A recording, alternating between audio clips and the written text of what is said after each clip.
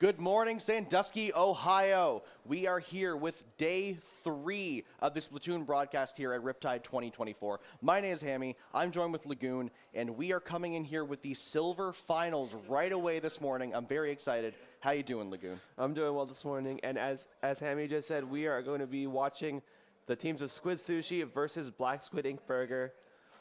I've heard you know quite a bit about these teams. Yeah, these teams are very near and dear to my heart, especially Black Squid Ink Burger. I love those guys. Squid Sushi as well. Nell and Fallhole, I'm friends with them. K9 Cider, I've seen them around a lot. And other previous members of Squid Sushi I've been friends with. So this is going to be a heartbreaker for me. One of these teams is going to have to go home after this set. But I'm very excited to see how they play here. And I know that they're going to give us a great set to watch here in only just round 1 of the silver finals. Yeah, and going into these teams a little bit, Squid Sushi comprises Cider, Dog, Fallhole, and Nil. The notable teams are FTIU first and silver, second. They got second in FTIU, and LSL second silver twice. And then if we go over to Black Squid Ink Burger, who I believe are a Div 5 team? Yes, they're Div 5. Div 5 team. We got Take, Lil Whip, Ravioli, Mad Sai. Most of them is not disbanding after all these years.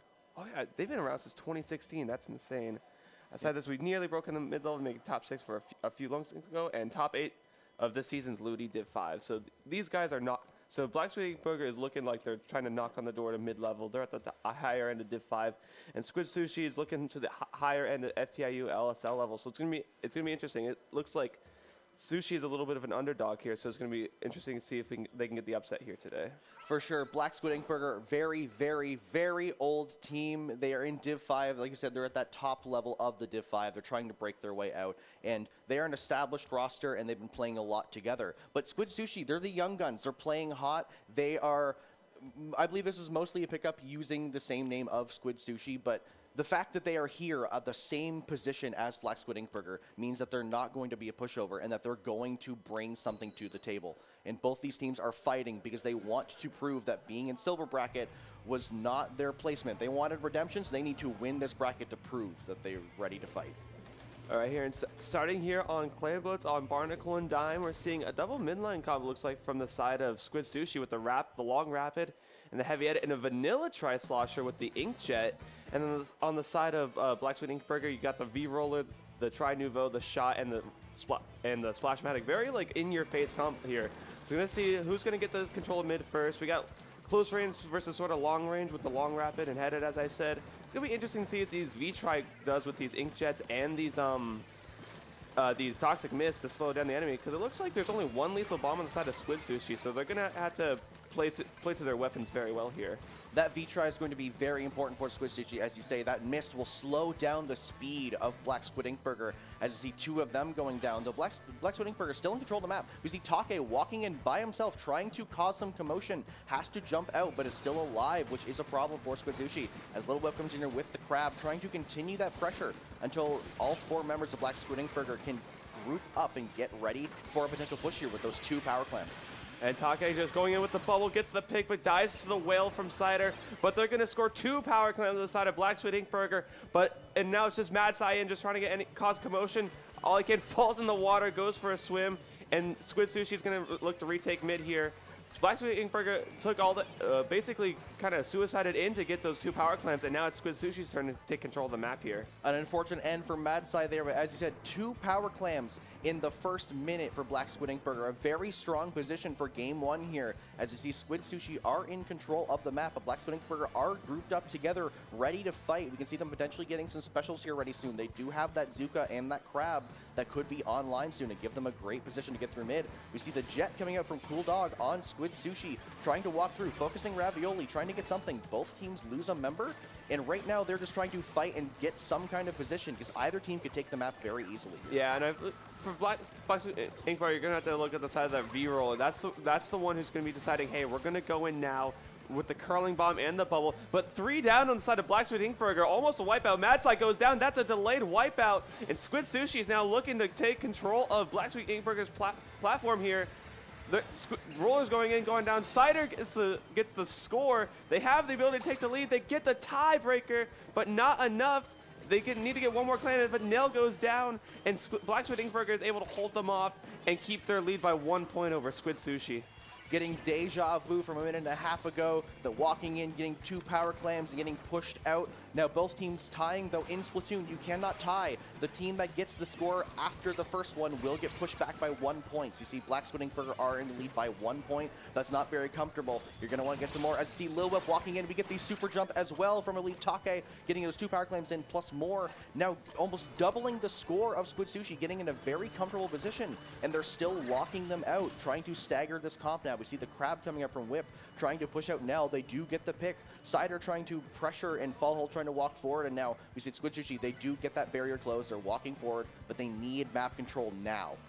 Yeah, and it looks like that Squid Sushi is just trying to push them back out of the Tri-Slosher fight. Ravioli gets that. 2 down again for the side of Squid Sushi. They have to make sure they play for life here. It is just Fall Hole with the crab take on the side. They're getting pinched by a suction bomb and Take and Little Whip from the right. And they have another power come side of Black Squid Ink Burger, another score and more points on the board, but 3 down immediately for the side of Black Squid Ink Burger. So you have to wonder if this score was meant anything, because yeah, they got a little bit of the penalty out, but it gives Squid Sushi a pity claim, and it gives them a chance to get more points on the board. A minute left heading up here, and Black Squid Ink Burger is still 2 down again.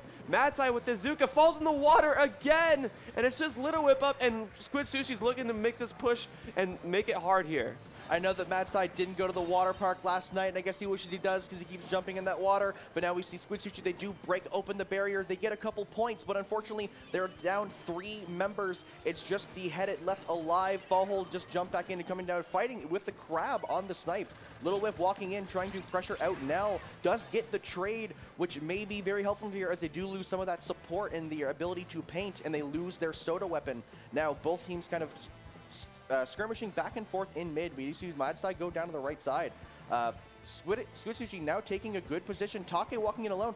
Black Squid Ink Burger aren't playing together. They're walking in 1 by 1, and Squid Sushi is taking advantage of that. They now have map control. With 23 seconds left, they have a ball, and they might be ready to make a push. Yeah, Squid Sushi did not use their pity clam in the last push. Unfortunately, they go down. Ravioli getting a triple kill right there, and it is just now for the side of Squid Sushi. But they were cooler. They get their pity clam back. There's 10 seconds left. We're going to go into overtime, and it looks like Squid Sushi has another like 20-30 seconds to make this last push, but they need more clams, and they need to pick up their power clam. It's very dangerous to just throw it and hope that someone picks up, because a lot of times no one is there to pick it up. But now, they're still 4 against 3 here. The Zuka from Madsai, not able to find anything on Fall Hole. The Rapid is down, though. Fall goes down to the Tri-Slosher trade, and it looks like that Black Squid Ink Burger is going to hold off this push and take game 1 here over Squid Sushi. Now, very strong gameplay from Black Squid Ink Burger, though we did see a little bit of nerves come out towards the end. We did see Black Squid Ink Burger started going in 1 by 1 when they were in the lead. Squid Sushi took advantage of it, but thankfully Rav with that Tri-Slosher able to come in with that triple kill, as you mentioned, and neutralize that push and give Black Squid Ink Burger the room to group back up, get back in this game, and stay put on defense and not let Squid Sushi take another step, ultimately giving them that win in the overtime. Yeah, this is a lot of things I see a lot nowadays now that I'm like really paying attention to it. Once you take lead and you're just trying to stall for the last 30 seconds, you kind of start playing scared because you're afraid of like, oh no, we're going to die. If we die, we just give them a chance to go forward. But you still have to keep the aggression up during those final 30 seconds, because Squid Sushi were just taking pick after pick after pick, because Black Squid Ink Burger was playing maybe a safe, but they're playing too safe, where they were just allowing themselves to just, you know, play really passive, and then when Squid Sushi's like, no, we got to start aggressing, that's when they're going to be able to take control. That's why they're getting into those 4v3s, those 4v2s, but unfortunately just not quite able to convert it all to one final big push. But it'll be interesting to see if they can do that next game on Tower Control Undertow. Definitely. We're going to have to get to that point where both these teams need to learn that elegant dance of being aggressive, being passive, defensive, spreading out, grouping together, and being able to work as a team while also not getting caught out being too grouped up, too together, or even too spread out. But yes, Tower Control Undertow Spillway is our next map. This one is a map that's been showing up a lot more, I find, recently. Usually Rainmaker's been the Undertow pick, but Tower Control's been showing up more and more and more, and it's a very interesting map because it can snowball very hard. You have a great position to set up on that top right when you're on that defense, but at the same time, it's very easy to get stuck up there if they have enough pressure to keep you away from those ledges. So we see the very aggressive comp from Black Squid Ink Burger, and that could be interesting because they might not play that top right as much, but we might see them trying to get in their face. But if Squid Sushi can shut that down, then Black Squid Ink might not have a chance. Yeah, the snowball effect you talked about, it really happens after like the second checkpoint. It feels like a lot of this maps in this game. You know, you have TC Sturgeon that has the same thing. After checkpoint 2, it feels really snowbally. You have Ship Shape, where I know there's only 2 checkpoints, but after the first one, it can feel really snowbally. So it's going to be important for both teams to make sure if they ever get the second checkpoint, do all they can to stop them. And before the snowball happens, take it out. As I see a comm change here, we got the Vanilla Charger out from the side of Squid Sushi, I believe.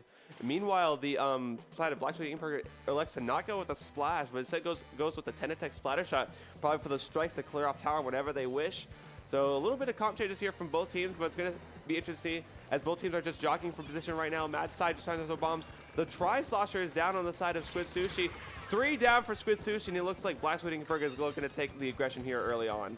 Yes, as we say, Black Squid Ink with that more aggressive comp, taking it, and yes, that change from Little Whip, giving that T-Tech, giving those strikes on the tower, which are able to hold it out in a very, very GG specials, like to call them, to end the game. And again, Squid Sushi too, with that Charger, less chip on the comp, more focused on holding that tower, picking off those players in one fell swoop rather than slowly wearing them down with that blaster. Squid Sushi doing a great job here defending this corner, staggering Black Squid Ink, not letting them get this checkpoint. They are still slowly working at it. They are out of jumps, do not get that checkpoint. So when they come back to it later, they will have to get through the entire duration. But they do get to 51 points in less than a minute, which can be kind of scary if they can hold a strong defense against Squid Sushi later. Yeah, but that was good for Squid Sushi. Again, we talked about that snowball after the second checkpoint. You really want to make sure that they don't get that second checkpoint, especially that early on, because that just causes way more problems later. So it's good for them taking them down when they had the chance. But Take going under the role of the one-man wrecking crew, not able to find anything. And now it looks like Squid Sushi is going to try and converge onto this tower again. Black Squid Ink make it to checkpoint 2 again, but again they just get taken down, 3 down. The last one jumps out, and Squid Sushi has to take advantage now. As Take got back in with the jumps, got a pick on the Tri-Slosher, believe, gets out of there, realizes, you know what, I'm not gonna get greedy here. Zuka comes out, takes out Cider on the Charger, and it seems like the Charger has not been getting going. I've seen them taken down to 3 Zukas so far this game. It seemed like Black Squid Ink wasn't ready for Squid Sushi to do a 3-man push from the left side on that offense, so it's a great way to get Black Squid Ink like on their blind side and hold that checkpoint. Though now they are back once again, pushing to the checkpoint. We see the Jet coming up from Cool Dog, trying to get that tower clear. They do push Take out with the help from Fallhole. Fallhole does get the 2, and they get the wipeout on Black Squid Ink. Squid Sushi now, they need to take the map. They're walking forward, they're painting forward. They still need that paint behind them, so they're going to need someone to try to be that support player and paint them out. We see a very early crab from Fallhole, which does manage to get a pick onto Ravioli. Nell and Cool Dog walking forward. We have the Vac coming up from the tower, and Squid Sushi are coordinating these specials, as they might be a bit early, but they get that first checkpoint, but they do go 3 down with that jump. That's an essential wipe, and they couldn't even get to that second checkpoint. So they made good progress, but they still need something more. Yeah, but this game I feel like has evened up a lot more since Squid Sushi was able to control that first checkpoint. And it looks like the second checkpoint right now is just Black Squid Ink Kryptonite. They are not able to get past it. Every time they've gotten there, they go 2 down. And that is the quintessential checkpoint on this map. So if they can't get past this, then it's just giving Squid Sushi more and more opportunities to get back up.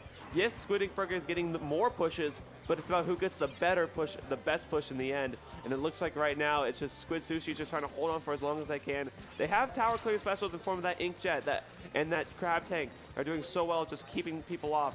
Ravioli going in with the Tri-Slosher, trying to get Fallhole on the dualies.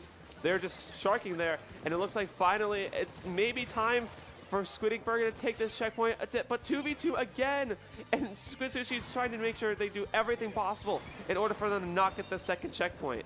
You can see here, BSIB, they are stalling right now. There's 1 minute and 20. Their lead's not as comfortable as they want it to, but you see them in the corner, just keeping Squid Sushi back and not letting them near the tower without even touching it, because they know that if they get on the tower, they're an easy target. Sometimes you just want to stall for time and control the map rather than kill yourself on that checkpoint, or the objective, sorry. and now we see they've backed up. They've realized they lost that space, and now they're just buying time with a minute left. They're looking to get some very sneaky picks on Squid Sushi, try to keep them out, but unfortunately this fight seems to be going in Squid Sushi's favors as we do see getting staggered on Black Squid Inkburger. Squid Sushi now have control of this map. They're on the tower. Take walking in by himself, but he can't get nothing.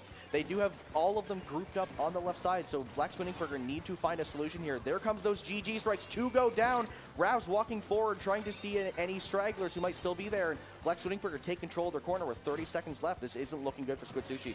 I was about to say Old Dad would die hard because it looked like Black Squid Inkburger was just trying to rush forward and die and make sure they didn't take tower, and that was really bad for them. But they were able to hold off Squid Sushi. Final 15 seconds here. This is Squid Sushi's chance here. 2 down on the side of BSIB, and it looks like tower's going to regain neutral. They have to get this push ready, but unfortunately BSIB has those GG strikes. They have to get Little Whip, but the Little Whip has already popped strikes. Take comes behind, gets a double kill, Wipeout comes out, and Black Squid Inkburger is going to take game 2 here. Take playing like a true roller. He heard the call out for the strikes. He walks behind it. All 4 members of Squid Sushi looking at those strikes, waiting for the opportunity to touch the tower. And Take comes in. One flick gets a double kill, and that is already more than enough you need. But with those strikes coming in and clearing out the rest of them, that is just the nail in the coffin. And Black Squid Inkburger, as you say, taking game 2 in this best of 5 set. Squid Sushi now, if they want to continue playing at Riptide 2024, they need to reverse sweep. Yeah, and it's just so unfortunate because Squid Sushi were holding off so well. No one was able to break checkpoint 2 that entire game, which was very good because they had so many opportunities to do so, and Squid Sushi had so many times to come back. Because BSIB looked like they had it in the first like half of the game when they were able to get the second checkpoint, I believe, like 3 or 4 times. But Squid Sushi always were fighting back. They just at the very end when they needed it the most, they got the checkpoint 2, just couldn't get past it enough. And BSIB able to make a good defense of their own and hold them off in the mid, get the strikes ready. You're like, okay, now we can actually take our time to chill. 15 seconds left. I'm going to hold on to these, throw them at the tower when I need to, send in Take on the left side to take out the 2 from behind so that we know for certain this game will be over when the timer hits 0. For sure. And in terms of the objectives as well, you can see that Black Squid Inkburger knew what they were good at. A lot of times they could have gone for more points and attempted that checkpoint, but they opted not to, instead focusing on map control, focusing on picks. You see the 2 shooters always flanking both sides of the tower and just holding out that half of the map because they know that they're going to lose that fight if they go on the tower. Whereas Squid Sushi knew that they can push the tower with the comp. They have the vacuum. But unfortunately, the speed and the aggression from Black Squid Inkburger was too much for them to get through. But that being said, we are going to game 3 now. Splat Zone's Mako Mart. This is one where that longer range and less aggressive comp from Squid Sushi could do well. Yeah, I want to give a shout out to K9, who I believe has the alias Cool Guy here on those Inkjets, able to stall out that second checkpoint so that BSIB was not able to get past it. But now we're going to Zone's Mako Mart, where is a map where like you can see most weapons do well. We're going with the pencil and the custom heavy edit from the side of Squid Sushi, I believe, with double crab tank, and then on the side of Black Squid Inkburger, looks like mostly the same comp again, but instead of going 10 attack 5, they have the 52 gal, so they have a lot more slaying power, and they got to make sure. I feel like Take is like one of the key piece for Black Squid Inkburger. They're the ones, again, at this area, controlling when they go in with the curling bomb and the bubblers. But 3 down, and that's a delayed wipe for the side of Squid Sushi, and they're going to be the first ones to try and initiate lockout here. Yeah, you can see Black Squid Inkburger didn't have eyes on the last 2 members of Squid Sushi. They did a very strong pincer, but Take coming in of a flank of his own, getting 1, unable to get the second, but still giving Black Squid Inkburger a numbers advantage. We see K9 Cool Dog coming in here, trying to get picks with that jet, unable to, does get picked on the landing by Matsai. Black Squid Inkburger now in control of the map, and this aggressive comp is going to try to keep Squid Sushi out. As you can see, they're just holding that stack. This is the position they want to hold with those backlines. So, Little Whip, the gal pick was great because holding that stack is so easy with that weapon, and that's where that Headit and that Charger want to stand when they're in control. So that splash wall is going to do them wonders, and now 1 point away from taking the lead. They have to get this zone out of neutral while Fallhole's trying to push in this right side of the crab. Black Squid Inkburger is down 1 member, trying to paint. They cannot get it. They're down 2, and Squid Sushi does take map control back. But Take is all the way in Squid Sushi's base, as we saw for a second. They're coming back, and this is what Squid Sushi needs to do. They need to paint. They have to give Take as few opportunities as they can to flank, and he's still over there. He gets another double kill, and it gives Black Squid Burger a chance to push back in. Masai with the Zuka gets the pick onto the dualies, and now Black Squid Burger again is in control here. And we saw this earlier where Take was able to shark in on the left side to get the stacks. And it's just, you have to, rollers are so dangerous when they have all the space they have to move around. You have to make sure, if you're Squid Sushi, hey, we need to focus on paint on these hard to reach areas, because if you don't do that, the roller is just going to exploit them. If you are a fan of Squid Sushi or a member of Squid Sushi, you have to ask yourself, where can I stand?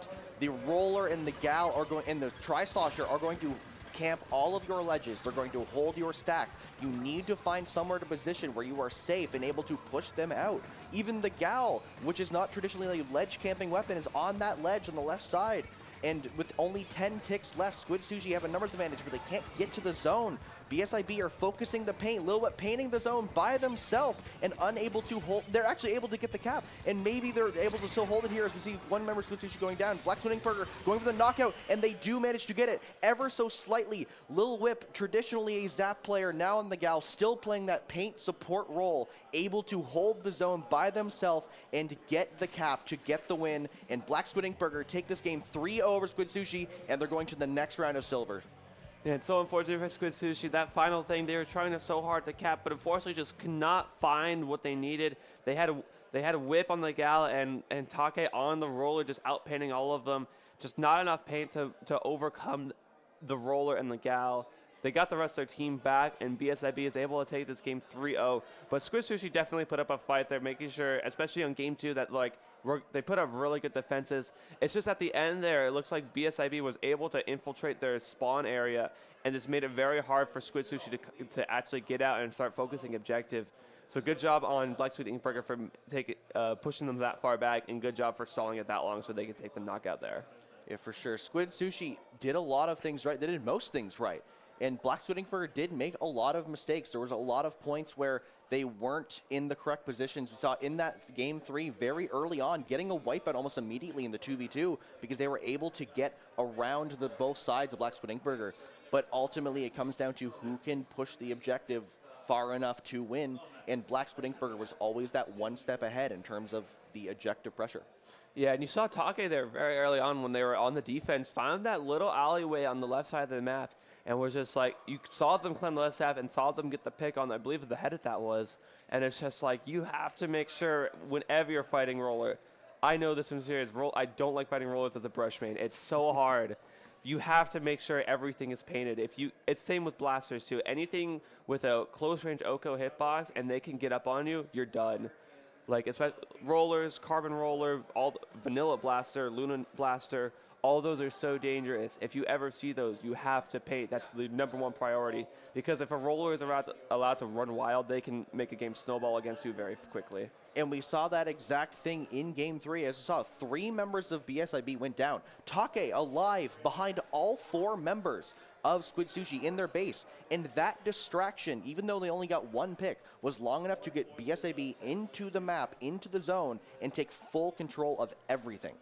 And you need to get rid of that roller, or at that point, all of you need to ignore it and say, you know what? We're going to make him have to jump out. We're going to take map control. We're going to kill all 3 of his teammates again and just wait until he gives up. But you have to make that call, and you have to play it correctly, or else you will suffer the consequences. Yeah, and a lot of rollers and blasters also run Ninja Squid, so it's very hard to see. Again, pain is the main issue of the game here. Like, a lot of people don't underestimate the value of pain. It's like, oh, we just have to go for kills. If you have more than the map of your color, I don't care how many kills you've got, you are probably winning in that game at that current moment. Because map control is so much in this game. It gives you and unlike other games, it gives you so much more movement options. It gives you so much more just space to move around, places to know, hey, I'm safe here because no one's going to be hiding in this like two pixels of ink that I know I'm safe around. It causes safety. It causes mobility. If you have the map your color, you are probably winning that game in that moment. Yeah, for sure. That's the unique thing about Splatoon over other esports is that it's a shooter, but the ground is the important part. When the ground is your color, you move at normal speed. You're able to swim around and not be as visible, you're able to move faster. But if the ground is your opponent's color, you move slower. You can't swim. You cannot move. You are stuck. And it's so much more unique than a traditional shooter where you're able to move wherever you want. You're able to sit places, and it's such a more dynamic and interesting experience. And that's why paint is so important, because it gives you the freedom to push an objective. If you get a wipeout and you don't have map control, by the time you've painted the ground, the opposing team is already back on defense. So you need that control preemptively. It gives you infinite options to do as you please, and it's very important, especially for these aggressive weapons. As you said, the blasters and the rollers need that paint, and you can see a lot of teams adjusting to make those. I know my team personally, we wanted to start running blasters. I started playing Reflux. It's a high paint weapon. I mean, I just love Reflux in general, but it's a great way to get map control very fast and let your teammates act as if it's a playground where they're allowed to get as many kills as they'd like. Yeah, and especially when you watch the high level teams, you see that they're able to regain space so quickly because they have like after like a wipeout or something, or even if they're just like 3v1, you see one person pushing back the one left so hard, and then you have to rely on your other two teammates to be like, I know what I need to do. I need to push this person back. These other 2 or 3 people are going to just paint, regain space. Sometimes you also have to just trust your teammates to do it. That's why a lot of times when you see rollers and blasters, they're like, all I'm focused on this game is just getting kills and making sure the enemy team doesn't have numbers when we have numbers. That's why you have, your slayers, your skirmishers, your supports. Splatoon. But it's just you don't realize how important it is to like support. People don't like support roles sometimes, or be like, oh, it's an easy role. It's not an easy role, especially in this game. Zap players, junior players, any weapon that paints their feet like crazy, they are just as important because they are giving their team the space to move. They take none of the credit there. They are like, I am here to get #1 turf inker, and I am proud of it. I am happy I'm able to give my team the support they need to get in, to get those kills, to get the objective, and to do everything they need to. I'll supply the bombs, I'll supply the bubble, I'll supply whatever they need, I'll supply the cooler, but I am just helping them go forward. Yeah, and as you say, like, and that's what I was talking about earlier with how Splatoon is so different. When you're the second man up in traditional games, you're both shooting at the opponent. In this case, you might shoot the opponent. You're shooting at your teammates' feet. You're painting their feet, giving them room to move. You're shooting your opponent's feet, make sure they can't move, and it makes it it's more dynamic, and there's more decisions to make. As you say, support is such a difficult role in this game, because do you paint forward? Do you paint behind? Do you go for a special? Do you throw your sub weapons? Do you go with your teammate and paint the feet? Do you attack the opponent? There's so many decisions to make in such a split second, and every time you make that wrong decision, the opposing team is going to get an advantage off of that. And there are a lot of maps and modes where it is so hard to get out of a defensive point where you need to break out, and it's very easy to get snowballed. That's a very common word we hear all throughout the Splatoon community, is the snowball. I'd say, like, at this point, half of the maps and modes have a snowball that it's so hard to break out of. So you need constant and consistent control of the map and of your gameplay. Yeah, you talk about snowball for like things like tower control or Raidmaker especially. Like we hear on stuff like ship shape, there's a snowball after you get past first checkpoint. We saw it in Undertale. Again, snowball you get past second checkpoint. You see it on Sturge and snowball after you hit second checkpoint. Like especially with end zones, you hear the lockouts. Like get a lockout on Mahi Mahi. Get a lockout on lockout zone maps are there. Get a lockout on Barnacle. It's so important to learn. It's like personally, when I've played with some teams, we're always thinking about offense. It's like, okay, where are the positions we take when we take objective and when we take space? And then you're like, wait a minute, how are we going to get back into this? And it's like, yeah, you can do the thing of like, okay, just build specials, launch everything at the same time. But sometimes it's like, okay, we're on the back foot here. Where are the positions we need to take when we're on the back foot? What specials are needed to retake zone, retake tower, kill the Raidmaker, kill the clam carrier, or whatnot? And there's so much you have to take into account. It's like, where am I on the forefront? Where am I on the back foot? What specials do we need at this specific time? What special do we need before we push forward? And that's one of the most difficult things with Splatoon, is that it's so fast. In every mode, it is like essentially possible to knock out in the first minute of the game. And in zones, one where it's like a static countdown, those ticks are less than a second each. There's not a lot of time, so it's very easy to panic and feel like you have to go in and go forward without taking that time to get those retake specials, as you said, and make a plan of how we want to get in and when we're going to get in. And that's one of the biggest hurdles to getting out of the low-level region of Splatoon is not panicking and learning when to use all of your utilities to go forward, because so many teams struggle with that. Sometimes they think, okay, we have one special, I'm going to throw it, hope my teammates go. Like, no, you need to wait, you need to be patient, and you need to work together. Yeah, that's why I feel like one of the best specials in the meta right now is Tri-Strikes, because they're just so versatile. You can use them on the offense to allow your Shark to go in. You can use them on the defense to, as we see, just clear tower, give us a little more time. You can use to maybe stall a zone for a little bit. You can use it to just stop someone from going somewhere for so long. And that is a special where, if used incorrectly, it's not a great special. Like, if you just throw it just to paint, you're using it wrong. It is a pushing special, and it is a stall special at the end of the day. And then even things like Zuka or Crab Tank. Crab Tank can be used to push objective, but used to stall. Whale is used. It's like, okay, when I pop Whale, we're moving forward now. When I pop Screen, we're moving forward now. It's just, you have to take into account what specials you have. Using two specials like back to back too to apply constant pressure too. That's also very good at just either holding his own, holding tower for a little longer. But again, some things like Bubble counter those kind of specials, not Tri-Strikes because Bubble gets shredded, but like Zuka or Crab, it's like it creates this kind of like what we've wanted for so long in this community is a rock paper scissors type matchup. Like, okay, this beats this beats this, but this is able to beat this. So it creates a very interesting like triangle of, do you want defensive support and offensive specials here?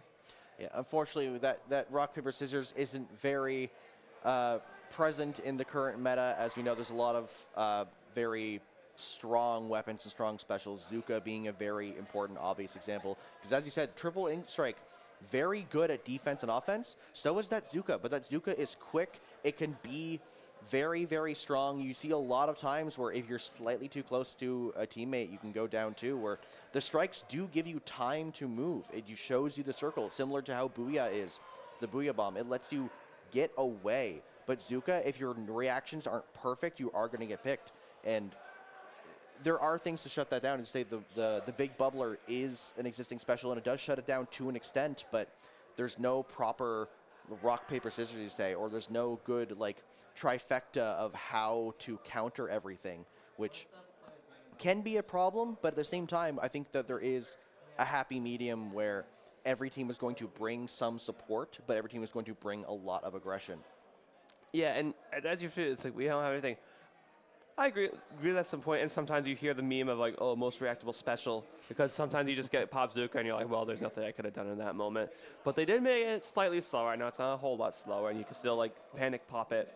But I've been seeing a lot more bubbler weapons recently. We saw 2 vanilla blasters in the top 4 of Division X and Ludi.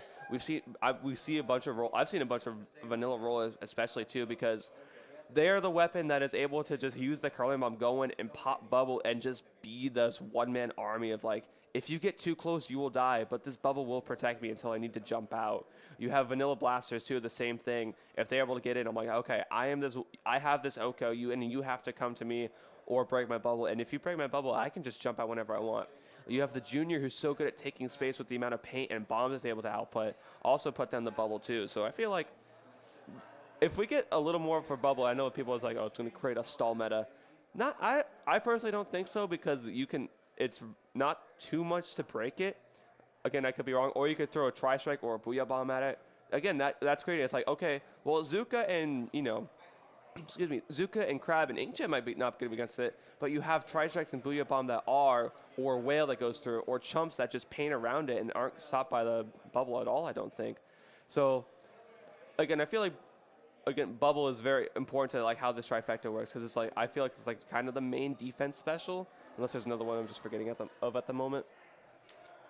Yeah, and with that point too, like the nice thing with the bubbles is as it becomes stronger and stronger and more prevalent, you get methods of getting rid of them. I know Wellstring is becoming more and more of a popular weapon. It is very strong at not only popping big bubbles, but anything that with the shield. Great for Rainmaker, great for the bubbles, and other weapons that are good at shredding those bubbles very quickly. I know Hydra is a popular pick among my team for getting rid of bubbles, and any other objects really, especially with even without object shredder, honestly, they're very strong at it. And even other other methods of getting rid of bubbles can come up. You know, maybe people start running Hammer more. I know that Hammer or Ultra Stamp has been getting stronger and stronger because of the netcode changes. People are dying less often when they shouldn't be, getting shot through their Hammer and it's not blocking as many shots. So now maybe people want to start running through bubbles as Hammer. It says there's a roller in here, doesn't matter, they're gonna get squished or they have to run away.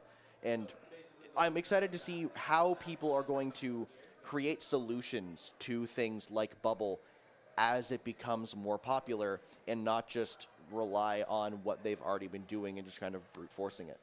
Yeah, because especially it's like, as we say, you get close to the bubble, you're probably going to get O-code immediately by either a roller or blaster.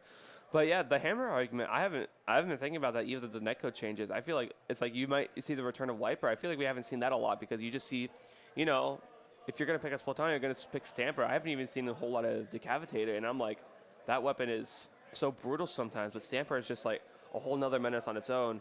And that thing's been nerfed so much since Splatoon. I look back at like Splatoon 1 day 1 Stamper, and I'm like, if we had that today, with like 2 years in, we have all the knowledge we have now. I'm scared of what people could have pulled off with it before it got all of its, you know, painting nerfs, all of its ink tank nerfs, all of its everything.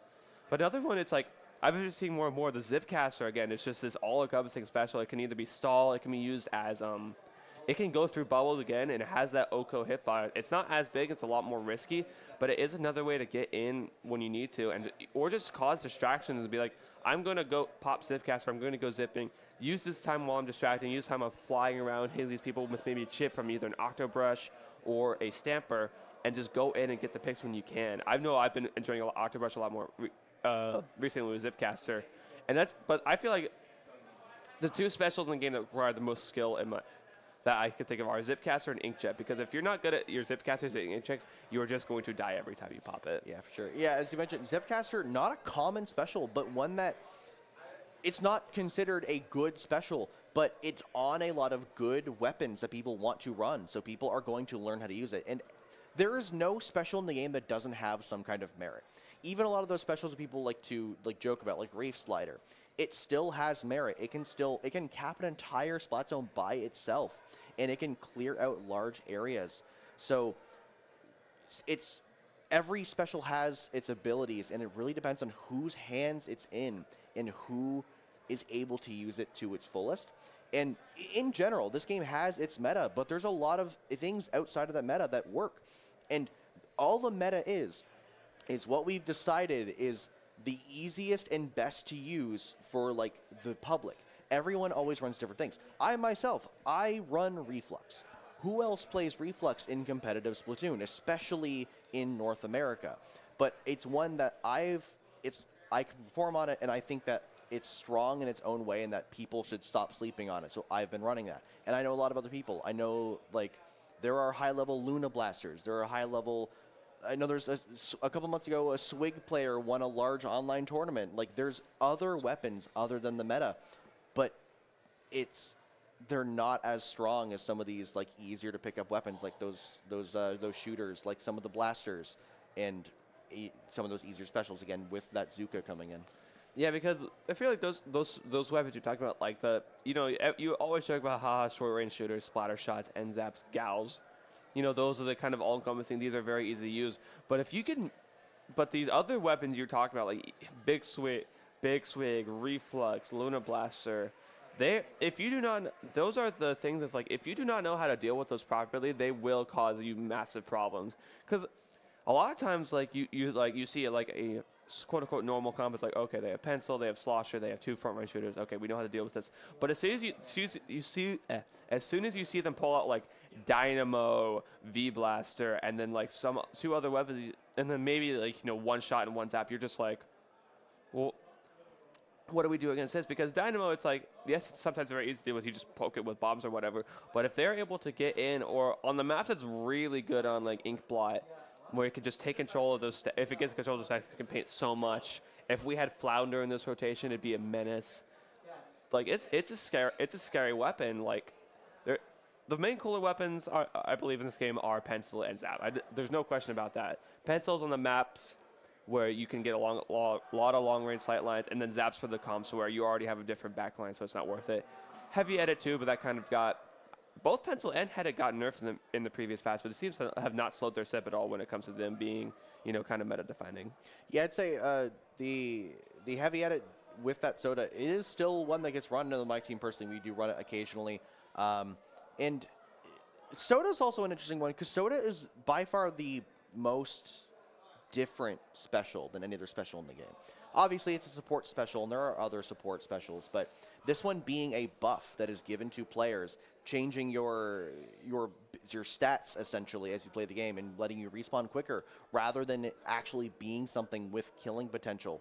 It has shifted the meta in this game immensely. I mean, it's similar to what Ink Armor used to be in the way it's used, but it is very unique in how it functions, and it's from the beginning, it has always defined Splatoon 3's meta. And it is interesting to watch people have methods of changing it. I know people do run, like, if people run no soda, no Tacticooler, it's mentioned. Commentators will be like, whoa, they're running no Tacticooler. Like, what are they cooking here? And it's interesting that that special is required to play the game. And to the point where some comps are running double Tacticooler because they want to be faster all the time. Yeah, I saw a double Tactical comp this weekend, and it's just like, where sometimes when you have double Tacticooler, that is also, it seems like it's very easy because you're like, oh, double Tacticooler. It's actually very hard because if you do not alternate those coolers well, then you're going to be wasting a lot of soda time, and you don't have as many pushing specials because Tacticooler, if you die with it out, that's a good thing, but if you don't, but it doesn't do anything by itself. You have to physically go and get it. It's not going to paint anything. It's not going to do anything else. It's just, if you pop it, you have to go get it. And if you get like a wipeout when you pop cooler, or you waste your cooler and you have 2 of them, then you are in a bad spot because you only have 2 pushing specials. And I've seen teams that do great with no Tacticooler. Genesis X this year, a team that had no Tacticooler, won it with Pepe, Len, Erito, and I forget the last person. I'm so sorry, but they had no cooler. They had a tri-string on the team, another weapon that you don't see a lot of, especially towards that top level. And I know Erito is competing this weekend, so I'm hoping we get to see some high-level tri-stringer gameplay for all the people who play tri-stringer out there, and well-stringer as well. So again, it just goes to show you that, yes, this meta-defining special is very good, and it kind of warps the game around in a way, but you don't absolutely need it. It is very helpful to have, but if you play well enough and you play to the strengths of your weapons that don't have cooler, you can beat the cooler teams and cause some pretty big upsets. And that's an interesting thing with Splatoon as well, is that all the talk is on specials. I feel like in Splatoon, a lot of people are more concerned about your special composition rather than your actual weapon composition. And sometimes, especially with those double cooler comps, it comes down to what are your weapons? How good are you at fighting in a team fight with just the cooler being the way that you are getting in with that extra speed. And it's, sometimes you have to think, like, sure, this team might have not had the best specials, but maybe they had the better weapon comp, or even the better players who are on it. As you said, like, that tri-stringer, it's not a very common pick, but the people who play it are really good at it. And there's a lot of other less common and niche and not as good weapons that are still going to kick your butt because they know what they're doing. Mm-hmm. Yeah, again, it's just like, to your point again, it's like, okay, we need to know what weapons we're doing and what our role is. It's also like, from running this weekend, my team personally landed like triple short range shooter and octobrush, and then it's like whenever we saw a roller or any long range, we're just like, oh crud, we have nothing for this. We have to get specials for it. That's why they're so important. They can sometimes make up for the faults in your team composition, but then you have to realize, what if we don't get specials? Because if you die without if you don't have cooler, you lose all your special. Or if you never can get cooler, like if you're a tri-nouveau and you can't paint as fast for cooler, it's like, okay, we have to make sure, how do you fight without cooler? I feel like a lot of people forget that. It's like, fighting with cooler is very easy because you can, well, I shouldn't say easy. You have a lot less risk for more reward here because if you die, you still have all your special, you come back very fast. But when you're fighting without cooler, you have to remember, okay, hang on. I have to actually calculate the risk here of like, what if I take this engagement? Do I win? Because if I win, I am able to push forward. But if I lose special, this and that and the other. So it's like, it's a very different game where if you're playing without cooler and with cooler here. Yeah, for sure. I mean, my team personally, I don't want to talk too much about myself, but we do typically run coolerless comps. I play the reflex, and we use the missiles like a cooler. we like to fight with the missiles. We send them out, and we're not a team that's great with using the cooler. We typically don't all like. I've run cooler weapons in the past. I used to run Tri Nouveau, and a lot of the time, I put down my cooler. Only 2 people, myself and 1 person, pick it up. So we're not utilizing it. And at that point, as a team, we decided this isn't worth it. I mean, obviously, we still want to run the coolers, and we try to, but we aren't shocked when we decide we're running a coolerless comp because we know we can fight without it. We've done it a lot, and we've practiced it. The issue is a lot of people don't want to even try those coolerless comps because it is, as you say, less risk for more reward. It is you are able to fight better with your main weapon. If you die, you come back faster. You come back with your special at the same special gauge as it was when you died, and it gives you it's a cheat code. You are giving up one of your offensive specials for like a free cheat code for a fight. I'm waiting for the day that the 170p dapples are able to just farm cooler forever, and those become meta again. Because I look at Dapple's kit with Beacon and Tactical, I'm like, damn, this would be a great supportive kit with the beacons you can jump to really fast, or the Tactical, just so much space you could take with the Tactical and the beacons, so much intel you can get from the beacons, and just great supportive kit. It's just on something like the Dapples where it's very hard because they are so short range and they are able to move around a lot, but the short range of them can keep them back a lot of times against other comps. And then the other cooler weapon, the H3, I'm like, I don't see anyone using that.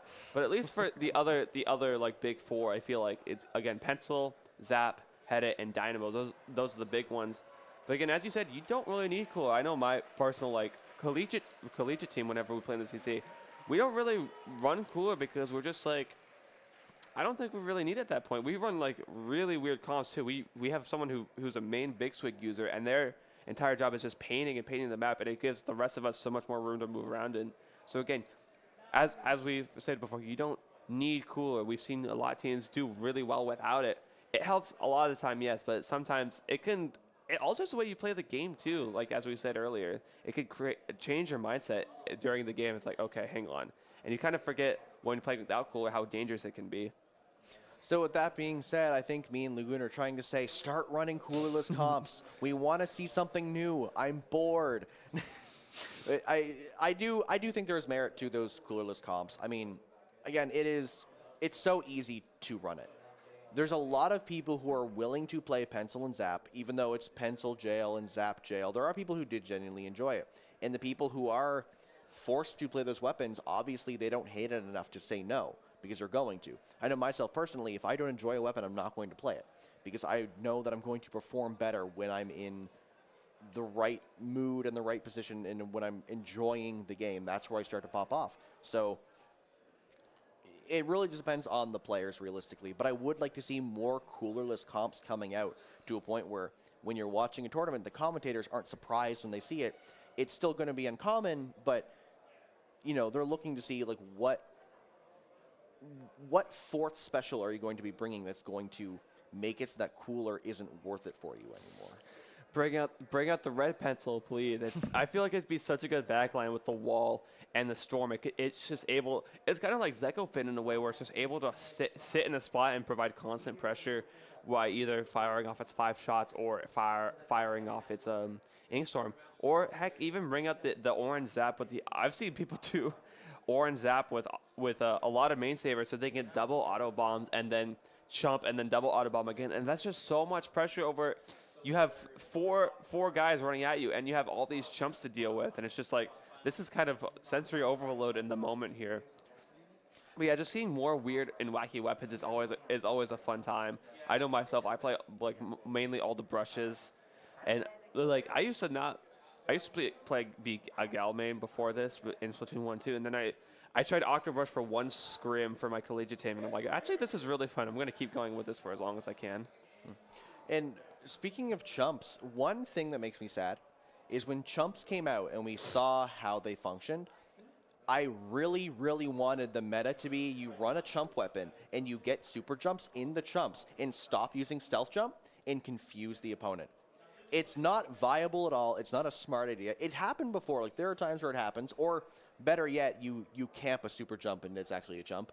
But that was my big hope, is that people would stop running stealth jump and start running chumps and just jump in with chumps. I think that would be just honestly fun. I think it's just kind of silly, and I think that me personally, if I was jumping into a bunch of chumps and then getting a pick because they didn't know I was in that field of jumps, it would just be very satisfying. So that's something I wish I could see, but it's not really viable. It requires too much planning and too much kind of hoping that people aren't expecting the jump, because you do need somebody in that field of jumps to get the jump. So that's just me, but I think that would have been awesome. I remember we used to run chumps for a while with like a golden dynamo, and when as a brush, I'm just like I'm like, okay, he's gonna fire chumps here. I'm just gonna hide in here, and while they're dealing with chumps, or using the chumps as a little bit of a shield, because they do take some hits. They take a couple hits from a lot of short range shooters and a lot of like hard to use weapons. I know Expo can't even deal with them in one slosh, excuse me. But it's just so much fun to run around in them using them as shields or just causing chaos. Like, are you going to deal with these chumps that they're going to pick your feet, or are you going to deal with me who's brushing up behind you, about to hit you in the face with with a brush? And it's just like, again, there's so much. So there's last time we got, there's like 18 specials in this game. There are so many options. Sometimes it feels like a little too many options, but that's a different thing, because you have Kraken, you have triple splashdown coming out, you have the screen coming out too. And I'm like, we talk about the special game here, but also the sub game is very important too. A lot of times you see like, you could be like, haha, just run like triple suction bomb or triple splat bomb, but all these specials have merit. All these subs have merit too. Toxic Mist, I know. That was the one that my team got saddled, because one of my teammates got saddled with, Toxic Mist for so long, because he loves Jet Sculpture, and he just got Toxic Mist, and I believe another weapon was he picked up his Long Rapid, Toxic Mist. But that sub also does have merit on Rainmaker, especially if you're trying to get past pedestal and those Toxic Mist. It takes so much longer to get to where you need to go, and it's just, and even for like another things like tower control, Toxic Mist is going to slowly drain your ink tank, and it makes it so hard to run away from shots. Rainmaker, as we said, and Clamblitz too, where it's like who has objective and where they're going to go. It's like if you just throw one down, it just stalls for so long. Especially as a brush player, I hate fighting Toxic Mist, because the entire gimmick of my weapon is run fast. And then when that comes out, I just cannot run fast. It's so frustrating every single time.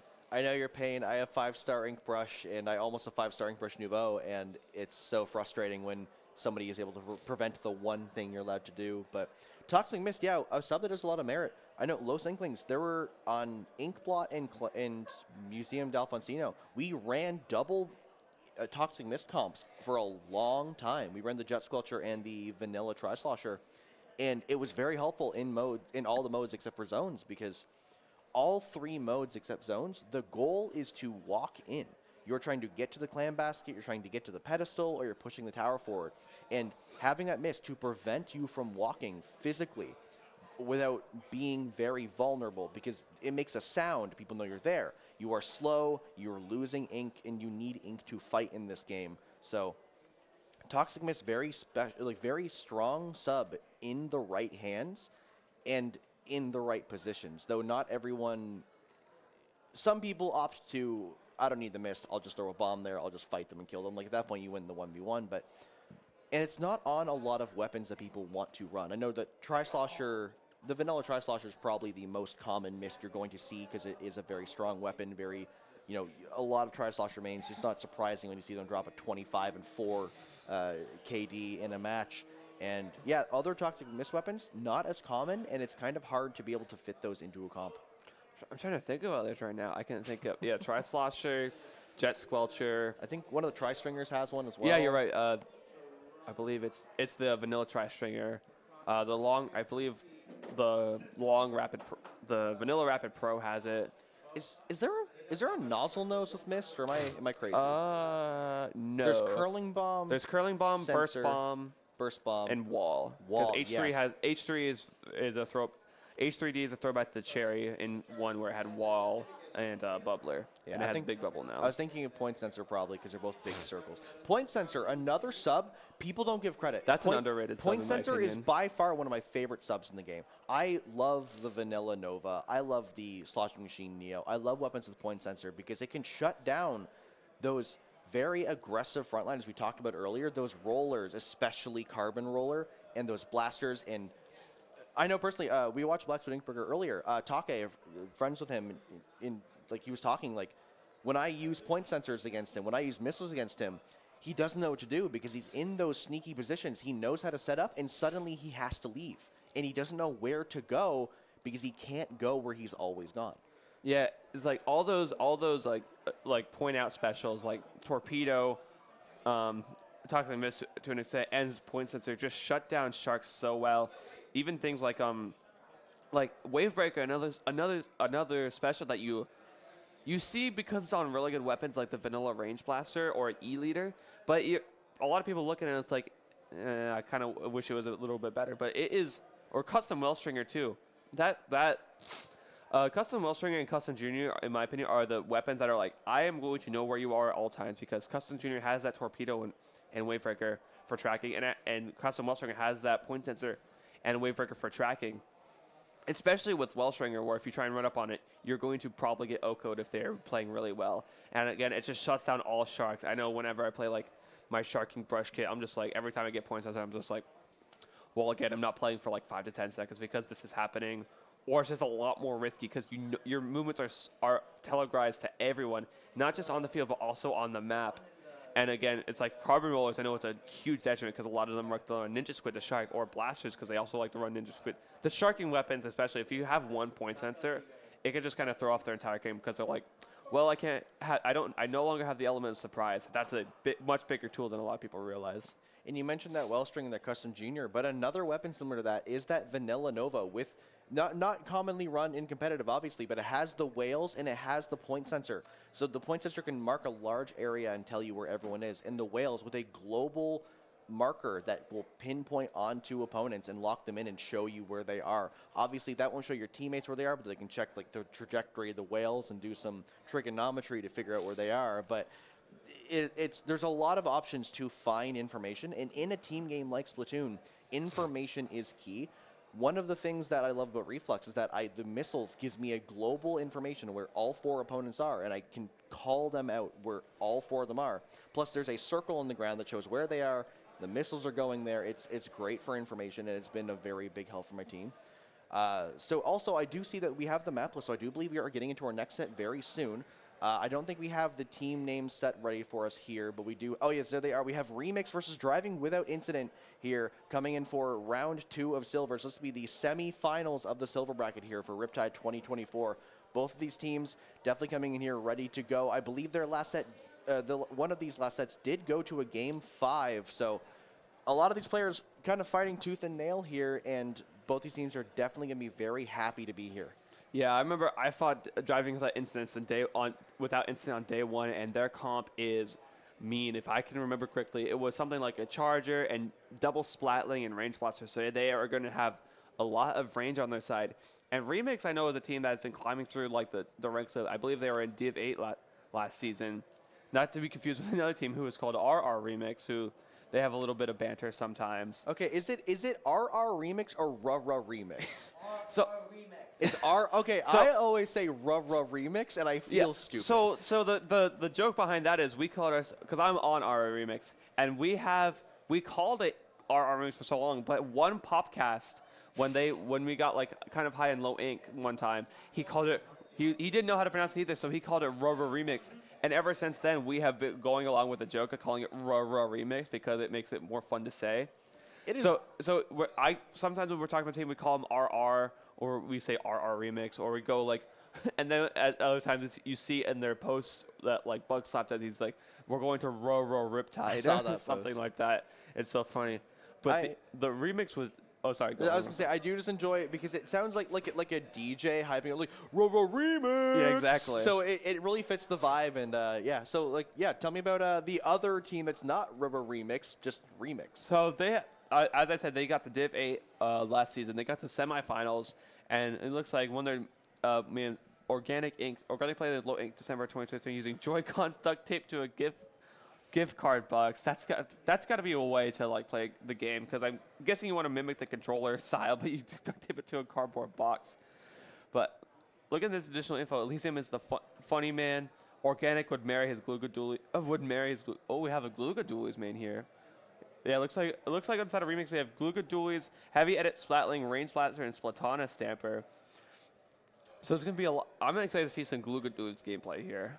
Yeah, and whereas driving without incident, I do believe this is an established team using a slightly different name, but only using 3 of their members. I believe their 4th is actually on a different pickup here, because I do know IMAD I believe they were on this roster at one point, not sure if they currently are, though on a different team. So they do have one member who's not, I mean, I could be wrong. I don't think they're a main roster. Maybe they're a sub, maybe there's a friend of theirs. Maybe they are on the team, and I just don't know what I'm talking about. But some of these weapons coming in, they do have listed a lot of strong weapons. Blue running custom range blaster, dualies, and wipers. Shaded running heavy edits, rapid deco. Stataria running Zimmy, Knots, and Bucket. And then Will running pencil, dynamo, and leader. So those are all scary weapons that we see constantly in these tournament matches, and ones that we know they're definitely going to be comfortable with. Yeah, that was the one toxic mixed weapon I forgot was Zimmy, because I remember fighting these guys on day 1, and that Zimmy gave me so many problems because anytime I tried to go around at all, one toxic miss, I'm just like, okay. And they're running double, when I fought them, they're running double splat length, so they are able to lock down an area super well.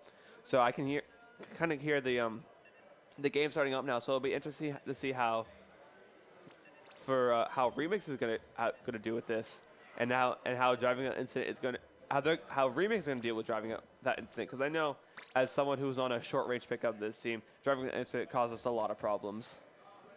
Yeah, so that being said, we hear the bell going off. That chime signifies the match is starting. We're going to round 1, Tower Control, Ink Blot Art Academy. We're going to see which of those weapons you talked about these teams are going to bring out. Over on the side of Remix, you see the Range Blaster coming out, as well as the dualies and other weapons. We have very actually similar comps in a way. We see both headeds on both sides, see a blaster on both sides, and we see a little bit of those skirmishers too. Yeah, and it looks like the side of driving incidents, they have the pencil and the custom headed, the S-Blast 91, which I believe is the Booyah Bomb kit, and the Wiper Deco to provide beacons and those missiles. And now driving an incident, taking control of the tower first, making Remix go 3 down. And slide of Remix, they have the headed, the range blaster. A more standard comp, you have the GG special over there with the tri-strikes and the Neo Splash, and the range blaster, as we know, is so good on tower control. But driving with that incident has already taken down the first checkpoint. They're looking to take down the second one here. Yeah, DWI at second checkpoint, only 40 seconds in the match. Very strong opening, though. Remix does control their plat now, only leaving the backline and the support weapon so that they can take this map back. Now Remix in control with the Organic kind of by themselves. They do back up to get with their teammates. Blumen alone on this stack. Sharking seem to get a pick, and they miss the direct. They do try to fight that 1v2, and they're unable to get it. So Remix now in control, waiting up those missiles, trying to wait up these specials coming from DWI, and now they're looking to set up for a push of their own. And Organic popping this crab tag onto Will. It looks like really good, getting Starlight to get the pick on the head. 2 down for the side of DWI. Wavebreaker going out, and it looks like Remix is starting to make the push here. They have the tri-strikes from the Neo Splash. Strikes come out. The pencil is down from DWI. It looks like Remix is going to take this first checkpoint, but how far will they go? Shaded has this crab tag on the ready. They have the chance to stop it, and Remix looks like they're going in retreat for right now as DWI is getting back into mid here. And it looks like it's going to be another slugfest in mid as Starlight, Sharking, Organic on the side, and Elysium just trying to give paint for them.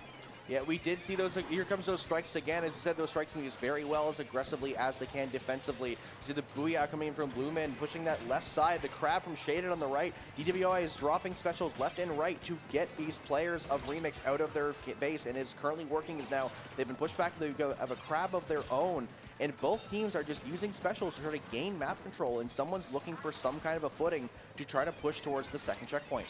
Yeah, and I really like that play from Remix. Waiting for the crab tag to be over before throwing your first strike from the Neo Splash there. Unfortunately, it's not able to get them lead as they go 2 down again. But Starlight and I believe Organic are in there and just causing chaos with the Blaster and the Dualies. Unfortunately, Starlight is fighting Blaster fight on the bottom. Starlight likes, I'm not going to deal with this. They're out of their ink.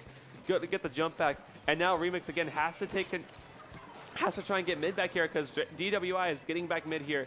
The missiles are coming out from the Wiper. The head goes down on the side of Remix, and it now looks like DWI is going to look to establish the map control here. DWI getting 3 members down. Neo, the last member of Remix, having a backup, but has those strikes ready. Going to be able to use those on this checkpoint and prevent any more points. Though Bloomin coming with this Booyah, pushing people out, though does get picked. 2 members of DWI down, so this push may be getting thwarted, but never mind. 3 go down in Remix.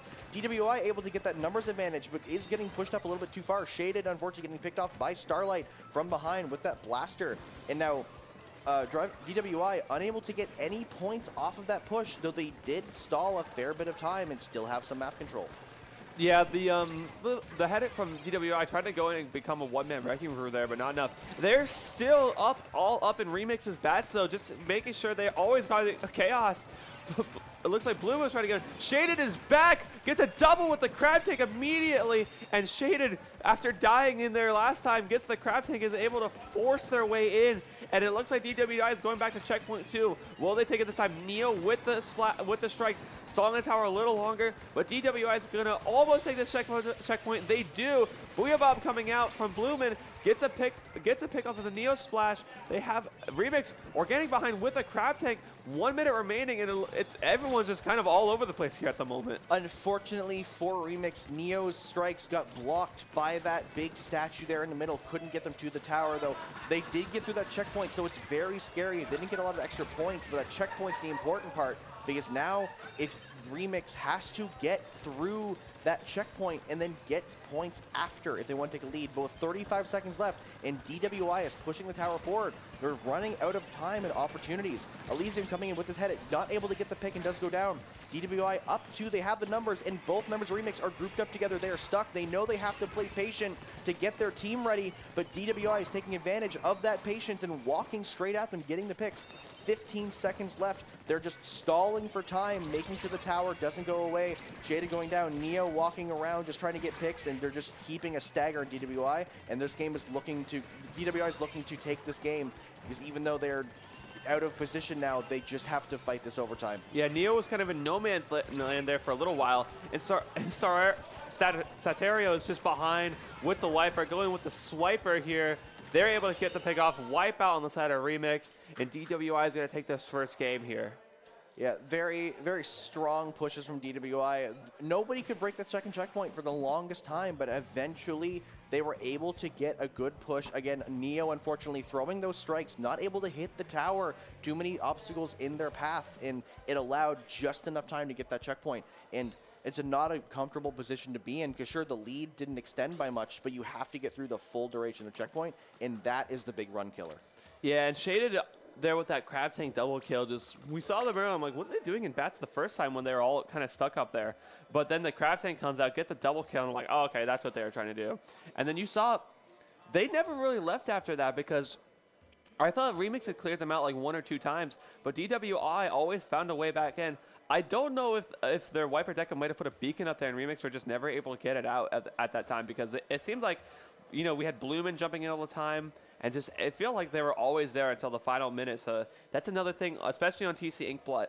Your bats are so important. If the opposing team gets into your bats, that is the first thing you have to deal with. Like, I know objectives happening on the side. You have to make sure they get out of your bats, because if you do not have your bats, you have a lot less fighting potential, and it's so much harder to get back in on the defense. Yeah, we saw Remix. They knew they had to play patient. They were trying to wait and not overextend, not push the objective when they're losing points. But I think the issue is that their patience was focused on the objective. They weren't focusing that patience on that bats in the bunker, as you're saying. There may have been a beacon up there. I wasn't too sure, because it's kind of hard for us to tell when we're on comms. We don't see the map. But if that beacon's up there, they need that patience to clear out the bunker, clear out the bats, make sure no one's sharking for jumps. There's no beacons. Make sure that that rail on that right side is not accessible. And they needed to focus those patience efforts in that defense rather than just the objective. Because of that, again, they were able to keep coming in, and DWI kept just walking in and getting more and more picks, keeping that stagger, and ultimately it led to DWI taking that win. But that being said, it's still a best of 5. There's still a lot of time for Remix to take this back, going into Splat Zone's Mahi Resort. This map is very different from a lot of ones with that water moving mechanics. We're going to see how these teams like to play it. We see Remix coming in here with a very similar comp to the Glugas coming out this time, and the Explosher coming in from DWI. Very big differences. Yeah, Custom Expo, this is probably the the best map for custom expo in the game, especially one in this map pool. Those triple splashdown and the amount of just burst paint it's able to put out can paint the zone so quickly. And as you see, Remix over on the side, strikes are already out from them, and it looks like a 3v3, a little bit of a scuffle for mid. It's Custom Expo going to try and get this pick on Starly. Triple splashdown coming out to force them back, but it looks like it's still just a scuffle in mid. Starlight pushes them back, but no one can get control of mid right now. Blue finally going in. Neo's taking them down though, and it looks like no one is able to get control of the zone for very long here in the opening of this match. Both teams had a little bit of a scramble, a lot of specials getting used and not getting a lot of value. We saw that splashdown not getting the pick in Starlight. We saw those missiles only going for one member of Remix. It did help paint the zone, it didn't get any picks, and now, again, there's still just a bit of a back and forth here. Specials going out, people going down, though. DWI finally gets what they were looking for. They get that wipe, they're going for map control, and they're going to try to get this water level to change and start getting overall control. Yeah, that was very unusual for Mahi, I feel like. Like, a lot of times in Mahi, you see one team immediately establish control and the other team on the back. But for the entire first minute, no one wanted to give up zone at all. It was a very, very close fights there in mid. But now 3 down inside of Remix, and this water is coming down, which is going to help the Glues out immensely. It gives them so much more space to dodge all around once they get in the mid. But they have to get there first. 2 down on the side of Remix. This Expo is going to cause so many issues for them, and I feel like in the future. But now 3 down the side of driving DWI, and you're going to rush on the custom special. Big mistake when they have special ready, and now it is just Starlight with the Kraken, not able to do a whole lot as DWI is just able to retake the zone for basically nothing. Shaded did what Custom Expo does best. They're the last alive. They ran away and pretended, oh no, I'm weak, I'm scared, help me. And then they chased them too far. They got the splashdown kill. They were able to take the zone back with that and get numbers advantage. And now DWI, after a very short intermission, are now in control of the map again. See Neo walking forward, does get a pick on Satario. The Blumen holding his Booyah, deciding where it goes best. It does go to that snipe, does pick off the custom range blaster with the help from Will, and both teams have 2 members alive, but DWI still in control of the map, and now Elysium going down with only 18 ticks left. Remix is running out of time. Yeah, Remix needs to regroup and refocus immediately if they're going to get anything. Neo with these strikes, I think they're only going to stall zone for a little longer. 2 clicks left. They are going to retake zone, though. It is not over for Remix. Blumen is sharking. They see him. Will the Kraken get him? They will. And now Remix has to realize, okay, this is our opportunity to cause our lockout. They basically have to KO for this game to be over. So it's going to be very important to see what these Booyah bombs and what these strikes are going to do to help stall out. They have 3 stalling specials, Kraken, Booyah Bomb, and triple ink strikes. Let's see how they use it. As Shaded coming in with the custom exo, triple splashdown comes out, gets the pick on the Glugas, and DWI is able to retake zone here. We see Remix giving them a bit too much space. DWI walking into their islands to retake from their left side. Remix respected their power too much and walked back to the zone, and that's not what you want to do against a team with a Booyah and a custom Explosher. You want to keep them back and out where they can't reach. You want to make sure that they're not going to get to that zone because they're going to win that fight in that area. Now, DWI only 17 ticks away from winning. Remix needs an answer here. They do have a pick. They do throw the Booyah, and they get the zone. So now Remix back in control. They still need to take the map. They need to get rid of these these members on the side. They're all grouped up. This is a perfect opportunity to get a pick. But Organic goes down. Satario walking through, chasing Elysium. DWI gets the map control back, and they weren't able to get pushed out. So Remix needs to find an answer to these members on their left side. Shaded on this custom episode is so fast to activate the triple splashdown. I saw Organic try and go from behind and stop them before they were able to get it. But as soon as they got that one hit, immediately triple splashdown to just cause issues for them to hit them, and then the Wiper is able to come out and be like, hey, get the flank here. And now Remix has control of the zone, but again, just don't have the man advantage right now. They have a man down, and again, Booyah Bomb's going to come out from Organic here. Going the Booyah, not able to find anything, it looks like, and now it's just a slugfest right now. There's so many specials being thrown out. Shaded has his custom expo. This is what Remix need to do. They need to find a way to get Shaded to pop it, but the wipeout on the side of Remix, that might be the game right there. There's not likely enough time for Remix to get back in time. No, that will go to a KO for driving without incident. Taking game 2 in the set, they are now at set point. Remix has to win the next 3 games if they want to go to the silver bracket finals. So it's a tall task in front of them, but they had a lot going for them there. They were able to keep getting those retakes, but they weren't able to push DWI out. They needed to get rid of that Explosher. There wasn't enough pressure applied. They kept respecting it and giving it space, and that's what it wants. Yeah, and I feel like with DWI, they're able to just take such a we're just going to hold forward slowly approach, because you see the custom headed, I believe, just going forward ever so slowly with its full charges. The custom XO just pushing people back slowly with those exploding shots. The Wiper just tapping ZR to always cause these this stream of ink. And it's just so hard to maintain your space when you're so worried about chip going out. That's the thing with DWI. They're running a lot of chip with the custom XO, the Wiper, the headed, and for the life of me, can't remember what their last weapon was right now. It was the S-Blast. And it was just so hard because there's so much chip happening where you're always so scared of, I'm going to die out of nowhere, and I don't even know how it's going to happen. Yeah, for sure. And that's just going to happen sometimes. Mahi Zones is a very unique map in how it's played. I feel like a lot of weapons that aren't traditionally picked are strong there. It has the water moving mechanics. It's so interesting and different than what you might see. But that being said, we're going into Rainmaker Scorch Gorge.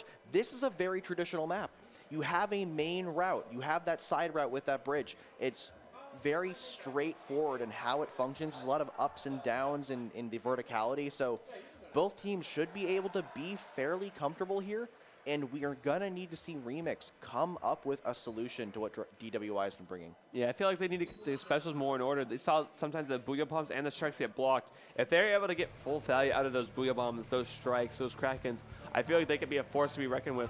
But on the side of Remix here, Neo's going to the Stamper. There's a lot of switches from the side of Remix, and it looks like from the side of DWI, there's not much. But it looks like Remix is like almost a full comp swap. Neo's on the Stamper, Starlight's on the Rapid Pro, Elysium on the Zap and Organic back on the Vanilla Dualies. So a big switch up here for Remix. Let's see if it's going to pay off for them in the end. Yeah, for sure. It is definitely a very different comp. We still have like similar ideas with a different execution, and now it seems like it will be more aggressive comp. Again, bringing that NZAP in instead of the Headed, and bringing in that Stamper with that Zip we've been talking about so much earlier. And now Remix, again, already getting 2 down and getting that checkpoint. That is what they wanted. They wanted this aggressive comp with high chip and just getting them a path in. Less than 30 seconds into the match. Checkpoint 1, they're grabbing it and going for more points. Wow, were they just lying in wait this entire time? They are 2 minutes in. They're not even a minute into this match, and they got all the way to 43 points. Unfortunately, that push is snuffed out. Neo's able to go down, but that's what they need. The Remix has to keep their foot on the gas here, go fast, and make sure that DWI does not have a chance to breathe. The second you give DWI any space to work with, that's going to work against your detriment. You're going to allow them to take the space they want, and you have to make sure you're the aggressor. Keep your foot on the gas the entire time.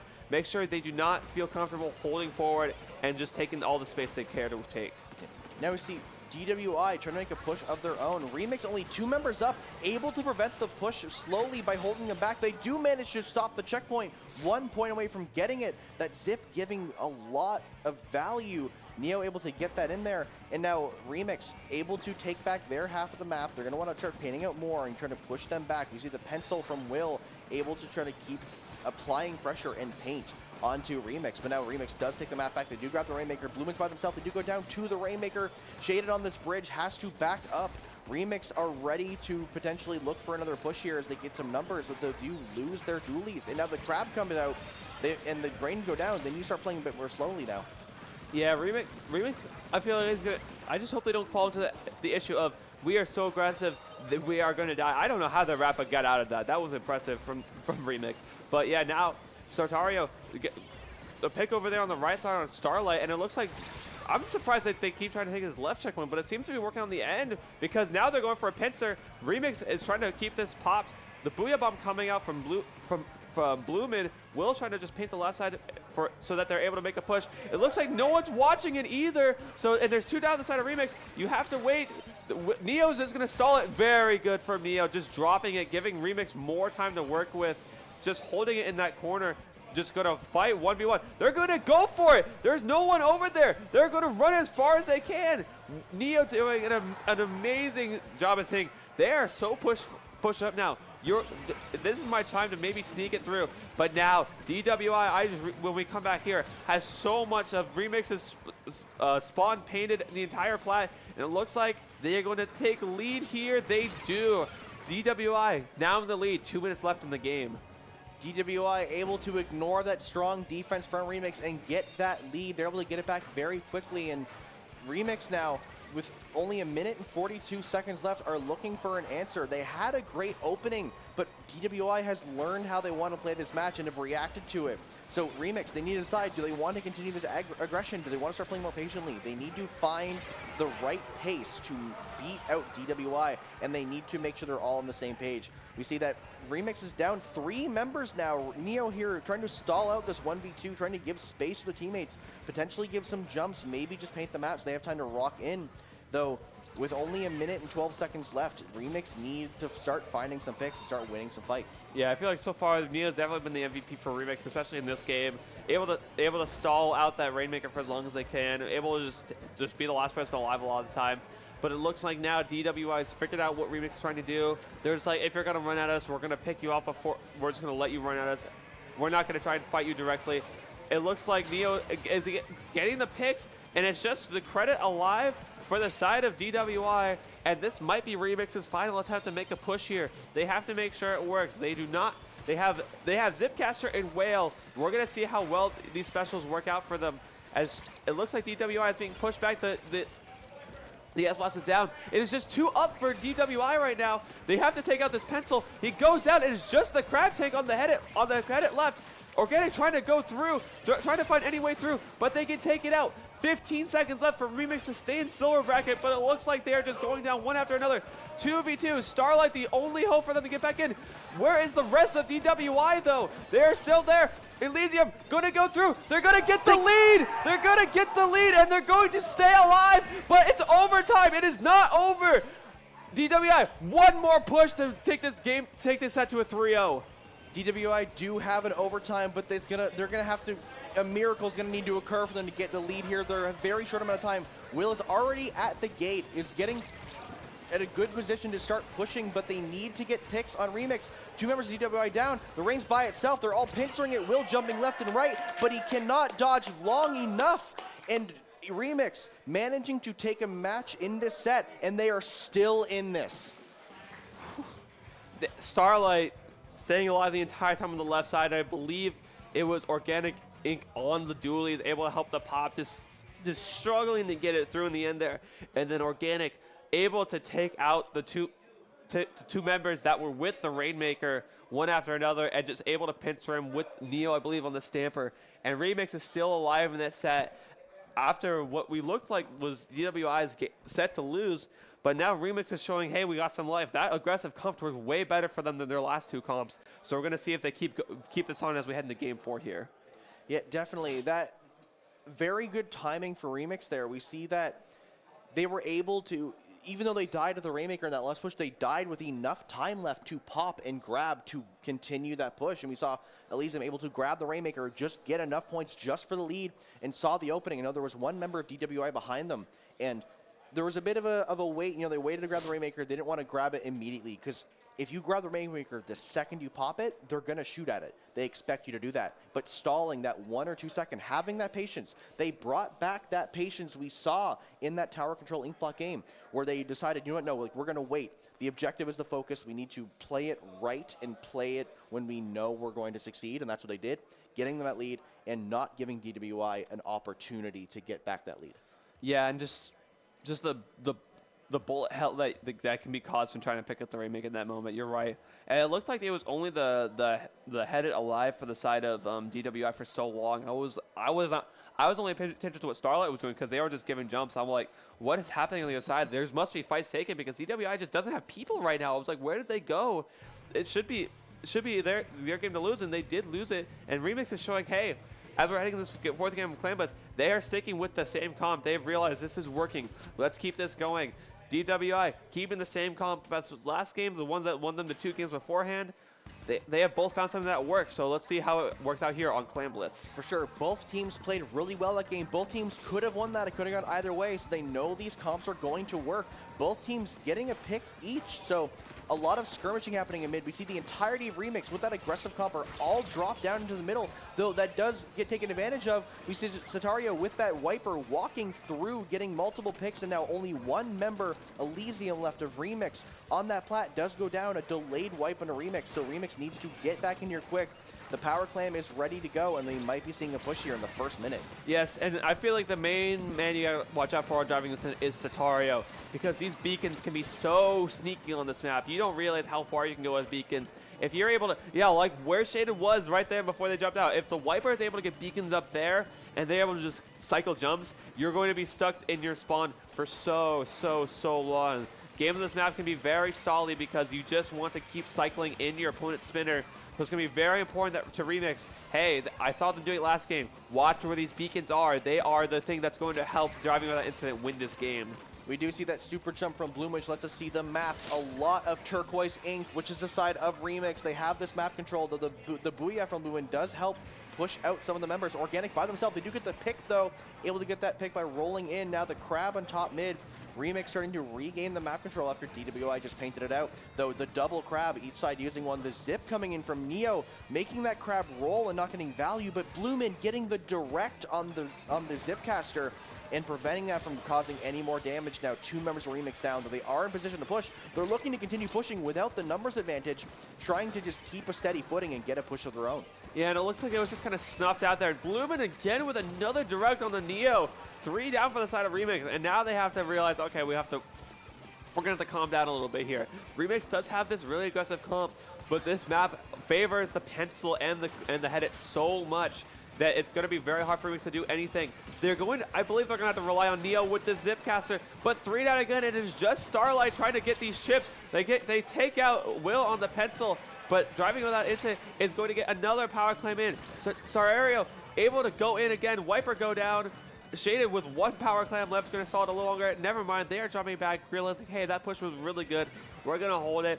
2.5 minutes in, Remix still yet to be on the board, but they still have a lot of time to go. This clam blitz is a game where it is not over till it's over. These overtime clam blitzes are some of the most entertaining things we can see, in my opinion. So Remix still has plenty of time. Just make sure you grab clams. Make sure the 1 push you get it where it counts. In Driving Without Incident have to be careful because Remix has that comp that when they get a push, it's going to be a big one. They have the aggression. They have those weapons that will hold out your spinner. And if they have enough clams, they are going to make this very difficult for DWI to stay in this. So they definitely want to hold this middle. They have been doing well at it so far. Shaded up here in the top of the zone. Probably getting very close to that Crab, getting double, and now the Crab pressuring them out, but they have a Crab of their own ready to go. Organic's Crab running out, all 4 members of DWI in mid. They do go 1 down to that Crab, but they're still holding the map, forcing Remix onto their own plat. That was a beautiful charge from Shada, getting that double kill, killing all of Remix's momentum that they maybe were trying to get. And now you have to think, Neo is going in with the Splatana, gets the pick on the Crab tank, but no one is able to fall off it. Organic is going back, it looks like. Actually, don't know who jumped back. I'm there. Sorry. But DWI somehow got in. Will try to go in there. And Sarario, again, Sarario. Bloomin, they get another power clam in. Remix is down again. 19 points left for Driving Without Incident. And now it is going to be so much harder for Remix to push. Shaded is going in with Bloomin. They still have a chance to end this game right now. It is over.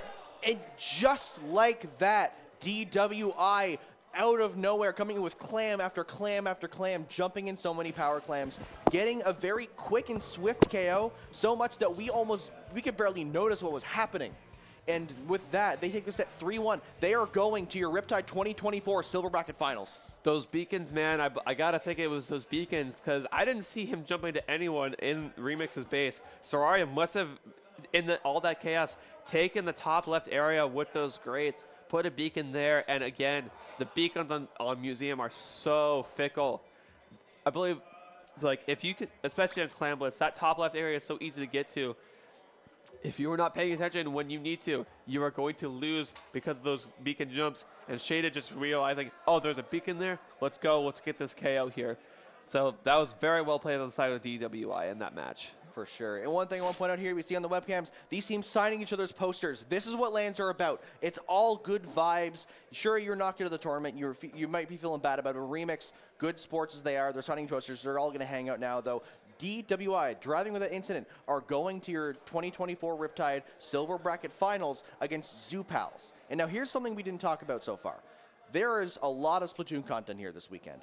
There are 2 different streams happening right now. We are here at Splatoon Tourney, but we have another co-stream happening over at IPL Splatoon, both on Twitter and YouTube. If you want to watch DWI versus Zoo Pals in the Silver Bracket Finals, you're going to want to head over there to IPL Splatoon. But don't leave here just yet, because at the same time, we are going to be streaming the Bronze Finals for 2024 Riptide. So we got 2 finals matches simultaneously happening. So I recommend getting your phone and your laptop or 2 monitors, however you can, have those on both screens. You're not going to want to miss it. Yeah, I believe Twitch also has the stream a thing where you can have, or just if you have one monitor, just have one browser open with IPL, one browser open with Splatoon Tourney, so you can see both the silver finals and the bronze finals. You can go watch DWI as we get our bronze finals match here. Now the bronze teams, well, they got problems.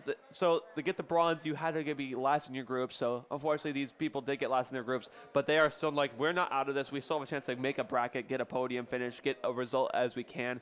So these 4 teams, there were 4 teams in the bronze bracket here, and we're gonna see who got the higher end second of both those semifinals matches. So it's gonna be very interesting to see. We had 2 silver brackets, and we're going to go see what the bronze lag has been looking like. Yeah, we are going to be seeing Off the Shore versus Luckiest Ducks for our bronze finals. Now, Off the Shore winning 3-2 over Crustacean Revelation, and then Luckiest Ducks winning 3-1 over Meow. So both these teams not making clean sweeps. They have been close matches, so we're going to have to see how these teams want to play it. Again, as you said, this is the bronze finals, so this is a case where these teams did go the lowest in their pools on day 1.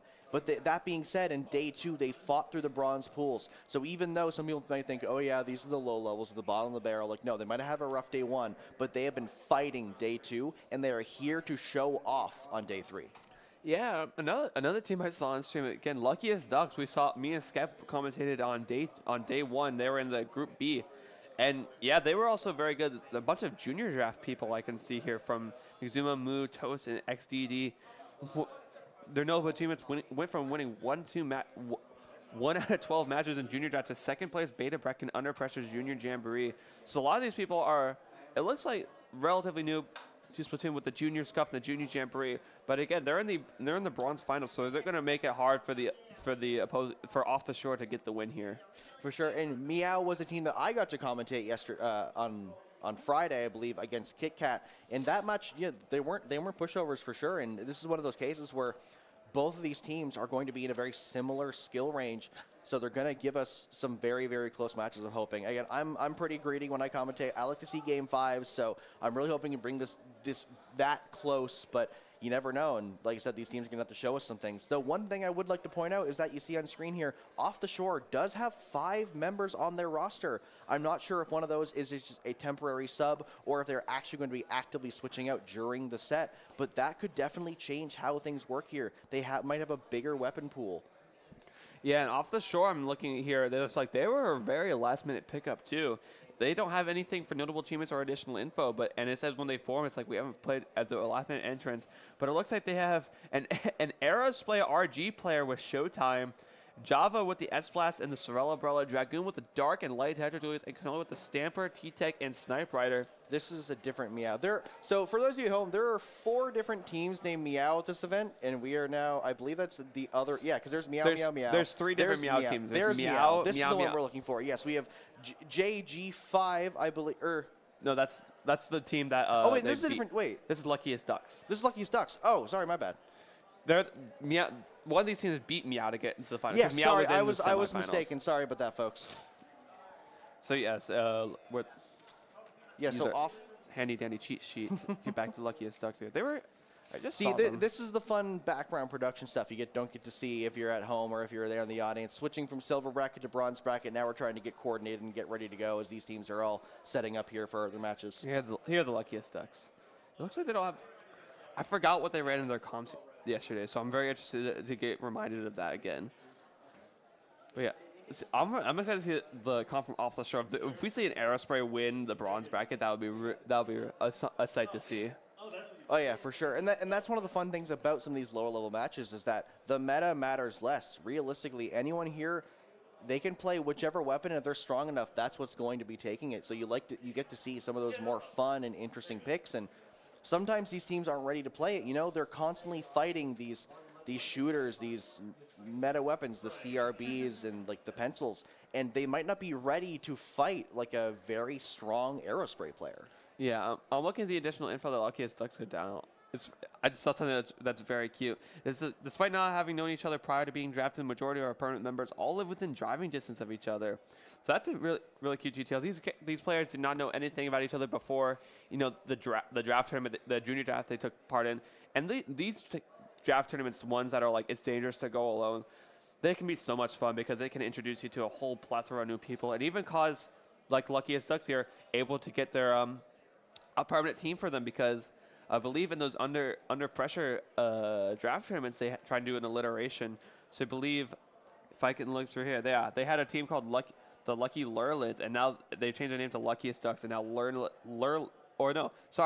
their name was Lovely LYRE, but then they changed their name to Luckiest Ducks, and their mascot, who is a duck, his name LYRE, which is very cute, I think.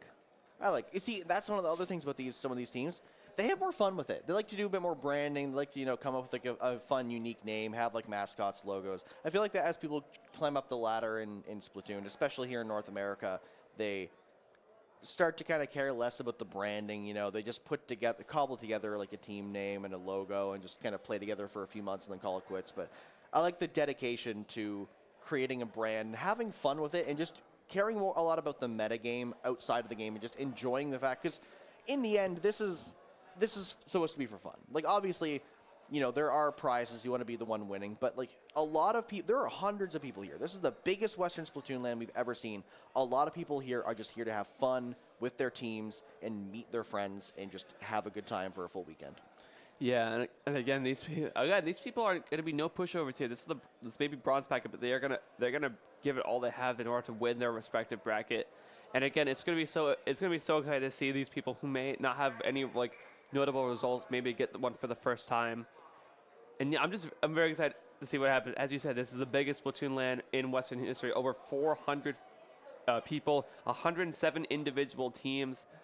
I feel just the fact there's over 100 teams at the Splatoon LAN is insane to me. Yeah, we barely reach 100 teams on online tournaments. When an online tournament reaches over 100 people, it is like surprising and shocking. And usually it's these like monthly tournaments. You know, we've seen Low Ink reach over 100 a few times, and I think we've over 200 sometime. Was there over 200? I believe there was once over 200. Yeah. So, but even the fact that that's global, people in Europe can wake up and try to play in those, and like anyone's available. But here, spending hundreds of dollars, hours and hours of travel, driving through states, flying from different countries. There's a lot of international players here. There is some representation.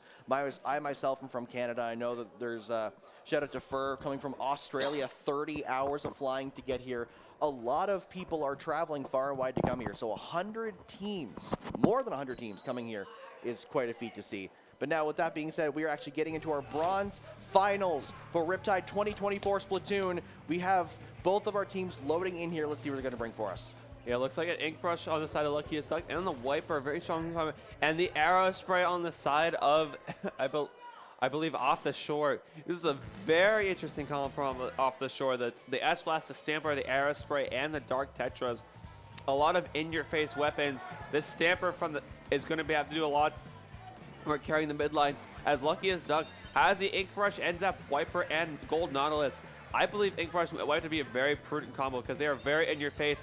As Luckiest Ducks is just kind of taking this first checkpoint for free. Off the Shore got a little too overzealous going for the left side, and Luckiest Ducks looks like they're about to take this first checkpoint here.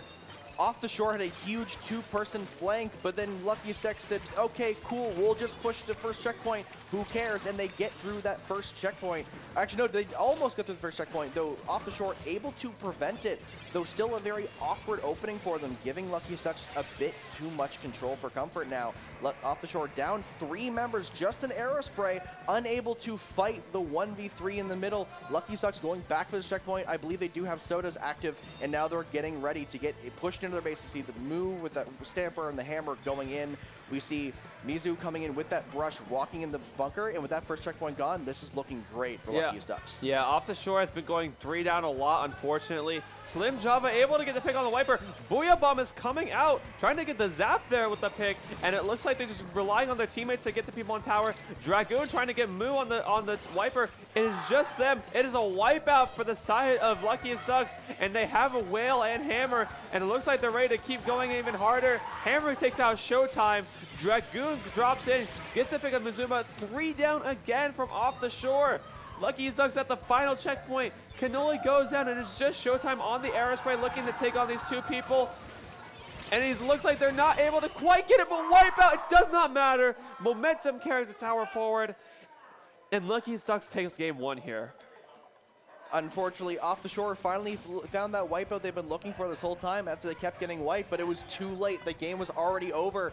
Luckiest Ducks, such a strong showing, even from that first push, never got that checkpoint. But the fact that they were able to look at the Wiper and I believe Blaster behind them and said, you know what? It doesn't matter they're behind us. We're going to get first check. We're going to walk past them. We're going to make them play our game. And that entire match is what they did. They made Off the Shore play their game, and Off Shore could not keep up. Kept going 3 downs and wiped multiple times. And Luckiest Duck, very, very convincing, confident, and strong gameplay coming into their first match of Bronze Finals. Yeah, Off the Shore again with a very interesting team comp.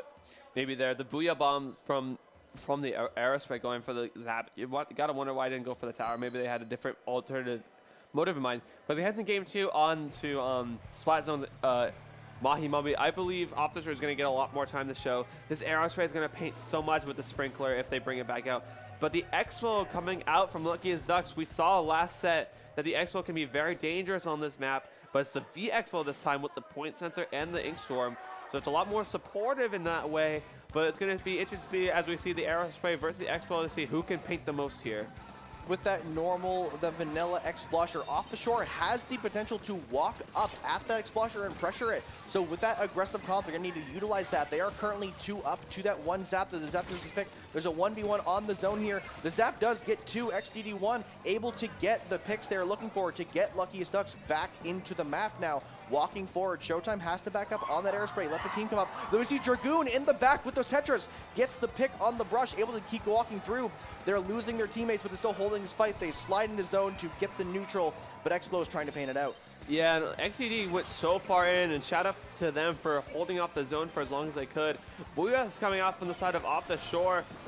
And right now, Slim Java going down. I just realized that the double Booyah comp from Off the Shore, they finally get the zone here. Going on the Explo on Toast, get the pick on him, and now Slim Java is going to come back, try and get Mikuzma, not able to get it. Dragoon also gets picked down over there. And now Off the Shore is again trying to look on the back foot here, looking to try and get back in here. Off the Shore keep getting really strong offensive solo plays, getting behind Luckiest Ducks, but they're not taking the zone.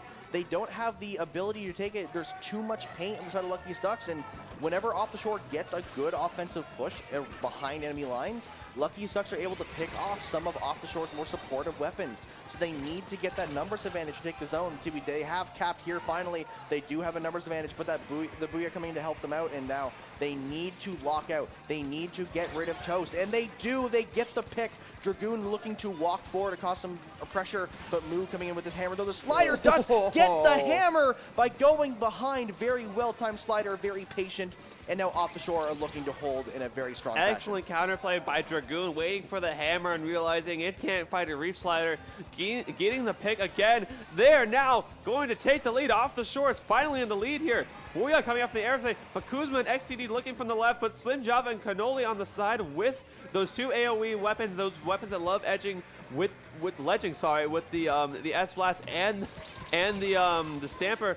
But it looks like Moo is able to come in with the hammer, get the zone back for Luckiest Ducks, and Cannoli is alive. But Off the Shore still has the man advantage here, 4-2 over them, and they're just getting zone back here. Luckiest Ducks with the stall, but not with the zone forever. Off the Shore showing us what Luckiest Ducks was doing at the beginning of this game, just completely locking out the opponent. Sure, they're able to push forward, but they're not able to get the zone. Though it's surprising because Luckiest Ducks do have that paint comp. They should be able to start painting that. They now have a 2 numbers advantage. though now evened out as the Wiper goes down in Moo. And now Cannoli going down to Miku. Miku walking in with this rush, trying to get more value, though they do go down. And with this Booyah, it's looking like a back and forth of who's going to take the zone, but it looks like Off the Shore may be taking it. Yeah, the Booyah is just forcing Luckiest Ducks more and more to the right side of the map. The Reef Slider comes out, again, just stopping Moo. They're all over there. It's a wipeout for Off the Shore, and that is very good for them. They forced all the Luckiest Ducks over to that corner of the map, and we're able to Reef Slide perfectly, get those picks, and now Makuzma coming back, trading with the S-Blast. Toast is really fighting this Cannoli on the Stamper. Cannoli is just trying to get those ledge picks. Moo's dropping down into zone.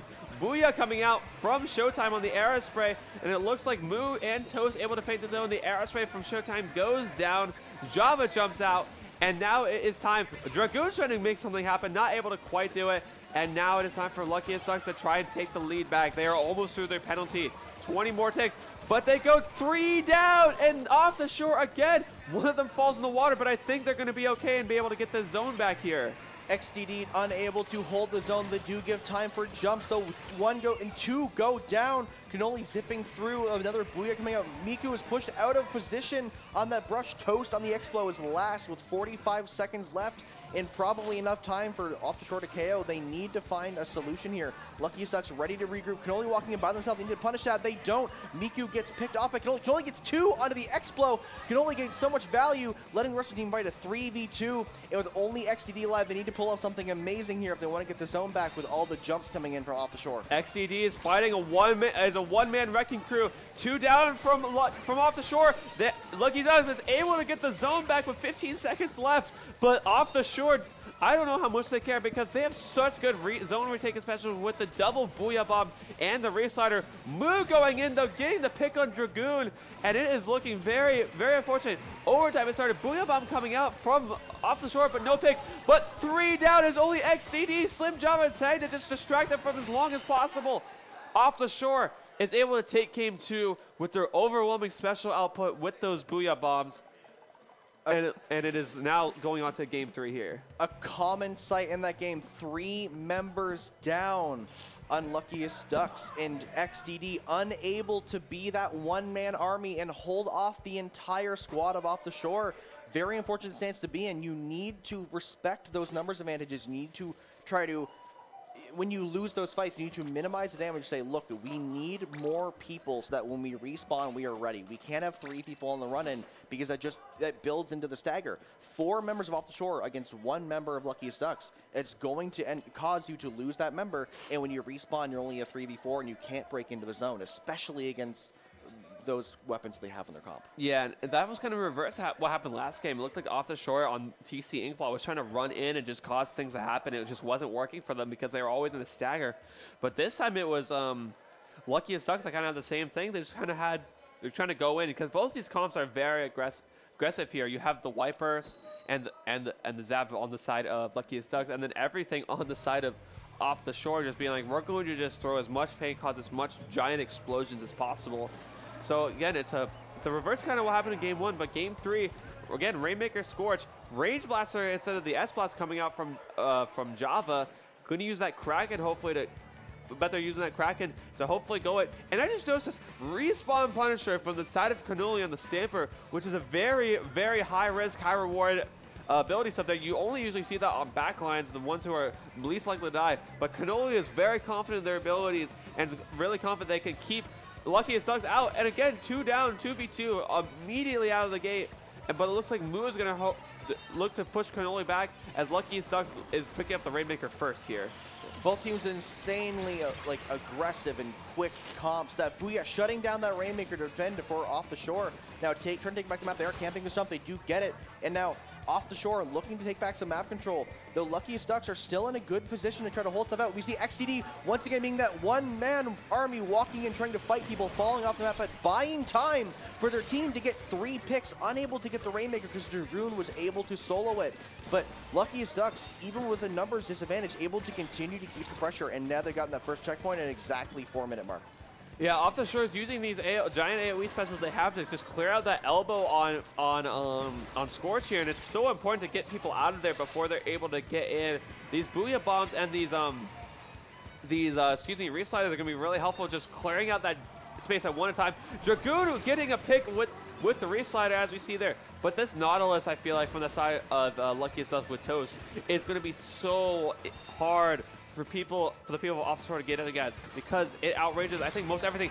But you don't need to outrange it when you can throw a bomb at it. That is 3 down for Luckiest Ducks. It's just XDD all up in their business, though. They have to be careful of him. He is still there. Do not let him take this for free. The Rage Blaster of Java sees that, takes it out, and now it's time for Off the Shore to make their push here. We are in Game 3, and Off the Shore still hasn't realized that XDD loves to fight those 1v3s, and as we're going on, they're getting more and more confident and getting more value. So they need to shut down that NZAP now. Both teams fighting here in mid. We see a couple different fights happening. Both teams losing a member in a trade, and now either side looking for some kind of advantage. We know that Off the Shore hasn't made a good push yet, and they're looking for one. But Luckiest Ducks are continuing to hold this Rainmaker and continue to hold pressure. Yeah, Cannoli's the last one alive for Off the Shore again, but it looks like Toast is going on the offensive. Cannoli was distracted for so long, but it's okay because Dragoon was able to get the picks. It is just Slim Java alive, and jumps are coming in from the side of Luckiest Ducks. They have popped the Rainmaker, and they're looking to go in. Dragoon again, just trying to make something happen. 2 down for the side of Luckiest Ducks. And it is just, and the Luckiest Ducks number is just getting lower and lower as Moo pops the Rainmaker by themselves. Unfortunately, gets taken out by a wipeout here. And Luckiest Ducks has just push the envelope further and further. And Off the Shore needs to find a way to get back in. Java with his Kraken looking to go make something happen. But a suction takes out 2 of Off the Shore in such a terrible timing. The momentum was going 3 down, and all the momentum is gone for Off the Shore. Luckiest Ducks of all the aggression in the world. We keep seeing them winning fights with their numbers down. We see them walking past enemy lines. They are just constantly walking through and just winning, and just by being so aggressive that Off the Shore isn't even aware of what's happening. We see now they're getting a 4-man push walking into. Dragoon drops by themselves, goes down. 3 members down. XCD running this Rainmaker, getting more points. Cannoli drops down, isn't able to get the pick. They get picked off. XCD's going for the KO, and they do get the KO. Luckiest Ducks, in insane aggressive fashion, take Game 3 of the set. Yeah, Cannoli missed that charge slash, and Java was not able to get the pick onto XDD. And Luckiest Ducks now one game away from becoming your Riptide 2024 Bronze Bracket Champions. And it's now time for Off the Shore to realize we have to get this back in. I believe the last mode is Clan Blitz. So this is going to be time to see whether or not the Off the Shore is able to use all their specials and their aggression to their advantage as we go into Clan Blitz on Museum, which may be a kind of a detriment to them because Toast has been playing those backlines. He's been playing that Pencil, that Explo, the Nautilus. So he is very good at being able to take the space that you need to on Museum, and it's so important that if you find a backline on Museum, you have to take them out. They are the most important part of that team because Museum has a lot of wide open site areas. So it's going to be very important to Off the Shore to shut down whatever backline that Toast tries to bring out here. And this is a map that may favor a lot of those aggressive weapons. That right side drop, allowing you to get into the opponent's base almost immediately. Being able to dance around the opposing spinner, getting up to that top above the basket up where the Chargers like to sit on defense. There's a lot of good spots to see already. Off the Shore, 2 members dropping on that side, playing the aggressive footing. Luckiest Ducks actually opening very passively despite their aggressive positions in the last game. Now Off the Shore already control the map, though. They do go 2 down, so does Luckiest Ducks. It's a 2v2 here. Slim Java going down. It's just Cannoli the Swiper. Can they make a miracle happen and win the 1v2? They are pressuring. They get Toast, and both teams are just staggering each other. And that was a great pick on the opening for Dragoon. He gets the NZAP pick, which just means, as we haven't noticed this yet, Off the Shore, we haven't mentioned that Off the Shore is playing with no cooler. So they have to make sure that when they get picks on XDD, they are the ones where he does not have cooler activated. If you keep shutting down XDD, you're basically playing a 3v4 the entire time. Booyah Bomb comes out, a terrible jump for the Wiper, and it looks like Off the Shore is going for the push, and they get it. Stamper goes up for Cannoli, but it is just the brush aside for Luckiest Ducks, and Off the Shore is getting a very good push here. Getting it, Java gets a pick, going down to under 60, which is a very good, a very average, very good opening push for Luckiest Ducks because it requires excuse me, Off the Shore gets a push because it requires Luckiest Ducks to go in with 2 power clams. So again, very, very solid opening push for Off the Shore. Yes, Off the Shore exceeding the aggression of Luckiest Ducks, and that's what we kind of wanted to see from them, being able to beat that speed. Though Luckiest Ducks have been playing this game more slowly and more patiently. We saw earlier they made a power clam near their plat, and instead of pushing it further, they decided to jump it back and play it safe, which a lot of times is the play, but it's not what we saw from them in Game 3. So now here in Game 4, off the shore, being that aggressive team, jumping in with and try to get that booyah ready on the defense. They do get it out, though it's not going to give them much value because they did get those picks. I do like Ducks in control. I do like what I'm seeing though from off the shore. They are using a lot more super jumps because a lot of times the last couple games I've noticed they are just kind of in spots where they really don't need to be, and they are realizing now, okay, we can jump out, we can get out of this. We need to be using our super jumps more. Unfortunately, Dragoon gets the reef slider moment where it gets canceled. But now, Luckiest Ducks with Moo on the flank, gets the gasket break, and Java is not able to get it. Mizuno gets in, gets taken down. Showtime just trying to fight off Moo. He gets taken out, and Luckiest Ducks not quite able to take lead here. XCD though does have plans, but they're not going to be able to get them in, I don't think. Settling for this push to 68, realizing they have the clam advantage and are going to go in for another push later. Luckiest Ducks definitely wanting to get more points there. They are in a better footing. Getting that power clam will get them to 64, which means only 2 clams after breaking need to be scored to get the lead. So not a lead, but you're still at a comfortable deficit. So that being said, off the shore does control the map here. Luckiest Ducks stuck in their own base. They do go down. Miku's lost. And now with that hammer coming through, they may get some more trades here. Dragoon going down, but another member on the other side of the map going down. Toast getting picked up by Cannoli. XDD and Moo trying to find some space, so Slim Java getting the trade that they're looking for, but now Luckiest Ducks do have the numbers advantage. Actually, I've seen Dragoon be an XCD killer this game because Dragoon is on those headshots, which focus a lot on the quick respawn and those movement abilities. He's just like, okay, I can use my quick respawn to take out this end up before they're able to get cooler, and Miku jumping out and just saving their clams. And again, it is time for Luckiest Ducks to make a push here. They are all ready to go on the ramp on the side of off the shore. 1 down, 2 down again. No restart coming out. Miku kind of go up the left side with the power clam, and they have so many clams ready. It is going to be up. Java's down, so they do not have a blaster. That is a lead swap, and Miku is again getting more clams in. 49 points, which again, very good. Canola going to try and fight Moo. Moo is going to ignore him, miss the jump. Going again, Java takes him out, and 49 is going to have to be where this push ends for the Luckiest Ducks. Luckiest Ducks taking that lead with a couple extra clams they needed, try to make it a bit more comfortable, though Moo getting a bit antsy, wanting to push that lead further, does miss that jump and ultimately gets picked off. Off the shore now in Luckiest Ducks' base, and they're getting ready to push. They throw the power clam and get it in, and they're looking to take a lead around. With the wipeout, they do take the lead, and they used how impatient Luckiest Ducks got to take that lead. Now they are continuing to make this push. They're holding their base off. Like, Luckiest Ducks need some kind of a solution. They don't want to let them get this win with 30 seconds left. They want to end this finals now and not go to a game 5, but off the shore came to play. Yeah, that was a really good showing from off the shore there. The double booyah bomb showing how impatient that Luckiest Ducks were, kind of just running into it. But Luckiest Ducks have the power clamps. Cannoli trades with the wiper. I don't know how well that's going to do with the wiper being coolered and Cannoli having respawn Punisher. Showtime running in just to cause things to happen. XCD looking for the flank. This is it. This is a chance, but there's no other clams on the map. XCD is just trying to hold for the wiper to jump in. Were they able to do it? No, they are not. Do they have any more time? We are going to game 5 in this bronze bracket final.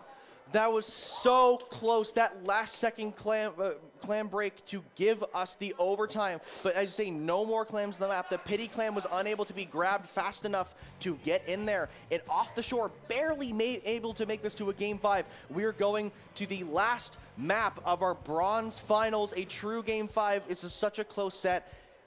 Any of these teams could take it. I don't know what's even going to happen here. That last push from off the shore was so well, showing that the booyah bombs, I was like, they're popping booyah bombs at the same time. What's going to happen here? And they were just able to coordinate it so well that Luckiest Ducks were kind of run in.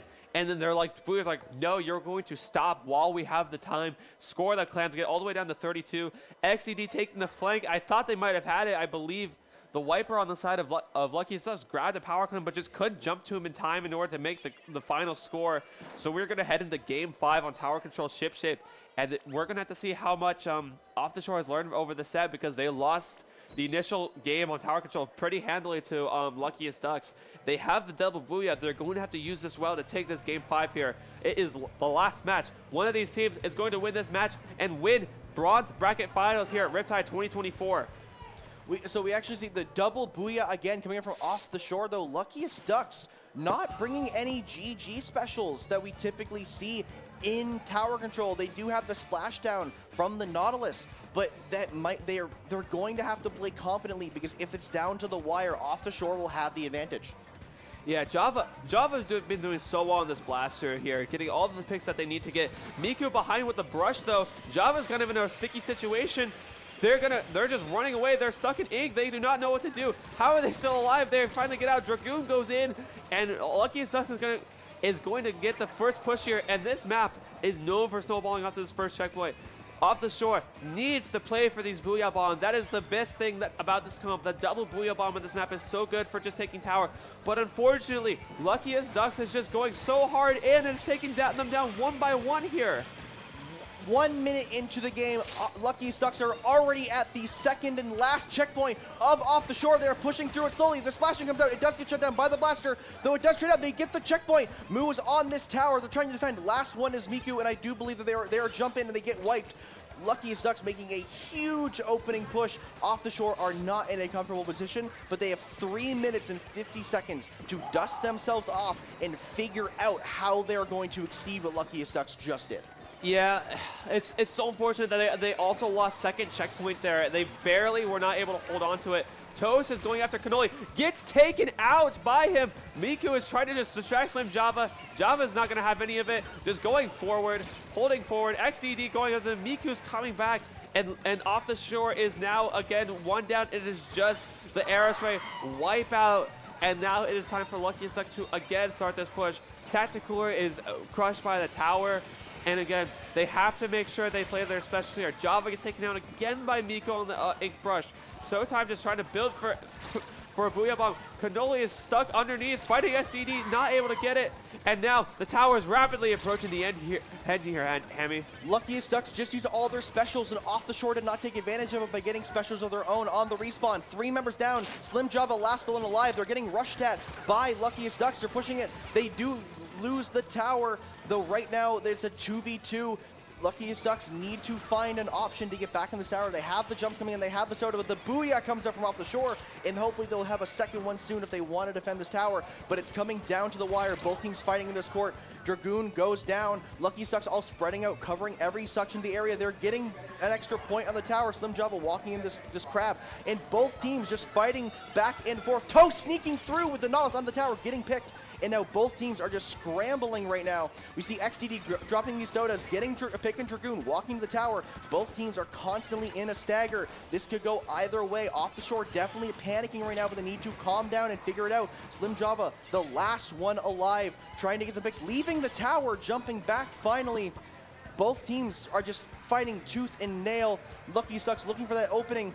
We see Showtime going down. Slim Java going down the splash. They're going to make 4 points till they do it. 2 seconds, 1 second. Luckiest Ducks are your Bronze Pool's finals champion for Riptide 2024 Splatoon.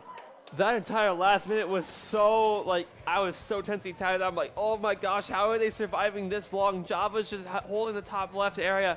Just blast, trying to hold out for as long as possible. Unfortunately, as we saw earlier with the game 1, that off the shore was just trying to hold tower and was panicking and just running in when they really didn't need to, and just had to build for those booyah bombs. And Luckiest Ducks is able to take advantage of this and win 3-2 in game 5 and are your bronze bracket champions here at Riptide 2024. I'm not sure if you can hear it at home through the headset, but Luckiest Ducks screaming in the background, so happy they won this match. It was very hard fought, but that last match was such an outstanding performance. The constant pressure, just not letting the other team off the shore think. You can see the off the shore kept starting to panic. They didn't have time and space to figure out what they wanted to do. There was still plenty of time left in that match, but it didn't matter. Luckiest Ducks kept pushing for that KO and eventually got what they were looking for. And as you said, they are now your bronze final champions for 2024 Riptide. Yeah, and shout out to Java and Dragoon there, who are doing so much work in order to just keep the tower alive. Java, I saw getting so many picks when they needed to. excuse me, realized when they need to jump back, but unfortunately it was just a little too late. Dragoon also just diving in, making sure that they wouldn't be dying. But unfortunately, not the rest of the team just weren't able to follow up on it as they needed to. The triple splashdowns from Toast able to take out the rest of the people that were causing problems. And yeah, that's it. Luckiest Ducks are your Bronze 2024 champions. Yeah, that splashdown did do a lot for them. As I said, they didn't bring those GG specials, as we call them. No booyahs, no strikes. But that splashdown did the job that they needed it to do. And yes, all that being said, that is the match. Congratulations to Luckiest Ducks. Celebrate your victory. It was hard-earned. Off the shore, you brought them to a Game 5. You got to the finals. That's nothing to scoff at. You're going to get them next time. Yeah. And now that we're done with our bronze bracket finals, we are going to be swapping out here for some new commentators as we head to the best of the best here at Riptide 2024, the top 32 bracket. There are so many teams. You are not going to want to miss any of the action here or on IPL. Go check them out. I've been Lagoon, joined by my co-host Hammy. Thank you for having us, and we'll see you later.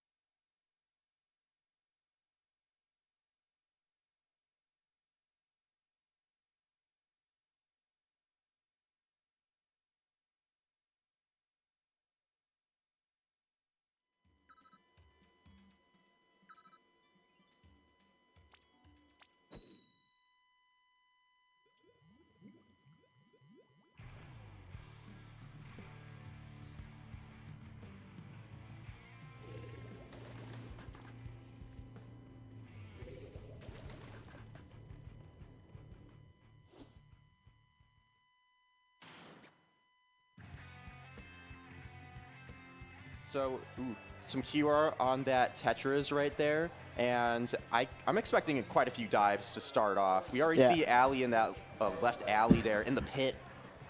Yeah, Ali trying to go for something on Deceased, not going to be able to get it. We do see Bronze all the way in mid with that Rapid Pro Deco with that Angle Shooter and Killer Whale.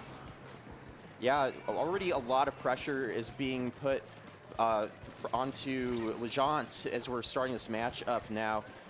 They're trying to hold their stack here, but they're kind of struggling a little bit more than they'd like. Yeah, we do see Greg getting a pick on Batson right there. Great pick. 2 down on the side of Legence. It looks like Guess We're Doing Krakens, though. It's just going to get the first score of the game 45 seconds in. They're in a really good spot here with some clams up near the basket as well, and they already are running quite a few as it is. We're seeing some specials being gradually popped up. There's that Kraken. Oh. They are indeed doing those Krakens. Yeah, and it looks like we have 3 down. Ali with the Reef Slider and is going to be able to get another pick. That is a delayed wipe, and Guess We're Doing Krakens now is going to extend this lead even further. Yeah, already down to 32 remaining for Guess We Doing Krakens now. That's a huge lead so early in the game with just not even a minute and a half gone. Yeah, and it looks like the push has finally ended as many members of Guess We're Doing Krakens now has decided to back up. Gregugu already has another football ready and loaded, as well as that Trizuka. Coffee trying to make a play there with the hammer, although they have to throw it in order to just get some more movement out on the map. There's a lot of scrappiness. Ooh, unfortunate bomb death there as well, as we see them really trying to just keep Guess We Doing Krakens now out of their basket. Yeah, we see Ali, that strong Tetris right there with that Reef Slider ready to go, but they're just going to throw those more clams in. See how many they can get. Gets 3 more. They do, again, have that Reef Slider. Ichigo does pop Kraken up there, 1 down. We're going to see how it goes. And Batson with that custom Jet Squelcher. I think that's the first custom Jet Squelcher we've seen. Ali with the Reef Slider right there. Does not get them as they hide behind the pillow. That was huge. That movement behind that pillow, that might have just saved them not getting a KO there. Yeah, but it looks like the push decides to end there. Coffee with that Wiper, not going to be able to get a pick there. And it looks like they are going 2 down, however. There's just a lot of picks on both sides. Guess We Doing Kraken now, already having another ball and a few clams already. They just have full control of the map. They can grab as many clams as they want right now, and Legence just has to really push them out of their drop. Yeah, we have Gregory with that Charzuka, not able to get anyone. Probably does get an indirect disease, does pop that triple splashdown, does not get anyone either. The Killer Whale doing a really great job of making Legence a bit more panicky, making them having to run around a bit more. And we see Guess We Doing Krakens now just collapsing, and we're already at 12 remaining. Yeah, already down to 9, but that is 3 down. Is Gregory going to be able to get the lead? No, and that is a wipeout. And Legence is going to try to push this as far as they possibly can. They are pushing this super far. Yeah, they already have a ball. They're going to have a pity shortly as well if they want to try to play off of that, but we're already seeing a lot of paint up from them. They just have to make sure that they can get those flats they need to keep Guess We Doing Krakens out from getting behind them, getting a good shark. Yeah, we do see Ali with those Tetris. Oh, it's going to maybe get picked off, but no, does not get picked off by that splashdown. Yeah, really good spacing there on the part of just the splashdown move there. We see Legence trying to just scrap around. They do get a huge pick, but it is 3-3 now.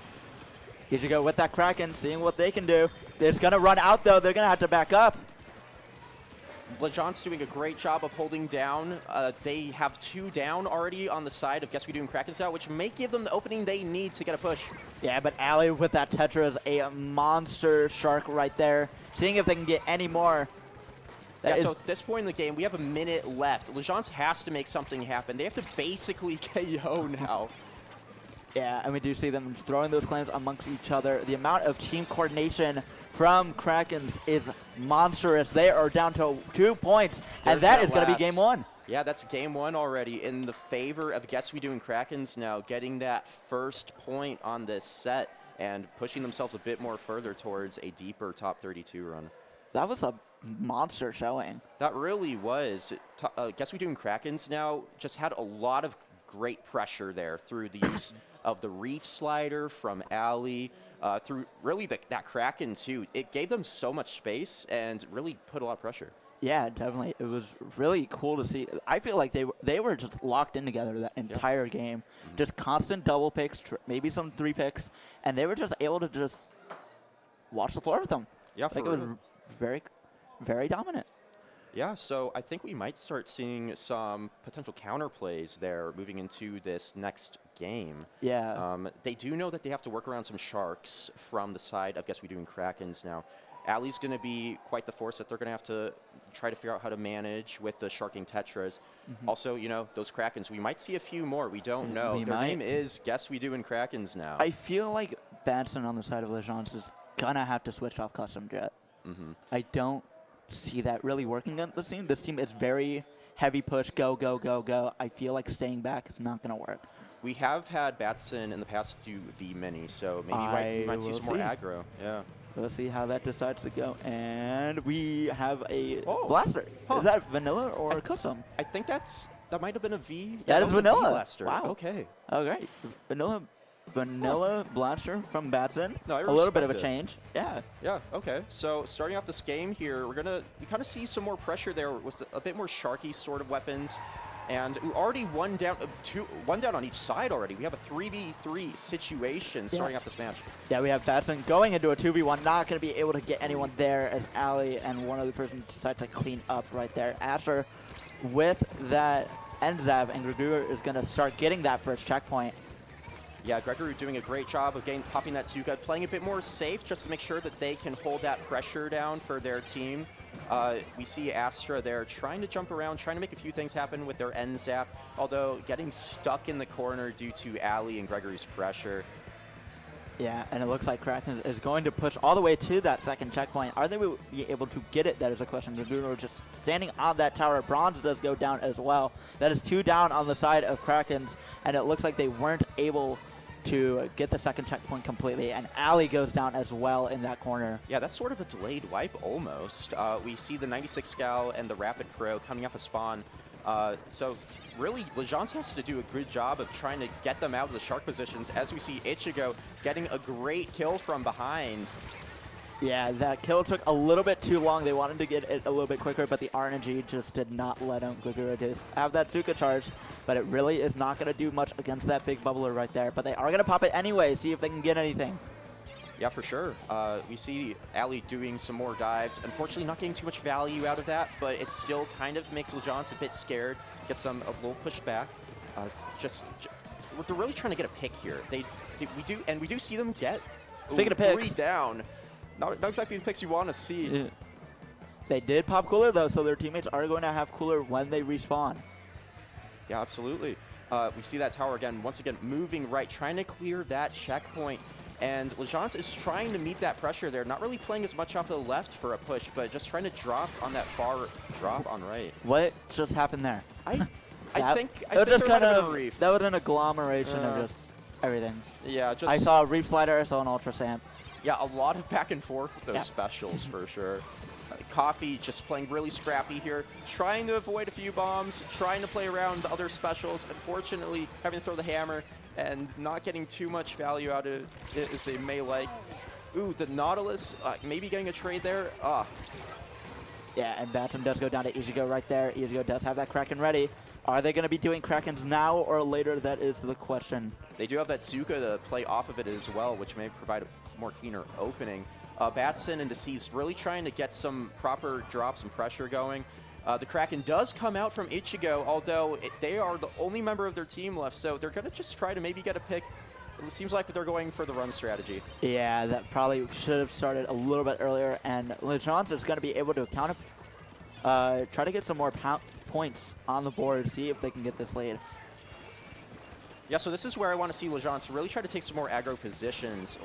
They have great kind of ledge camps through the Wiper and Blaster that they can play off of. Obviously, maybe not as much range as they would like, but they kind of do win a lot of those closer up fights. Yeah, but we do see Ichigo getting a pick on Deceit right there, trying to see if they can get a pick on Batson, and they will. Are they going to be able to get a third right there? No, it doesn't look like it, but they get two. Oh, it's a 2v2 situation now. Gregory and Bronze up on the side of Guess We Doing Krakens now, trying to meet the pressure.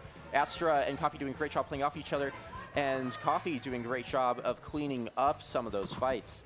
Yeah, and it looks like Legends might be able to take lead here if they do stay on tower. Deceit and Batson both go down. Astra jumping in. Are they going to be able to get lead? Coffee doing a great job of trying to cleaning up the spine area of this map, but unfortunately they just couldn't break that check. Yeah, and it looks like it is going to tower is going to go back all the way to mid. Ichigo does have that Kraken ready, locked, and loaded. Are they going to be popping it now? It looks like maybe they will. They will be popping the Kraken. Are they going to get some picks? 2 down on the side of Legends. Is Ichigo going to be able to get a pick on Coffee? And they will. And it looks like Kraken is going to try to get the second checkpoint. Ichigo still up in Legends' base. As we see them scrapping a lot, they do go down, but that just bought them enough time to get more points on the board. Yeah, they got all the way to 36 with that, and it looks like Deceit's trying to get a pick on Bronze right there. Not going to be able to as right now. Ali's sharking in, trying to get something, and it's not going to be able to either. We see the Nautilus here from Disease doing a great job of really coming through with some plays that you might think are a bit more desperate, but they are getting the picks they need to move forward. Oh, it's just really scrappy right now. Yeah, and Deceit does get a pick right there on Ali with that splashdown. Really good job by him. Greguru trying to see if they can get any picks. 2 go down on the side of Legends. Just a 2v2 right now. Bubble is popped on the tower as well. Ichigo seeing what they can get on a pick. Astra, and everyone goes down. And game 2 goes to Krakens. Yeah, that's going to be 2-0 in favor of Krakens now. They just need one more win to secure this set in their favor. Was that a suction bomb on Bubble that killed everyone? I couldn't tell because everyone just exploded. No. But yeah, just moving forward, I think there's going to be a lot more scrappiness that we see on the side of Guess We Doing Krakens Out. We see that fun card being displayed there by one of the members of Legends. That's fun. A lot of plushies as well. They're keeping the vibes up. That's good to see because when you're 2 down, you might get a little, intimidated. You might have the mental go down, but that's good to see. Yeah, that was a closer match, I definitely will say. But the thing is, this is a double Elam bracket, so even if you do lose, you are going down to losers. So you still have a chance to go all the way through losers and get back to grand finals. Yeah, absolutely. I mean, at the end of the day, this is Riptide. We're here to have fun. Yeah, exactly. Yeah. So just keeping that mental up, just having fun, and having a great time. That's what we're here for. Absolutely, and it looks like game 3, we're going to Splatoon Smack'em. Yeah, exactly. This is kind of a great map for a lot of the weapons that I think, I guess we doing Krakens now, has been kind of playing, if you'd ask me. A lot of different places that sharks can hide, a lot of different places that you can pop a reef and get some crazy cheese. Kraken being able to overwhelm the enemy's stack. It's going to be a little tough, so they're going to have to pull out a counterplay here, I think. Yeah, and it looks like we are going to be getting ready now to see if any weapon changes are in effect. We do see Batson going back to that custom Jet Swelter, and we see Ichigo on Range Blaster, and we have a Neo Splash. Okay, and a pencil. A bit more heavier on the paint, so Legends is really going to have to meet the pressure there and try to get as many picks as they can to prevent that paint from consistently coming out. I'm just now realizing there is not a single Zuka on either team. That's a win in my book. Oh my gosh. We got double cooler, but yeah. No Zukas. Greguru able to get 2 right there. Krakens now, like, getting a wipe basically already. We're barely into this match. Ali, what are you doing? Ali attempting to pull off a crazy shark, potentially. She might be able to do that. Let's see if Coffee is going to fall for it. Astro, that's 3. Do we get him? No. No, they do go down, but they do distract long enough. Because look, we're already halfway down on the remaining timer. And they're still trying to take care of Ichigo, Ali, and all the other flanks that are on their corner, and they keep tunneling in there. It is a complete dive fest on the side of Krakens. Ali and Ichigo just diving into enemy zone, already down to 30 points. Batson with that rain and that custom jet, seeing what they can do. I think I did hear a stamp pop as well. Greguru just trying to paint with that Neo Splash. Triple Splashdown does go out, and the zone is flipped in the side of Legends. Yeah, that was a really clutch part on the side of that splashdown from our Nautilus player there. Without that, they wouldn't have been able to secure that zone, and we see them barely take out Ichigo together, doing a great job of taking those team fights now, and they're going to need to keep taking those team fights to prevent any crazy flanks from happening. Yeah, we do see Ali in that back corner. All 4 members of Legends by the zone. Tri-Strikes going out. Ali on that left stack, seeing what she can do. Coffee with that cooler, not going to be able to do anything. Ali with the Reef Slider, not going to be able to get a pick. Gets 1, though, and that is a wipeout. Yeah, Legends, honestly, doing not too bad, getting 43 points on the board in their favor, but they're going to have to break back in the mid, and they're not going to have too much time to do it.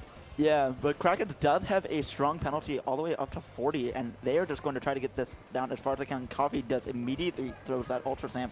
Ichigo and Ali in that right alley. Coffee getting a pick on Ali in that alley. Yeah. We love tongue switchers here. Yeah. Okay, we do see those strikes coming out, trying to stagger that attempt at the push. canceling the splashdown partially, but they still do paint the zone and delay it a little bit. They do barely get it, but they're going to have to meet that pressure that Guess We Doing Krakens is putting back on them. Yeah, we see Astro just trying to paint, get that cooler out ready for your team. That is a support player in motion. It absolutely is. Cleaning up all the paint behind them so they do have a place to run back to if necessary and play their space. We do see Ali getting that re-slider, not necessarily getting picks, but definitely delaying in that special push. Yeah, and that is delayed 3 down on the side of Legends. I see Ali in that corner seeing what they can do. They do jump out, and they are just going to hold as long as they can. We do see Astro putting a suction. Coffee with that Ultra Stamp, seeing what they can do. Trying to get a pick. Not going to be able to right then. Ichigo and Ali both go down. Yeah, Ooh, Gregory doing a great job with that Shard, getting the C's down, because that was going to be their ticket in with Splashdown. Yeah, and it looks like they are just going to keep holding the zone as long as they possibly can. Are they going to be able to flip it? And no! Guess We Doing Krakens now is going to be moving on to top 16 winners. Oh my gosh. Well, congrats to Guess We Doing Krakens now. That was a fantastic showing. A lot of really great plays. That Shark earlier on the set, that really changed the whole, movement of that game. Yeah, they were, like I said, they're such an aggressive comp. They are. They are just, we're going to rush you down, we're going to get a wipeout, we're going to win this game. Absolutely. And they really did that. Legends did have a little bit of, they did get some engagement wins. Yeah. They did get almost half the zone points down. Great showing by them. I definitely would say the set did go better as the set went on. I would agree with that. They definitely were able to figure out how they can, what's the word I'm thinking? Counter. Counter is the word. They were figuring out how to counter Krakens, but in the end, it just wasn't enough. Yeah, unfortunately for them, it wasn't. However, I think that they can still pull something off a little bit later in this tournament as they move to losers, if I'm not mistaken. Yeah. There's just a lot of energy going on, a lot of positive energy here. A lot of, we're hearing a lot of cheers. screams in the other room. It's just, it's a lot of fun. Yeah, it is a lot of fun. Yeah, it's great to be here. Yeah. Like, seeing all this fun energy, being able to see these amazing sets being played. Like, LANs are where you see some of the most exciting games in Splatoon and it's where in you general. play the most exciting games. It really is. Like if you're playing an online tournament, you're popping off in your own room by yourself. Yeah, but if you win in a have lane, a crowd, like you have friends watching you typically. You have just like so much positive energy around you. And sometimes there's some trash talking, but a little bit of trash talking, maybe not the a occasional tilt. But that's a dime a dozen here. Yeah, a dime a dozen for that. I would absolutely agree. So yeah, I guess we are just. It looks like they are heading out right now. So. Yeah, we're going to be moving on to another set here shortly. Don't know what that set is. We will, when we know it, we will tell you. But how have the last 2 days been here? It's been really fun. I know we've been hanging out a little bit. Yeah, we've hung out a little bit. I'm a former Boilermaker, Drumar being a current Boilermaker. Yes. Boiler up. Yeah, Boiler up. Oh, yeah. Yeah, we got the Splatoon. I got the shirt on here. right now. You can see it a little bit. I was like, I gotta wear it for day 3, of course. Yeah. I'm gonna try. Yeah. Tried my best. It's covered. All right. Sounds great.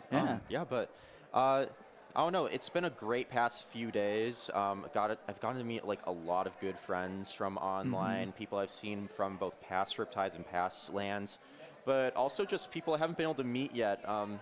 It's been really great being able to reform those connections, just say hi at the very least. We also have our posters here, so getting your poster signed. Apparently the posters are sold out.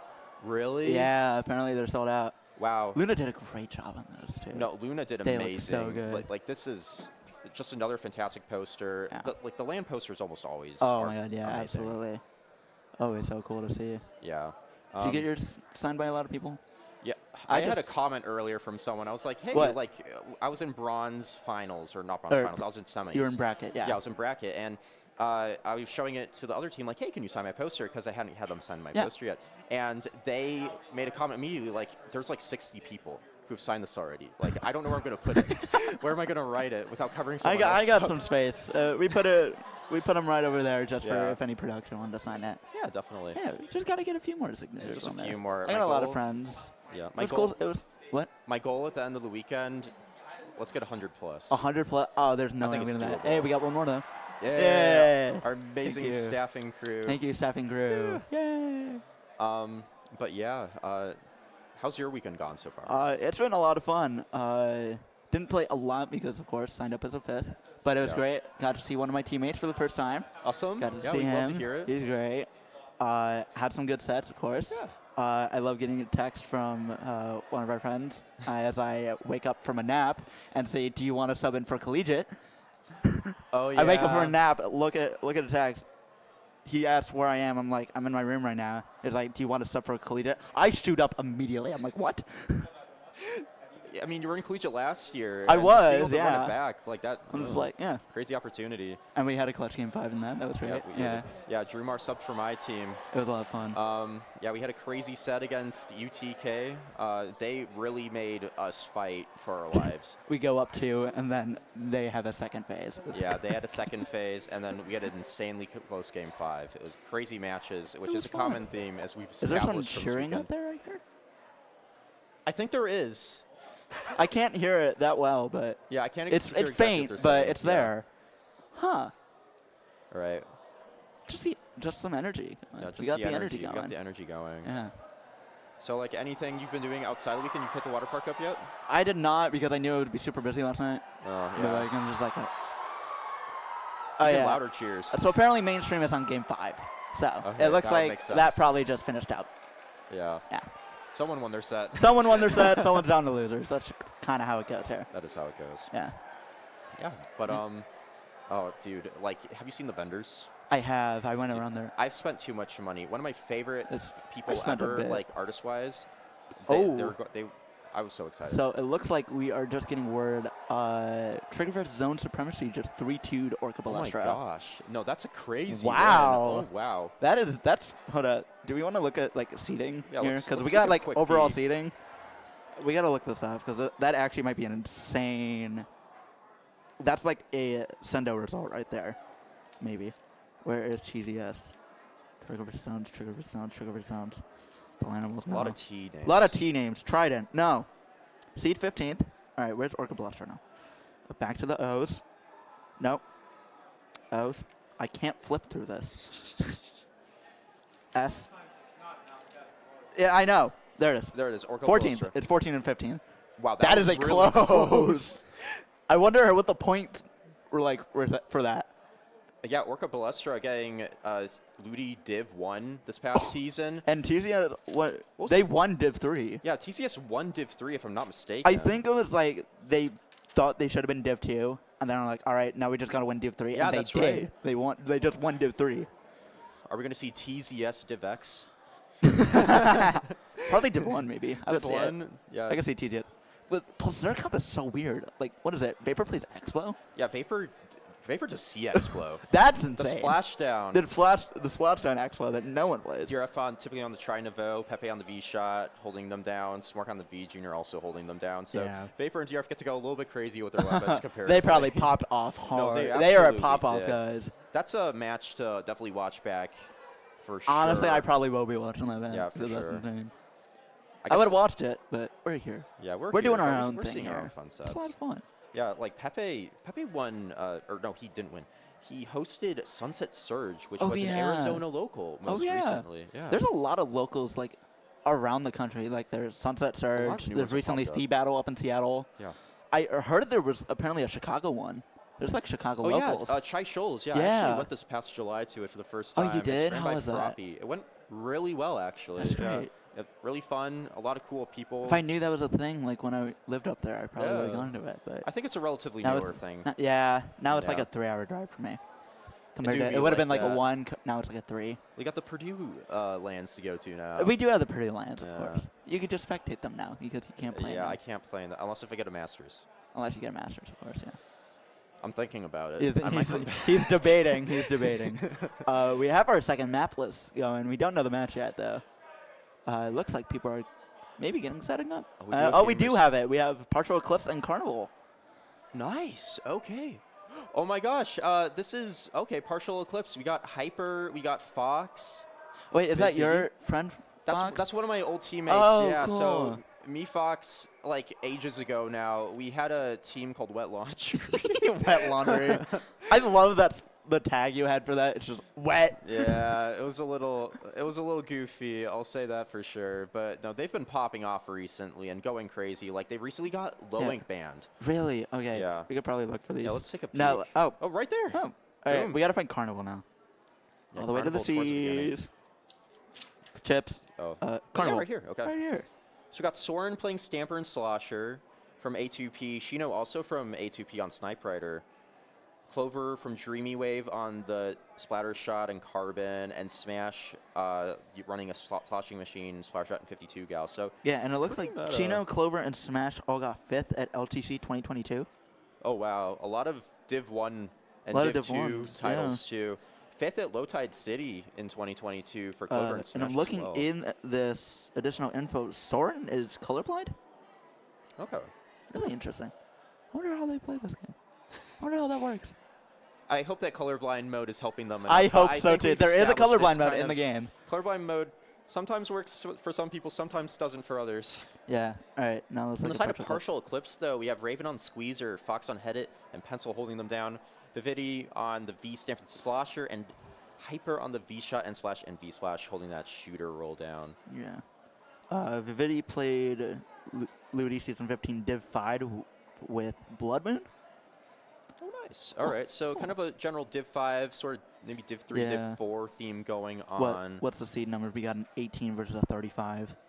I mean, I think Partial Eclipse might surprise us. I'm if not willing to I'm not put counting hedge them my out with bets- that. That doesn't mean anything.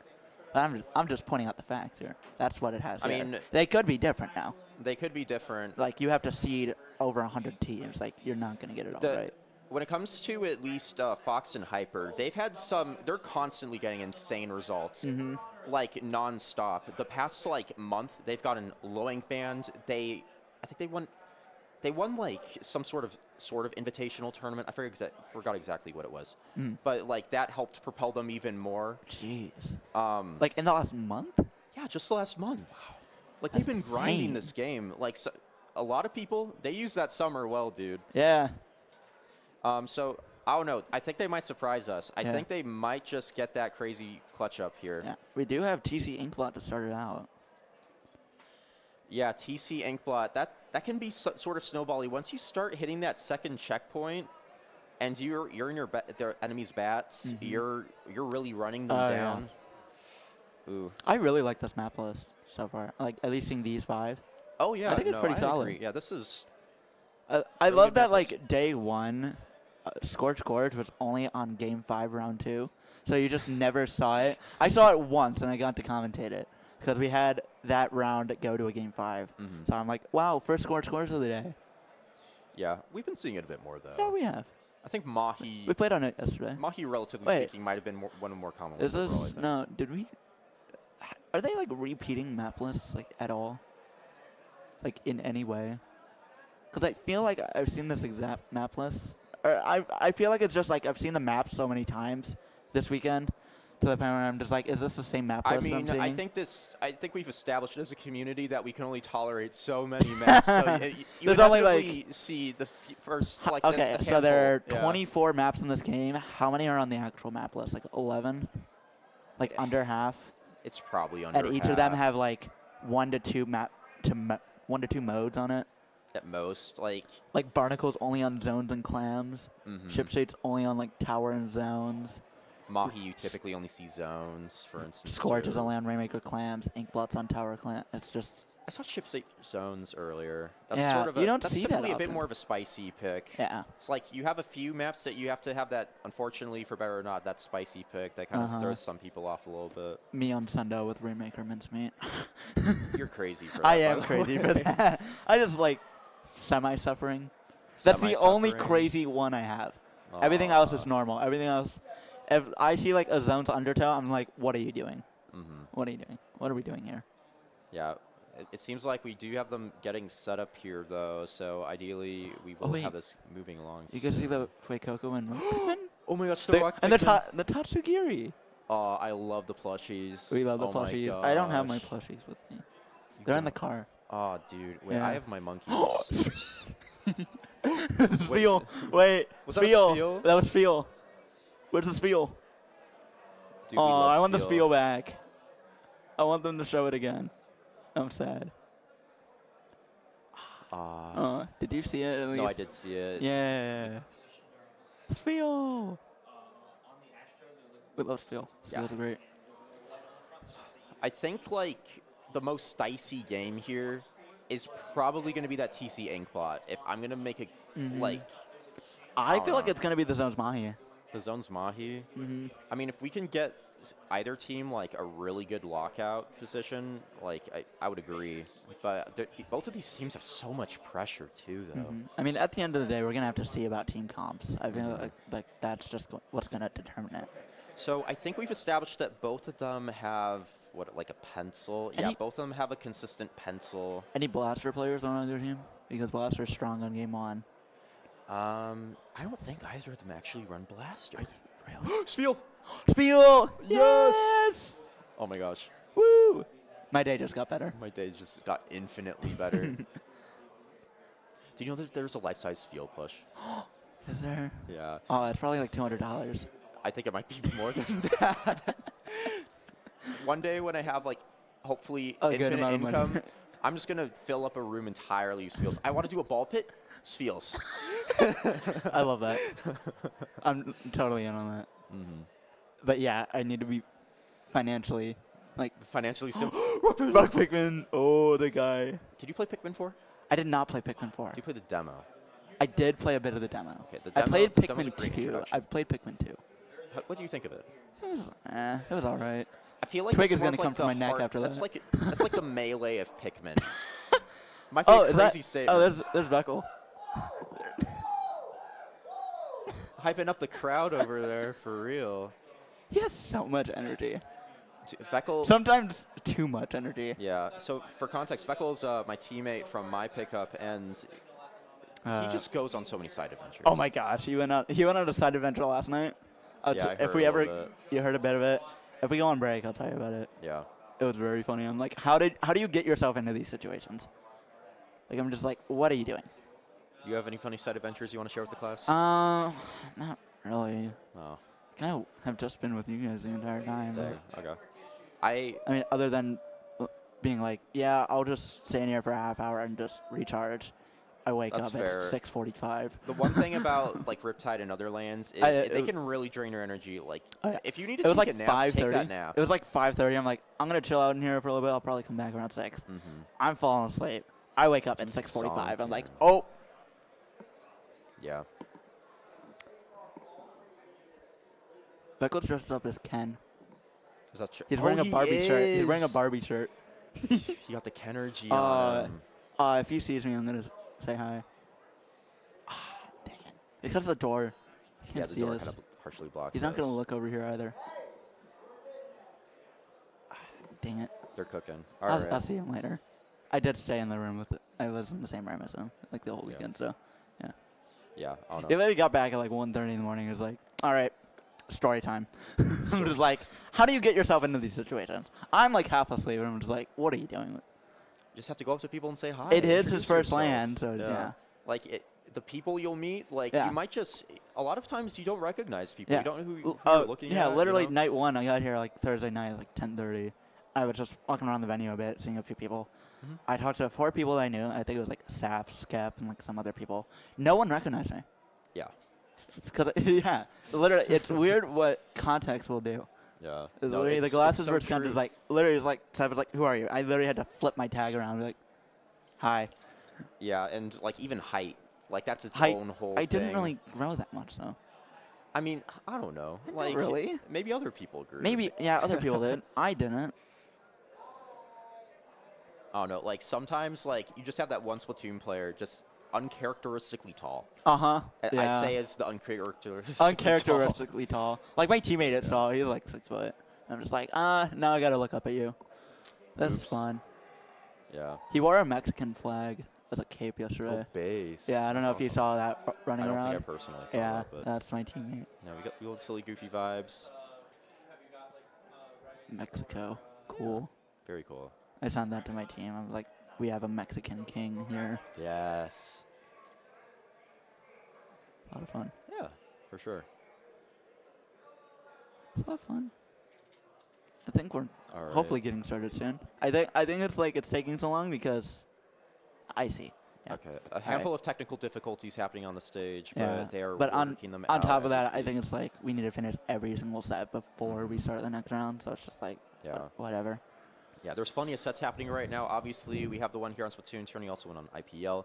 However, there's really maybe probably almost a dozen or something. Nah, just I happening feel on like the they took side. out some of the setups though. I feel like there's a lot of setups than there were yesterday. Are There's there got- really? I think there's like 8 setups compared to 12. Okay. And then they took Yeah, out I guess that would make because like sense. added like a whole bunch of rows of chairs for. I mean, this Grand. is the biggest Splatoon LAN in And North it is America. grand finals tonight. It is so grand finals, and we've established like certain teams, like Moonlight, like they go crazy at LANs. we need to see it in the line. What's your grand finals prediction? I'd have to look at the bracket. I but- need to look at the bracket. I can't Yeah. make a safe prediction. I want to say that we'll see some crazy upsets. We probably will. Like we saw plenty of those the past like 2 days already. Yeah, I remember Friday night. This was still pools. It was still pools. It was Kaisa Fan Club versus Pinpoint. It was a 1 seed and a 3 seed in their group, and Okay. Pinpoint won as a 3 seed. They Wow. won in a game 5. It was really close. It was really cool. Yeah. That match was so good. Jake and I were screaming like constantly. They had a Yeah, that Dapples typically 1 trick. happens. A Pinpoint has a one trick? Dapples 1 trick, an Octobrush 1 trick, and a Pencil 1 trick. That's a really crazy I combo. know. There's Dapples some and crazy comps you're seeing today. Like, this whole weekend. I feel like so many people are sick of seeing what the meta is, then they're just like, let's just not do it. I would agree with that. It's like you have the Zukas. Like for a while, we were seeing even like triple Zuka. We were seeing like double, triple Zuka Pencil, and it was just like, this is so boring. And Zuka had like it had the 5-frame buffer or something oh, like that. wow. That's it really like did that's nothing. nothing. That's a slap on the wrist. That's a slap on the wrist. Like at the end of the day, it's not going to affect too much I mean, when you're it's actually more trying than to use it. it's more than like Splash and Crab Tank got when it was meta. Mm-hmm. Splash got like nothing. Crab Tank got 1 second less. I do think like buffing the object damage on some of the other specials to help deal with Crab was the correct move. Absolutely. Yeah, But, and Zuka. Like, uh, Bubble, like, completely counters it now. Yeah, absolutely. Yeah. I think I don't know what is it like. We're seeing a lot of bubbles now. I've been seeing more reef sliders. I have too. It's weird. And I don't think there's a particular reason. I guess maybe the bubbles becoming a bit more common is partly Maybe. why. I don't know why so many people are playing Reef Sliders. Really? Is it still a bottom 5 special? Yeah, Yeah. So I'm just like, what are we doing here? yeah. All right. Looks like we're still going with technical issues. It's gonna take a while. As I stare into the camera's soul. Hello, people at home. How are you doing? Yeah. I miss a transition to break or something. Fuck. I mean, We're double checking everything right all right. Okay. If it's gonna take a while, we might as well. But I mean, we've been talking for a while, anyways. It'd be like that sometimes. Yeah, I do. I remember my longest commentary session was one of the Purdue in-houses. I commentated 4 hours. Dude, you clutched up for us for that. I clutched up for you guys so hard, dude. I was yawning on the mic by like 9:30. I'm just You like, looked dead inside. I was just, oh my god, I was so tired. I didn't take a single set off. I commentated every single match that you guys streamed. I think my longest break was 15 minutes between like commercial, like breaks. That was it. Gosh. I think I literally took 15 minutes to fill my water bottle upstairs and came back down and did the rest of it. Was that our 2024 invitational? This was fall last year. That was the in-house? Yeah, the in-house. This was the in-house. Okay. Yeah. Huh. It was fun though. Yeah, for context, for those who don't know, at Splatoon at Purdue, we've held like in-house tournaments meant for students to participate in. We've also done invitationals for other colleges to come down and help just Yeah, compete in That as well. one was so fun. It's always fun to see So we people. have a lot of different events, and Drew Mars come up clutch and helped us out a lot with that. You're welcome. Yeah, thank Too you. bad I'm No, playing now, so I won't be able to clutch up as much. No, it's totally understandable. And we have so much new blood coming into the scene Oh, too. yeah. Like so many great new people. I'll get them in the commentary one way or another. Uh, you don't remember how I got into it, do you? I don't know. You don't remember? Yeah, it that was ages was ago now. this was like fall 2022, I think you were going to do a streamed match for Bash of CCA season on the Splatoon Purdue Twitch. And Dynamite, the president at the time, was like, hey, we need one more commentator for this match. It would have been with Astronaut. I'm like, And you I have said no screw it. experience, and I'm just like, sure, let's do it. Yeah. And that was it. And then I got to CCA. Then I got on Splatoon tourney with Ludi tonight. Yeah. And now I'm here, and I'm just like, huh, how did I get here commentating top 32 of Riptide? There you go, dude. It's just how it goes. Yeah, It's that's just, awesome. just a... I'm thinking of a word, and I'm not thinking it. That's just how Was commentary that, already, goes. was that fall 2022? Yeah. Dude, you're coming up on your 2-year anniversary. Oh my god, don't make me feel... I think October 4th is when we formed officially, so that's 2 years. Ooh. Jeez. Sorry, I just aged you. You have aged me so much.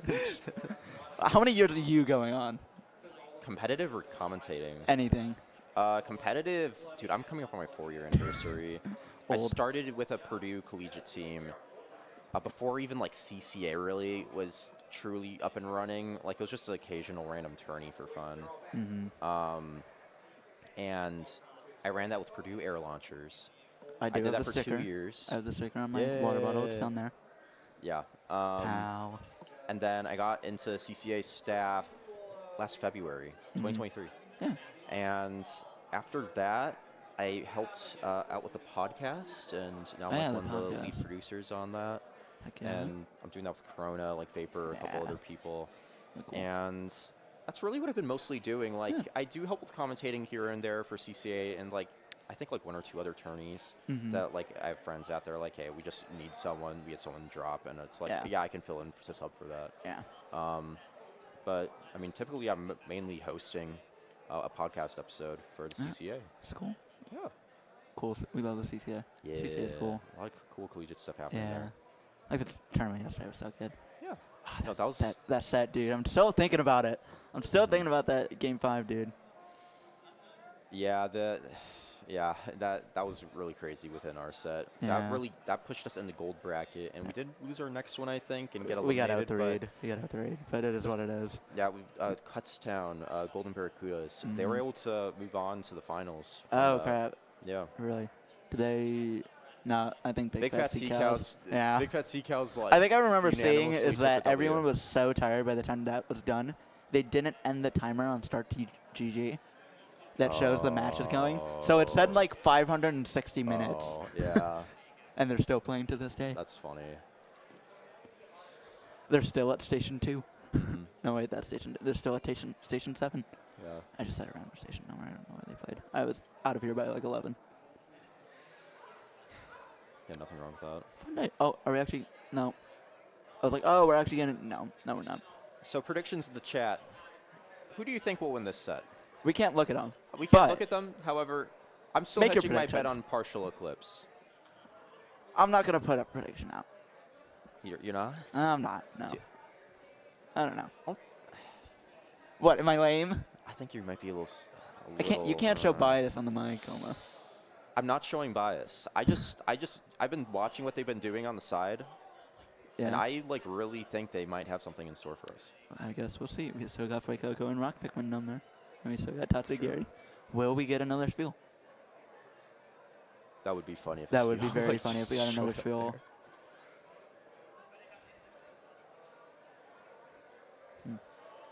Have you seen any of like the Smash gameplay or anything like that? I haven't been really looking around Not there. really. I've No, there's- checked we out know the there's venue a some- few times. I know that. I know there's, the like, art Rebels vendors are all in 2. there, so Yeah, all that's the art pretty much the only reason I've vendors. been in there. Yeah, I want to maybe try to watch Smash Bros. Finals at some point. Yeah. I know Hungrybox is here. Like, this is a very This packed, is a like Riptide compared to packed Riptide. most. Yeah. So Like this is even like the place to be. Splatoon in general. Like last year there was only like 290. This year there was like 450. Roughly, yeah. It's insane. Like, that's an insane number. I Like, really wonder. This might be like, the biggest. I think I heard it. This was like the biggest Splatoon LAN outside of Japan. Is that true? Okay. Yeah. I really wonder if we'll ever see a higher number. To be honest I with feel you. like we could. 500. I think next year they could crack 500. Maybe. Thing is, I don't think LTC's not happening next year, is it? LTC is not confirmed to happen next year, unfortunately. No. Yeah. That happened right when I finished school, so that Yeah, I the couldn't timing go. was a The little timing is unfortunate kind for of me, not really that too. good. I graduated that weekend. I was done with classes that Thursday, so I'm like, yeah. Yeah, that's a bit too back-to-back. I could Yeah. see that for sure. If it was like the weekend after, I'd be like, maybe. Same. The thing is, I think Purdue actually ended the week before, and then I had an extra week because, yeah, I see. I hear ya. yeah. It was fun though. It was alright. We chilling. I mean, we started earlier than other colleges. Like, my brother started, like, last weekend. He started classes last weekend after Labor Day. Dang, He started okay. late, but he's still getting out, like, around the same time. Oh, that's crazy.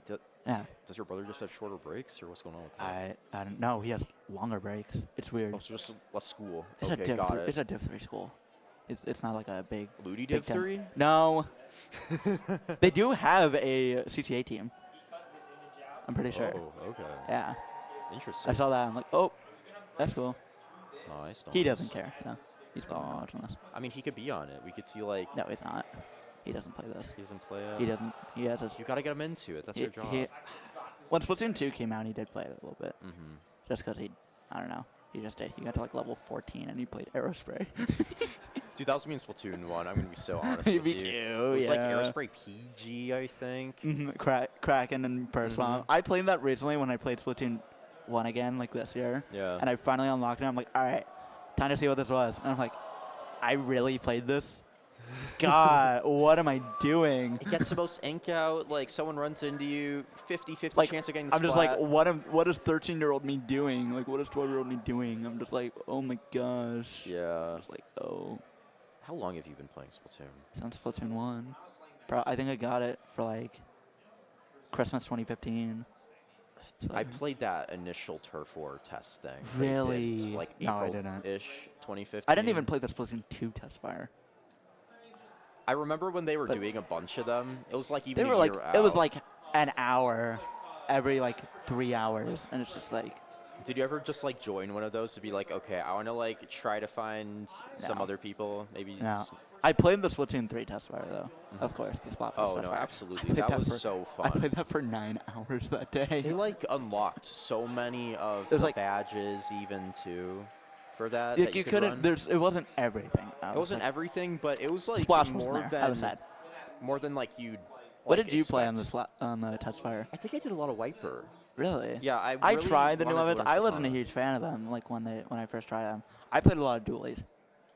That's fair. Yeah, I respect I that. played a lot of dualies. I was testing out Crab Tank because I knew Splash Mm-hmm. got switched to Crab Tank, and I was really upset about it. I could have had Zipcaster Man. I could have been Spider-Man.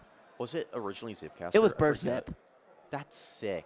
Exactly. Oh, Why would they dude. take that away from me? I really hope we. This is so. I'm coping so hard on this, but I really want third kits, and I want to see Toxic. some sort of splash. Probably not V-shot. Probably not V-shot. Probably not Gal.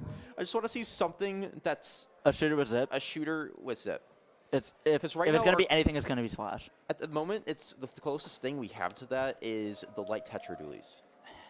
And they're kind of cool, but they're not They like have that Sprinkler. Good. They have Sprinkler.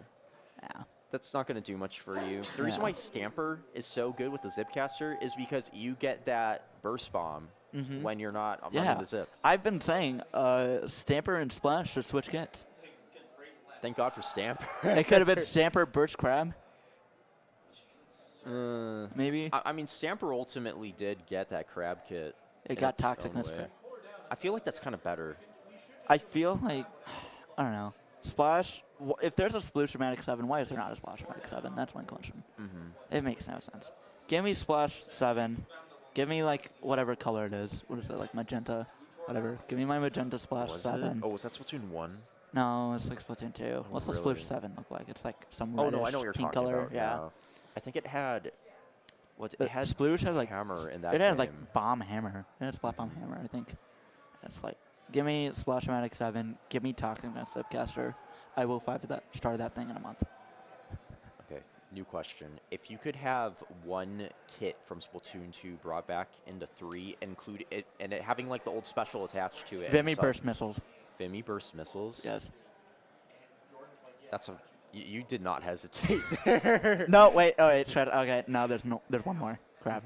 I don't know which one I would actually take. Because I know, actually, Mini already has Burst Bomb, so actually, honestly, that's not it. Tri-Slosher, Splat Bomb, Inkstorm. Tri-Slosher, Splat Bomb, Inkstorm. Interesting pick. Huh. That was my tower main. Interesting. Okay. Yeah. If I could choose one, I have to go Kensa Roller. What was the kit for that? A Kensa Splat Roller. I'm forgetting the sub. I want to you're say forgetting it was that. a Splat Bomb. It might have been a Fizzy. Of course you're forgetting it. But it had. We'll the look it up at the important break. Part, the important part is that it had the Bubble Blower. Okay. And that's why it was so fun. Okay. You could combo so easily. You could hide in the bubbles and get, like, not a shark Dude, really, but bubbles. just throw them off briefly. It's so weird to think, what would Bubble be like in this game? Like, I don't know. Splatoon 2 specifically, like, I didn't play competitive, of course. I was just really casual. Yeah. Me and one of my friends, we would go into league duos on tower control. Oh, fun. And we would just play double tri-slosher, like vanilla and Nouveau. Yeah. We would do 1-of-1. We got a combined 42 kills one game. And you know what's really funny about that? I was scrolling through the screenshots like later, and like this was probably like a few months ago, probably back in like January. Okay. And I looked at that screenshot, and one of our good friends, Episto, he was in that game. He was on our team on Like that game. OG old rounds. Like old, like Splatoon 2. This was like just 2020. coincidentally have that Coincidentally have that screenshot. That's Just because that was our crazy. most kills ever, and he just so happened to be in that game. Was he on your team or the other He was on our team. That's why I'm like, dude, is this you? He's like, Run yeah. back I'm the like, squad. what the heck? Run back to Splatoon 2 squad. Like, I told my friend, I'm like, hey, I know this guy now. And he's like, what the hell? That's insane. It's Dude, so the weird. Chances of Like, that. you run into, like, I looked back at old screenshots. I ran into Rissa in one game back in wow. August 2020. That's Didn't know insane. anyone in the community. And it's just like, wow, look at this great matchup. There were like 3-star 99s on the other team. Yeah. Rissa was on like Kgal or something. Oh, and it's fun. just like, wow. It's weird. I That's a great way can't to think putting of, it. maybe there was, maybe there was a match that I ran into you and I just don't know the screenshot. To be honest, like, It- I wouldn't be it's surprised. possible. Yeah. It is possible. Huh. I could have yelled at you for being a terrible teammate at one point and not know it. This guy sucks. I'm still doing that now in open. I'm like, oh my god, this person is actually just rushing with a sploosh and not doing anything. Thank you. Thank you for not contributing. It'd be like that sometimes. Yeah. It do be like that. Are we finally going? We got production. We have been waiting here for how long? 20 minutes? Longer? 20 minutes? Yeah. Been there. The fun part of lands is sometimes those hiccups happen, Yep. you know? But we keep rolling. We keep it rolling. Gotta have that match happen. Heck yeah. We are finally starting. We heard that dinging noise. We got partial and we're Eclipse and moving Carnival. forward. Yep, Finally, partial like Eclipse, 20 minutes after we talked about them. Let's see what we got. Carnival. All right, Carnival on the lift. Carbon Deco. Ooh, there's that Stamper. They're gonna be Pretty pretty much- aggro. Yeah. Custom Explo? Custom Explo. Custom Explo. Partial Eclipse. Double Zuka Custom Explo? Excuse me. Oh. Okay, we did have a battle end. Oh, what's going on? Production shall let us know imminently. Oh. No? Is it? It was. Was it? I thought it was Tower Ink Lot. I guess we'll hold off on that.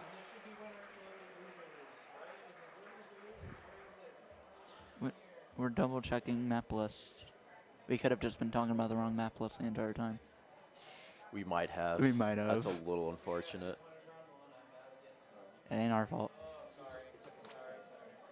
Blame production. Don't blame production. Production's great. Production is doing a great job. We love production. Production is doing a great job. Very true. We're going to Clams Barnacle. We're going shopping. Clams Barnacle. I feel like this is a slightly controversial map. Really? It's way better after the rework. I agree with that. Like the addition, like Pit's brand new, right? Yeah, they added that pit. Like, play that map again without the pit. Oh, that was awful. That was like, that was alley, you had insufferable. nowhere to drop back to if you committed to the alley. It was insufferable. The thing is, you can't back up out of pit, which, I mean, fair. It's supposed to be kind of like that. It's like you gotta... Again, what's the word? My brain's short-circuiting. It happens. do be like After that a long weekend like sometimes, this, yeah. my brain short-circuits. But Well, we're finally okay. starting. We're finally here. Woo!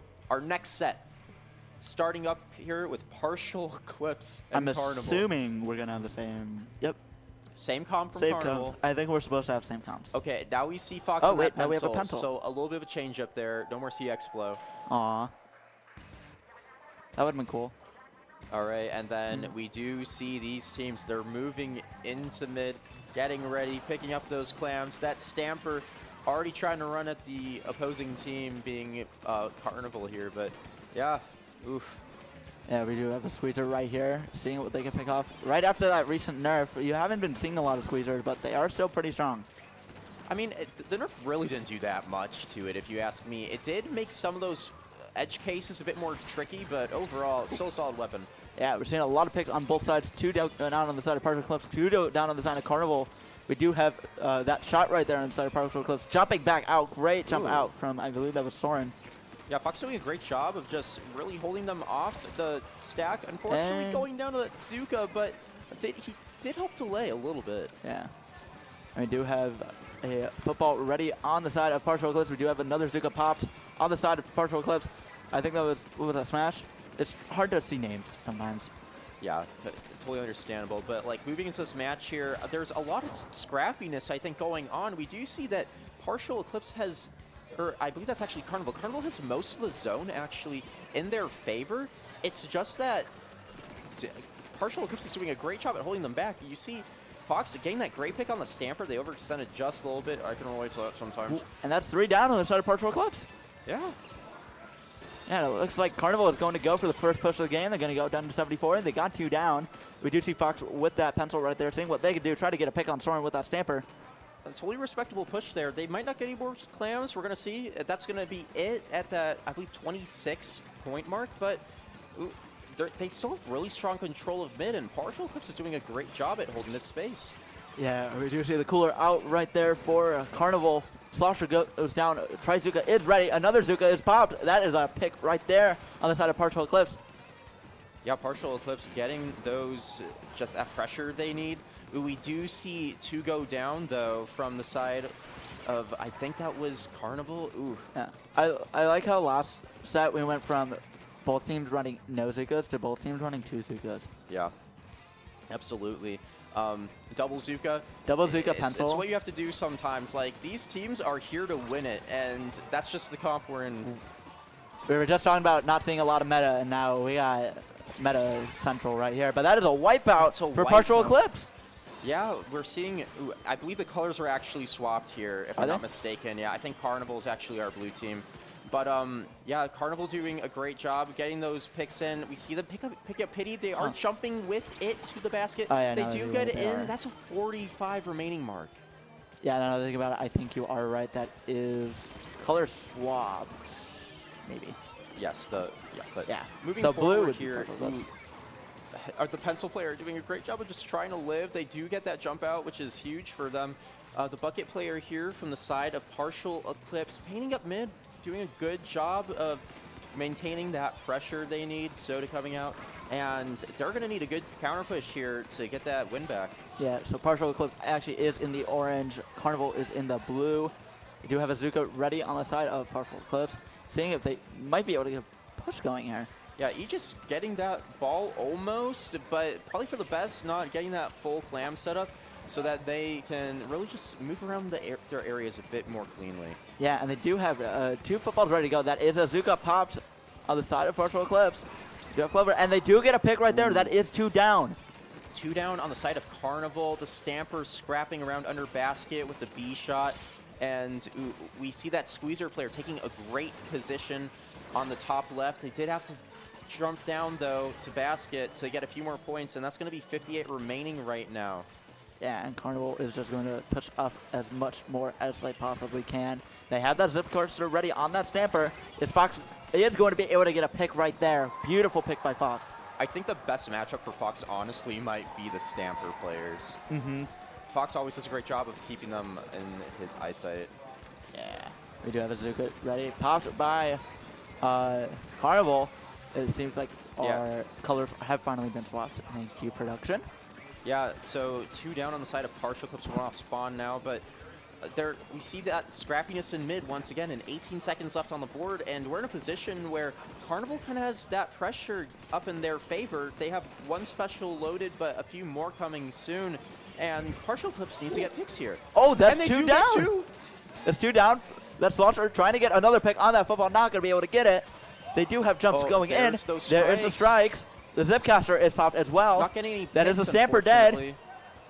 But they do, halfway down through overtime, we do see the B-Shot player go down.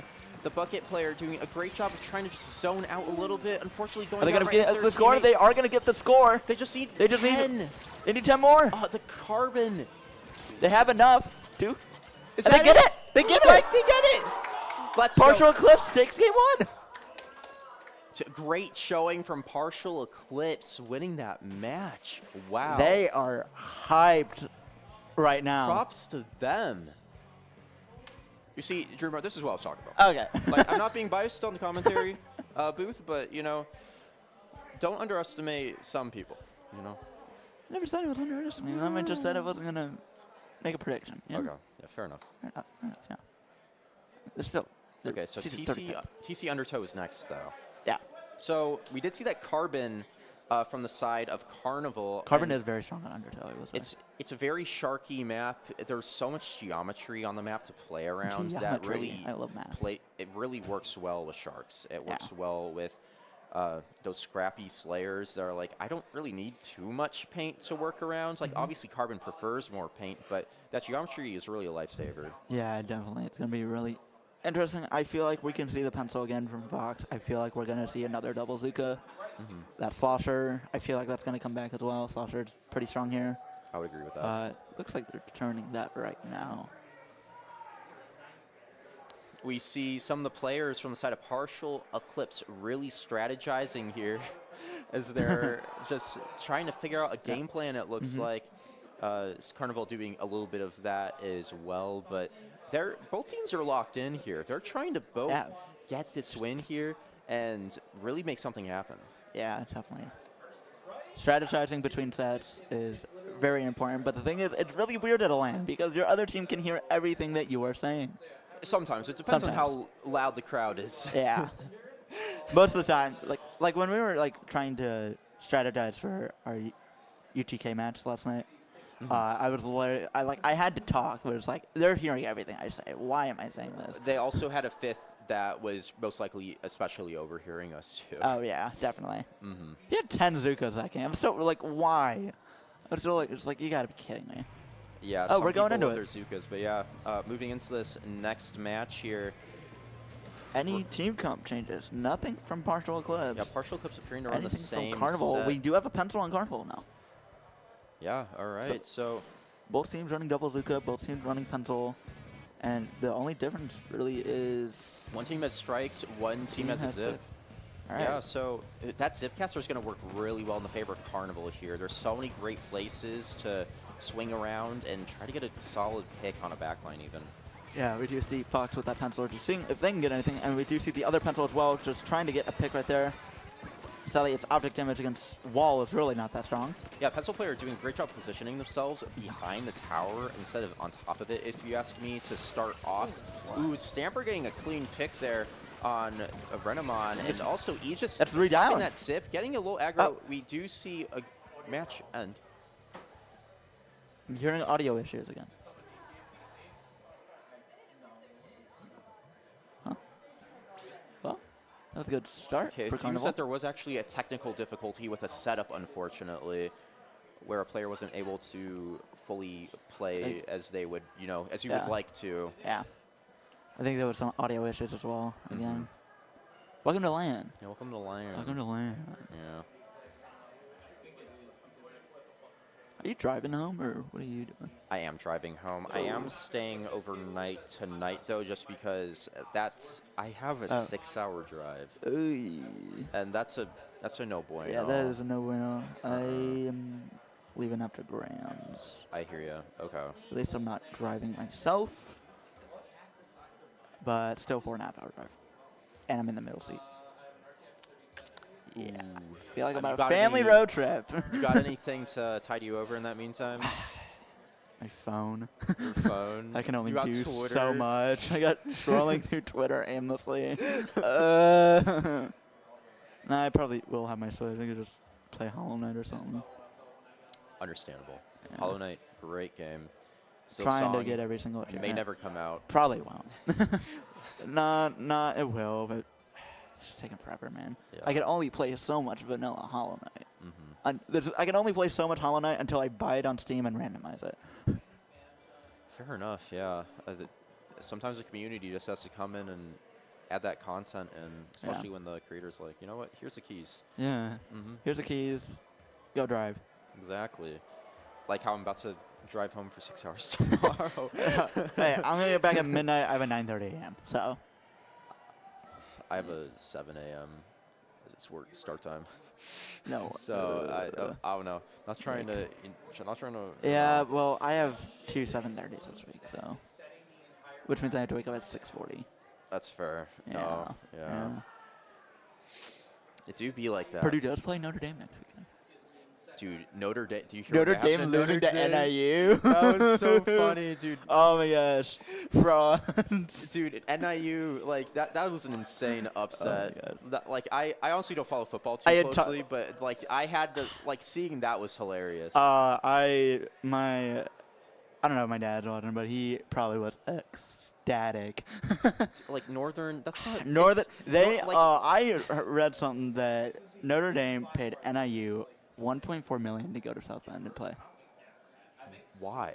because those high division teams pay smaller schools to go there and just Have an additional game. and just get destroyed. Yeah. That's crazy. Yeah. Okay. Apparently so. I found that out yesterday. That's really interesting.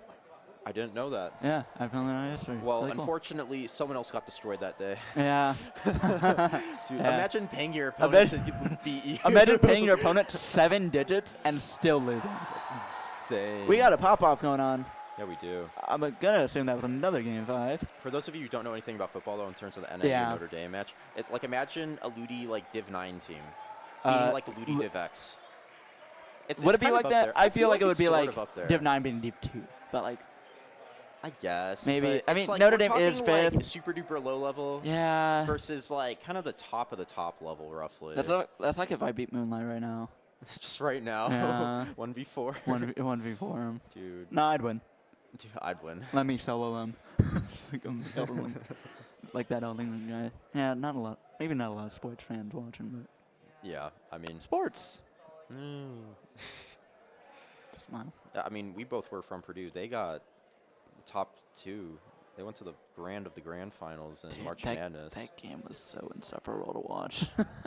I I went to had the watch party at yeah. Mackey, and I was screaming There was. like in anger. We were both I there. was- Oh yeah, you were there. I forgot you Yeah. were still a student at the time. Yeah. Kind of forgot about that. Forgot you Just forgot graduated that last Oma- semester. You forgot that Oma was. I ever a forgot Purdue that student. That's you were there. I crazy. forgot you were a Purdue student then. Forgot you God, graduated I was last like the semester. VP and everything. That's insane. Wow. You guys have a lot of new people there, though. So Yeah, we do. You got It'll be to exciting. meet those new It'll be an people. exciting year. Mm-hmm. Yeah, for sure. Let us cook. Let us cook. Let us cook. Let us cook. Let us cook or let us cook? Both. They both. Yeah, She cooks and we are going to cook. absolutely. As we sit here aimlessly and wait. Yeah. So, I don't know. Any like theories on like what we're gonna see maybe moving forward in game 2, maybe game 3, 4, I 5? thought the rule, at least for game 2, is that you have to keep the same comps. I thought I there was would a rule assume with the that, DC like, that you have they- to keep the same comps. They were kind of running that They were running. that cancel like Yeah. towards the end of their window, roughly. Yeah, it was like by like 4:15, like 4:30. Like there was a decent amount of stuff happening in the game. Like it was soon enough They where had it a was fine triple. that they could do that. I think Yeah, but they had a triple going. Carnival had a triple, and then they immediately DC'd. that might or like That might be in. turned it off. That really is going to probably be more in Partial Eclipse's favor, though, because they get to completely restart from ground zero. True. Zones Mako, we're definitely going to see Slosher there. No questions asked. That's just such a strong map for Slosher. Probably Manta as well. Honestly, probably every single map is good for Slosher. Maybe not Umami, but Umami a bit. A little bit. Umami with a question mark. Giant question mark. A giant question mark, yeah. What's your favorite map on this set? On this set, Yeah. probably Zones Mako. I agree. No, I think Zones of Mako What's your- is the Splatoon yeah. map. Yeah. What's your favorite map in this game, like, at all? Zones of Mako. No, like, just the map. Don't care about the maps. Just the map in general. Out of all 24 maps. I think the vibes of Mahi, maybe not Fair. necessarily Mahi itself. I just like the idea of this giant pool, you know? That's cool. I also think that's the best mechanic. It does have the easily. best game mechanic. I wish we saw that more. I wish that was like Yeah. maybe even every map. I think every map might be a little bit much, but at least a couple more. Put on Manta where, like, part of the ship sinks. Yeah. I think if I would have to choose one, that would be like most of the modes and just in general how I like it. Maybe Haggle. Haggle's Yeah. always kind of a safe one, I think. Mm-hmm. There's not really any weird, super weird ones. Like Tower's fine on it. Rainmaker you see sometimes it's fine on it. Clam Blitz is Haggle? even. Clam Blitz is probably the On least popular. Hagglefish? Yeah, Haggle. Oh, I don't like it. I don't like Clan Blitz on that. We were seeing it quite a bit. Like Haggle was like one of the. We were seeing it quite a bit when there were like 12 a year maps. ago. Yeah, but that was like one of the few ones that you saw all four though. Yeah. Sometimes. Because there was, like, not a lot of options. Yeah, like, what, I think it 14, still 16 beats out maps? some of the other map modes we see sometimes. Clamps, Haggle? Maybe. I wouldn't choose it personally. It's not my No, favorite. I'm not no. saying that. I'm just Yeah. saying that you have like the mediocre sort of map mode, and you have the three like really solid ones Yeah, following you it. also got, like, Hammerhead and all that. So. Hammerhead. Hammerhead's garbage. I agree. Yeah. Why? It's like you have, Hammerhead's, like, the maybe bad the maps. worst You're like, one. you have average maps and go down. I'm like, yeah, and you also have bad maps. Like I think Hammerhead's problem is it's just way too long. Like it takes. It's just a corridor. It's like Eel Tail, but longer. I think they literally should have just ported Splatoon 1 Hammerhead. Yes. Like I directly. didn't even like that. I didn't like it either, but at least it It had was an interesting. gimmick. It was interesting, had a lot of grades. Rainmaker would be absolutely insufferable on it. Oh, that's like the one mode I always like would get stuck playing. Did you know in Splatoon 1 there were some map modes that were not put on public map lists, like, at all, because they were just so bad? Oh, I didn't know that. I think there were 2 Salt Spray modes that weren't. Oh, I believe that. But we're getting back into it. Same comps. Partial Eclipse versus Carnival. Partial Eclipse up 1-0. Running it back, and it appears as you would expect, we're seeing those same comps. Fox, again, going back up here. Repositioning himself, seeing if they can get a pick. Yeah, we They have do that- get one. Ooh, that's a really good pick on that Stamper, and that's going to really stagger Carnival's initial push that they were able to pull off last time. Yeah, and we do see that Carbon going down as well. So he just does pop that Zuka. Seems like can get a pick. Partial Eclipse doing a really great job here. We do see the Stamper running forward. Fox and BViddy are ultimately able to get that pick, but they're doing a great job of corralling them into the right side of the map so that they can get that clean left push. Yeah, we do see Fox popping that sprinkler, trying to get a little bit more extra bring so they can get that Zuka. I mean, not that Zuka, that cooler ready. Can you imagine pencil? Oh, with Zuka. No, don't give no ideas for anyone. No, I mean, pretend I didn't say that. Yeah, exactly. Yeah, Slosher Slosher playing pretty far up here. They do jump out, make the probably correct decision as some of the players from Carnival were starting to move up on them. Yeah, but they lot did of get a push to spine. 60. A lot of people playing around the spine right now. Yeah, they did get a push to 60, so that's pretty solid to start off. But Yeah, not I bad feel at like they're all. going to need a bit of a stronger lever if they're going to hold off a team like Carnival. I agree. Yeah, Carnival having like what was it like Div 2-3 players on it, like that's Yeah. gonna be a team that you're gonna want to be aggro against. And it looks like Carnival has main control over mid right now. Yeah, you Oh, are what a right. great Zuka by Smash on to get that pick off Fox. That's 2 down on the side of Partial Eclipse. Partial Eclipse trying to be on defense at this point now. The Carbon Roller doing a great job of just causing havoc and chaos. Squeeze are trying to get some space for their team to move forward, but we're seeing that range nerf kind of coming into play a little bit Yeah. there. I was like, did they nerf the range at least at all? I forgot. But yeah, they they did, did. yeah. That's a great pick. Chino Oh! barely getting their team past the checkpoint, but they do go down, and that might be the end of their push. The Carbon saying no I didn't to even that, see though. them there.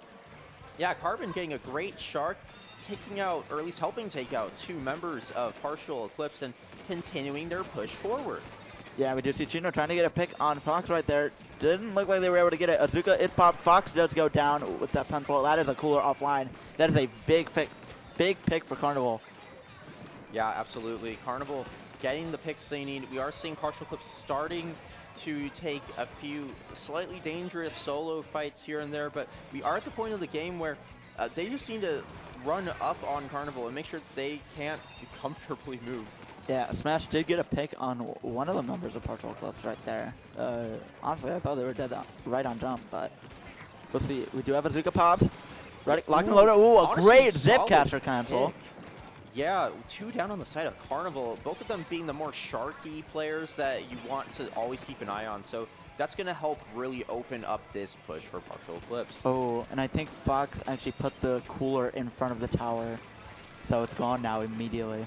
Unfortunate. However, they're doing an okay job holding down. We do see Vividi with the slosher doing a solid job with the strikes of Fox. trying to keep their team zoned in and spaced. Carbon saying no to that and helping the team get a wipeout, though. Yeah, we do see Clover with that Carbon. We do see someone sharking down here. The Stamper, I believe that's Soren? Yes, I believe you are right there. Yeah. Yeah, Soren doing a great job of holding that space towards the front. We also saw a Zuka from that Carbon, I believe, on the right pop out, and the B-Shot also with their own Zuka as well. That was a great pick by Fox on that Stamper right there. So far, Partial Eclipse doing a solid job of keeping the Carnivals just pushed back generally right now. We do see the pencil stuck on mid now. However, Carbon once again taking that aggro position on right. Yeah, we do see the pencil right there for Carnival. Able to get a pick on Aegis right there. We do see the Carbon trying to get in. Is not able to get Fox. Fox doing a great job of helping the team clean up some flanks that really are potentially game-changing. Soren attempting to take a flank, they take one out with them, but just a lot of back and forth right now. We're seeing 2-2s, 3-3s. Ugh. Yep. Yes, right now we got some specials ready. We got the Zuka. The Zuka is down. That's 3 down on the side of Carnival. Yeah, we saw that double Zuka helping, obviously not the most ideal play, but it did help clean up some of the issues that they were facing. Some bombs coming out on the side. This is now or never for Partial Eclipse, and that reflects in Are they going to be able to get we're seeing this? right now. That is, they're not. As Carnival jumps onto the tower and makes the set 1-1. But the fact that the Partial Eclipse was able to move up They got that a much? partial push going. Partial push going. Carnival, you could say, was having quite the time, quite the carnival themselves. I'm seeing a lot of people in the crowd back there. Yeah, this is a hype set. Both of these and teams people are have now a lot of leaving. friends. And people started leaving. But Well, okay, right when I opened my mouth. Huh? But yeah, it very close here. I see a Piplup. I see a Piplup in the background. You can barely see it under Undertow. Oh my gosh. Piplup. Piplup. Piplup. I love Piplup. Not my Chimchard's favorite better. personal Sinnoh. Yeah, Turtwig's my favorite. Sorry. I respect that. No, I respect Torchic. That's a good choice. No, I said Turtwig. Oh, Turtwig's Turtwig? my favorite Sinnoh. Oh. Yeah. Okay, well, you have the wrong opinion. I'm sorry. No, Torchic's my favorite, overall. Yeah. I thought we have a plush of it. You do have a It's in the plush. car. He's in the car. He's taking a nap. Is he going to drive the car? No, we'd crash.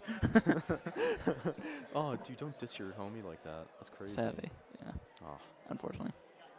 All right, Should probably well. teach him how to drive there. Okay. I'd be like my mom. It's like, stop!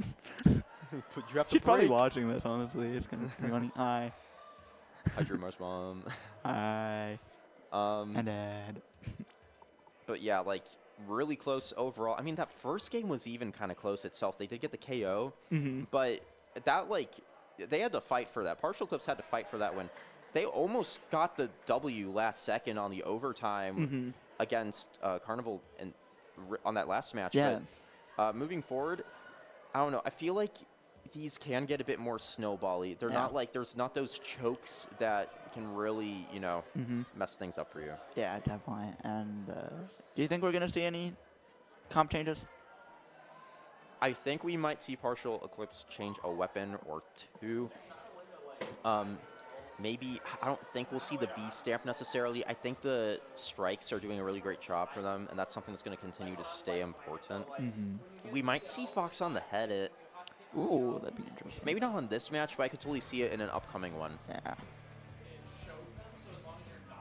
It just has gold crab and 5-star slash. That's dope. And we do see the head it from Fox. That's the head it. Is that a slash or deco? Am I going insane?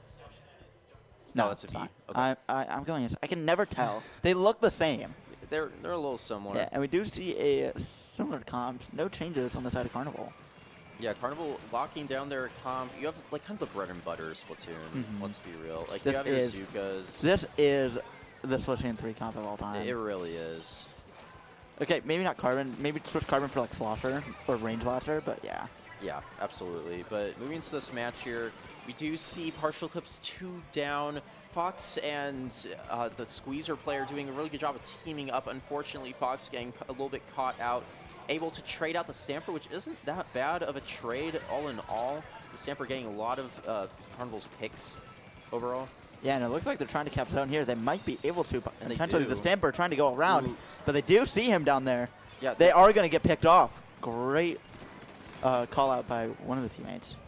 Yeah, a lot of, again, like this reminds me of the first match, a lot of scrappiness. We have this large open area with a lot of places you can hide, and it's really reflecting in how the two teams are fighting against each Yeah, other. we do see Fox having to jump out. They did save that cooler, though. Very good jump out. Oh, for sure, for sure. All right, yeah, they're starting to take a few more aggro positions. We did see Partial Eclipse get a solid pick on the Zip caster there, I believe, but on the side of Carnival, they're all really holding the drops really, really well. Yeah, I mean, they are able to take lead back. Partial Eclipse is going to have to push in the mid. They do have Azuka ready. Yeah, They are able to take zone again.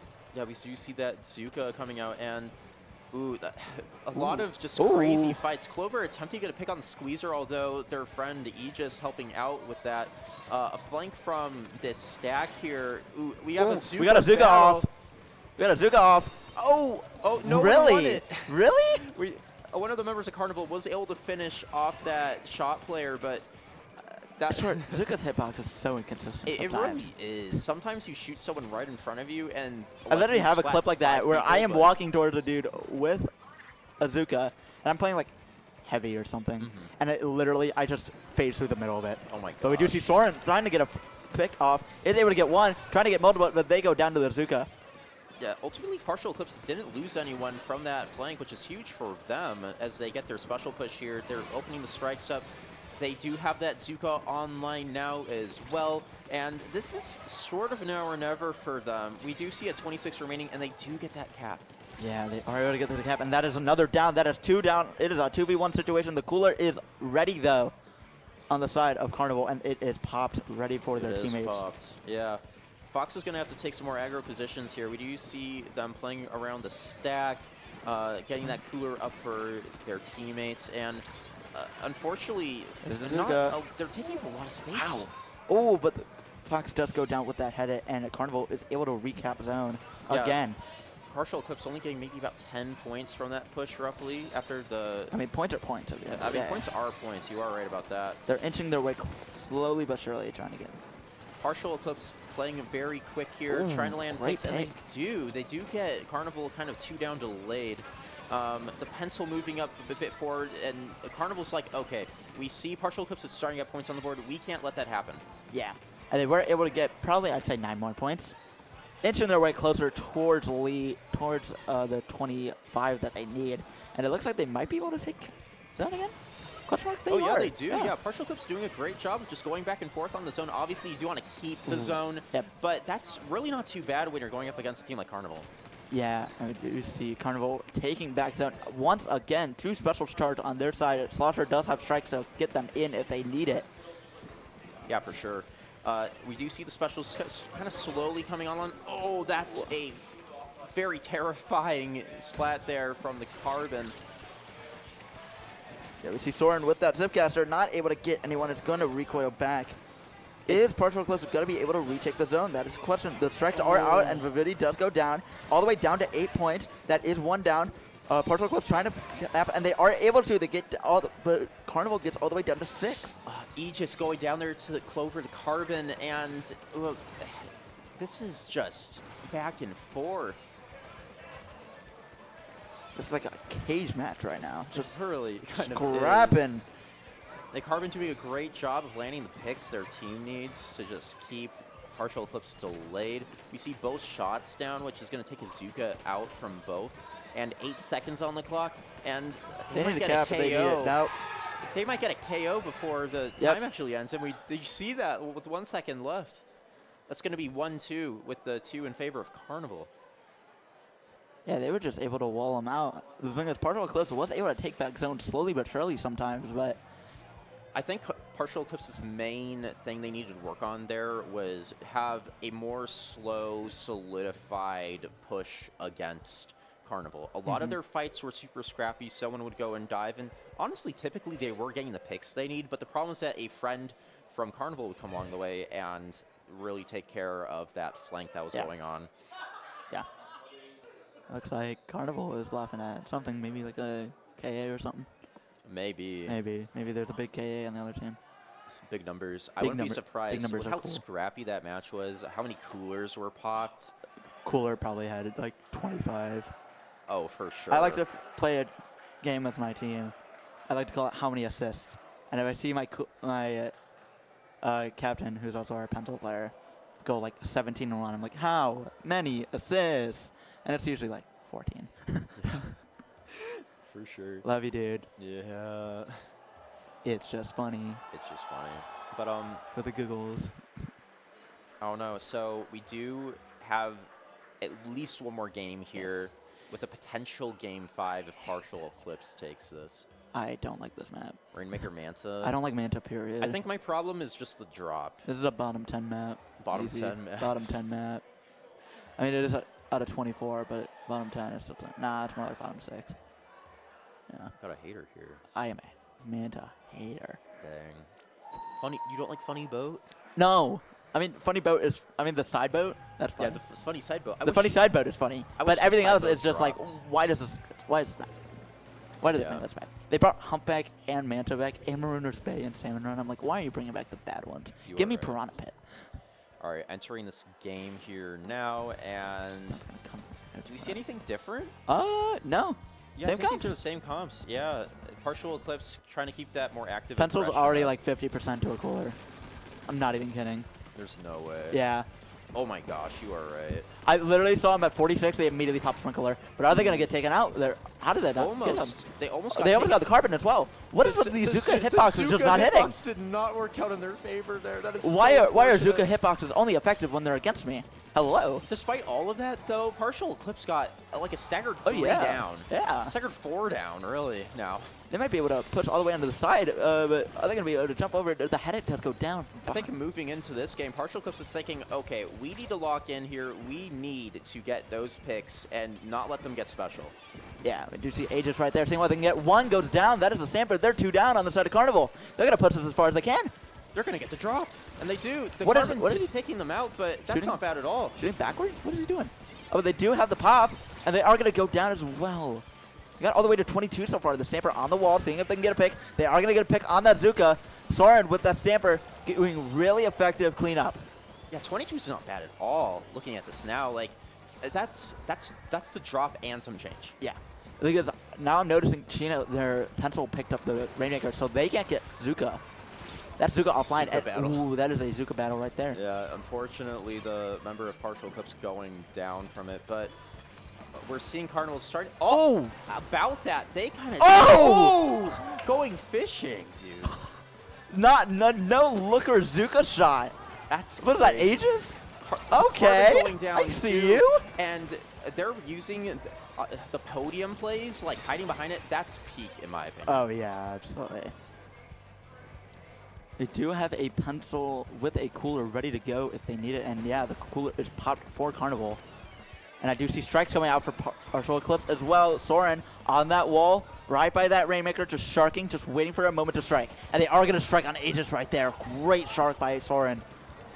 Soren doing a great job of helping keep the aggression with their team right now, getting the picks that they do need to cancel out pushes, and I mean, The Zukas. yeah. The Zukas. The Zukas, It's just constant. There's like one every 15 seconds. it might be more than that. Like, There's we 4 can of break out them. the numbers. There's 4 of them. Yeah, we see Soren with that Zipcaster trying to get a pick on Fox. They do get the 70, I think. It's a 70, right? Vertical slash? Yes. Yeah. yes. Because it's weird. Because I know, like... Oh, wait. We do see Soren trying to go for a drop. Oh, they get to 24? Only 24. Oh, and they do keep the drop potential, too, so they might be They're able going to to have to keep that reset. pressure. Partial Eclipse has to reset this. Yeah, this is a very dangerous place to be in when Oh, they're and still Fox moved grabbed up it. so far. Fox. Oh, that's not the Oh! wipeout you want to see right now. And it looks like Carnival is going to be able to That's take the probably lead gonna be there. lead, yeah. And then some, getting all the way to 8. That's gonna be Unfortunate rough. wipeout for Yeah, partial Eclipse. They do get They get the wipeout. reverse. They get Yeah, the reverse wipeout. Yeah, but they're going to have to move up all the way back. And we've And- already seen them do it once before. Yeah, and again, the cooler grabs the Rainmaker so they can't get cooler anymore. Yeah, for sure. We do see a couple specials starting to come up on the side of partial Eclipse, although they need to Soren prioritize trying to the get life. picked. Soren does get picked with that Stamper. Great pick right there. We do see the Slosher trying to get picked on the pencil. We do see Yeah, the pencil 2 seeing down, what they can do. staggered on Strikes the- are out. Zuka is out. That wall's a little scary. Oh, just so much going on. And that is a wipeout for Carnival. Yeah, unfortunately, that push may be coming a little too slow overall. Although they had to just keep taking out those members of Carnival in order to move up. Sometimes I miss when pencil wasn't meta. Same. Oh, and it looks a like whole 3 different down game. again. Yeah. It was a whole different game. Okay. And it looks like Soren's already going all the way. Oh, they tried to make the jump. Wipeout. Are they gonna make the that's jump? That's going to be KO. Oh, And that's the set. that is the set. Yeah. That's 1-3. I don't know. My mind kind of just blanked. Yeah, that is the set. Carnival moving to top 8 of top 32. Top That 8 is of true. winners.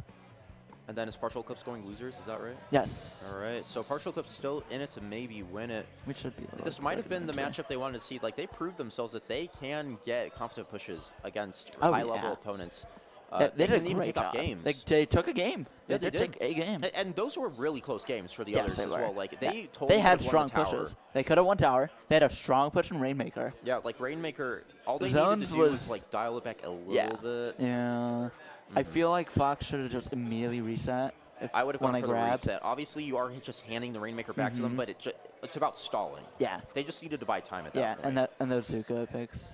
Mhm. I think it's now time to say goodbye to Flick Coco and Rock Pikmin and Tatsugiri. No. No. Halfway Coco. Bye bye. Is there something behind the carnival? There's don't something think back so. there. Is No, there? it looks like there's small feet down there. No, I think that's just the Rock Pikmin flower. Oh, is it just a Rock Pikmin flower? Yeah, yeah, Oh, it is. okay. I don't know Okay. what Rock Pikmin looks like, I guess. Rock. I am not a Pikmin fan, I guess. Fake fan. Fake fan. I should just retire now. Oh, Okay. doesn't know his Pikmin facts. I don't know my Pikmin. Oh. Twig is gonna come from my head. Uh-oh. Uh-oh. But, yeah, great set. Yeah. Like, that was really exciting. Yeah. What a fun. Looks like we are. I think we are going into a top 8 match, but production is doing their stuff behind the scenes. Yeah, trying to find the seed, trying to figure out who's moving up next. Thank you, production. We all say in unison. Yeah. We love production. We love staff, Can we production. can we just get a TOs. shout out to the TOs, the production, everyone who just The shout got out this TOs. happening this weekend. Shout out to them. Just Like, great job. We have overall. mentioned that there are sometimes LAN issues, you know, like a It screen's happens. not working, maybe Mhm. someone can't connect to the Ethernet, but Or some audio. there's so Yeah. many setups here. Oh, and, yeah. like, for the most part, they're running smoothly. Like, stuff's running on time for the most part. Like, Today, it's, at least, yeah. For the most like, part. even when it's not, they are putting that effort in to keep it going. Yeah. Definitely. Just shout out to them. Yeah. Glad to see it. And we're seeing some. Is that Kyo? It's like, I think it actually is. We actually might be. I think that is actually Oh, Kyo. wait. That's I our don't know next if Kyo's match. getting on this match, Kyo, but... it looked like he was getting on the setup. Uh-oh. Uh-oh. Ooh, Kyo. You got some. Yeah, like what? What div are you? Like Div 5, Div 6, and a Div 8 commentating a Div X. We are out of our league. No, maybe a little bit, but hey, we know our teams. We know our teams. We know our for the teams. most part. Yeah, we do. I think that team is called the Pursuit of Happiness. I think that's the pickup name. I can look for this. Would it be under T? Would it be under P? Would they be weird and put it under P? Or would they be normal and put it under T? The YSTS. Okay. The Eternal Pursuit of Happiness. Yeah. We don't even know if we're commenting that, but there it is. It Yeah, is kind of like a normal. FT-Win Starburst. Yeah. From the looks of it. I'm really excited for Grant. Oh, Grants is going Grant to is be going to so be great. the energy in that room is going to be absolutely absurd. I mean, you remember last year. I remember last year. was insane. Dude, last year was absolutely insane. I know LTC was also crazy. I this wasn't past- there, but I yeah. wasn't there either, but I watched Yeah. some stream. Oh, we got Carnival versus the Eternal Pursuit of Happiness. Oh, so okay, Carnival Carnival's running it back back. with us. We get more Rock Pikmin and Boy Coco. Yay! No more Tatsugiri though. Aw, On Rip Tatsugiri. rest But in yeah, we peace. got Bagel, Kyo, Biscuit, and Ice. This team is like the top level. This is our #1 seed in the entire tournament. I mean, if you ask me, I think we might be seeing these guys up against Moonlight, maybe. That's my prediction for Grand. It kind of was how it was last year. I mean, FT win against last Yeah, Light last year. basically, for the most part. But it was swap out a it was member or two. Moonlight, no Omega, put in Harashi. Yeah, last we had year. Blue Chara. Blue Chara was in the building. I don't think Blue Chara was in the building this year. I saw on a car when we were going out to lunch the other day, like a Blue Chara sticker still on someone's Really? car. Oh my It gosh. was like, wow, you got the OG stuff. I still have my Blue Chara sticker. Chara is here. Chara is The here real this Chara year. is here. Hearing You his have voice Red come out of Chara. hearing his voice coming out of a real person and not a PNG was very weird. That's very fair, yeah. It's like what we were saying a long while back, like during the first set. Like yeah. so many people, like you don't expect for what Yeah. they look like, you know? Yeah, you just hear a voice and you expect the voice. It's like you know what they look like, but it's still weird seeing them like in person, Absolutely. like in the flesh. In the flesh. Yeah, and it looks like we got a big audience for this game, of course, because we got our #1 Naturally. seed. Yeah, we got Biscuit, Kyo, Bagel, Ice. Yeah. Like, these Who's- are people. That So, if you wanna predictions in watch chat. that- Yeah, yeah predictions in chat. Predictions in chat. We got our #1 seed here. Yeah. What if we saw an upset right now? What if Carnival just upset them? That would be the most insane stuff ever. Absolutely.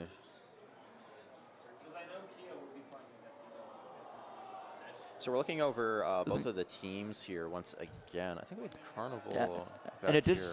show that Eternal Pursuit of Happiness have not played much recently, like That together. is very true. But the thing is, they're still in top 32. They're still in winner side, and there's a electric match going on the IPL stream. There really is. I wonder Yeah. what's going on over there. I wonder. I would look, but I can't. Kyo looking at the camera right now. Kyo, we see you. Are they playing the clip back? Wait, are they? That'd be funny. That would be funny. They might. Yeah. They might be running mainstream. I'm staring into his soul. No, they But might yeah. be. Oh, bump the camera a bit. Yeah, but anyways. Production. Smile. So I'm assuming we're going to be starting TC Ink Block for real this time. Yes, that makes sense. Yeah, that might be what he's looking at. Mm-hmm. Hi, Kyo. I'm waving back. Yeah, you can't see. Kyo keeping some of the energy up Kyo. with the goofiness. Gotta love to see Kyo it. and Len look so similar. Sometimes I mix them up. That's fair. I'm like, is that Kyo or is that Len? Mm-hmm. Both goated players, but Absolutely. Len is insane. His blaster's insane. A little scary. So let's talk current weapons from the FT-Win Starburst pickup crew. Actually, Oh, never about mind. to see We're just some going of in. that, Oh, we yeah. got a splash. I am locked in. We have a Nautilus. We have a splashdown Nautilus. Oh, interesting picks. Okay, Splash, 52, Okay. Pencil, and I don't know why. Machine. It looks like Eternal Pursuit of Happiness is combining splash meta and pencil meta. I guess they kind of are, huh? We got a machine. I do see an indirect right there from Kyo. Kyo is on the machine, I believe. Oh, but that is a great pick. Trying to get a Carbon double. getting That is a aggro, double from the and Carbon. they have a delayed 3 down on, what is it, like Eternal Pursuit of Happiness right now? Yeah. So that gives them some time to move the tower just a bit, hopefully getting some good picks. And what's going on? Like, back in their, like, bats area, they have a member of Eternal Pursuit of Happiness just chilling back there. Really? Yeah, I think they just used that splashdown or something. Huh. Yeah. Very Did you see silly. the pencil? Just trying to paint up, trying to see what they can get. Yeah, for They sure. got 2 down. Carnival is Carnival holding playing a very somewhat well decent right now. lead. Yeah, it seems like they're trying to just keep in mind that Eternal Pursuit of Happiness might be a bit more dive heavy, and they're also looking to maintain the Carbon's like pressure that they yeah. can output. They did get past skill-wise. they did get past checkpoint 1, and that is 2 down on both sides again. Yeah, a lot of back and forth. Like we see the Yeah. crazy movement here on left tree as well. They're gonna have to jump out because a whale is coming, and the fizzy. Oh, the fizzy whale combo right there. Yeah, we do see that combo. Splash, splash. And now Grab Carnival's in a on position where we're seeing tower. them start to drop. Grab on tower. What? What was that? What? What are they getting hit by? I don't know. Oh, was that just the crab? Was that the crab? I think it might No, have but there were been. like no shots coming that direction. So what could have hit Whack. that? First Okay. one? I don't know. Okay, so Carnival in quite the position here, trying to make sure that they get their bats not taken over. Unfortunately, So when as you using an say that. alias? Yes. No mercy? Yeah, I wouldn't. Yeah, I expect it. most likely. Yeah. A little bit of Oh, an Kyo. unfortunate booyah placement, Kyo, but it might unfortunate not booyah. matter as much as they Wait. think. Did Oh, the the- tower back him up or something? I don't know what Actually, maybe. happened. It might have. Yeah. But moving in here, Nice. Eternal Pursuit of Happiness doing a great job of just holding down that flat, just the pressure in Machine general. with that. I mean, Kyo with that machine. Kyo getting yeah. like 2 picks there, really staggering Carnival, saying like, no, you might have gotten that push earlier on us, but we're out in full force now. We've had our coffee. We're awake now. We are wide awake. Yeah, I mean, yeah, that's a great pick right there on that machine. Carnival just trying to stop Eternal Pursuit of Happiness however they can. I love that pickup name, by the way. Oh yeah, very funny. We love the funny energy here. But yeah, Eternal Pursuit of Happiness, they are starting to get kind of pushed back against. They are 2 down right now. There are 2 like only more aggro players being Kyo on that machine and the 52 being down. But oh, that Zuka taking that was out a Bagel? huge That's pick. huge. Kyo saying no, like you don't get to just get away with that for free. Yeah, and that's 3 really, down. Just staggering Carnival completely. Ooh, getting even that on the jump pick. Ooh, that's a bit rough. We do have a 52 just trying to see what they can get around bats.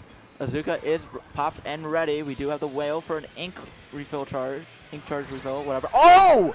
Is that a triple? That's huge. That's a triple from the Zuka. Kyo being the last one left. He popping that booyah to try to stagger a little bit, but only getting the trade, which is actually huge for Carnival. We will be seeing that clip on Twitter later. We probably will be Probably. seeing that clip on Twitter later. But yeah, the Carbon player trying to make sure that Kyo can't get enabled and doing a great job at it. Carbon is alone. Unfortunately, only one up and the only one caught out there. Yeah, we see the pencil right there. Trying to just back up Pursuit of Happiness out of their bats.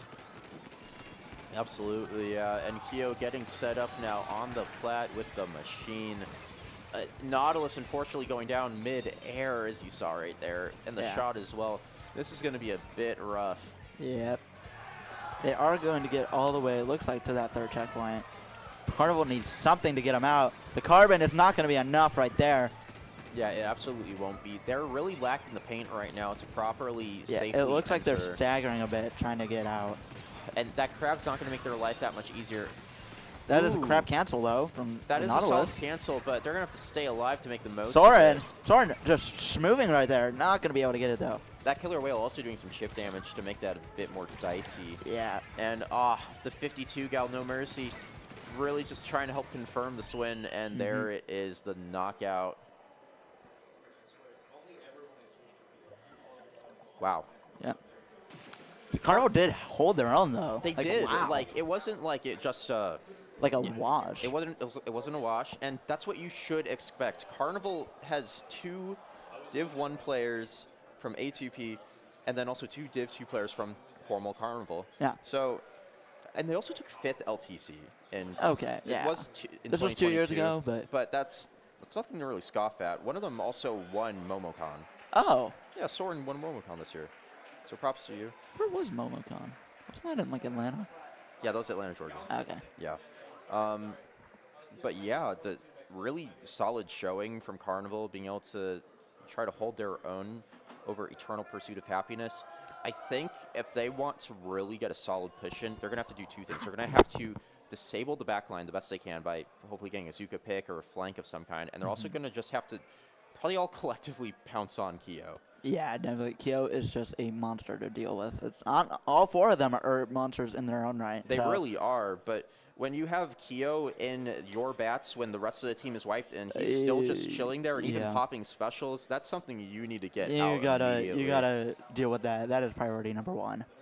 And No Mercy, I believe that was on the 52 gal. Who was that Who specifically? was that? And who is New Jeans? Oh, New Jeans is just their name. Okay. Oh, Ice. New Jeans is Ice. I think it was Biscuit. Yeah, Maybe. it was Biscuit probably.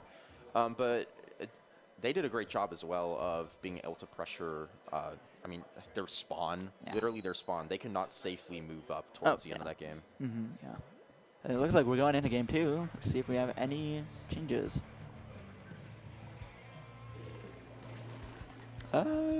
We do have a pencil and a slosher. Oh, Kyo on the slosher Kyo on the now. slosher. Kyo slosher Yeah, is and scary. we got a 50. And we have a Stamper and a 52 go. Yeah, way more aggro from the side of Carnival. They are no longer messing around now. Yeah. They're like, okay, we need to get these splats down.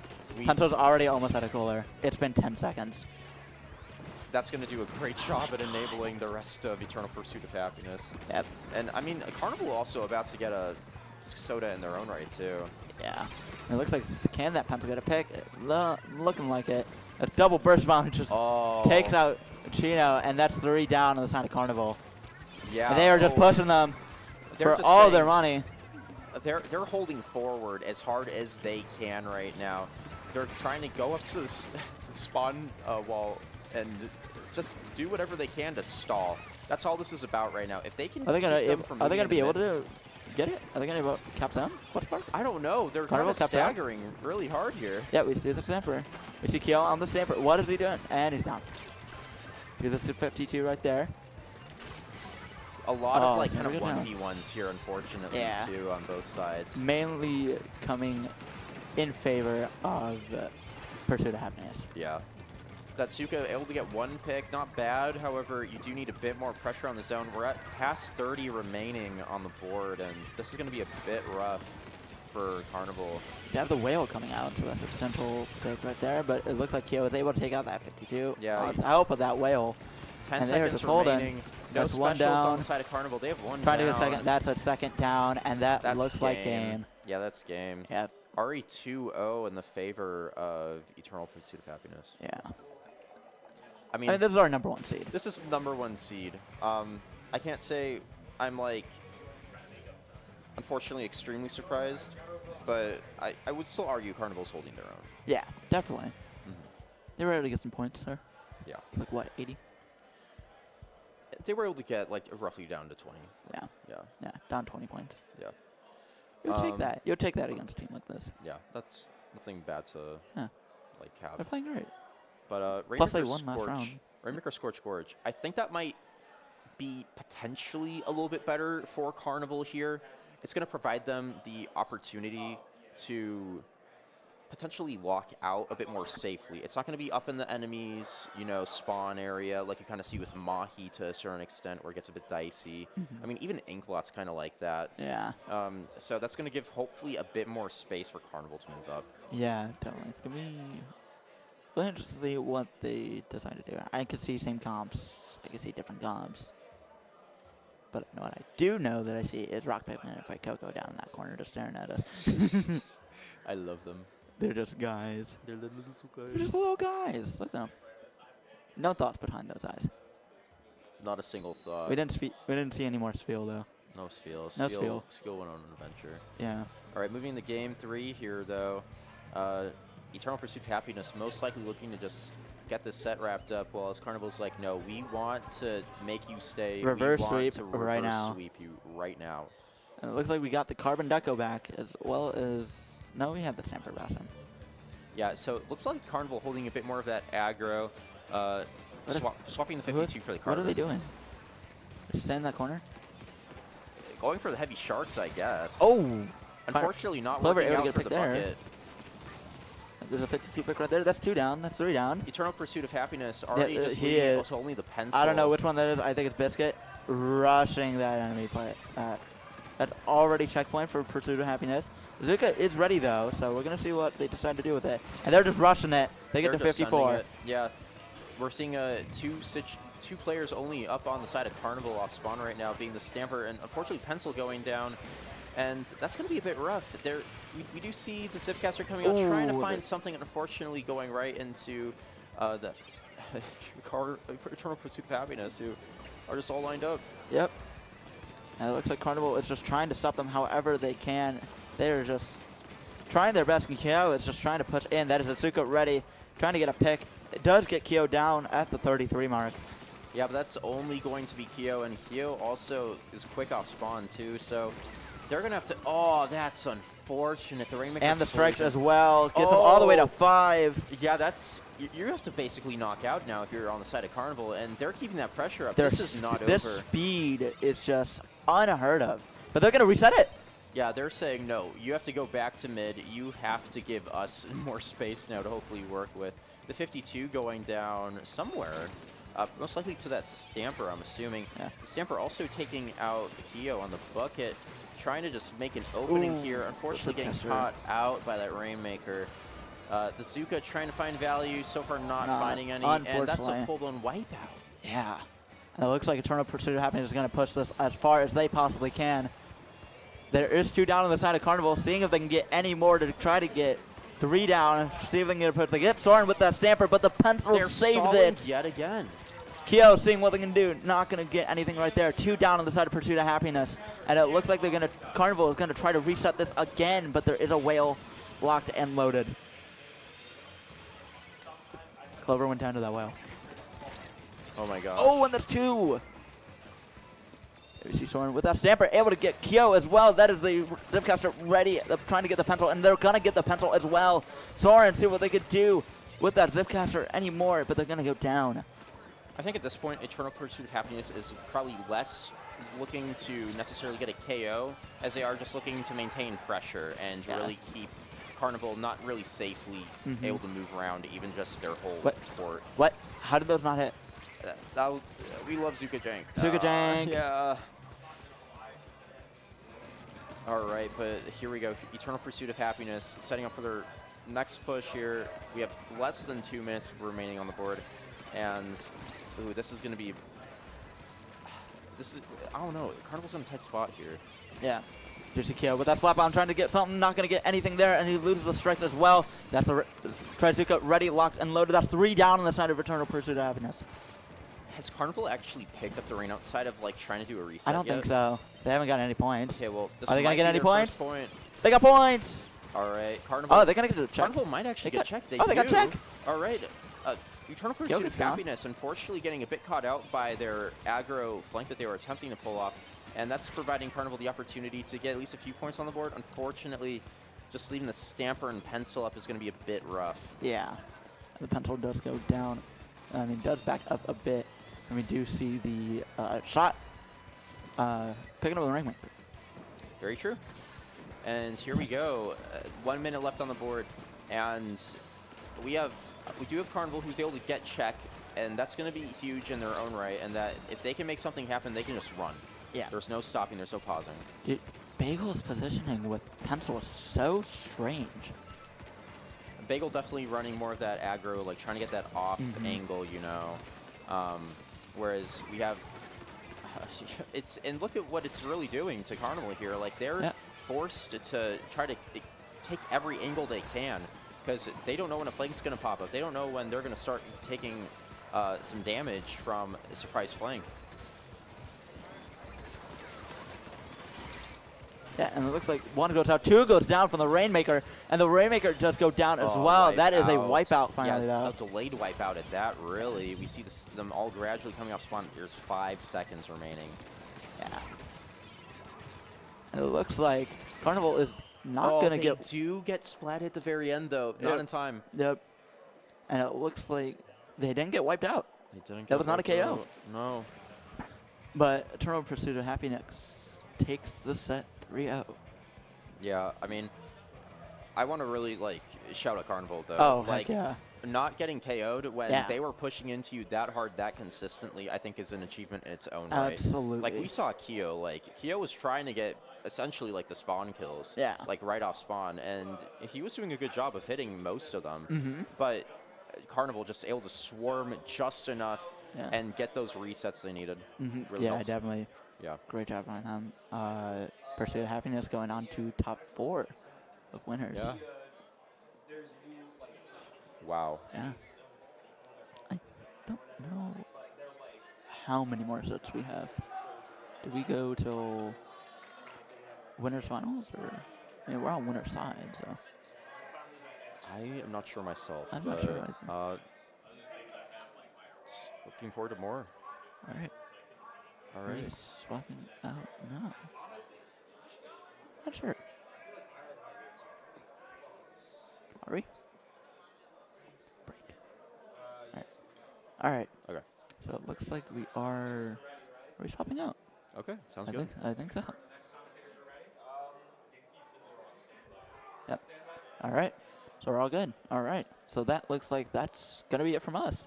Yeah, it was great being able to commentate with you. Yeah, it was a lot of Sigmar. fun. Yeah. Yeah, this was a great set. We had some amazing sets, but now we get to go watch them. Yeah, a lot of variety too, like close games, like surprising like holds Mhm. on each team's part. Yeah. It was great to see. Nothing It was a wrong lot of with fun. it, yeah. A lot of fun. Yeah. All right. And there's gonna be so- more of that too. Oh, absolutely. So, Omar, where can the lovely people find you? All right, you all can find me on Twitter at Omazen_monkey. As you can see, that's monkey with no Y. Gotta love that funny spelling. And Cool. I also am a CCA staff member, so, and also one of the main podcast commentators and hosts. So be sure to check out some of our content if you have time. And also be sure to keep watching Splatoon Tourney. We love being able Heck to chat here and show all Yeah. these amazing matches. It's a lot of fun. Yeah, you can find me over on Twitter at Drummer_SPL. It is literally right here. It's right down here. Yeah, you can see it right there. Feel free to follow me or don't. That's up to you. Oh well, it is what it is. And that'll be it from us. We got another 2 commentators coming over here. And we'll see y'all when we get back. All right, have a good one, everyone. Later.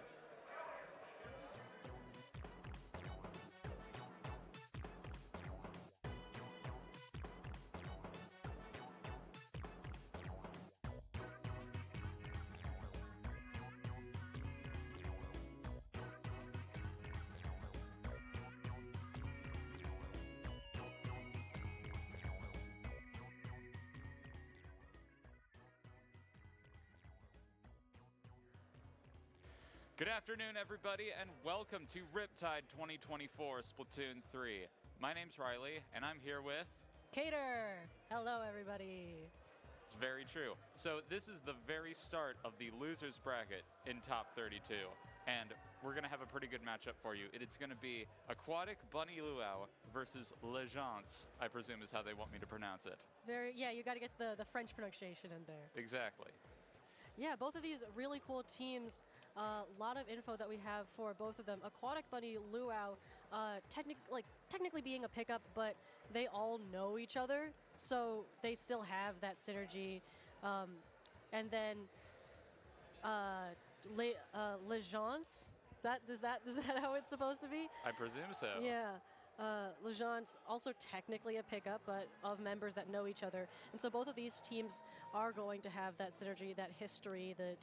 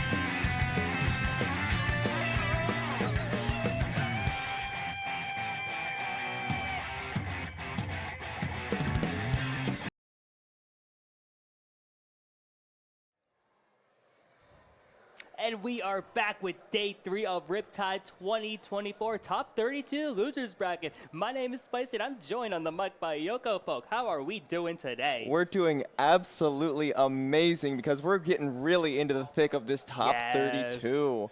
These teams are hungry. Oh yeah, at this point, it's my favorite thing about Losers Bracket.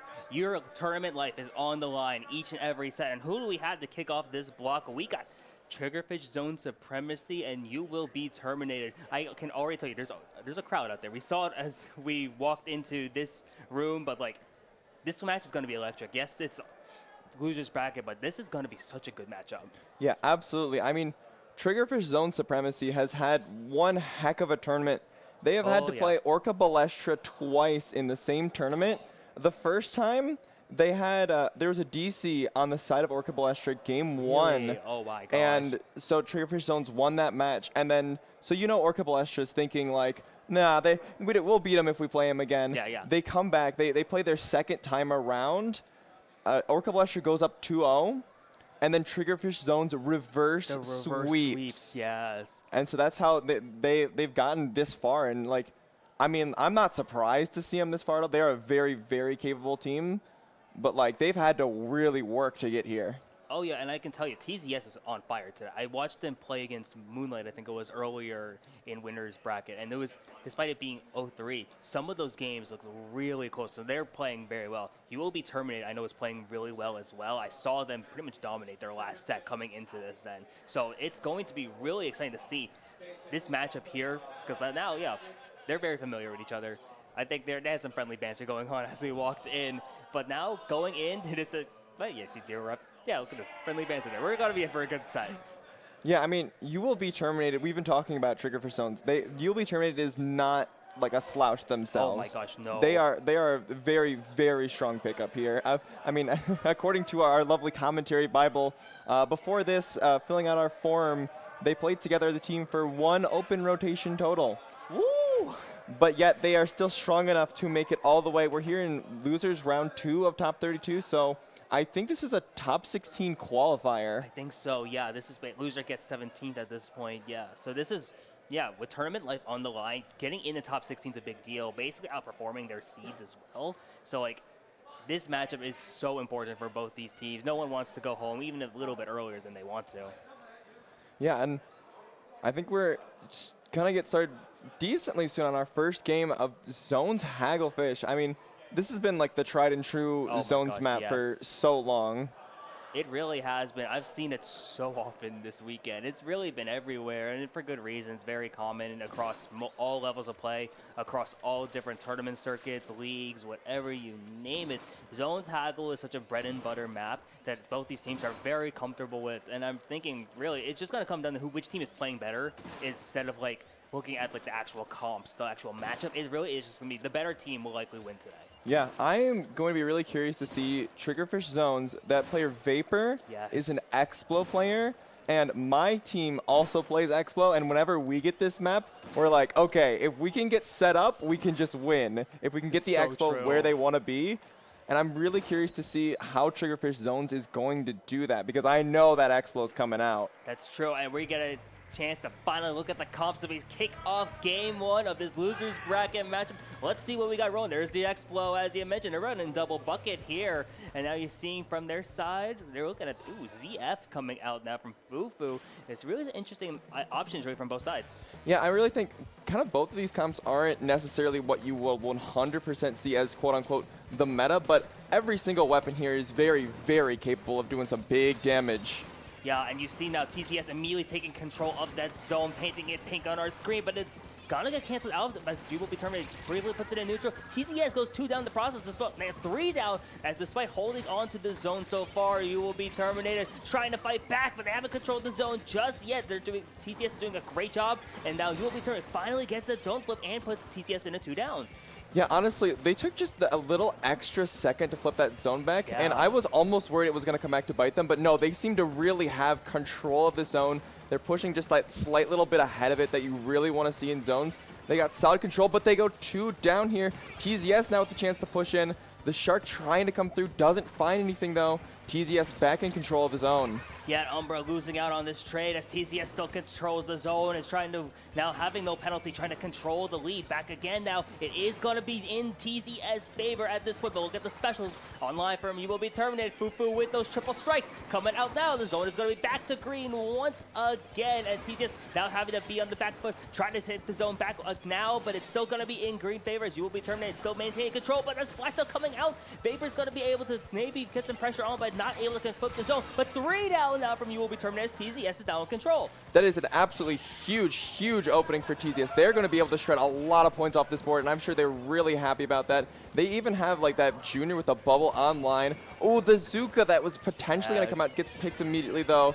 The strikes coming back onto the zone, trying to just get something on it, but TZS still with the control here. Yeah, and they still have control. Pepe now with that try. Zuka trying to get an extra pick. Isn't able to do so just yet. And now You Will Be Terminated trying to get control of the zone. Now they do able to get it back into the green. Umbra pops the bubble into the zone as well to offer that extra protection. Now flanking on the left side, trying to kick out Pepe here. And look at that 2v1 textbook play as Triggerfish zone Supremacy in a 3-down situation. Briefly, You Will Be Terminated trying to maybe get the lead here. Yeah, honestly, so far it's felt a little bit like a turn-based combat. Each team is kind of taking their turn with the zone, and right now You Will Be Terminated's turn is going to take that huge lead back. Yeah, Pepe now on fire here, trying to get some other members down as Flops is looking to be under pressure here with TZS, trying to take the zone. Once again, they're able to do so, put the penalty on You Will Be Terminated, but TZS going 2 down now. Flops trying to get some extra picks, and it's another 2-down situation for TZS. Yeah, I mean, You Will Be Terminated, just like I was mentioning the turn-based combat, they cut that turn short, and now they have the lead and control of the zone. They're sitting pretty, just shredding these penalty points off the board, and that timer up top is starting to get under that 2-minute mark.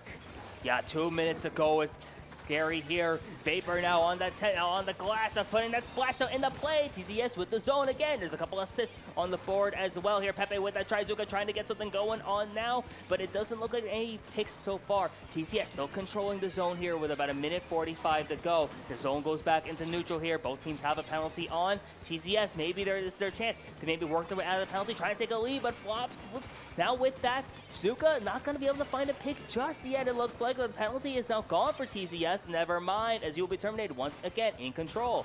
Yeah, but at this point, they've been swapping back and forth so much that these penalties are not very big at all. Triggerfish zone's now back with the zone, but like this penalty will be shredded through really quickly, but not if they go 3 down. Only Pepe left, caught kind of alone there. Zone is going to flip right back to You Will Be Terminated.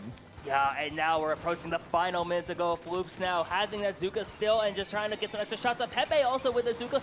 Gets the pick now, but gets traded out in the process. 2-down situation from You Will Be Terminated. 3 down makes that. Wait, that a wipe as they find for TZS. Going to be able to work their way out of the penalty, it seems. Yeah, that wipe there might just decide this game. We are now under a minute to go. TZS with firm control of not only the zone, but the entire area in front of the zone. This lead is going to switch back, and it is just a question of if they can even KO at this point. Yeah, it looks like a potential KO opportunity, but You Will Be Terminated has something to say about that. Last 30 seconds here. 1 down on each side so far. TZS at the 15. The strikes are coming out as the insurance card for You Will Be Terminated. We are once again back to a green map. Make that a couple extra kills on the map. Here is a 2 down from TZS, and You Will Be Terminated has control still.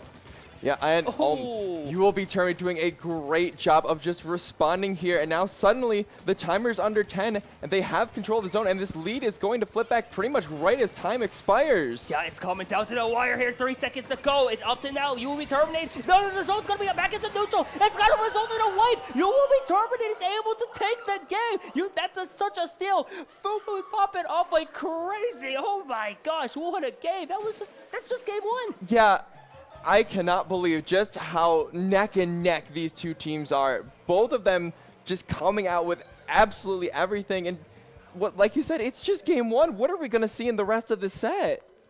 I don't even know yet. I didn't know. I love the analogy of it being a turn-based combat because really it was back and forth so many times to the point where I really wasn't sure who was going to be able to make the most out of it, but it's really the turn efficiency at this point.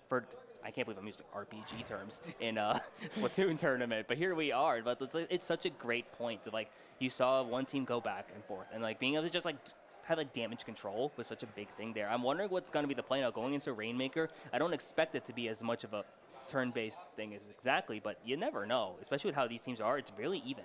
Yeah, I mean, sometimes I find on Rainmaker specifically, it can be like a pendulum. Oh, that's like a good one way to team put will go like a little bit, and then the next team will go a little bigger than that, and then the team will respond back a little bigger, and then that's suddenly, smart, yeah. by the end of the match, they're like KOing. That's such a great way to put it. I think a pendulum's a great analogy here. And now, thinking now, with Rainmaker Undertow, a map that's been really common as of late, ever since that rework especially, already being a tried and true map mode, I want to see what are the adjustments being made on both sides here, especially now. What do we got here? We do see a return of very much the exact same comp now from them. Actually, pretty much the same comps across the board, I think, actually. Yeah, I don't think there have been any changes. These teams sticking to exactly what they know, and they both believe it's going to work, and I mean, I can see exactly what they mean with that.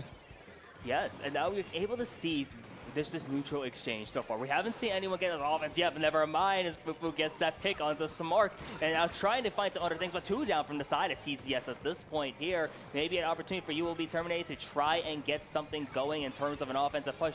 DRF now with that with the tactical right now with that Tri-Nouveau, able to just give it some extra support for their team, as you will be Terminated, not able to make a push just quite yet either. Multiple members on both sides going down here, as TCS is actually the first one to make a move, and it gets nowhere actually, but you'll be Terminated goes 3 down. What an opening. Yeah, sometimes in Rainmaker, you will just have a very extended neutral situation because teams are just waiting and waiting for that first really big opening they can get. And it seems like TZS has found it here. They got past the first check. They're going even farther than that. Splashdown coming through, trying to shred that bubble and a player. They're the last player alive, but they get it down to 39. Yeah, that's huge already, especially just having that checkpoint is so pivotal for TZS here now.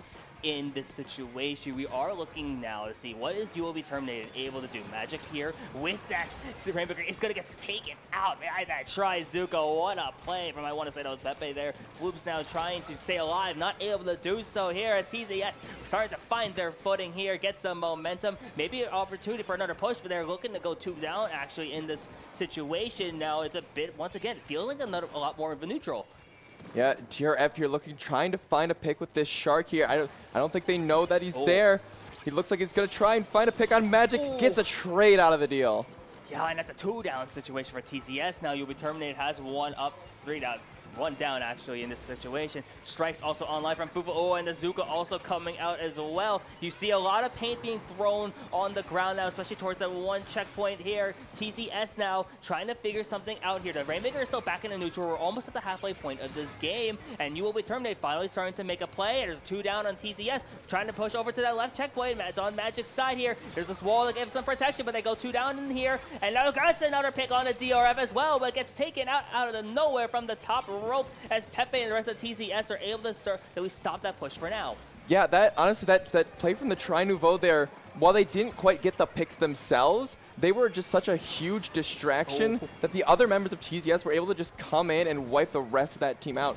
But still, though, TZS was briefly 2 down there. You Will Be Terminated still has an opportunity to push here. Yeah, this is maybe a chance for them to get a push going. That right checkpoint's also looking good in case they need to have a desperation play as well. And you're looking at what TCS is able to do. Vapor gets a double with that Explode shot, and that's good here. Trying to get that Rainmaker out, but pops that bubble there, which is great now. Vapor now with the Rainmaker trying to get something onto Floofs, maybe, who had that Trizuka in play. You see 2 up on that left side, and they'll get an assist. Great job here. Now hiding under that bubble, kind of just trying to make a big opening here. You see these Rainmaker shots from Vapor, just so well placed, going over onto this left side now, just trying to kind of stall it out as well as try and push forward here, but gets picked out by Fufu. Yeah, and at this point in the match, TZS is perfectly content to take things a little slower there. You saw that Rainmaker kind of just sitting in the middle in that bubble, because if they don't challenge the Rainmaker, then that clock is just being shredded at the top of your screen. And now we're under a minute and a half left, and You Will Be Terminated still hasn't even broken the check, and we're still seeing TZS pushing. Yeah, TZS is firing on all cylinders right now. They are always in constant possession of the Rainmaker here, or at least they're trying to pop that bubble here. But now 3 down from TZS, and this is looking something great for You Will Be Terminated, who converts into the wipe. They have 2 members up now, 1 minute to go. This is maybe one of their first big pushes left in this game. They have to get that checkpoint at the very least. Yeah, I think if you're TZS here, you are trying to get You Will Be Terminated to use all of their resources just to break the check. Because if you can just make them use their resources and get the check, then suddenly they don't have anything further to go past the check, and then you can flush them out and win the game.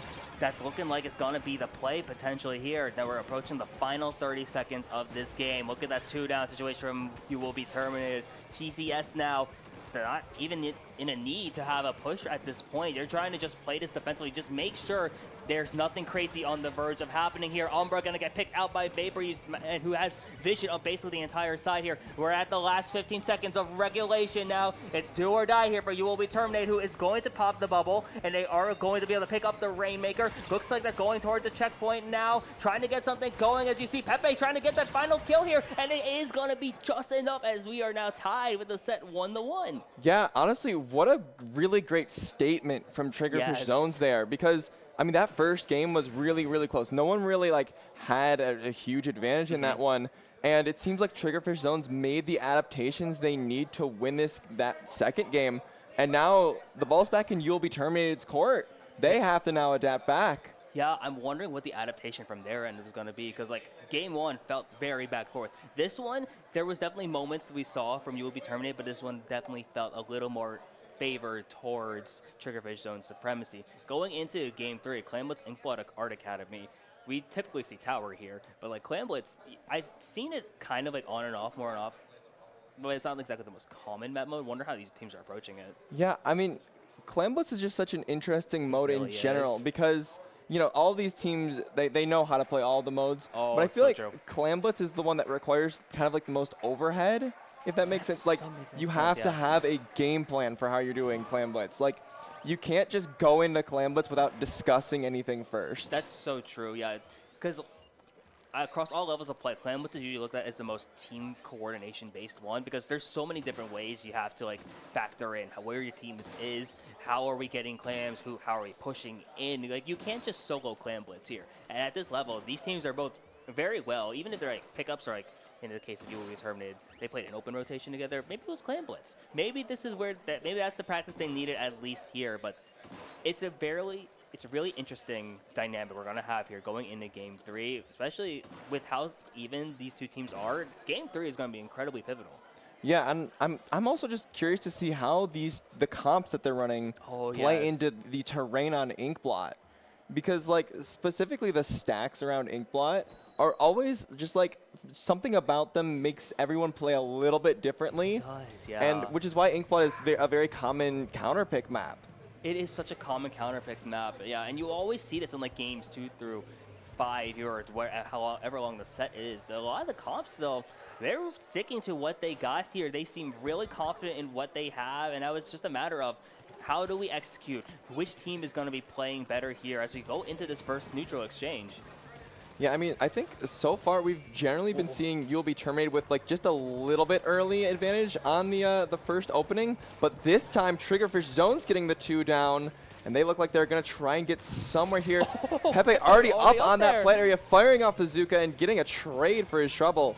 Yeah, they had 2 power clams already in play from the side of Triggerfish Zones. There is a bubble in play. DRF now able to get that follow-up basket as well. And look, Vapor has 7. If Vapor finds another, is able to get that in, that would be insane. But it looks like they're just kind of playing it safe at this point. And I think that's probably just a smart play from TCS, who already is off to a great opening. But look at Floops with at least 1 Zuka shot finding its mark, trying to start this comeback here for You Will Be Terminated. Yeah, it feels weird to already say to start this comeback because we are only a minute into this game. That first push was incredibly quick coming out from TCS. Yeah, it was very quick on their end as well, and they have the cooler to make things even faster here, and there's Zuka has been finding marks all day, it seems. Umbra now trying to get something going here. It's going to get picked out, but look at how many members on both sides went down. It's a 2-down situation across the board, and You Will Be Terminated has the basket broken out, but they go 3 down in the process. I think it's just Floops up there. Maybe just trying to stay alive. And look at this offense that's ready here. Vapor is right in their territory, but someone's still at the basket from the side of TCS here. So this is wondering if that basket's going to stay open for any bit longer. Was there maybe a lead change here? But look at the resources from the side of TCS now that the baskets are both down. Yeah, you could see exactly what Vapor was trying to do there. It was the basket closed, and they were just going to throw that power clam in absolutely immediately. Just be super annoying on that plat as soon as you will be terminated respawn. But instead, you'll be terminated, able to find just a couple extra clams. And now TZS kind of had to reset just a little bit. Now they're still building up these resources they have. They have 2 specials, still waiting to see how they pop them, how they're going to use them, try and get back into this plat. The splashdown comes out, doesn't really find anything though, and that Explo gets picked off. Yeah, it's not what you want to see right here. TCS still has the lead. They have some resources as well, and especially with the clam economy. But now you will be terminated. They're starting to maybe make a push here. TRF finding a great pick onto Magic, at least from that stack. And now you see Floops there with that ball, maybe able to try and make a push. They have the bubble for protection, and it does look like there's no one there to stop him. It's a 3 down from TCS, and now you will be terminated. Has enough clams to take the lead. They do there as Umbra finds the basket, and a couple more clams in play from the side of you will be terminated. And now TCS is finding themselves now on the back foot with 2 down, trying to just make sure that basket's gonna stay closed. And Fufu with a huge pick on the DRS. The basket closes, but not without the lead changing to you will be terminated. Yeah, I do have to note there that DRF did actually pick off the one player who was carrying the clams, trying to keep the basket open. So the basket did close there, leaving it at 44 points with a 20 penalty. And honestly, giving the Triggerfish Zones that pity clam as well, I could see a very quick push coming out from Triggerfish Zones again that could very easily switch this lead right back. Yeah, it's really been back and forth so far as Pepe gets another pick up the Magic with a huge movement to get Floops as well. That's some great stuff. Fufu now trying to get the pick here, but Vapor finds the basket, and now the penalty is gone, and the lead is changed back to TZS. It's been back and forth so far. We still got 90 seconds to go. The basket's still open. Pepe has the ball, it looks like, and maybe trying to get towards the basket here, or at least there's another power clam in play. It doesn't look like it's going to find its way towards the basket, but now the lead is back to TZS. Yeah, and I do have to note now, both teams' penalties are now over 20 points. So just throwing in one power clam will not take any points off the board as Pepe with an absolutely monster of a Zuka. Yeah, what a Zuka finding another pick off of it as well. We're in the last minute of the game, and it's just whoever is finding these moments being able to set the tone here in this last minute. The clam economy is so far in the favor of TZS as they have that power, maybe a chance to make one more play here with about 40 seconds to go, or at least just hold off on defense. Yeah, I mean, the lead for you will be terminated. What they need to get is the power clam and just 3 more clams. That is all they need to take back this lead. But TZS is pushing all the way up, trying to get into this plat area. Of course, they're not going to be able to score if TZS is scoring. Oh, yeah, in his last 20 seconds, the ball falls short. It looks like it's not going to... Oh, now it's going to be broken at least here, but it does give a pity clam for you will be terminated unless the basket stays open this entire time. I don't think it's going to be staying open, actually. So now we're going to be into an overtime situation, it looks like. Yeah, honestly, that score there was, I'm just going to say, it was bad for TZS because they didn't knock any more points off the board.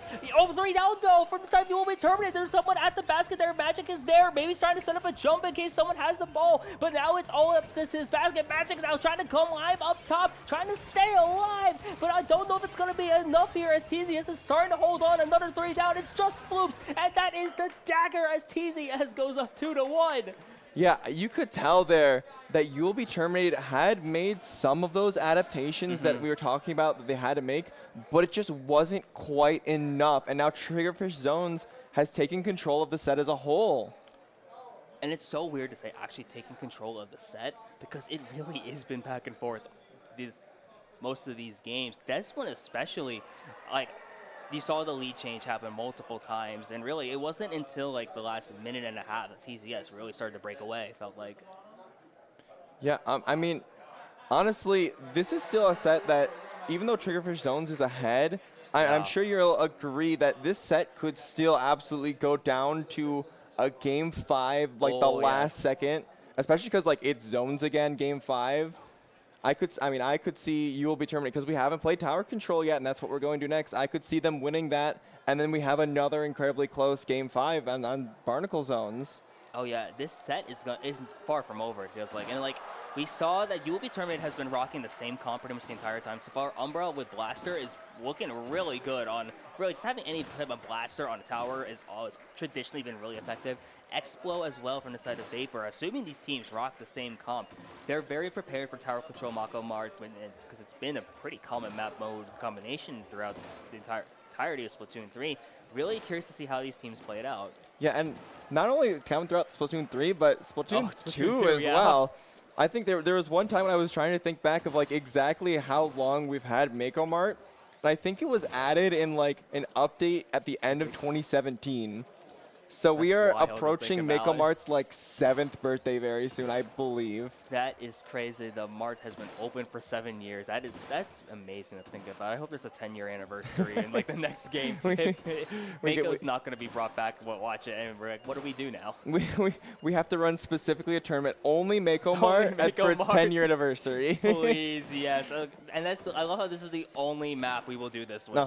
Like, it's the only good map in the history of the entire series. that is so true. Yeah, no one cares about Salt Spray Rig. We don't celebrate this. But Mako Mart, yeah, it deserves it. But I know both these teams would be very deservingly could win this set. But now, with match point in play, TZS just needs one more. Meanwhile, from the side, oh, they actually did make a adjustment, it looks like.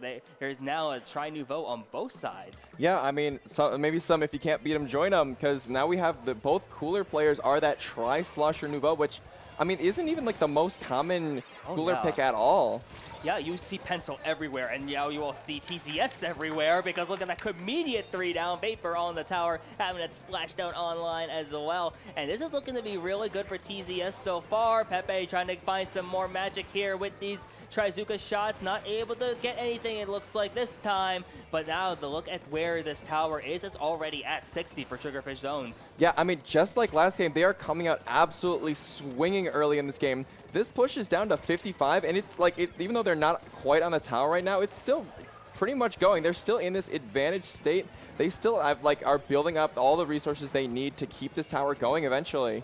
Yeah, and now the tower is reverting back into neutral, but You Will Be Terminated has yet to make a push or not yet to get any points on the board. There's 1 minute through the game, and now Trizuka already back in play from the side of Floops, trying to see what we got here from both sides. There's a member down, looks like Pepe from the side of TZS. Meanwhile, You Will Be Terminated. All members up, and all members will be needed because 2 down briefly from the side of TZS. Strikes are coming out into play, and we still have yet to see You Will Be Terminated make a push until just now. Yeah, you almost have to wonder if TZS is saying, okay, come to us. How do you come to us? But in this case, it seems like Fufu finding...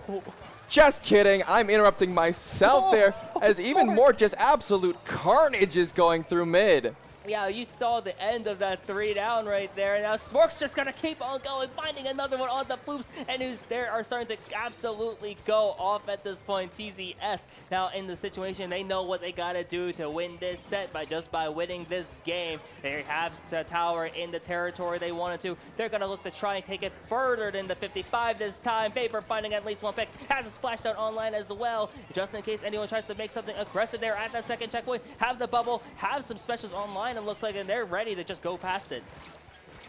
Yeah, honestly, this tower game has felt almost like TZS is crowning themselves here. They're already at this third check. It's going by incredibly quickly. They break the third check. Is this going to be a quick KO? It might be here. Never mind. Vapor's the only one up, and I guess You Will Be Terminated. Still has some life in them. Vapor is running away here. Has to jump back. Now, it does look like a lot of TCS has figured their way back out towards the middle here, trying to get back some control. You Will Be Terminated. Still has a long way to go here, almost needing a KO just to win back this game. Yeah, it really feels at this point like TCS has figured out exactly how You Will Be Terminated wants to play, because everything that You Will Be Terminated is throwing at TZS, TZS is ready for, and they respond even before they've done it.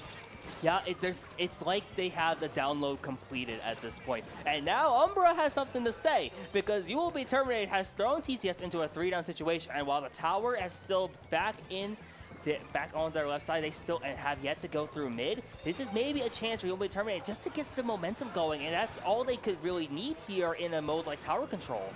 Yeah, I mean, they absolutely need to find at least a decent push right now, because there's only 1 minute and 36 seconds left in this game, and like you have a push that breaks maybe 2 of the 3 checkpoints. That's not the lead, and suddenly most of the time is off the board. Yeah, and now it's only 90 seconds left to go. There's got to be some moves being made soon from the side of You Will Be Terminated. They're gathering themselves, knowing that they at least have about 80 seconds. That's some time, and they got 2 down from the side of TZS. So there is a push being made here, and it's looking like there's enough time now for maybe You Will Be Terminated to get something going. They are starting to make some points on the board. They're working their way towards that first checkpoint, it looks like. Now the tower does revert back into neutral, and we're setting up for the final minute of the game. Yeah, I have to note, the Tri-Slosher getting behind them there, picked off the charger, and then made all 3 of the other members of You Will Be Terminated look at them. It was absolutely, and that like almost ended the push. They're still going now, but it almost seemed like that was a perfect little bait from that Tri-Slosher. It really did feel like a good bait there, and I love that play from the side of TCS, but now look at the side Will Be Terminated. They have all members up, they have the bubble on tower, but that splash now gonna come out, and now 2 down actually from the side of TCS. You Will Be Terminated still has some life in them. The tower is back into blue now, but there's 30 seconds left to go. What's gonna be the options here?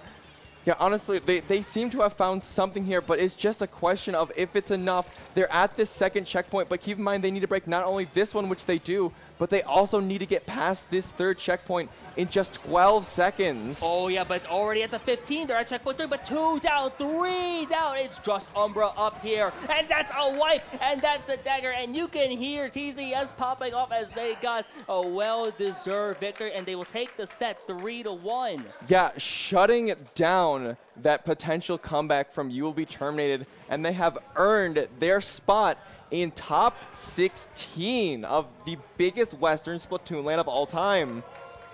And that's an amazing stuff here, because like TCS is such a great team, and to see them like make it out here has been absolutely phenomenal. If I can get the camera on me real quick, I'm going to show a visual breakdown of what we saw in that game. So have the whiteboard ready. So if we're able to get it, I'll give the visual rundown there. But like, I love to see the sportsmanship here as well. Both these teams very fond of each other. It's been great as well. So I think that's been an absolute phenomenal set so far. And like, if that's just going in the top 16, like, we still have a lot of bracket left to go today. This last day of Riptide is going to be shaping up for something phenomenal. Oh yeah, absolutely. I can't wait. Like, we've already been seeing some really amazing sets today, really but they're only going to get better and better as time goes on.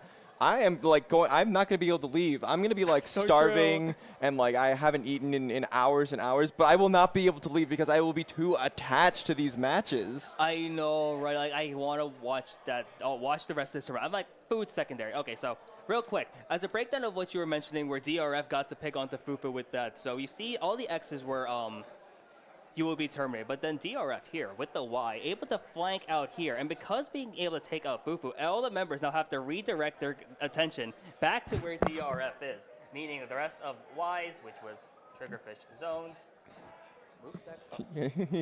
Your mic kind of fell down a little bit there. Hang on. Where did the mic go? It's on your wire. Oh my gosh, it's on the wire. Wow. There, no Splatoon stream is complete without at least a little bit of scuff. Right? I love that. It's great there. But yeah, can I ask of your demonstration here? Is this like the like a football play diagram? I guess so. I saw Nito with a jersey earlier, and I was inspired. Yeah, you were absolutely inspired, and I was surprised. I didn't really see Nito like too much in the background of those. I was kind of like looking for him, waiting for him to like do something. I was waiting for Nito to do something as well. Yeah, I saw because we saw him walk over with the rest of TCS. It's like, and it was like, okay, where? And he has to sign. Where is it going to be? But that match delivered just in general. And I know there was a crowd out there. I got a chance to peek out a little bit there, and you heard some of the reactions because the mainstream is popping off as well over on IPL. But the Splatoon tourney with this one has been insane. I'm not biased at all, but I like this stream better. I like this stream. This is the better stream because we're here. No, because we're here. Yeah, I will say, were you for your block on Friday? Which one were you on? I was here. I was on here for Friday as well. So we're the better stream. Let's go. Love Splatoon 30. The area. Thank you to their production, by the way, for everything they've been able to do. So like, because people back behind it, running spec cam, running all of this, like. You helping me find my mic, so it's like it's been great. It's been great. The production has been immaculate. It has been absolutely. Like I know, like a lot of folks watching at home have maybe not have seen the venue as a whole. Oh my gosh! But it is incredible in here. Like they at the front stage, they have like a whole setup with a raised screen. So if you're in the audience, you can Oh see my can gosh, see it from like yes. wherever in the audience you are. And then if you're close, each player in front of their setup has a screen, so like you can look at their individual POVs. And like I've heard sometimes like you can see the people in the front who like watch and they catch like someone getting a triple, and they're like, oh my gosh, look. I know, it's so great. The crowd here has been awesome as well. Like, not just the ones like out there, but every setup here. There's been like 10 setups across this entire venue. And there's like always at least a crowd around like every single one. Like even like teams which are like newer, maybe like lower level, we don't know about. There's usually a crowd behind them anyway. And it's so cool to always have the support whenever you're playing here. And it's such a different experience playing in person compared to playing online. It's so weird when you have like people actually like shouting your name and like yelling for you and like, oh, I did something cool, and the crowd's reacting. It's such an experience. And like winning a match on like a close match yes. on LAN, and like you're popping off, and like you turn around, and then you see that all of your friends were behind you watching the Yes. entire time. And then you're just like, let's go. You saw that with me. We are part of this moment together, and it just makes this community feel so much closer. It really does. And like, this is my third I think ish like LAN for Splatoon, and like every time it always gets better. And the crowd and like the members here, it's always good. This community is getting so huge. I remember thinking last year when Riptide was the biggest LAN at the time last year, which overtook Low Tide City 2023, which is the biggest LAN. Every LAN just gets bigger, and that's just so cool to think about here. Because next year, who even knows what we're doing next? Yeah, and every time we get one of the like the new biggest LAN ever, it's like there's no way we top this, and then we top it, and there's like there's no way we top that, and then we top it. I know, like every single time, like I don't even know what the thing we were, because like we're at the point of where we're like neck and neck with like Smash Brothers in terms of like attendees. I remember Low Tide City this year. We're just like hearing about that. I'm like, that's insane. Yeah. Like, you ask me or ask anyone like 4 years ago if Splatoon would ever reach this point. Okay, 4 years ago I wasn't playing Splatoon competitively, but regardless, it just shows how much this scene has grown, and it's really cool to see, especially in person. Yeah, just in general, I think the best part is when you get the Smash players coming in to the Splatoon room. And then you can kind of see the look on their face, like, what is this? What's going on in here? And then at the same time, like a crowd will erupt, and they're like, holy crap, this is real. I know, that was so fun. Yesterday, so I'm part of the Mario Kart community as well, and I brought a lot of them over, because they were watching their other college classmates because of the CCA bracket, and there was a lot of them who just never doesn't know much Splatoon. So here I am with this whiteboard, actually explaining what is Clam Blitz, and that took way more of this whiteboard than I was expecting. But it's so cool, like seeing like. It's my favorite thing about like LANs like this in general, where you see players go across the games they don't normally play.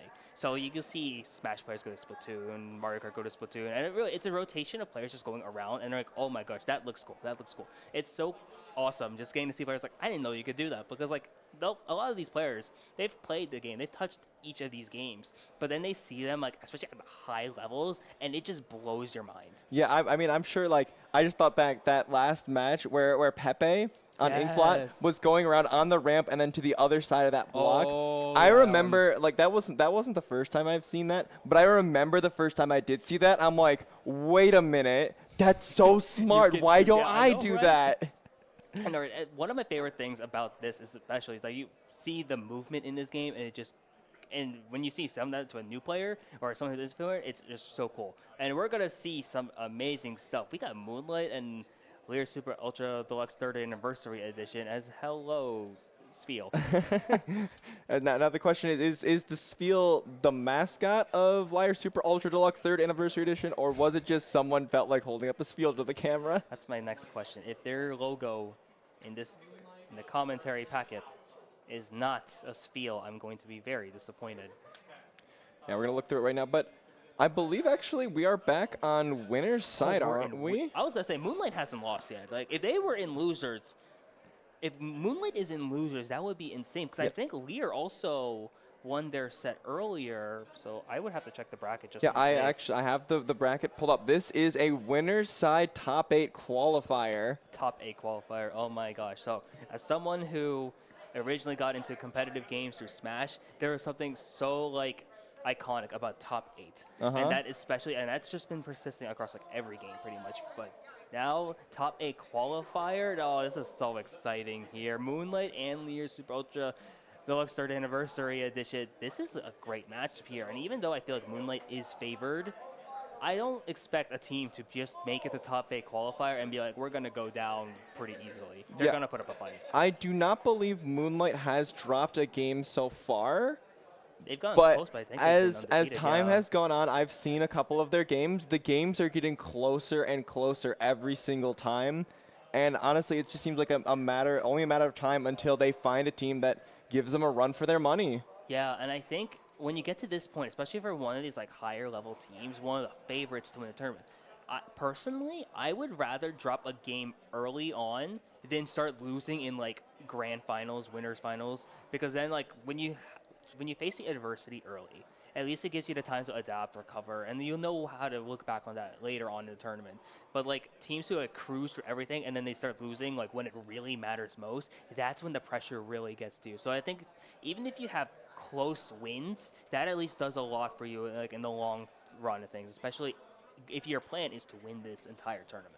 Which, yeah, Moonlight absolutely is here to try to win the tournament. They are absolutely, like, they I'm sure, like, are going into this match absolutely expecting to win and keep going further and further in the bracket. But I wouldn't count out this LYRE Super Ultra Deluxe 3rd Anniversary Edition team. Yes, I also wouldn't count them out either here. There's some great info from what we got over on these players. So we got Nico, Popolas, Great the Ghost, Swisher, and Zap. Some great interesting things. Nico being a one-trick on Glugas is something we typically never see. But it's so cool to see like one-tricks in general, and especially because now here, both these teams are very capable as well. Like if you're being seeded 11th, for one thing, you're going to be in. But we're going into the first game, it looks like now, going into Splatoon Taggle once again. Yeah, I mean, once again, we have talked about this map a lot. This is like maybe one of the most famous maps in the map modes in the entire game, and I'm honestly I'm curious to see how that Gluga that you mentioned is going to play into this. Yeah, and surrounding that Gluga, you got the V shot, you got the V slosh, and you got pencil. So very prime weapons in the meta that surround it. Meanwhile, from the side of Moonlight, we're looking at 9-6 Deco, Mint Decaf, Pencil, and V-Shot here. Both teams fighting it out, and LYRE is actually going to be the team that takes the zone first, but not for long. And maybe actually they're controlling it for now, as Moonlight has only now starting to get some paint in. Maybe they're able to take the zone at this point. Remember, as each side goes down, 2 down from the side of Moonlight, and LYRE is actually starting to look pretty solid so far as this match starts. Yeah, I will note, like, the Pencil going down on the side of Moonlight's comp is like really, really bad for them on a map like this. They do have some like that. All their weapons can indeed like paint the square, but that Pencil providing that paint support from a long distance, if they don't have that, which in this case LYRE now no longer has that as the Pencil gets picked, it's gonna be really hard for them to like keep hold of that zone. Yeah, LYRE now, it has a penalty on as Moonlight does control the zone once again. You're seeing Basil here with that Pencil being so important to this comp, as you mentioned, but they 2 down from the side of Moonlight, and you see that they have to revert back. They aren't able to get control of the lead either, as LYRE now, the Booyah Bomb coming in towards their side, and that's looking to be really good for them here as well, as you're seeing that as LYRE is still in control of the zone. They have the strikes online, have some bombs in play, and this is looking to be so far so good from them, and while it's not a huge lead yet, they at least have control, and those numbers are starting to tick down. Yeah, that Mint Decavitator trying to go around, didn't find exactly what they wanted. But now Nolan coming out with the Kraken. Of course, we've seen a lot of like Twitter clips come out from this Kraken. This time doesn't quite find the pick, but Moonlight will gain control back of that zone.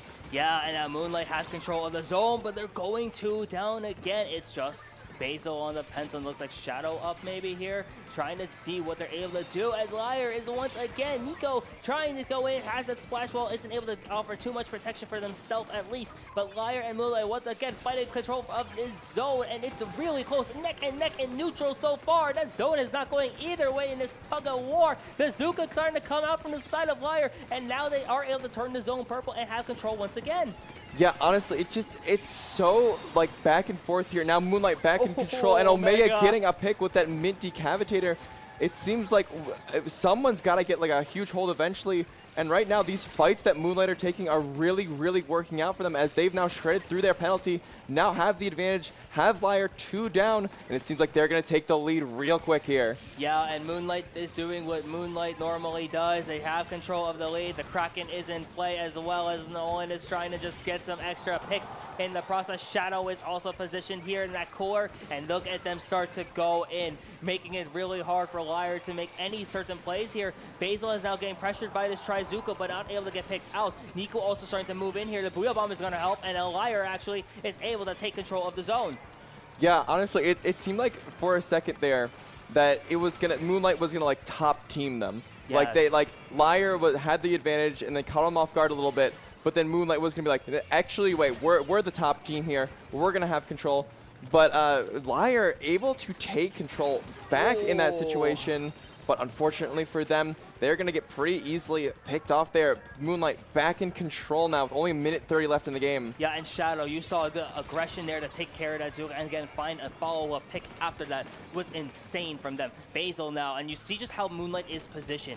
They are at the point now where they are able to just hold on defense at this point. As you see, the strikes are in play now from the side of LYRE, but it's not going to be enough to even touch the zone. As now with the Kraken from Nolan, actually, there's a few other plays coming in, but no one finding the pick with the Kraken once again. And now you see a couple people on the glass. Nico with that Booyah Bomb trying to get control of the zone here, as no one's ever able to follow up as well. Moonlight's going to be in control for now, and that's a 3 down, and it looks like that should be game. Yeah, LYRE absolutely threw everything that they had at the zone, but it just was not quite enough, and Moonlight will take game 1. Yeah, but I think the big thing here is that game wasn't exactly convincing for Moonlight until like the halfway point or later, further into that.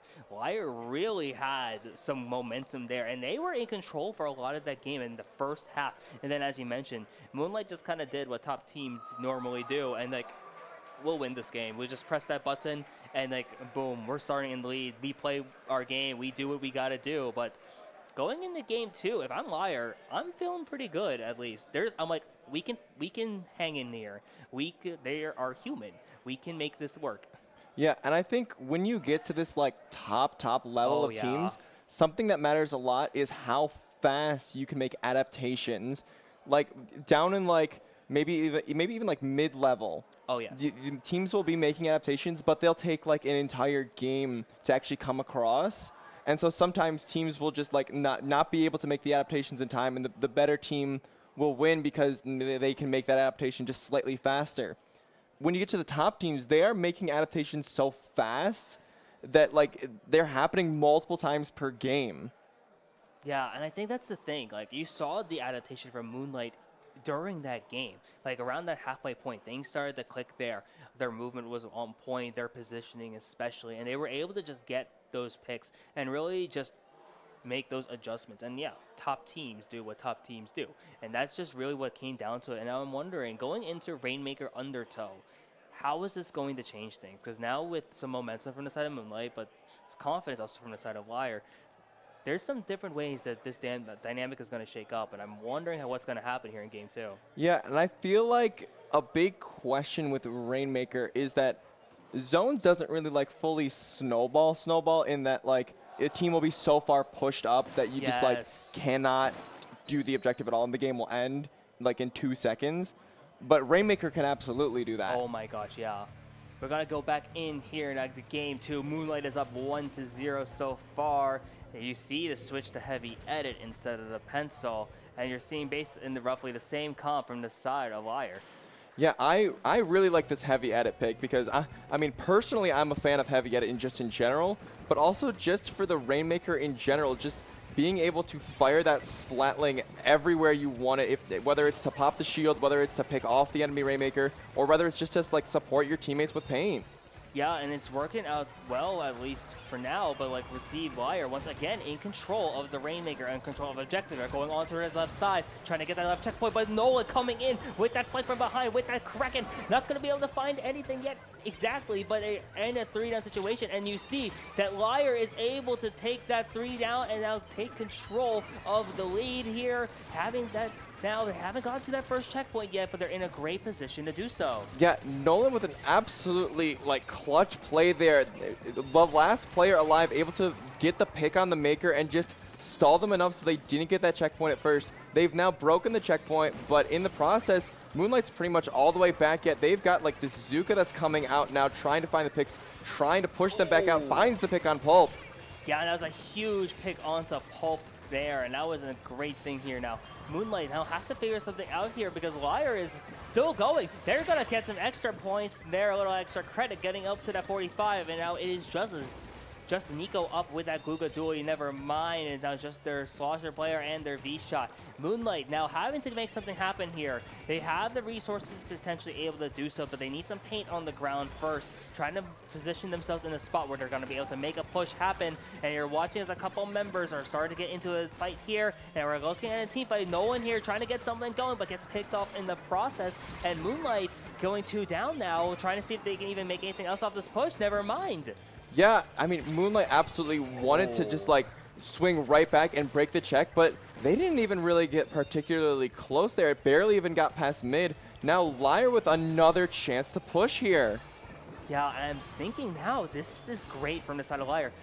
2 games in a row, they start the game by getting the lead, and they start to look good. We're almost at the halfway point of this game as well, and now actually 3 down from the side of LYRE, and Moonlight is starting to make those adjustments once again. There comes the Booyah Bomb from Nico, who's gonna get taken into a fight by Shadow in this 1v1, never mind. As Shadow picks up the Rainmaker, you see them positioning over towards the left, it looks like, for that checkpoint over there. And you see some fast movement, but look, 2 down from the side of Moonlight. And halfway through the game, there's kind of in a standstill at this point. How much further is Moonlight going to be able to go? But look at that 3 down. Moonlight is once again in a great situation, and it looks like they're going to be able to try and get over to that checkpoint, barring nothing else happening here, and they are not able to break it. Yeah, absolutely, like kind of a top player diff there. Just having the Rainmaker just in that corner there, most people would probably just like give up. Like, oh, I'm in the corner, I'm dead there. Instead, fighting all the way through, almost getting to that check, and they put the bubble on the check now. They're almost certain to get it now, but the bubble actually gets shredded in time. They haven't gotten the check yet. Yeah, I'm surprised they haven't gone towards check yet. You're trying to see them fighting around it because all eyes from the side of LYRE are over at that checkpoint. You see the bombs, and there's a Booyah Bomb into the corner as well. Dude, that was beautiful placement. Yeah, absolutely, but Moonlight's still not quite out of it yet. Nolan's still up, trying to pop this Kraken, trying to find something. Basil's still on the grates here. This push is far from over as Moonlight finds another pick. Yeah, and Moonlight now, this is where the top teams start to do the clutch. And that clutch factor again. Basil now with that Rainmaker is going to be able to break through the checkpoint, but 3 down from Moonlight. Look at that basically delayed wipe as LYRE now is going to have control of the Rainmaker, maybe opt to reset or at least try and give it to a chance where they're playing on defense. They don't have to do much here with a minute to go. Yeah, but that check breaking means that Moonlight can absolutely win this game, like in a lot of circumstances. Yes. We've seen a bunch of Rainmaker overtime comebacks before, and 45 on this map is not very far. Oh yeah, it's 15 at this point, and actually that's going to be close. You saw them make another move, and it's almost at the 60 once again. 40 seconds to go. You see some specials on the side from Moonlight here, one of them being the Kraken from the side of Nolan on the 96 deco, and you see that Omega able to find a pick. Oh, and Moonlight does take the lead, taking that right side, taking those ramps, and look at this now, with less than 30 to go, Moonlight has the lead. Yeah, now suddenly LYRE is in a very, very bad position because now they need to find a way to win this game, probably in overtime. Yeah, and with 10 seconds to go, they have to trigger an overtime situation. 2 down here, 3 down from the side of Moonlight, but now we're in the OT spot. Basil here in mid, trying to stay alive for their team. OT has triggered, and now LYRE has control of the Rainmaker. It's in Pulp's possession. Basil watching around, trying to find this pick here, watching around and seeing who's going to be in. You see a lot of people jumping over towards the left side because that's where it looks like they're going to be positioned at. Oh, and that Booyah Bomb coming in, and you see a couple fights as well. Zach now with the strikes, trying to offer some extra paint support. Look at all the bombs coming in. A lot of paint coming in. There's the Kraken from Nolan coming in once again, trying to take up Pulp, who has to stand on top there in a vulnerable position, and Moonlight 2-0, but another really close game. Yeah, and honestly, Moonlight just able to lock down at the end of that game, knew exactly what they needed to do to get that lead back, because that right side is kind of just a breakaway area, and that's exactly what they did. They just got it up that ramp. The Kraken protected the Maker just that little bit, and that was enough for them to get the lead, and that was the game. That really was. I remember hearing this thing. I don't remember if I heard it from Splatoon or another game I used to play, but the one thing that separates the top teams from like everyone else is that when the games come down to the wire, they have the ability to clutch up at the end. Moonlight was down that entire game. And then like last 30 seconds, using the right side, using those ramps, able to sneak on by, get enough of a lead. And at that point, despite being down the entire time, then when LYRE was in like a very comfortable, I guess, position, they're now on the back foot with like no time, no resources. And you saw at the end, they just weren't able to do anything just because of the pressure Moonlight put on pretty much the entire game without even having the lead. Yeah, I have absolutely heard that the top players will clutch up in Smash. Yes. In Ultimate and Melee, I've heard that from both of those games. There's always, at least every tournament, there's always some nobody relatively player that almost upsets a top player, but then the top player like at the last second is just stays, keeps their cool, and like maybe the up and comer doesn't quite like they're getting a little excited. Yes. They're not quite playing everything they need to do, and the top player punishes it, and then it's the end of the set, and the upset gets avoided. Yeah, and the great thing about Riptide is I was in the Smash room a lot this weekend. That happened so much yesterday, where like some of the best players in the world, it's like, oh my god, and there's a huge crowd around them and everything. They're rooting for this like up and coming player, and then and then you hear the crowd goes quiet, and like, oh, you know what happened. And now Moonlight is finding themselves in a position where, despite the fact that there is a big crowd behind them, they're kind of like the silencer here, trying to just win out the games, know what they gotta do, and we're going into Clan Blitz Inkblot for Game 3 once again. Yeah, I mean, we saw this Clan Blitz Inkblot before, and I'm really, really curious to see the Mint Decavitator on the side of Moonlight, because I think it's really, really good on this map. I think Mint Decav gets a ton of value as well, and I'm really excited to see what Omega is able to do here, perching up, trying to get this pick on here, and is going to be able to take out Gray, it looks like, and now it's going to see if Omega will really now trying to take out Pulp now, and you see two down from the side of LYRE, and now Moonlight, despite being down in the beginning of every single game, they are at least in a position to maybe make a push, especially with the amount of clams they have in their economy so far. Yeah, but that one pick going out on the left, they're trying to get them back out of the plat here. Kind of some carnage going out on the plat. Nolan trying to pick up the last few members. The pencil's still alive, but they won't be able to prevent Moonlight from getting the first score of the game. Yeah, and Moonlight is at the point here where now they have the lead in the beginning of the game for the first time, but now what's going to be happening? We saw comebacks in the last two games.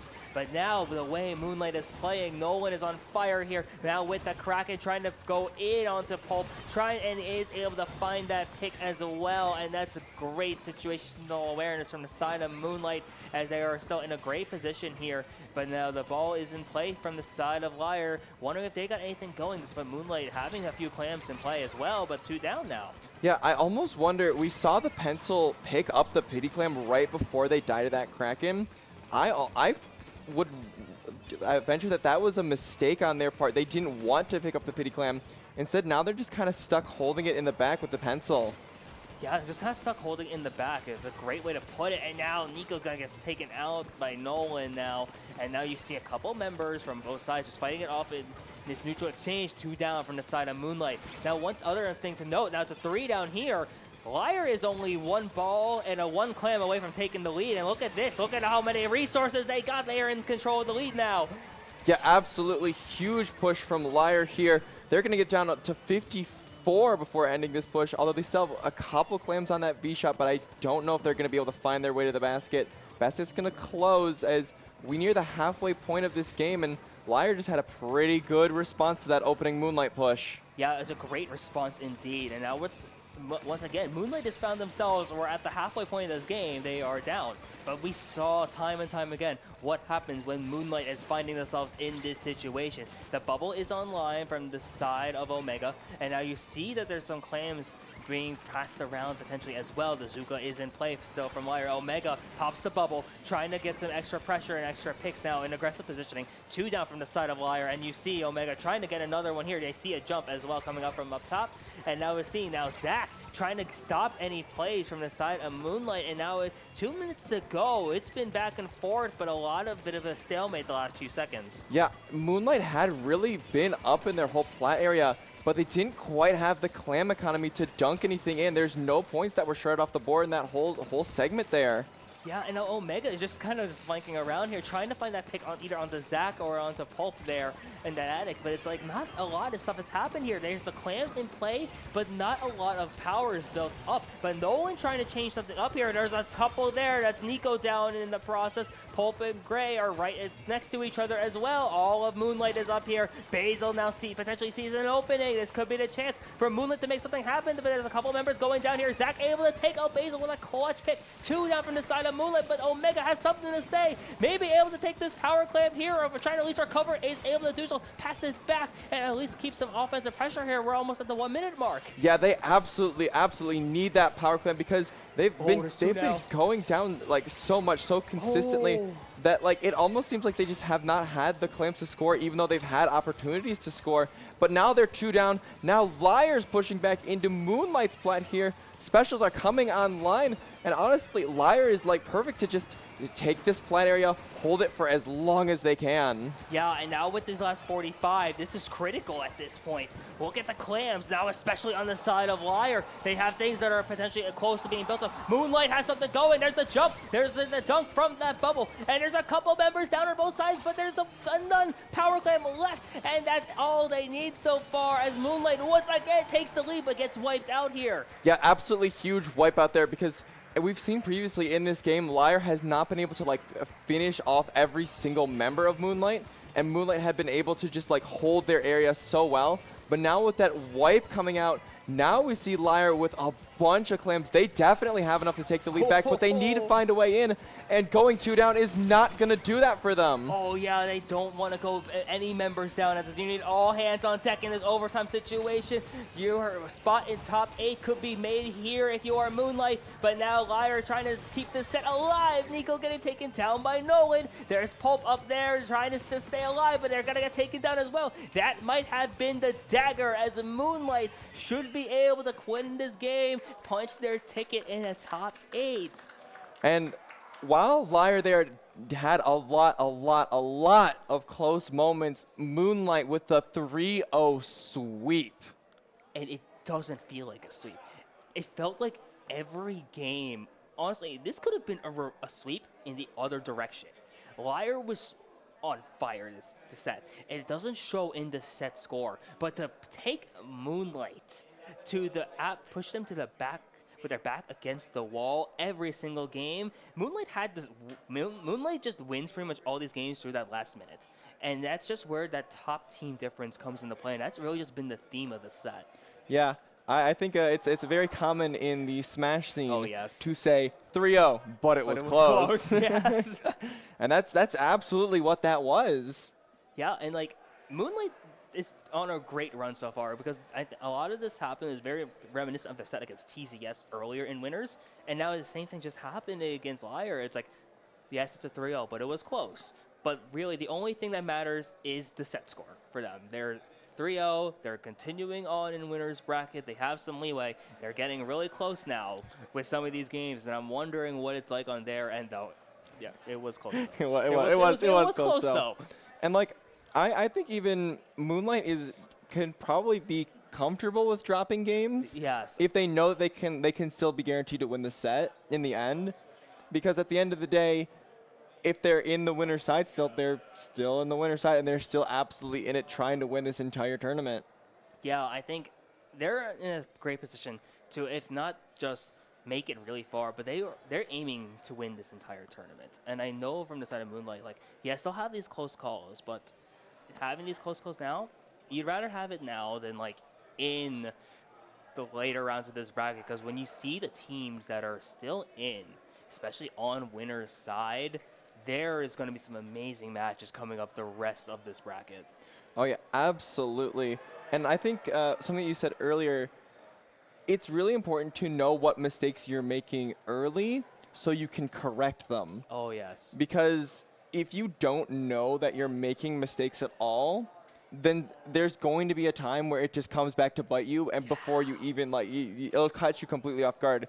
Like you're just completely like, wait a minute, this whole time I've been doing this thing wrong, and I'm like, it makes you feel so stupid when you finally realize it. I know, like, but hey, it's great about having these adjustments. And the great thing also is we got one more set apparently in our block, so I'm excited. We're going back into losers bracket, and now we are talking about how in this set you kind of had some flexibility because okay, yes, as winners top 8 qualifier, but it's winners. So even if we lose, we have some time to make adjustments. But now, back in losers bracket, it's once again every game matters. Breaking it down to even like this little micro interaction. You've seen teams lose games off of one segment of like a game, of a single match. And now at the point where your entire tournament can end with like that specific segment. And it's the beauty of losers bracket. It's stressful as heck. Yeah. I won't lie, but it's like from a commentator perspective, like it's fun. I absolutely know that feeling of like one mistake could end your run. Because yesterday I was in redemption bracket in losers. We were in game 5, and the one thing that ruined us, DC on LAN. I love lands. I really love lands. Hey, it happens less often than online, but it still happens. That is true. But yeah, I've seen it. It happens, and it's been happening across every game except Smash. Because if someone disconnects in Smash, I don't know what to say there. Hey, controllers can disconnect. That in is Smash. true. That does happen sometimes, especially when they have the GameCube controllers, but they have to actually put them in a port. Sometimes like they'll like accidentally like maybe yank it just a little bit, and it'll come like loose in the port. And then the controller disconnects, and then there's a bunch of just like drama that happens with there. Oh my gosh, I remember those days. We used to play Smash. I was considering playing Smash this year at Riptide, and I'm like, I don't think I'll have time to. Yeah. But I was like, I used to play, and I was like, I remember seeing like controller malfunctions and like all that. I was with Mario Kart yesterday. Like we were talking about LAN disconnects. We don't expect LAN disconnects in Mario Kart either. No, that was happening like every round. It felt like it just happens no matter where you go. When you have multiple switches, like paired up with each other, especially multiple in the same room, something's gonna go wrong. It's just how lanes work. There's just so many potential points of failure, and it's unfortunate, but that's just kind of the life we live. Yeah, and even if it's not the switch, it's like maybe like the headsets aren't working, or like like the sound mixes, especially with Splatoon, because for those who don't know at home, everyone here, they have their mics connected with each other, which is really cool. And it's so cool, especially because like I love this especially because like you can hear the other team comms sometimes. And I remember like last year, I was like, you can hear them like, oh, we're gonna flank here, and someone just realized they're going to flank there because like you hear it's like the meta type of thing. And like, then you get the mind game of yelling out, I'm going to flank, but you're not actually flanking, and you try to get the other team to hear it, and then they go like check the flank, and you're not actually there, and you're like, wait, what? They said they were going to flank. Huh? That's the best. I was at MomoCon earlier this year for like Mario Kart, and they had Splatoon and Smash there as well. We had it for the first time ever like a team event there that was with the mics, and one thing we would have is like someone with a fake by saying like, I have like a blue shell. The other team says they have a blue shell, but we know no one does. No one has a blue shell. So it's like no, but then you hear it in Splatoon like now too. It's like they're going this way. No, they're going that way. What is happening? It's like obviously you're not listening for the other comms like directly, but it's just how you are. Sometimes the distance between the players when you're not on the big stage, it's kind of close. So if someone's calming really loud, and like I just got reminded of before one of our matches, one of my teammates hit the other team with what he called the brain destroyer, which was right when we rated up the teams. He said, "Don't forget your Splatfest tees." I love the community. I love the in-person community because you get moments like this. You had like to say things like that, and it's so fun actually when you hear the way each team comms is so fun. Like yes, at top level it kind of becomes similar. It becomes really efficient, but especially on day one, you hear some of the funniest things across everywhere. It's like the ways like yes, we have call-outs, but like these like specific team things like oh my gosh, it's like So it's so funny. It's great. It shows the creativity. Like it goes beyond just the team names, which I love the team names we always have. But being able to just listen in on the actual players talking, that is so great. There's absolutely like times when I have been in a crowd and like the combination of someone yelling loud enough for the other team to hear, and then also them just saying something just mildly funny in general, and you can hear the whole crowd chuckle at the same time. That is so great. Next set is winners semis. All right. Ooh. We're getting hot sets on here. I know. Yeah. We said it jokingly. This is the better stream. Yeah. This is the better. This is the better stream. Clearly. Clearly. Like we got I don't know. I'm hyped. We had TCS earlier playing against something Terminated. I'm so sorry. You will be You will terminated. be Terminated. Yeah. Then we just had Moonlight and LYRE on. Like going this tournament is so good. Like there's so many good teams here, so many good players here, and like the funny thing is there's so many players who yet haven't been to a LAN, especially even at high level. But now like we fast forward like next year, and I don't even know what it's gonna be like anyway. We're at the point where we might be in like the big room. Yeah. Which is crazy Which to think I like. about. I see every time you leave the Splatoon room, there's a little sign that says maximum occupancy, and it's I think 588. Oh, I that's think getting close. So That's we getting are close. getting close in terms of number of Splatoon entrants to the maximum occupancy of the room that we're in. And That's like insane. that's just competitors, the number I know. There's spectators here. There's people who Oh my are gosh. just spectating as well. Yeah, last I saw on Riptide's website, there was 2,700 people attending this weekend. Yeah. Which is crazy to think about across all the games here. But like, yeah, for sure. There's a lot of people spectating going around the different games. And one thing I was talking about with like a bunch of players who weren't playing Splatoon this year, it's like the great thing, the cool thing to them is that Splatoon goes all day. It's like literally, Yeah. we were starting 10 a.m. on Friday. Mhm. I ended this stream here at like 11:30. Yeah. And it's like it's literally going 12 hours. There's so many teams here. It literally takes up the entire weekend. Like, and it's so cool to think about it like that. But what are we doing next year if this gets bigger? Yeah. I also love that with Splatoon, we have a 3-day event, and we are Yes. absolutely using all 3 days Oh, so true. for all sorts of competition. Because like when I woke up this morning and I was coming to the venue, I saw a ton of Smash players like leaving their hotel rooms to know, I leave just saw. in general. When it's like all of Splatoon is absolutely still here. Yeah. Because it's not only that we have this top 32 segment, but we also had the bronze finals and the silver finals too. So there's teams from everywhere that are still hanging around playing, and of course they all have their friends who want to stick around and root for them. So like everyone is sticking around for the entire event. I know, and that's the beauty of LANs. It's my favorite thing about like majors in general. Like day 3 especially, when you go lead up to finals day, and especially because in the Splatoon, like I've seen players who had to leave early, and that makes sense.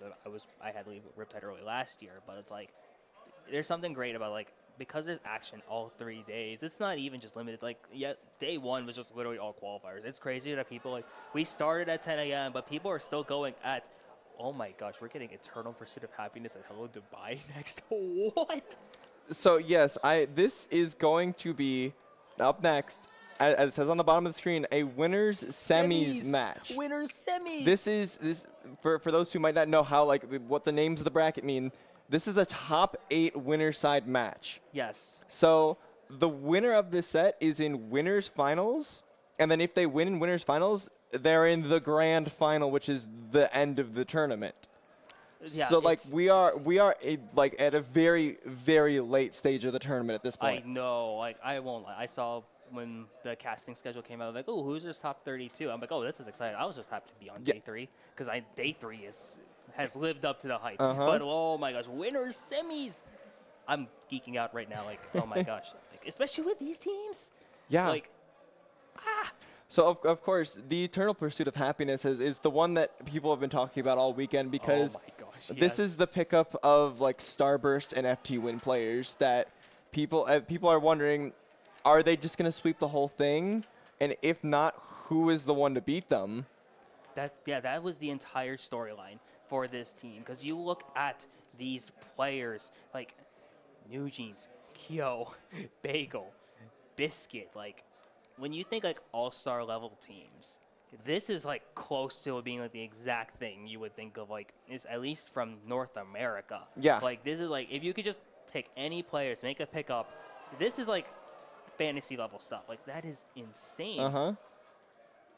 And Then up against them we have Hello Dubai, which is a team that I actually don't recall exactly who's on their roster off the top of my head. So I'm we're probably going to know them the moment I see them. Oh yes, it's the 4th seed of the entire tournament. So we're having the 1st versus the 4th. So these teams were seeded to be in this match. Yeah, so that's the great thing is because they're seeded 1 and 4. If you prep for this tournament, which almost all these tournaments, which especially if you're going to win, if you have the goal of winning this tournament, you plan for the late stages. You look at who's your seeds, and you know that okay, game 1, you have team 1, team 4, and now Hello Dubai, you got Dylan Carew, Grape, Samakato, Helix, Mars, like, wow. Yeah, and those are all Great names players. that are Oh just my like, gosh. yeah, those are very, very, very good players. I know, like, excuse me, like, I'm at a loss for words still, like, yeah. We're going into the set right here and looking at the map modes here. We got Rainmaker, Humpback, Clam, Ramen, Tower, Haggle, Zone, Shipshape, Rainmaker, Scorch. I'm not gonna lie, I kind of hope this goes to Game 5. You know, we were talking about the Eternal Pursuit of Happiness. Their storyline is who's going to beat us, but I'm like, I really want to see a long set with these two teams. Yeah, absolutely. And I'm curious to see starting on Rainmaker Humpback. Because in my mind, this is the map where teams bring out the weird stuff. That is, yeah. Like this you is see the some crazy this stuff is here. it's the map where like you have the weird counter picks. Like a team will be like, okay, we run Zap, Headed, Pencil for our cooler the every single map mode in the game, except for Humpback where we run N Try because Try is pretty good. Yeah, yeah. On this map, you really do see the crazy stuff. And I used to say this, like, for every LAN, there's, like, kind of a meta around each certain LAN because, like, it all comes out during different seasons. This one does feel really similar to at least Low Tide, at least because it's, like, nothing too drastic meta. We still see Pencil. That's the big thing. We still see Liza Trizuka.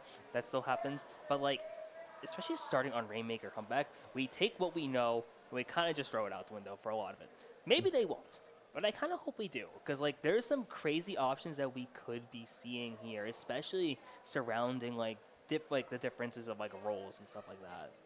Yeah, I'm just trying to like think of exactly like what we could see specifically different because these are like top players. I know. So their weapon pools run deep. So they absolutely could bring out the most wacky stuff, or they could just do something that's like really tried and true and just happens to also work on this kind of weird map. Yeah, it's so crazy to think about it like that, but yeah, it's like the pockets go so deep. There are so many weapons in this game. We don't have third kits yet, but it's like there's so many different options that we could see brought back out. And the thing about top players is that like if they bring it out for a reason. Like you will see the same like weapon diversity, weapon variety in like low level. I say this from experience, but like we when we do it, we kind of just like fumble around. We're kind of just experimenting. They know exactly what they're doing. If I see a weapon there that I'm not used to seeing, you might even have me confused. Like I'm like I haven't seen this in a long time. What even is this weapons kit? If you give me one of the nozzle noses, I might forget the name of it. Like it's at the point where if I see that, I am going to lose my mind. Quick, what does the H3D have? Great question. I cannot tell you what any of the nozzle noses have. Have you played? I mean, I was just Splatoon 1 in general. I did. I was like really casual with Do you Splatoon remember 1. what was on the Cherry H3 nozzle nose? I remember it being good. What did I even play in Splatoon? Because that's your hint for what's on the H3D. Oh my gosh. It is on H3D. I don't remember the kit off the top of my head. It is the splash wall and the bubbler, big bubbler. So since Splatoon 1 had it had the normal bubbler, that's the one I used to play. Splatoon 3 has the big touched bubbler. Yeah, that makes sense. Yeah, it's been so long. Yeah. If Yeah. I see an H3D come out today, I'm going to lose my mind. I don't think they're hearing me, and I would hope they don't. 'Cause if I see something crazy like that, you might have me take off the headset. Yeah, just watch out just there. walk away. Walk away. There's a long hallway down here. I'm gonna be right back. we're in a little bit of a back rooms here. Yeah, but I'm still stunned that we're going to be seeing this matchup. Like, Yeah. In general, like I'm glad it's on stream as well. Like I expect this to be on stream for sure, but like this early, like wow.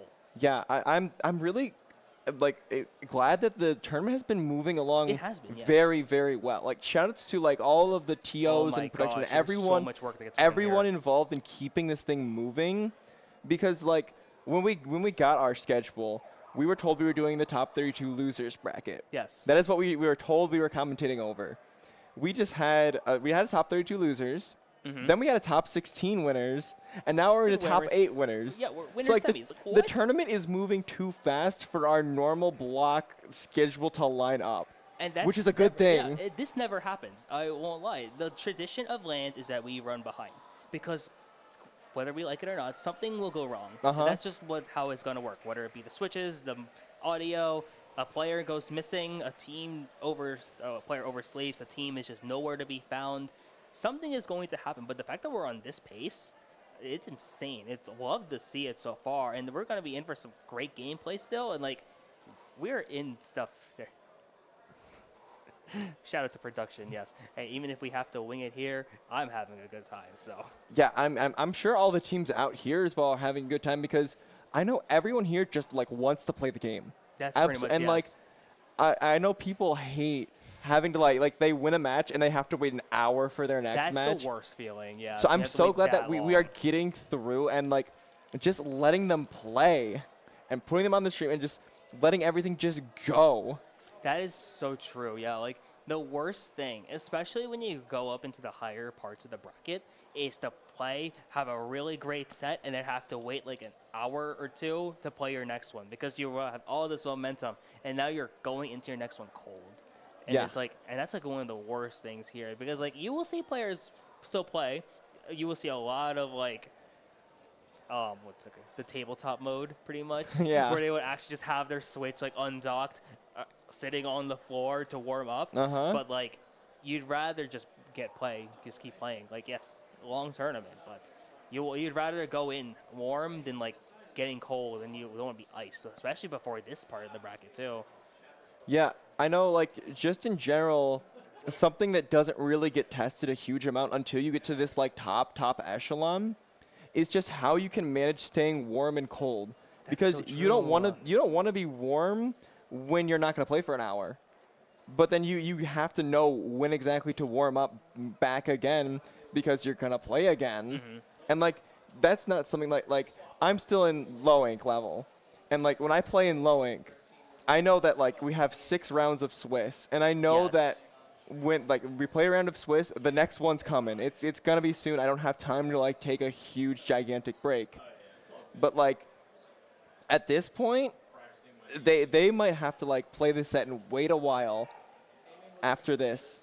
So like that's just another thing to add on top of the pile of what makes it really so is, yeah. impressive that these teams make it this far. Yeah, and like another thing is like we were talking about like how you manage stamina across this.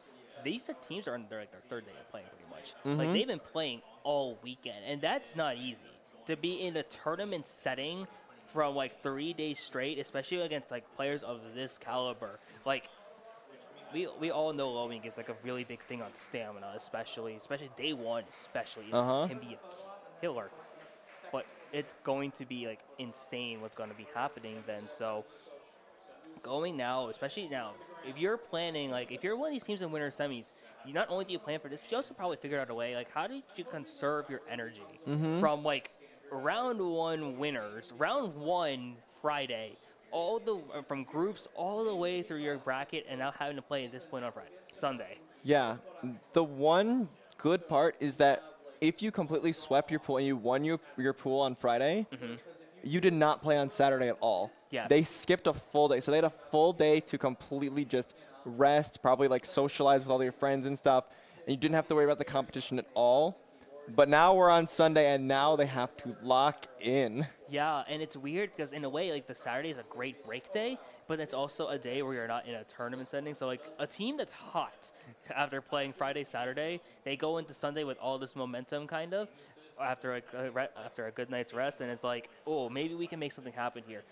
I've seen teams before, like they'll have that 1 day break, and it's like, they kind of stumble a bit to find their footing early on. Yeah. And then because of that, they get upset early. Uh-huh. Obviously, these teams did not have the problem Yeah. there because considering they're here, but now at this point when they know this is like top winner gets. The winner of this is guaranteed at least third place, Yeah. which is wild to think about.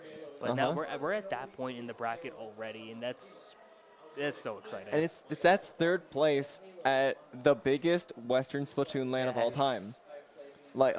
And by a wide margin as well. We had over 100 teams at a LAN. I know, like not 100 attendees, 100 teams. Yeah, which is insane. Because like, if you had told me that Loic was 107 teams, I'd be like, oh, okay. Okay, yeah, it's one weekend, it's online. It's like, yeah, across a weekend, the world as well. weekend online. The times are nice and accommodating for like a lot of North America and Europe.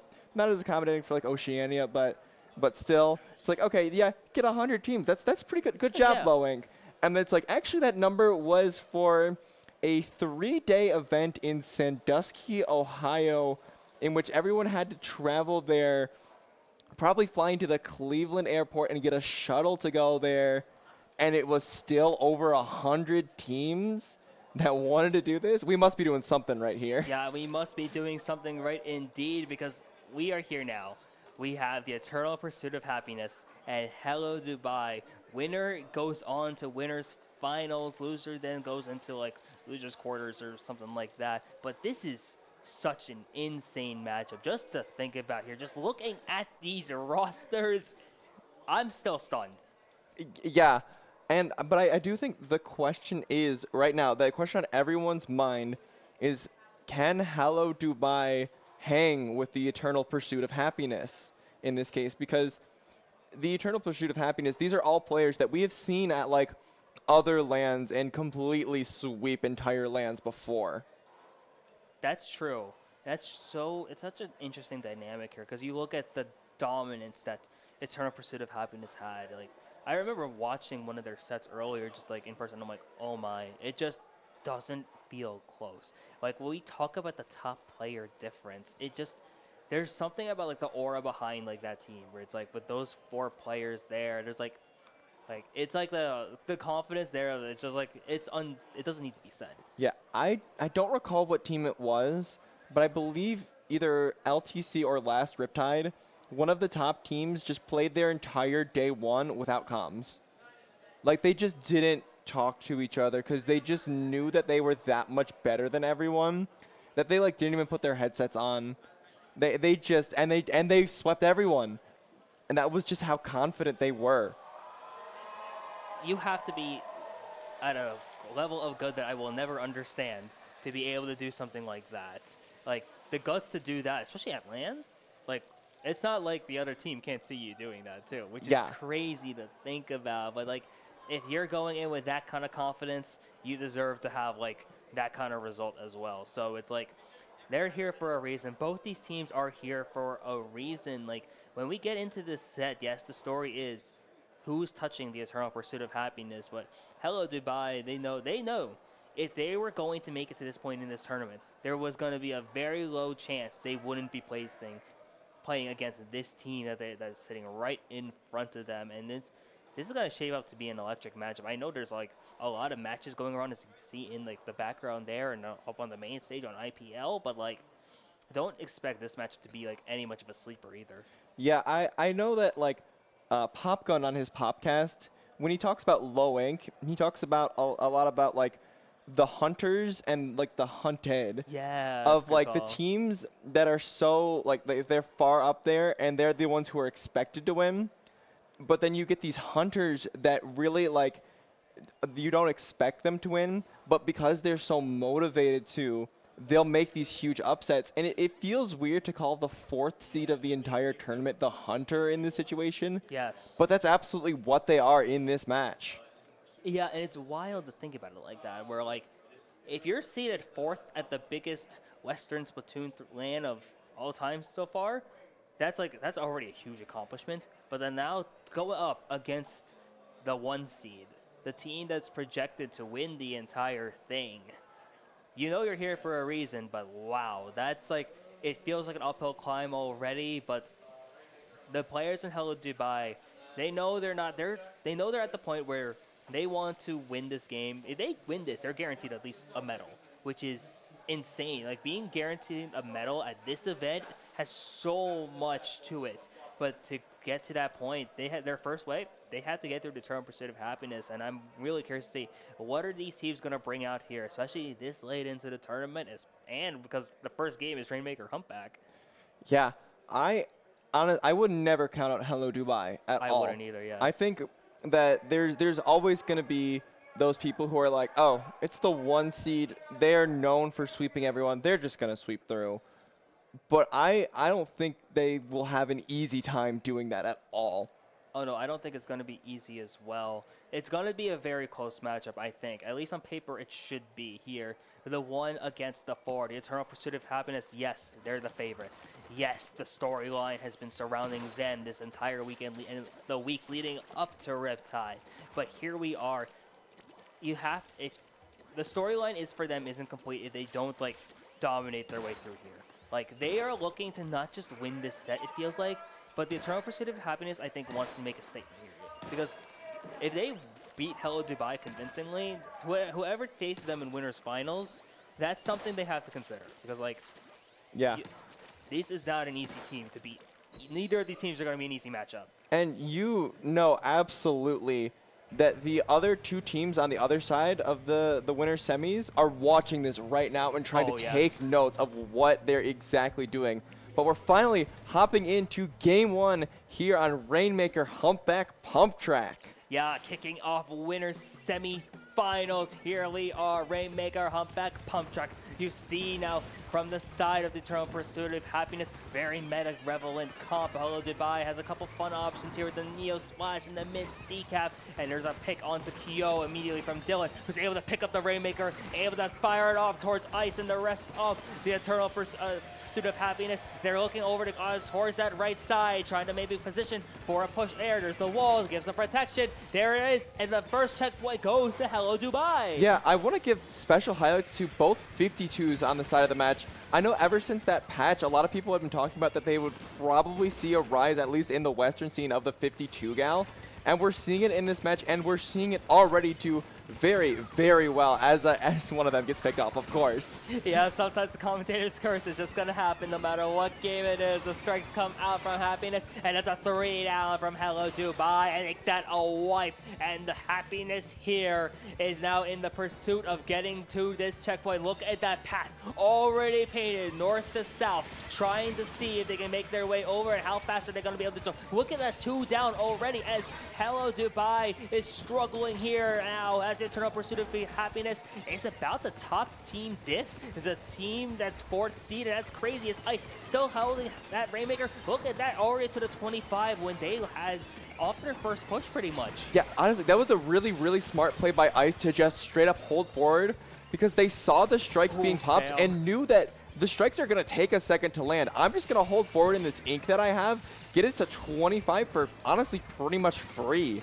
Yeah, and now Hello Dubai is at the situation where they have to take it to the 24 to win this, or at least take the lead here, and they're taking some names here, and there's a pick from Sam onto Biscuit, trying to see what else is going to be happening here. Sam is trying to try to do something else here, but the Rainmaker is going to be taken out of play. Eternal Pursuit of Happiness and Hello Dubai kind of in a neutral zone here. They do see a tactical come out from the blue team now as Dylan Carew from Hello Dubai trying to help that bubble getting painted here. There's a lot of time still left in this game. We're not even at the halfway point yet. Yeah, it's honestly going to be a question of how does Hello Dubai get through this elbow choke area, because it's so hard to just raw push through there. The Eternal Pursuit of Happiness was kind of able to use all of the stuff they had to do so, and Hello Dubai hasn't so far. But right now, we're seeing the Eternal Pursuit of Happiness with another push of their own, but the Rainmaker gets caught out in mid. Yeah, and that's actually a huge situation. It picks right there. Look at this. That's the 3 down from Hello Dubai. Eternal Pursuit of Happiness has all members up at the moment, all trying to get back in. They have control of the Rainmaker this time now from the side of Bagel. Firing it off there, trying to take out Grape, trying to take out Dylan maybe as well in the process. And now trying to see how is going to be able to take the pick, but Dylan able to take down the Rainmaker carry, but Biscuit has something to say about that as the bubble is going to be popped. Blue once again has a whale online, and there's Sam able to take the pick right there. And now, while there is a delete here for Eternal Pursuit of Happiness with both checks down, anything can happen still. Yeah, it really feels. It feels like Hello Dubai has not really had their footing ever since that first push. They did get that really cool little clip on stream there, but then they were also 3 down immediately after that. And this is absolutely still a huge control for the Eternal Pursuit of Happiness. Yeah, and then Bagel once again has control of the Rainmaker, is obviously just trying to get something going here. Dylan now trying to get some pain. Sam as well, trying to get some picks. With still Rainmaker in possession of the blue team. Bagel still over there trying to get something going on a biscuit. Sam now trying to get a pick as well as Dylan. And that's good here. 2 down from the Eternal Pursuit of Happiness. Hello Dubai has some time, but with 1 minute to go, with maybe a time starting to tick before they make another push. Yeah, honestly, as we're getting into the really late stages of this game, we're starting to see Hello Dubai just try to throw a bunch of stuff, and some of it's working, but it hasn't quite translated into points on the top of the scoreboard quite yet. They're now in this elbow, and they have to figure out a way to get through it, and not only that, but get it down below 25. Those picks are going to help. The Rainmaker survives the strikes. It's still alive, but Bagel able to pick off the Rainmaker. Yeah, and all members of Hello Dubai are still left by that bubble here. They have 3 up. Now, all team up, and watch here. The last 20 seconds of this game are pivotal. You see that the Eternal Pursuit of Happiness has the Rainmaker. Bagel is going to fall down at least, just to make it in a harder situation now for Hello Dubai. 10 seconds roughly here, but 2 down on each side. Pivotal situation. Ice now trying to figure out what's going to be the option as Dylan Carew picks up the Rainmaker once again, trying to take it over to that elbow, seeing what's going to be the option. Sam trying to paint a path, trying to carry some distance, has the bubble in play, trying to pop it maybe to get some extra defense from their side. There's the bubble, and there's the pace here. There's less than 40, less than a 10-point difference here from Hello Dubai, but they're not able to do it as the Eternal Pursuit of Happiness holds on for game 1. Yeah, absolutely. Right down to the wire there. It was just that 7-point difference. The difference in that game was that one little moment when Hello Dubai popped those strikes and Ice just ran forward with the Rainmaker because they knew that like they're not going to die to the strikes when they're still in the air, and that little run forward got them to 25, and that was what won them the entire game. Yeah, it was the difference of pushes pretty much. Hello Dubai had 2 major pushes. You saw the first one to break check, and then you saw that last gasp, but almost took the lead. It took it to within single digits. But from the Eternal Pursuit of Happiness, pretty much to get all their points, it was just off 1 push. From basically their own checkpoint, take it to the other, and then take it to the 24 off of the play you mentioned from Ice. Yeah, and it was really just a matter of just like very, very small mistakes coming out, and the Eternal Pursuit of Happiness just punished it in such a huge way. Yeah, and the punish game. I can't believe I'm talking about the punish game like I'm going to talk about it in like Smash or a fighting game. But that's so important to be able to capitalize off of either the mistakes or the misplays of the other team is so pivotal here. And we're at the point of this tournament where really one of the big differences is how do you counterplay off of what the other team is doing. Yeah, it's just a matter of finding those exact situations in which you can realize that it is a mistake that the other team has made, and knowing exactly how to take that mistake and turn it into your own advantage. That's so true, yeah. And that's basically what we saw the Eternal Pursuit of Happiness did. They had a rough opening. You saw how much on fire Hello Dubai was from the beginning. But then, like, from there, Eternal Pursuit of Happiness just capitalized off of just a couple misplays there, just being able to take advantage from that disadvantageous state. And that's really hard to do at this level, at this part of the tournament. And to see them not only take it to break check, but to get the 24 was so big, because from there, they were able to just hold on defense, and that was so pivotal for them. Now, going into Clam Blitz, Robo Ramen for game 2, a lot of the same, I think, is applicable here. We're going to see, like, who's going to be able to capitalize, especially off of enemy pushes? Oh yeah, absolutely. This like Robo Ramen as a stage on Clam Blitz, I feel like it's a good litmus test for kind of exactly how you know how to play around terrain. And of course, we know these teams know how to play around the terrain. There's a reason they're here. And it might just be a question of who exactly knows it better. It feels weird to say that, but it almost feels true. That's so true. And we see Kyo bringing back the sloshing machine. Now, this is a really interesting option here. Some extra range here. You also see Ice now with the Splash-O-Matic. There is no Trizuka from any player on this team here, on either team, really centering around these cores. I'm wondering how this is going to affect this game. Yeah, it feels weird that like the Eternal Pursuit of Happiness is bringing out the Splash and the Machine when like the last time we really saw those weapons was the big crab meta, and like we're long past that now, but these weapons are still incredibly viable. Oh yeah, it feels like a throwback to like 2 years ago almost at this point. But now you're seeing both these teams within the first 30 seconds are trying to establish this claim economy, and you see that even at the top level, some teams will occasionally have this struggle of getting these clams. But now look at what's happening here. Eternal Pursuit of Happiness does have a power clam in play, but they go 2 down here. Hello Dubai is doing some great counterplay now. Bagel pops that tactical ore as well, and the strikes are coming out from the side of Hello Dubai, and this is looking to be a crazy set so far as Eternal Pursuit of Happiness is now 2 down, trying to see if any team's going to be, who's going to be able to make the first move here. Maybe it's going to be Hello Dubai. Yeah, there was just like the tri-strike got the decavitator, and the decavitator picked off the pencil, and then from there they were just able to take that advantage they had, and now it's turning into a whole push. They've gotten their first score of the game. Yeah, and that's able to get a couple extra points as well, taking 2-74. Not a huge lead, it's just a couple extra clams after the next power. But now, from the side of Eternal Pursuit of Happiness, they found themselves on the back foot here. Don't have a lot of clams aside from their pity there in the back, but now trying to see what it's going to be the option from this side.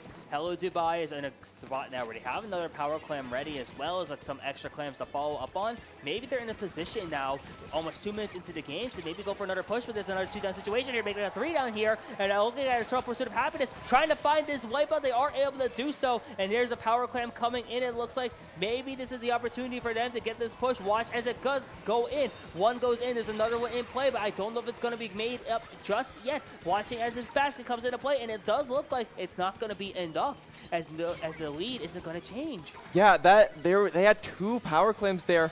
One was successfully dunked, but the other one was picked up right before it was thrown in, and the ball despawned. There was no one around to pick up that ball, and so Hello Dubai is going to hang on to the lead. Yeah, and Hello Dubai is looking pretty confident here right now. They have the pity clam still, and there's a power clam on the side of both teams. Once again, we're in another neutral state. Both these teams just trying to feel each other out, get control of mid, because look at all the yellow and all the blue are kind of just counteracting each other at this point. Multiple members starting to go down in this fight at this point here. But now with about 2 minutes to go, which team is going to be the one to strike first? It really feels like a good amount of this match has been someone maybe overextends for like just an inch, and then there's a punish immediately. And then the other team might do the same thing, and then a punish immediately. So we haven't really seen like a gigantic push from either team. We've seen scores from both of them, but 80-74 when we're under the 2-minute mark in this game. Yeah, and at this level too, it's just showing the defense. But speaking of that, look at the offense of Eternal Pursuit of Happiness. Put up Bagel now with the pencil, and the the power clam is able to pop it in and take the lead for the Eternal Pursuit of Happiness. Watches a couple other clams potentially come in as Ice now throwing in a bunch here, trying to get down. It's already past the 50 at this point, and the Booyah Bomb coming in one time now from Kyo, trying to get another pick onto Grave there. Helix now trying to stay alive, helped out their team as the basket does close, but not without Eternal Pursuit of Happiness taking the lead. Yeah, but honestly, with how fast that these teams are playing, I don't think that is a safe lead at all. These strikes are coming out, already starting to try to get a push going here for Hello Dubai. Still trying to get through mid, though, trying to find just that opening that they need. Instead, though, that decavitator is going to be picked trading at the bottom with Kyo. Yeah, and look at this now. There's 2 power clams in play, at least from the side of Hello Dubai for now. Make that, I think, a third from the pity in the back as well. So watching here, with about 45 seconds to go, wow, a 3 down. The defensive stand was so pivotal. I think that not only did they lose the power clam just in general, but I think even if they had an opportunity to grab it, I think one of them actually fell off the side of that upper area. Oh. So honestly, really, really disastrous push there from Hello Dubai. And now the Eternal Pursuit of Happiness just kind of has to kill these last 20 seconds, and they'll take this game home. Yeah, and I think at this point, it's just like playing for defense here, just playing for control. Watching that nothing crazy will happen from the side of Hello Dubai. There is the pity claim still in the back there at least, so overtime will be triggered. But now it's a matter of how many clams is going to be picked up from the side of Hello Dubai, because now we're in the situation where they have to start making a move towards the basket. Eternal Pursuit of Happiness, though, I look at this defensive hold, 2 down from the side of Hello Dubai. Dylan and Sam just the only ones up. And now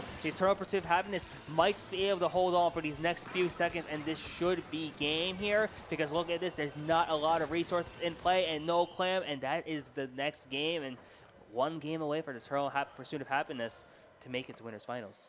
Yeah, we've been mentioning a lot how like the Eternal Pursuit of Happiness is very favored, but Hello Dubai is absolutely capable, and I think we've really seen that in these last 2 games. Yes. They've been very like back and forth, and Hello Dubai has like absolutely had what it takes, but the Eternal Pursuit of Happiness so far has just been that littlest bit better, and that's just resulted in these 2 game wins, and now Hello Dubai has a massive mountain to climb. It's so true, and it's a throwback to our last set where we said like the better team usually wins. The top team has that clutch factor, and you saw that Eternal Pursuit of Happiness started off kind of down. Hello Dubai was able to get that first score and then able to take lead there, and it took a bit for Eternal Pursuit of Happiness to get their footing and to get into that point. But once they did, it basically felt like they were really comfortable, because even when Hello Dubai was in a lot of threatening positions, they weren't able to capitalize off of it. And like as another theme, like the punish game in Splatoon, I'm still caught up on that, but it's been crazy as we're going down in the tower. Yeah, I mean, these teams were like actually running up like really fast here. They know exactly what they want to do on this tower game. And I almost have to wonder, you mentioned like the comfort on the side of the Eternal Pursuit of Happiness. I almost wonder if that's going to turn into like a confidence that we'll see them do really well in this game, or if it's going to turn into an ego and we'll see that ego be punished. Yeah, confidence versus arrogance are 2 different things, especially in competitive games. But now it's about to see what is Eternal Pursuit of Happiness going to do here. 1 game away from winners finals, 1 game away from a guaranteed 3rd place, but they're here to win this entire thing. And now they have the control of the tower as well as ice. Reminiscent of what we saw in early Splatoon 3, the crab tank on the tower. Yeah, the crab tank on tower is so funny because it's always just like, do you just like move away from the tower? Do you try to interrupt it?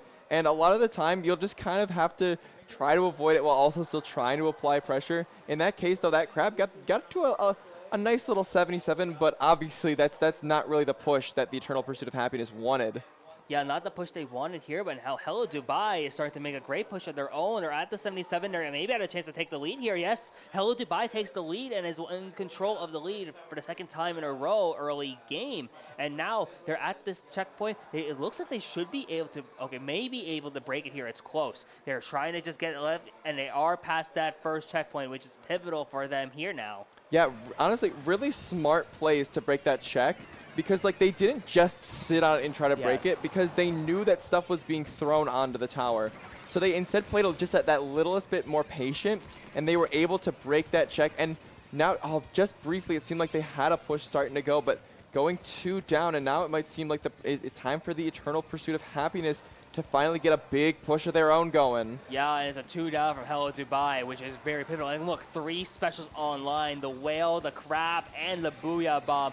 They're about to make their way towards that first checkpoint. Kyo, as well, is able to pop that booyah bomb, and look at this. They are starting to find their footing. 3 down from Hello Dubai, and the Eternal Pursuit of Happiness once again back in control of the lead. Yeah, there were like 3 of them that were clumped up in that bats area, and Kyo threw a booyah bomb onto that wall there, covered that entire thing, and I think got 2 picks directly, and then was able to just clean up the last one just after that.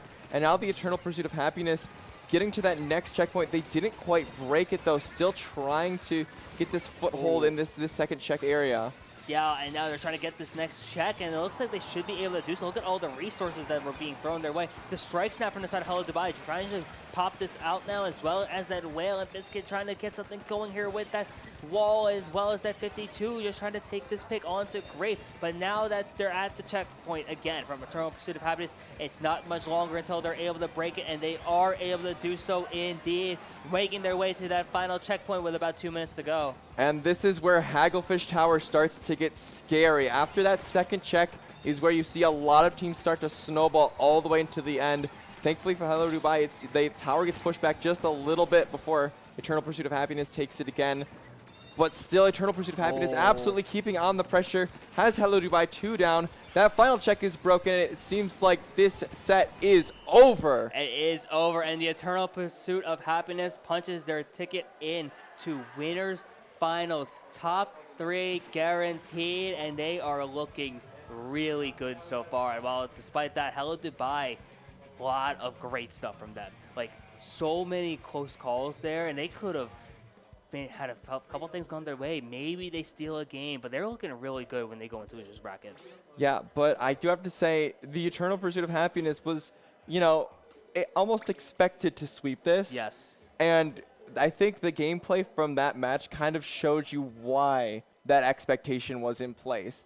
That was a team, the Hello Dubai team was the 4th seed of the entire tournament, and like they were not overseeded at all. They definitely deserved that 4th seed. Oh, they did, yeah. But still, a 3-0 and a handshake coming out from the Eternal Pursuit of Happiness.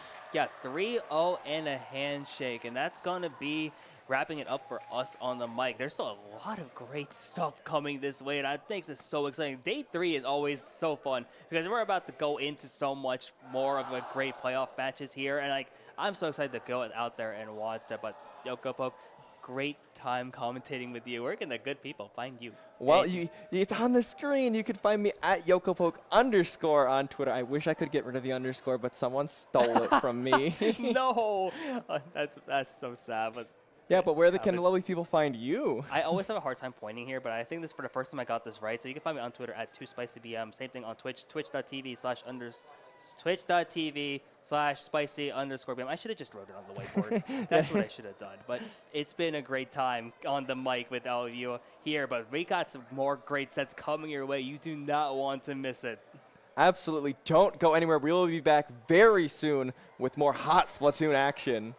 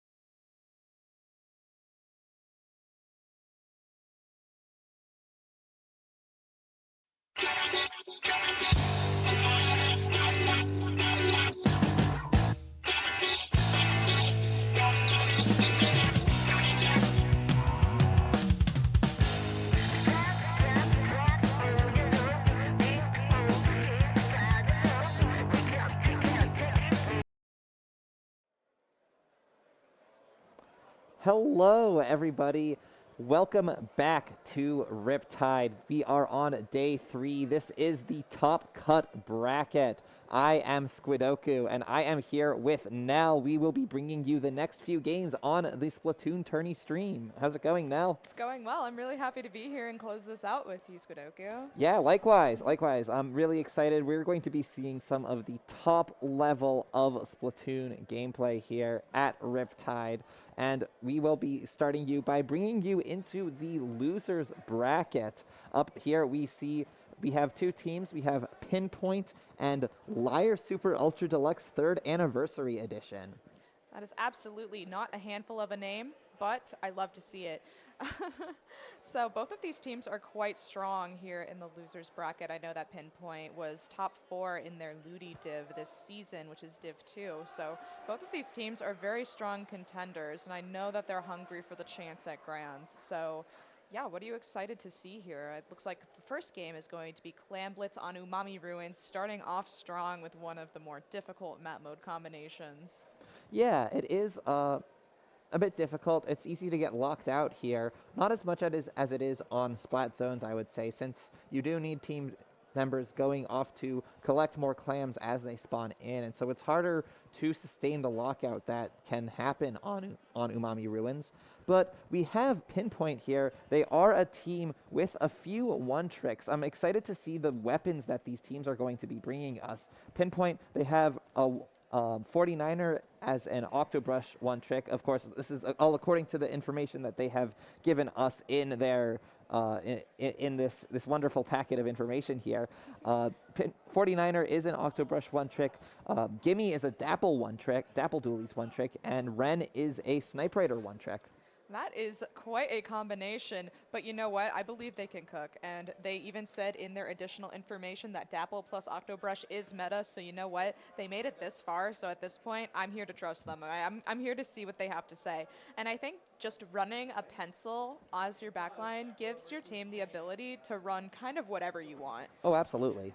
So I'm really excited to see what they can cook here, especially as an Octobrush on Umami Ruins with this is such a unique map. You're able to get into sneaky positions, sticky situations, and really just kind of annoy everybody in the vicinity if you are a brush player. So they have very aggressive weapons in their pool.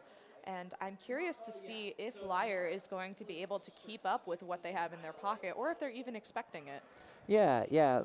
While there aren't so many one tricks on LYRE, they do have the Gluga Dualies one trick in Nico, and as well as Slosher and Squeezer, Splash Zap Shot, and of course a backline player on Pencil Edit and Charger, as well as Swisher, who has put down a tent as their weapon of choice. And we have seen in top level play a fair amount of Tentabellas, and in combination with weapons like the Squeezer that can put down a wall, that sort of shot blocking capability can be really valuable for getting your teammates in. And if a team is able to fight well with that Tentabrella, then that can be an absolute nightmare to deal with.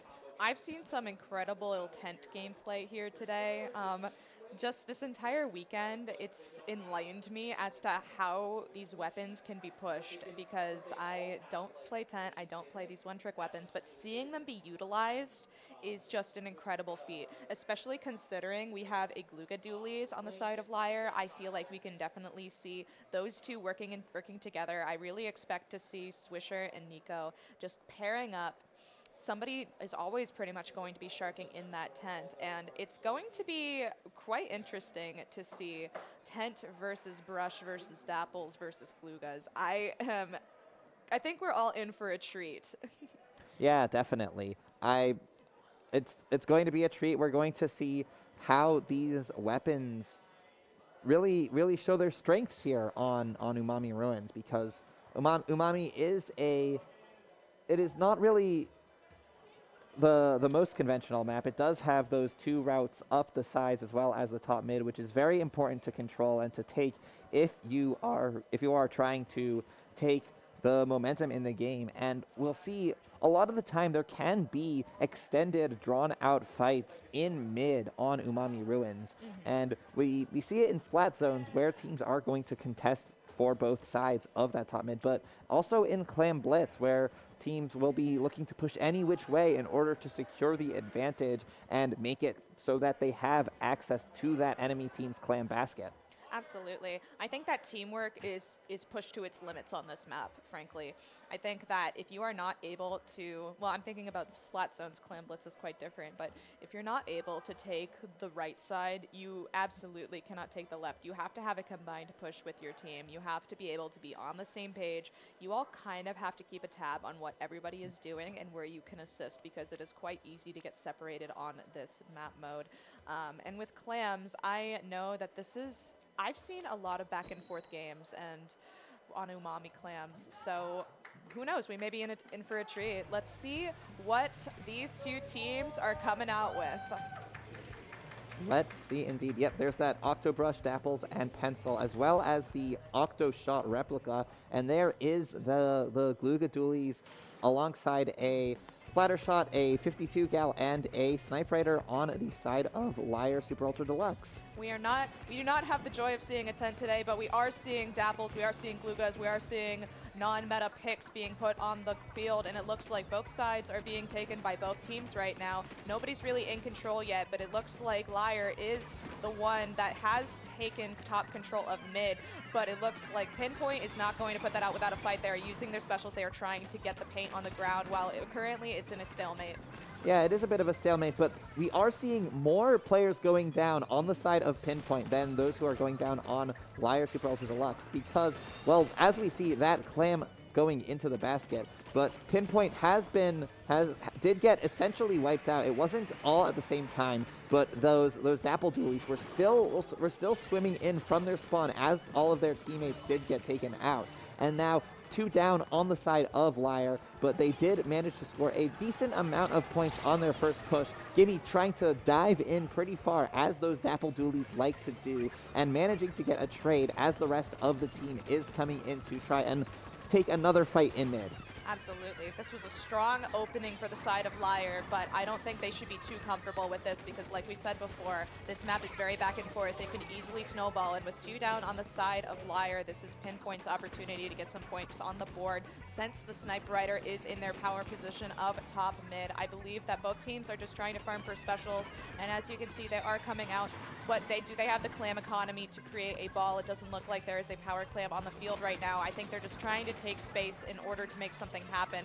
It looks like the Pencil is trying to make a ball, and they made it. They just didn't have that opportunity to score, and with a beautiful jump, let's see if they're able to score, and they are not. It looks like a cancel.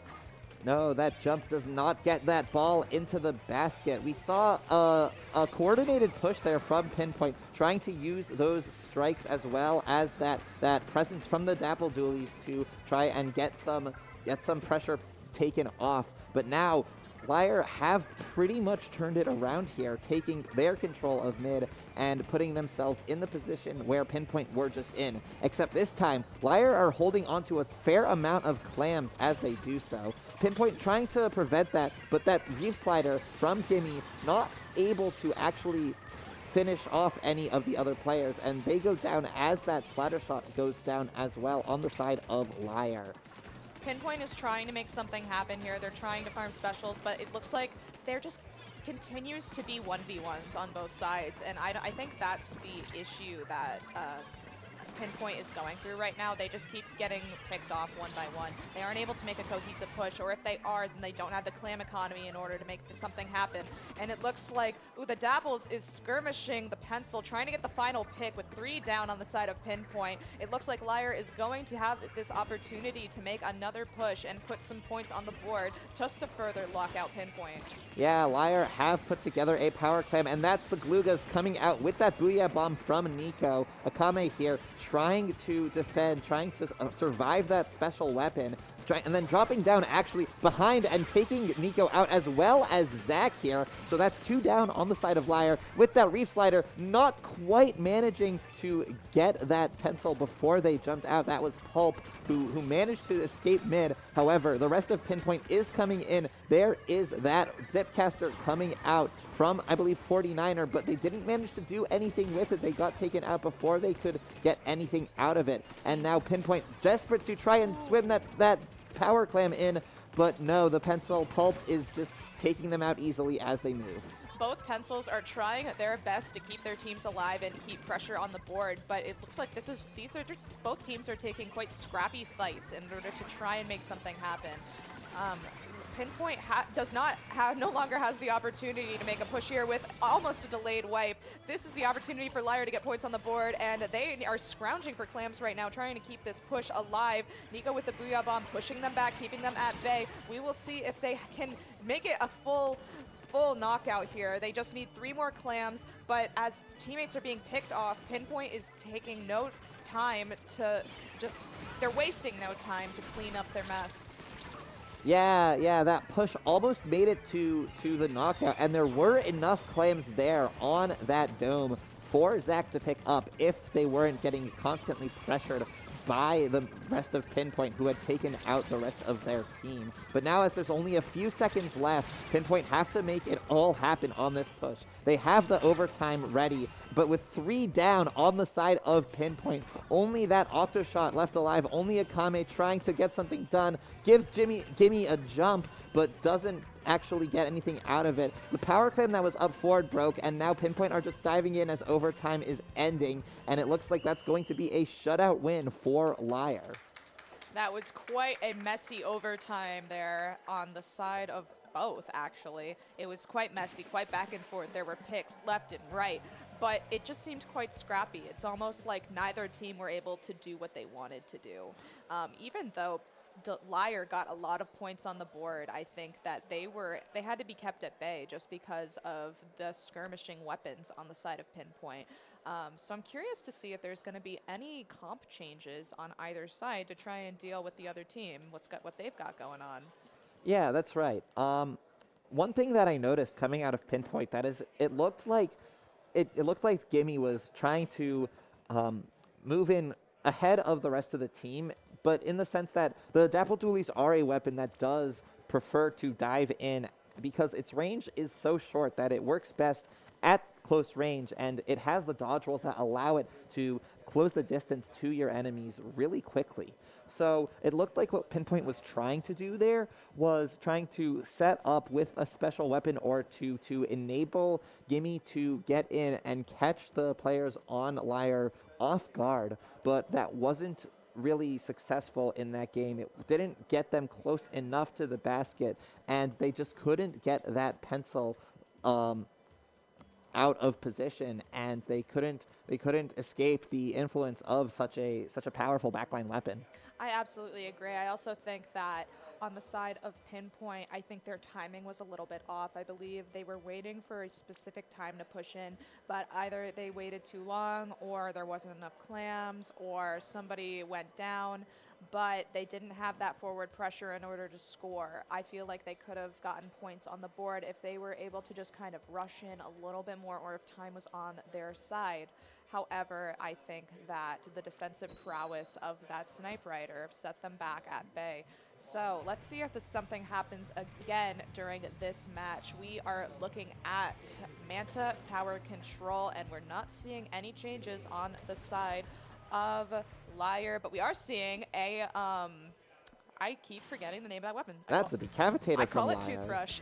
yeah, Pinpoint coming out here with that same composition as before, but LYRE has switched off of the 52 gal from Zach onto the decavitator, the mint decavitator. So bringing out that big bubbler is definitely going to be something that they will want to use to get through the checkpoints on this map. Nico trying to get behind that tower, but now Kaifan jumping out and using that tactical buff to get that extra quick jump out and escape that pick. However, that does give control of mid to LYRE, with Pulp riding the tower, getting through that checkpoint, and Zach has a big bubbler ready to go. They don't need it to get through the first checkpoint, but using it to get closer to the second one. But the bubbler isn't going to protect them from these strikes. However, their prowess at the game, their skill in movement, in staying alive, in navigating the map, has allowed them to manage to make it through that barrage of special weapons, and in fact get get so many down on the side of Pinpoint that LYRE has gotten through that second checkpoint and are moving on towards the third. To me, it looks like Pinpoint are taking fights kind of solo here. They're trying to just make something happen. I feel like they're at a stalemate with this bubble and with this pencil on the tower. They have to just throw themselves there to make something happen. And as you can see, Gimme is taking the tower, trying to get some points on the board. And with 3 down on the side of LYRE, this is Pinpoint's opportunity to be able to take mid, but they don't notice the shot behind them, possibly getting jumps in for their team, which is exactly what is happening. I think that the pencil really needs to turn around before they get shot down, which is exactly what happened. That flank was almost beautiful. Yeah, you could tell that Pinpoint were hesitating for a moment, thinking, where's that shot? They didn't go down, where are they? And they were just behind them on that mast on the grates, able to get that splat from behind and bring in Nico on that super jump. But now that means that Pinpoint don't have a chance to make a real push of their own. Zach moving in, getting the splat on Akame, and looking for another as 49er tries to get into that bubble, isn't able to find any splats on Zach, but the tower's still going as the Booyah Bomb comes out, and those splats coming out on both sides equally here, but it looks like that's 3 down. Pulp being the only one left alive and so far away from the tower, Pinpoint might have a chance to push here. This is absolutely Pinpoint's chance to push, especially since they are coolered and they do have tri-strikes available to get through the push. Gimme is trying to make a flank happen. Let's see if they're caught, and a bomb just barely scrapes them into their bunker. As you can see, they're finally able to take picks together. 2 down on the side of Pinpoint. Hopefully they're going to continue to be able to make this push happen with the Zuka getting a double, and that's basically a delayed triple on the side of Pinpoint. The final member jumping out, and they're just being taken out bit by bit. This is LYRE's opportunity to take their points back and possibly get their lead. Oh my goodness, Zach is just tearing up the place with the Mint Decavitator, and 49ers the only one up there able to make something happen with their special available, but I believe that they are waiting to get their teammates back on the field in order for support. Yeah, I noticed at the end of that push from Pinpoint, we saw Kaifan trying to jump into the tower as their last teammate who was there jumped out, as well as one other player, I believe it was Gimme, also jumping in. So they had 1 jumping out, 2 jumping in. It seems like it might have been a failure of communication or of coordination there, not really being all on the same page, and that is not allowing them to really put together a kind of offense that would allow them to get through this defense from LYRE. I completely agree. I feel like what I would like to see is I would like to see Pinpoint play a little bit together more, focus on the same areas. As you can see, they attempted to do that with the bunker, but with 3 people in the bunker from the side of LYRE, their pressure was just unable to be avoided. And with a jump camp, and Zach getting a sick double with the Decavitator, they are absolutely carrying this push here with just their confidence with the Decavitator is just crazy to me. It's really, but 49er is not going to let that out without a fight with a double on the side of LYRE.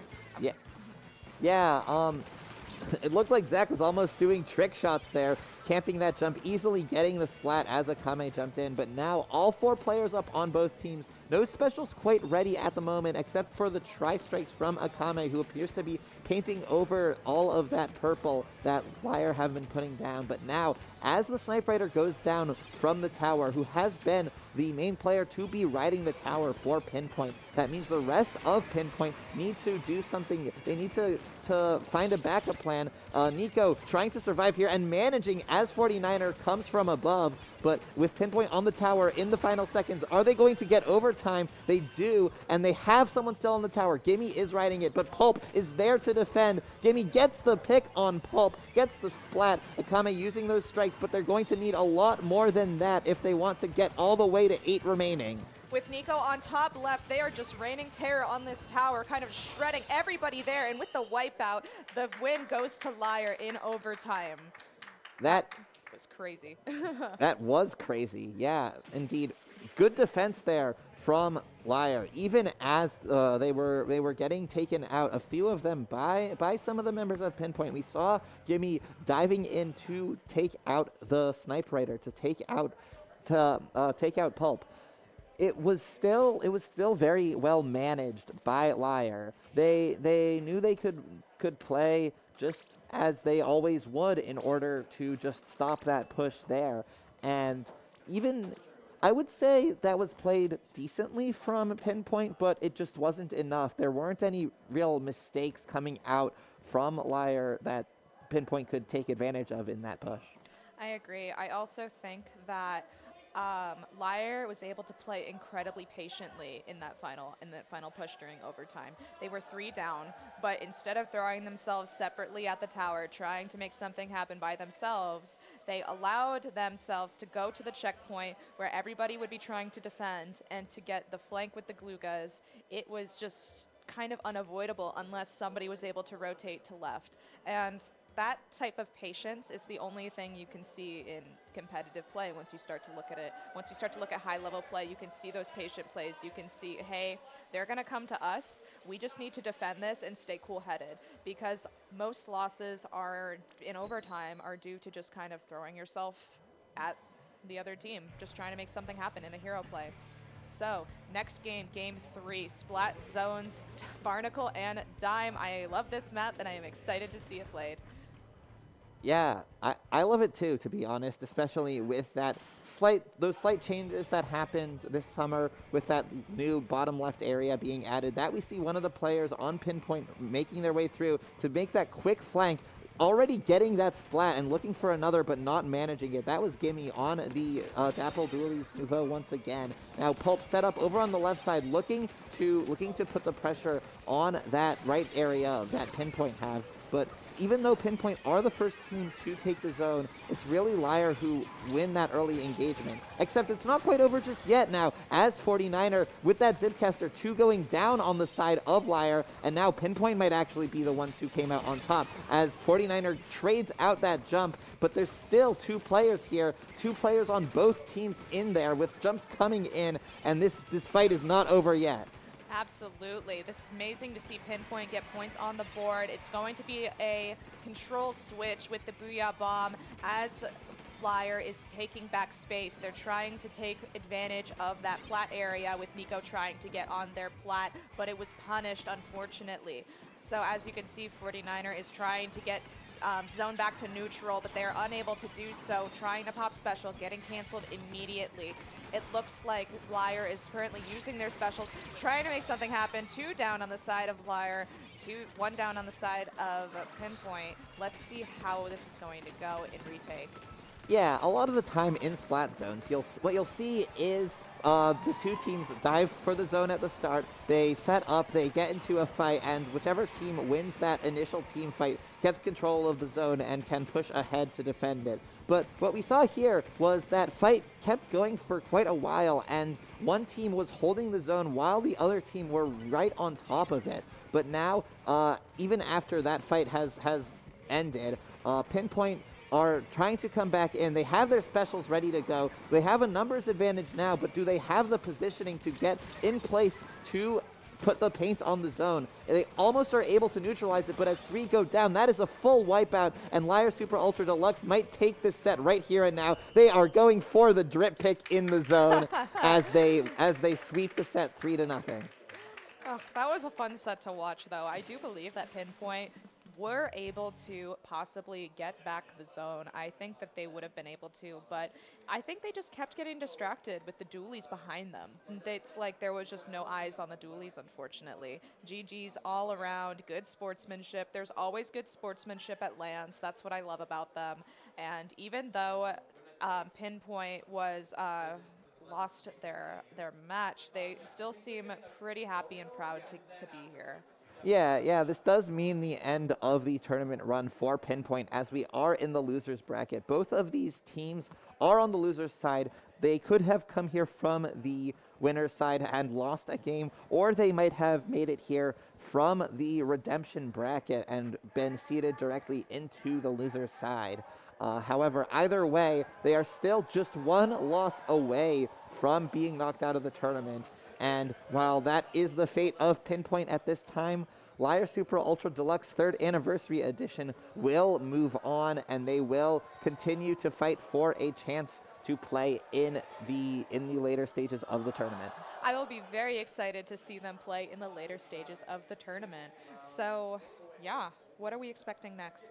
I'm not sure what we're expecting next, but the winner does make top 8 here, and so we will see LYRE Super Ultra Deluxe moving on to the next round, and I believe either they're going to play another team that's already in the losers bracket, or they will be playing a team that just had been knocked out of the winner's side. I'm not exactly sure where we are in the bracket at this point, but we will be finding out where we will be spectating at least soon.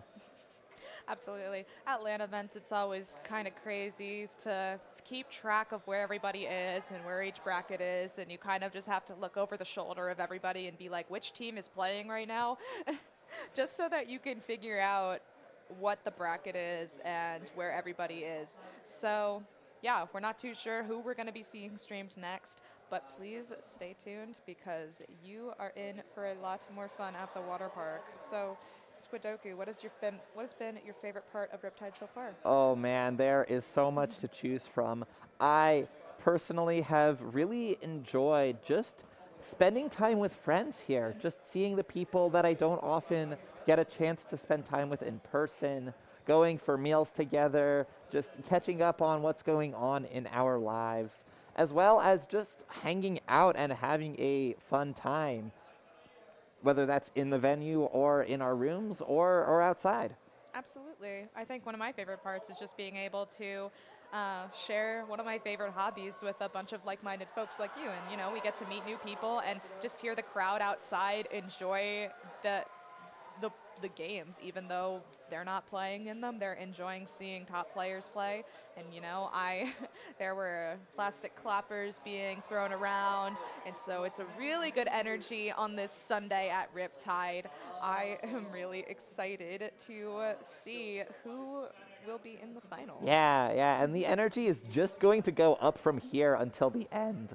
We really do have such a fantastic crowd here out watching the sets being broadcast on the main stage. Open up another tab if you're watching this from home. Tune into IPL Splatoon. Don't tune away from us though. We'll be bringing you plenty more action. But if you want to double dip on the Splatoon on the Riptide streams, make sure you have both the Splatoon tourney stream and the IPL stream to catch as much of the Splatoon action as possible. Absolutely, and thank you so much to the TOs and the production team that are able to make this possible. You guys are the unsung heroes of these tournaments, and I do not envy your job of running around with like a chicken with my head cut off, but thank you, TOs. Thank you, TOs. We love you very much, and it's people like you that are able to make stuff like this happen for everybody else. So yeah, thank your local TO in the comments today. Oh yeah, definitely. Make sure these TOs deserve all the appreciation that they can possibly get. I personally, I did see that whole line of posters for the TOs that was for all the staff really that was laid out for people to sign, and I made sure to sign them all. It's just a little way to show appreciation for the people who volunteer their time to staff these events. Oh, absolutely. I mean, this is our vacation, but their volunteer opportunity to make things run smoothly for all of us. So, yeah, it made me really happy to see all of everybody's Riptide posters with everybody's signatures on them all in a line, just to show appreciation for the TOs, because they rarely get the time to just relax. They are busy bees. So, yeah, I've been quite thankful for everybody who's helped volunteer at these events. And, you know, if you're out there and you want to help, we will always take volunteers, and even if you're not available to do a local or a LAN, I'm sure that IPL or Splatoon tourney would be happy to have more volunteers on deck, or just in your local scene. Oh yeah, absolutely. And it's not even just those two groups. There are so many organizations really in the Splatoon community. Like even just in the West, in North America and Europe, there are several different groups that do not necessarily putting on like huge LAN productions, but at least online tournaments. There are so many of those, so many to participate in, and if you're able to volunteer to help out with some of those, I know that the organizers of tournaments from biggest to smallest could always benefit from extra help where it's needed. Absolutely. I mean, I don't have a lot of locals in my area, so I was thinking, hey, it couldn't be too hard to run a tournament. Joke's on me, it is absolutely difficult to run a tournament. I didn't attempt it, but I think that this is an entire group effort. And that's why I love the Splatoon community so much. This is definitely a labor of love, and I think since this is a team game, it gives a beautiful opportunity for people to just meet each other and learn new tactics about the game as well. I've learned so much just by looking over the shoulders of people that are, you know, participating out on the floor and playing my weapon class or weapon pool. I look at them and I say, wow, what are they doing? Why are they doing that? That's crazy.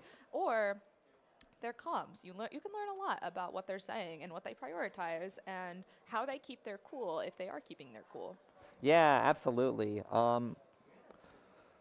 You can learn so much, and it's really awesome to see. Yeah, absolutely. And, you know, one of my teammates, not playing with me for my Riptide pickup, but they were watching over my shoulder and they were saying, hey, you can probably, in your next set, you could probably be doing this a little bit differently. You should probably be a bit more aggressive when you take control. And so I was like, oh, okay, I didn't even notice that. But just having somebody look at your gameplay while you're in the moment and being able to see your teammates' gameplay as well, it's invaluable. And I took their advice and I actually felt way more confident with my weapon and with my role. So that's why I love the Splatoon community. You could just like talk to anybody and get advice on what you're doing. And everybody seems to be incredibly kind from what I've met. I haven't met anybody that's like, no, I am not telling you my secrets to the Squid games. Yeah, like the community here at LANs is it's so amazing. People come here because they love the game, and people who love the game love to talk about it and love to share that love for the game with all the other people here. Mm-hmm. Absolutely. And, you know, everybody here is so different, but it just warms my heart to see everybody making friends.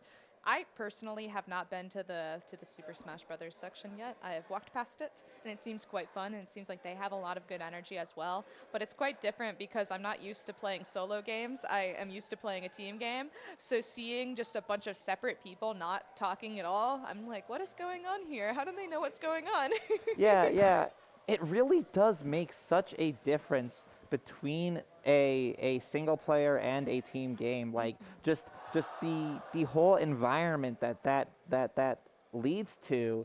It's just so fantastic, really, to see like how being on a team, it requires teamwork, of course, and it requires that kind of communication. Mm-hmm. I think top communication, clear communication, and keeping your peers and teammates as equals is an incredibly strong thing, and it's really the difference between high level and lower level, in my opinion. You just need to be able to talk with your teammates, talk things out, say, hey, this is working for me, this isn't working for me. Can you help me over here? Can you help me over there? And so that type of communication, that sort of back and forth, is what makes teamwork blossom. Yeah. I'm so corny. Yeah. It's what makes teamwork blossom. Yeah, absolutely. I totally agree.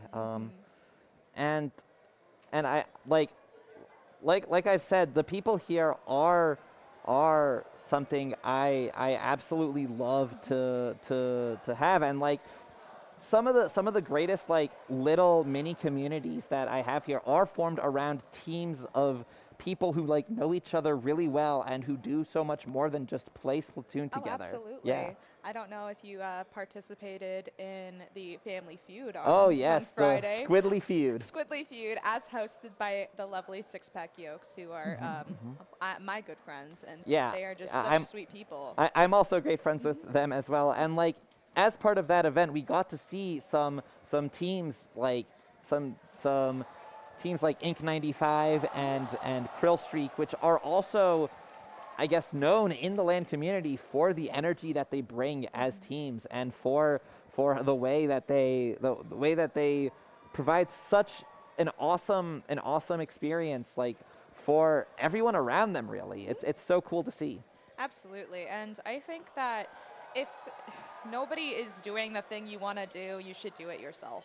Absolutely, which is why you see Six Pack Yolks and other folks like that participating and making the things that they want to see, hosting the events that they want to run, and just overall making the community a brighter and more inclusive place just by having passion for it. Yeah, it's a lot of work. For example, one of the members of Six Pack Yokes was running around and they were so stressed out, but I know that they're feeling incredibly fulfilled with all that they've done. And I know that's probably the same for the TOs. You're feeling incredibly fulfilled for everything that you've done here. And that's how Riptide is always able to run. Yeah, totally. I couldn't agree more. And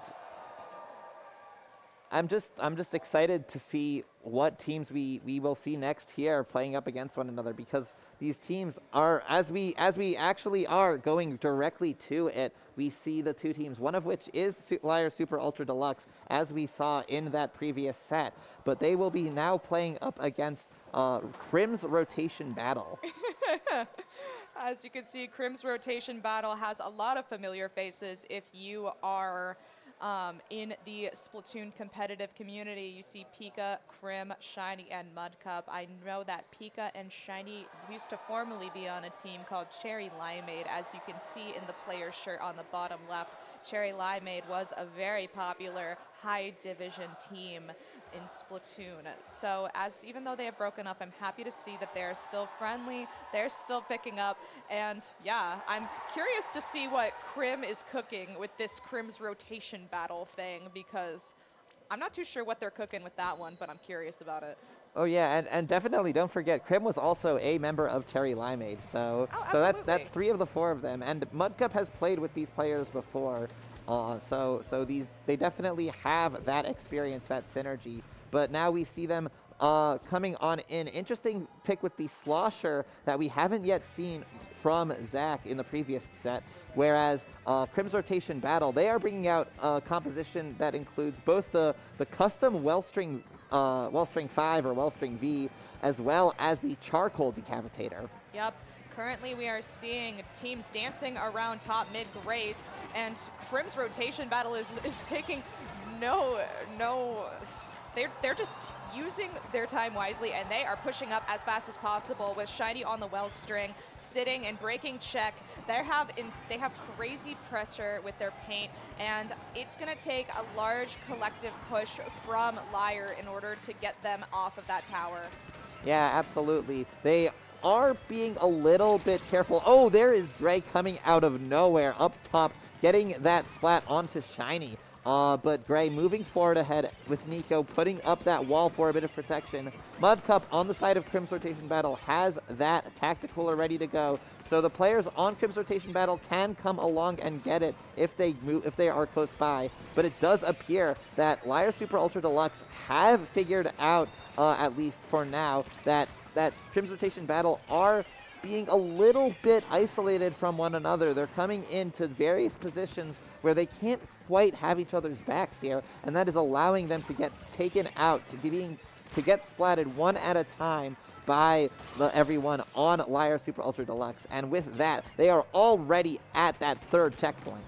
This is amazing to watch. There was already a wipeout on Crim's Rotation Battle, and this is giving LYRE the opportunity to possibly get lead here. Well, no, actually just end the battle here, and they were able to win 1-0 against Crim's Rotation Battle. That was really good to watch. I noticed that once LYRE got set up, they just could not be stopped. I think that's normally the case with Manta Maria as a map mode, because it's difficult to defend, but once you're in your position, you are just not being moved. Yeah, absolutely. I really think what we saw there was exactly the kind of thing that causes games to end so quickly, causes one team to have such a strong performance over another. It's that, in this case, it was Crim's Rotation Battle on the wrong end of it, but they were really just going in one at a time and playing alone. They were trying to put down paint or get splats by themselves without going for the power of those special weapons, or without waiting for their teammates to come out to support them. And so just not playing together is really the thing that did them in there. And of course, you would expect these teams to be playing together at such a high level all the time, but sometimes it slips, and that's what happens. We are seeing a unique comp on the side of Crim's rotation battle with Pika on the Zipcaster, and I think we're seeing a Neo Splash and Decavitator. We're going to have a lot of paint here on the map on the side of Crim's rotation battle, and so hopefully, like we said, there's already strikes out, there's already a lot of paint on the board, and let's see who's going to get the zone first. It's going to be Crim's rotation battle with 2 down on the side of LYRE. They are not letting up their push. They are pushing in with this lead that they got with this tactic cooler, and they are not letting them breathe. Yeah, it looks like the gloves have come off. They are bringing out that Snipe Rider here, such a frequently used weapon.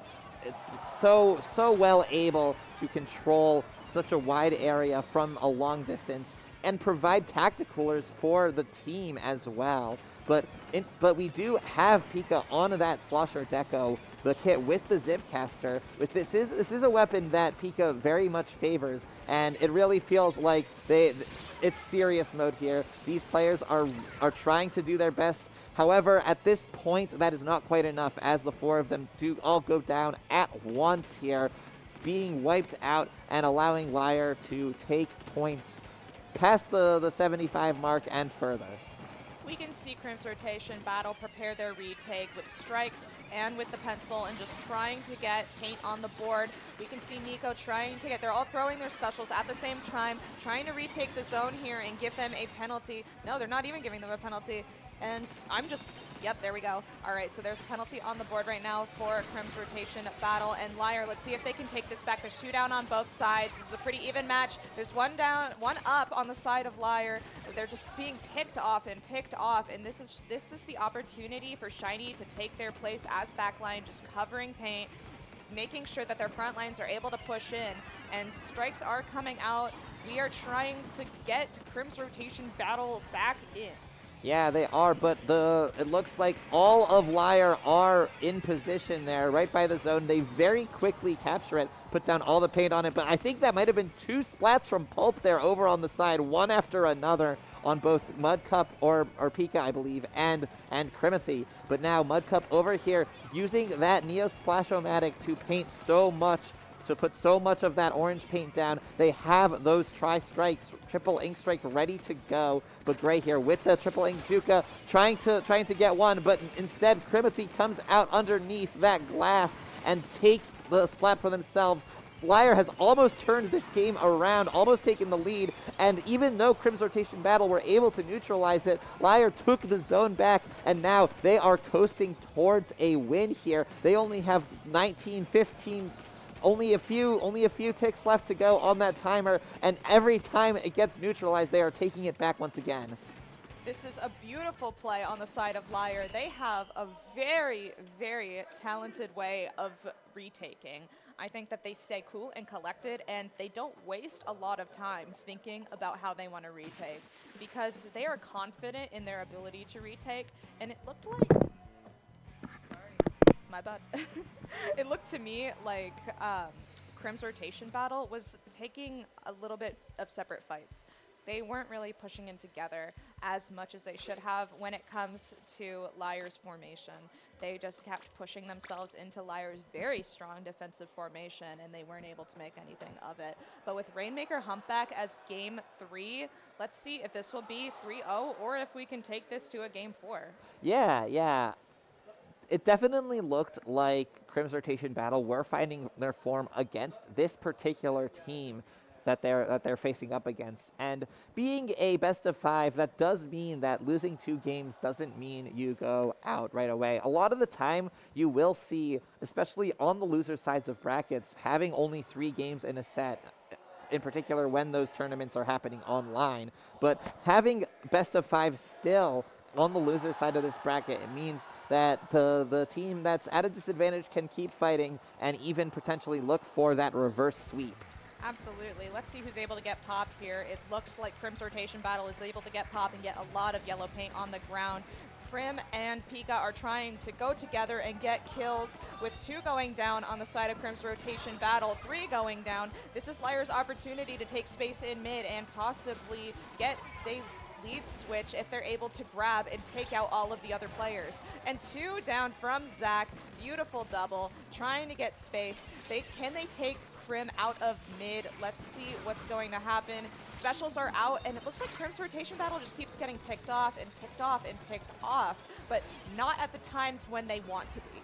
Yeah, something we'll note here is that the composition of that Crim's rotation battle have gone with is more similar to what they were running in the first game. They've switched Shiny back to that well string, Mudcup back to the Zap, and now Pika taking the Tri-Slosher, the kit with that Inkjet and the Toxic Mist. But now they've taken out the Rainmaker, even though LYRE have made it all the way to the 24-point remaining mark. This does set a pretty significant bar that Crim's rotation battle will have to reach in order to have a chance of winning this game. But now with the Gluga Dualies taken out on the side of LYRE, they do have a chance only until the Rainmaker carrier, that being Pika at the time, is taken out as well. Absolutely. I do believe that we may be able to see a lead switch here if Crim's rotation battle is able to break through LYRE's defenses. But as we saw in the previous game, LYRE's defenses are quite strong, and they have a very beautiful formation going of members. But as Toxic Mist reveals the players, they are able to break through check, and this is exactly what Crim's rotation battle needed in order to possibly get a lead switch going. But with strikes, that is not going to happen just yet. Oh, that was a very over-eager push, I think, from Crim's rotation battle. Pika out here with that Inkjet, trying to get something done, trying to get in that upper area and stay above, and that's 3 down. They're picking up the Rainmaker, and that does allow Crim's rotation battle to take the lead. They get a wipeout too, and that's a knockout immediately. That was so fast. They were playing patiently until they didn't have to anymore, and as you could see, I heard everybody clapping outside. I think this is exactly what Crim's rotation battle needed in order to take this to, you know, a game 4 or maybe even a game 5. I think they just needed that one win under their belts. They just needed to play it a little bit patiently, and there we go. We thought that they were going a little bit too fast, but it turned out that we just were not fast enough for them. Yeah, certainly. It did take them a little bit to get their footing in that game, but once they were able to put the pressure on, I did see Shiny find a really strong position in mid and use that well string with so much paint and threatening so much pressure there that getting the players on LYRE out of position really allowed them to make use of that and to make use of their whole team to really distract and occupy the players on LYRE, so they couldn't get paint, they couldn't build up their specials. But what's wild is that even halfway through that push, I thought it was over. I thought that when those strikes came out and that Zuka came out, stopping the Rainmaker, I thought that was it and LYRE would take back control quickly. But Shiny still being present, having the positioning and being able to provide the super jumps in for the rest of the team, they caught LYRE off guard and they managed to get the Rainmaker all the way to go with a full team wipeout here. And needing to win that game to have any chance of continuing in the tournament at all, we will see if Crim's rotation battle can continue with this on Clam Blitz on Museum Delfonsino. Absolutely. If Crim's rotation battle loses this next match, they will be booted from the bracket. So we expect to see a little bit of hustle, a little bit of bustle, and a little bit of pain on the ground from Crim's rotation battle. We're seeing the similar comps. It looks like there's double juice on the side of Crim's rotation battle, really trying to keep team members alive, and it's almost a zombie comp in my opinion. Possibly because, well, just look at Crim. Yeah, Crim's diving in. They do have that Tacticooler buff available. They want those quick jumps in. They want to have those specials ready to go if they go down quickly, and that allows them to put together that pretty quick initial push in order to score these points. And now Pika still up, still using that Zipcaster. They might not be able to keep the basket open until the Zipcaster is done, and so it does close at the 62-point remaining mark. as soon as the Zipcaster ran out, we saw that Pika did get splatted, but now Crim is coming back here, getting more, looking for a third on Pulp here, making Pulp jump out, and now that should give all Crim's rotation battle a clear view of that basket, but they don't have the clams in one spot. Only now is Pika able to put that together, and now with Crimothy putting that bubble in such a strong spot over on the left side, they're able to score enough to increase their total just a little bit more. They were hungry for that push to not be over yet.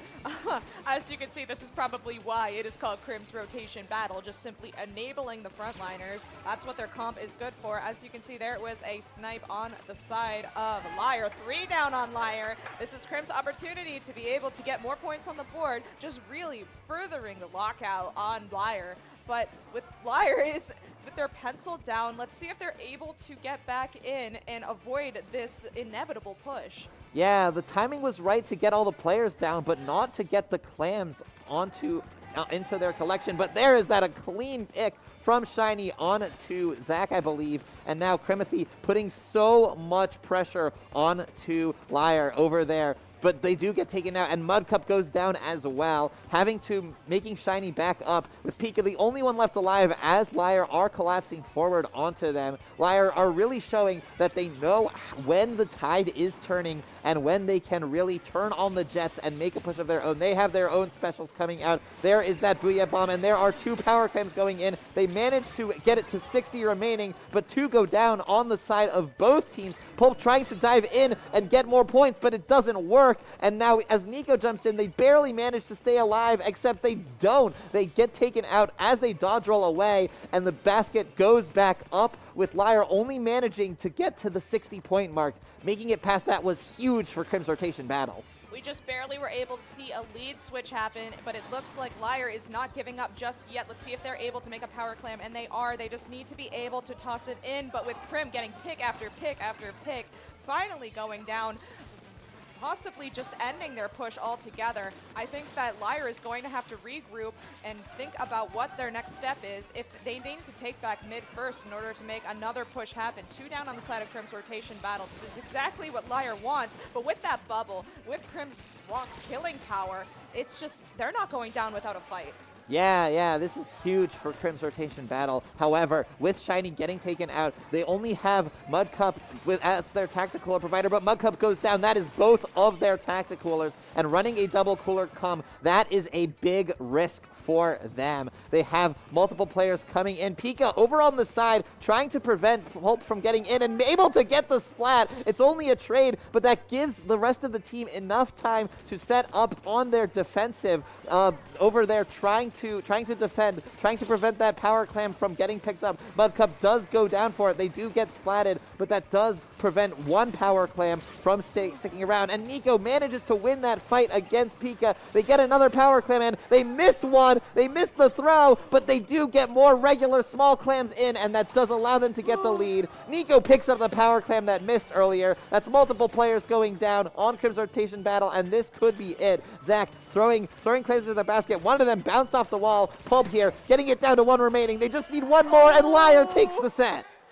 That was amazing to watch. Both teams incredibly mechanically skilled. Crim's rotation battle full of just star-studded members in the community, just going down to LYRE, but not leaving it without a fight. It was amazing to watch all of them play and watch just the raw pushing power of both teams. Yeah. If in that game, if I were on Crim's rotation battle, I would have really felt the alarm bells ringing in my head as soon as Shiny got taken out, Mudcup got taken out, and they had no coolers. They were very much on the back foot there, and LYRE sensed that energy and they pounced. LYRE really showed what has taken them this far into the tournament. Absolutely. I am currently distracted by the extra toasty Cheez-Its on the side of LYRE, which are currently being shared amongst members as a celebratory treat because it is around 5-ish p.m. in scenic Sandusky, Ohio. They're probably peckish for a snack since they since LYRE Super Ultra Deluxe 3rd Anniversary Edition are going to have to do one more round. At least one more. Personally, what I'm noticing on the screen right now is over on the lower left, you see the tip of a model E-liter 4K, and I have seen a handful of model weapons from Splatoon being carried around here. There's that one in particular, as well as another copy of that same weapon that is made slightly differently. And it's very cool to see the creative flair that people bring. Just not even just to making replicas of the weapons that are in the game. I've seen a gold dynamo roller. I've seen an old model of the tri-slosher, and of course a splatter shot, Luna Blaster, a Splatana Stamper. People love making these replicas. It's so awesome to see. I know, and that's one of my favorite things about Splatoon. I think that the game is so visually unique that you're able to just 3D print your weapon and have it look exactly like the video game just because of how sheerly cartoonish it is and how it's just so cool. And I know that Splatoon players are very passionate about their gear. They're very passionate about their weapon class of choice.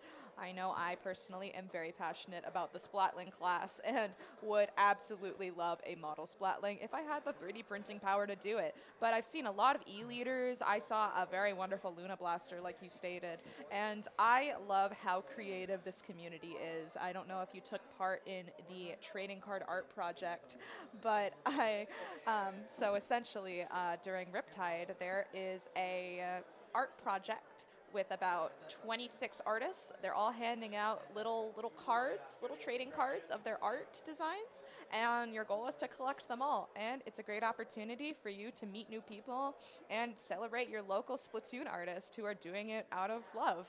Yeah, I will say I did collect all the cards. I'm very proud that I was able to get that done. It's wonderful just like finding each of those artists and being able to appreciate like a little piece of themselves that they're bringing to the project, and seeing such diversity of style and expression in the Splatoon community. Like the theme that they had for this year was specials deployed, and each of the artists' trading cards focused on their character in game using one of the special weapons, and it was really awesome to see how there were such different spins on that same theme. Some people used them to mimic cards from actual trading card games. Others had action shots. Others were inspired in so many different ways. It's beautiful. I was unfortunately only able to grab about 12 out of the 26.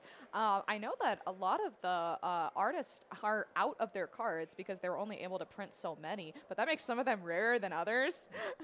Yeah. I actually ended up like trading multiple cards for one of the ones that ran out. Yeah. And that was how I was able to complete my collection, and it's pretty awesome, honestly, to that such a thing it happens. Like people bring all sorts of creativity to the events that these tournaments are. Absolutely. It's really refreshing to see. And also on the back of the card, it has a little bio of the artist and, you know, what they're known for, what they like about Splatoon, how long they've been playing, and just a little tidbit. It's almost like a business card, but it's incentivized that you collect them. Some of them are holographic too. I know that I got 2 shiny ones, and I'm like, oh, I got 2 shiny ones. I'm so lucky. Yeah. The holographic ones are a nice touch. I think it was left up to the artist's discretion how many they made holographic, but that honestly, it's so cool. It's awesome.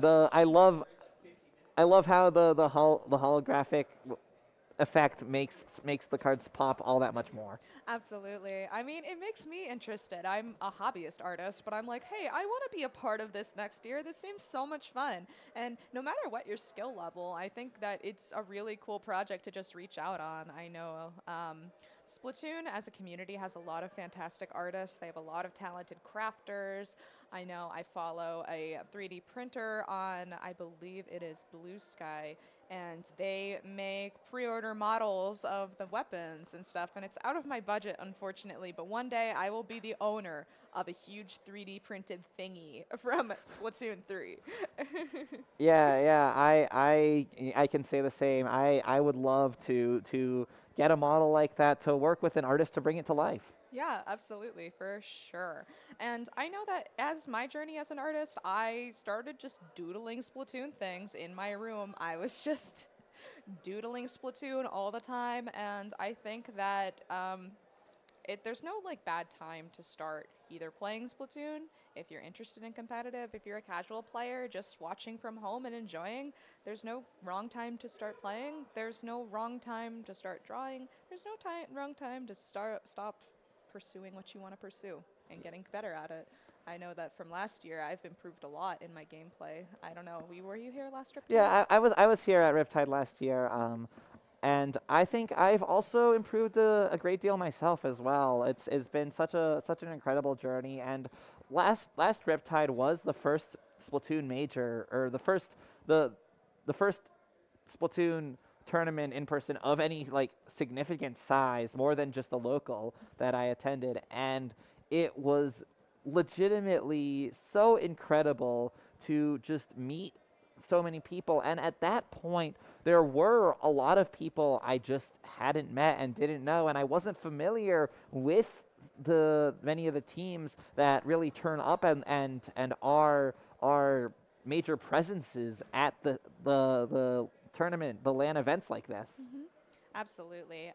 This is, I believe, the second LAN I've gone to. I went to last year's Riptide. I wasn't able to go to LTC this year, but Low Tide City is held, well, it was held at the Kalahari in Round Rock, Texas, and that was a very large Splatoon tournament, and I got massive FOMO from not being there. So I'm happy to possibly cure people out there's FOMO by sharing a little bit of Riptide with you all. Thank you for tuning in, and thank you for hanging out with us, and we hope to see you next time. Yeah, absolutely. If it's within your budget and capabilities to attend, I absolutely think that it's worth trying to make it out to one of these, even if you can't play, even if you just come to spectate, to see people. And really, I really do think playing in the main tournament is great, but there's so much more around. It's only one of dozens of different experiences that you have as someone who is present at an event like this. Absolutely, and I know my good friend from Canada visited just to watch people participate as a spectator. He hasn't played Splatoon in years, but he was there to watch Ultimate, he was there to watch Melee, he was there to watch me play, support buddies, and also he texted me saying, I just went to a cave, so there's a cave nearby. That's cool. And so he was like, look at these rock pictures, and I'm like, oh, okay. That's what you did with your day? That's awesome. I played the Squid game. Hey, I think that's cool. Like, seeing nature, awesome. Caves are very cool. Don't get me wrong. Caves, fantastic. Love them. I don't like caves. In Minecraft, I have to play with the cave noises off. Okay, I can understand that. I can totally understand that. They're just scary. So when he was showing me the cave photos, I was like, wow, I'm not doing that. I am absolutely not doing that. But you know what? Some people aren't me. They can enjoy things. I think most people aren't you specifically. No. Most people are exactly me. Everybody is exactly Squidoku, and everybody is exactly LYRE, but in different fonts.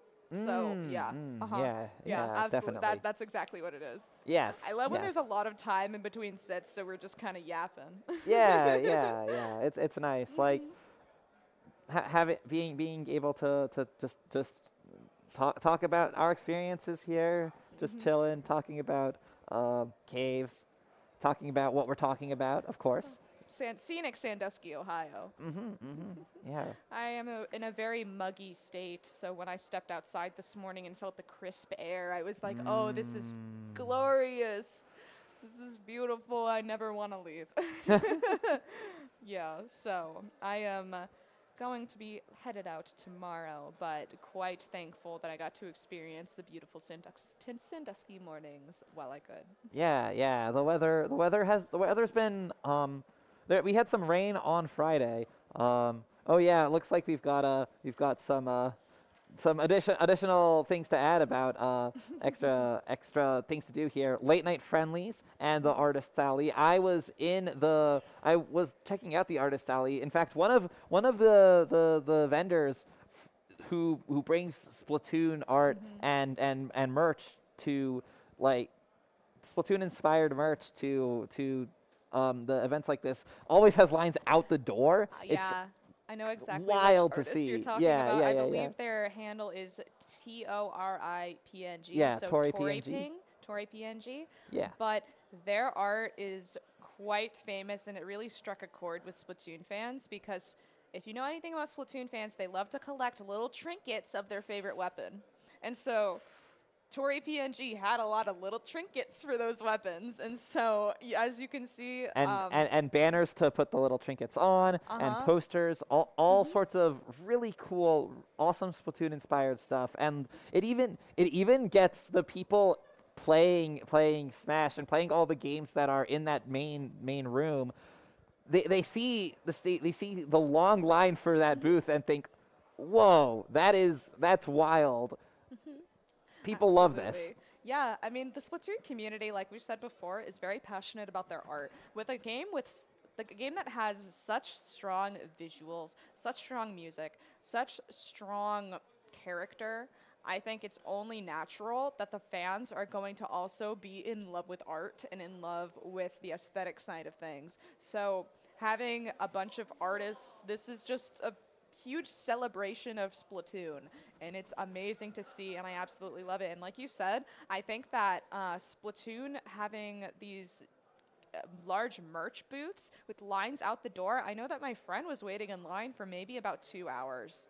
That's Just 2 wild. hours to get merch, and I am very happy because small artists deserve it. They deserve this money. They deserve this attention, and I'm really happy. But yeah, like you said, rounding it back out to the Artist Alley is being in the Melee and Ultimate and Mario Kart, the Super Smash Brothers room, the big large room there in the back. But I do think it makes a good impression on Smash fans that, hey, Splatoon has a lot of fans too. Maybe we should check that out. Yeah. I've seen people coming in here with those GameCube controllers that they play Smash Bros with, and I don't know how many people come in, like, who are also already into Splatoon, or if people come in here just to see what it's all about. But I think it's awesome to have more people coming in here and finding out what the Splatoon community really is all about, because this experience, this LAN environment really is the best of the best here. Absolutely. And I think the difference between the Super Smash Brothers scene and the Splatoon scene is that in Super Smash Brothers, you can grind the game offline. You can grind it offline. You can play it completely offline if you want to. But with Splatoon, it's a very interpersonal, interconnected game. So you see a lot of, if you go into the Smash room, you see a lot of just solo playing, a lot of that. Sometimes crowds are around booths, but in the Splatoon room, there's 4 players like you've seen in the stream, and there could just be a crowd around them watching them play and just hyping them up, and it's absolutely just kind of heartwarming for me. I love it so much. Yeah. Sometimes I wonder if it is about the team aspect of it, as we're not. It's not as if we have, like, the individual players, or even if people do follow the individual players who put together pickups at the top level, which do tend to be more common than the long-term established teams that can play with the consistent roster again and again. At the top level, you will see these pickups forming, and players changing up who they play with from time to time until they find something else that works right. Or just feel like playing with someone else this time around. But either way, any given set in Splatoon will have 8 people playing at like 2 teams, 4 players each, and that includes the next set that we are going to be seeing up again. Both of these teams do have 5 players on their roster, though it is a 4-player game. It is possible for substitutes and backup players to be brought in by the teams for events like this. But up next, we will see LYRE once again looking to continue their run at this setup over here, and they will be facing off against the next team to get taken out of the winners bracket. Previously in the winners bracket, I'm not sure if they went directly into this game or if they went one round earlier and had to make it here. But either way, this is going to be the final match of this particular stream on Splatoon Tourney. So we're going to be seeing the best stuff we've seen yet, I would hope. Absolutely, and if I am correct, the winner of this match will move on to, I think, Grands? Am I correct? No, I believe either losers finals or losers semifinals will be awaiting the winner of this match. It won't quite get them to Grands, but it will at least get them one step closer. Oh, absolutely. And I know that both teams are going to be fighting for their lives to try and stick in this tournament. I expect a bloodbath. I expect drama. I expect theater. And we've seen a lot from LYRE, but I haven't seen much from Hello Dubai just because I've been a little bit busy running around the venue. But I've heard fantastic things about their performance so far. Just very strong performance. And let's see if LYRE is able to actually keep their run going with the morale that they have right now after winning both their previous sets. Let's see what the teams are bringing out. Yeah, Hello Dubai being the 4th overall seed in the tournament. They made it pretty far into winners bracket before getting knocked down here. They are also bringing in that Snipe Rider as well as a Splatana Stamper, which we haven't seen as much of here in the recent sets. But now they are putting down a lot of paint. Very early triple ink strike coming out from Dylan Teru there on that Neo Splash-O-Matic, and teaming up with Sam to get a splat onto the Slosher, I believe. But now 3 of them do actually go down. That might have been all 4. I'm not sure, but that quickly turns the tide in favor of LYRE as they are scoring some points now, and they are going to look to take the lead.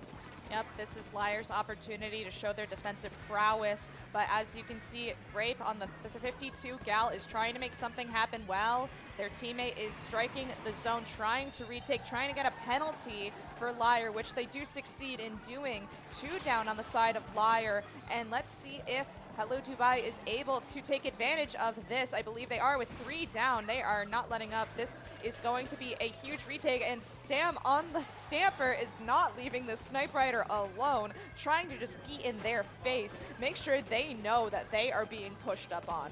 Yeah, using that Zip Caster at what it excels at. It excels at just getting all the way past the front line of the enemy team and diving back in to put pressure on the anchor that supports it from the back. But that is allowing Hello Dubai to hold onto control here. Every second matters. The ticks go down faster than 1 second per point. And there's only a little bit left before the zone gets flipped over in favor of LYRE. Now, Hello Dubai have made it down to 9 points remaining, but as they go 2 down, a 3rd layer goes down as their 4th jumps out, and now the zone does once again get held by LYRE. Absolutely, and like we've talked about before, LYRE has a very incredible technique of retaking. I don't really know how they're able to do it, but they're able to do it, especially in comparison to Hello Dubai's paint power here with, I believe, the Splash-O-Matic just kind of farming for strikes at all times. They farmed for strikes within the first 15 seconds and they were able to get one out. And with the points ticking down, this is the Hello Dubai's opportunity to get some penalty points on the board for LYRE if they're able to flip the zone. But with 1 going down on the side of Hello Dubai and 3 down on the side of Hello Dubai. I believe with 10 ticks left, they are going to need to throw themselves at the zone in order to make something happen and flip it. But that is the game for LYRE. Yeah, even as they did get 2 players down, LYRE managed to hold on, and Hello Dubai were not able to get to the zone in time to take it for themselves. And despite a very strong push from Hello Dubai, it wasn't strong enough. And LYRE, they managed to take the lead and turn that into a knockout victory. Something about LYRE I noticed is that it seems like they always seem cool-headed in their retakes. I know that in lower level where I come from, we will often freak out a little bit when it's retake time and you're being pushed up on. And after seeing how forceful Hello Dubai was being in that push, it is incredible that you keep a level head. It is so important that you're able to just say, hey, we know what's happening. We've done this before. We know what to do. Let's do what we need to do. And it seems like it works out for LYRE. And in my opinion, I don't think that Hello Dubai was expecting that type of retake.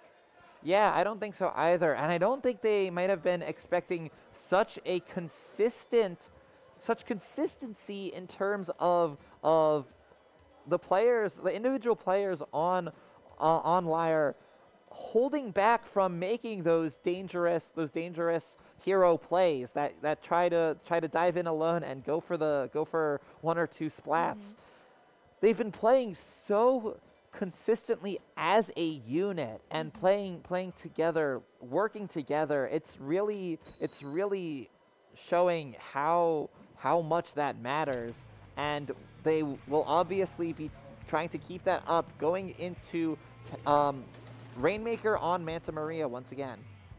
Let's see if there are any changes in comps. We're seeing another Mint Decavitator out on the field. I believe that weapon is getting its moment in the spotlight here at Riptide. And there's the famous Gluga Dualies again on the side of LYRE. Let's see if they are able to do their famous retake, if they're able to keep pressure up. It looks like Hello Dubai is not wasting any time getting the pop, getting paint on the ground, trying to get early specials once again, as we have seen them do before. Yeah, we saw in that early overhead shot that Hello Dubai, they sent 3 players all in a cluster around, like through that narrow street to try and get the first pop on the Rainmaker. But once they did, they didn't manage to extend that into anything more, at least not yet, not until now. But now that Hello Dubai has secured more space in mid, it helped getting that paint on the ground from the pop of the Rainmaker, bringing it over the jump across there. But now they don't get any further than the checkpoint since they have gotten wiped out, and that means LYRE can push forward as aggressively as they would like to, because they can absolutely make that aggression work. NiKo diving in a little bit, but you know it's a safe dive that they are doing. They know the risk is calculated. Oh, but it's not safe enough apparently. 3 go down, 4 go down. That is stopped just before the Rainmaker can make it. I have a firm belief that LYRE is able to retake once again, because as you can see earlier, the shot player on LYRE was so patient. They knew that flanks were going to be happening. Like we see now, they were playing patiently and waiting for people to come to them, because you can kind of predict what the other team is doing based on their weapon class, based on what they're known to do. If you know that there's going to be a dualies on the other team, you should be expecting a flank and you should be prepared for it, and that's exactly what they were doing. For example, Gray on their street area knew that somebody was going to be there, and so they pre-painted and pre-fired. And as you can see, it looks like Hello Dubai is trying to get a little bit more of a lead so that they're less in danger of the lead swap. And LYRE is taking out little bits and pieces of their team, which is exactly what they need in order to retake it once more. Yeah, Pulp putting out yet another Tacticooler, which is extremely beneficial for the rest of the team, allowing them to come back quickly if the fights don't go their way. And it looks like the fight is not going their way this time. Hello Dubai managing to stop that push before it even started. It looks really like LYRE are starting to run into serious resistance here and serious pressure from an opposing team that they hadn't faced in previous sets to this extent. But now, 2 going over that flank route, and Gray does get the pick on one of them, doesn't manage another, but forces Sam to drop down off the side. still, Dylan Carew is able to bring the Rainmaker through with Gray being the only one over on that side at the time. That really gave an opening to Hello Dubai to bring the Rainmaker all the way to and past the 30-point remaining mark. That was a huge push for Hello Dubai, and all it took was LYRE needing to be a little bit distracted and not looking at the Rainmaker, and that was all that they need in order to get the points to 50. As you can see, Hello Dubai is trying to keep their paint in mid. They are trying to make sure that LYRE is going to be locked out permanently, but as players are getting slowly picked off, just little by little, let's see if LYRE is able to retake here. It looks like they have a huge mountain in front of them in order to get points past 15 and through the first check, but I believe that they can do it with one down on each side. Yeah, there's still such a strong presence from Hello Dubai in mid, and that does allow them to get 2 splats on 2 players from LYRE, getting a third even there. Helix up from the top, getting that splat with the constant pressure that the Snipe Raider is able to put down. Dylan Carew out here painting, keeping the players away with that yellow paint that we see on the screen here. Gray coming back with the Zuka, trying to get something going, but now as multiple players go down on each team, it's Hello Dubai who come out ahead at the end, and with less than a minute to go, LYRE need to figure out something different here. They need to manage to make it work. They need to find the gap in Hello Dubai's defenses that is allowing them to hold on to this lead.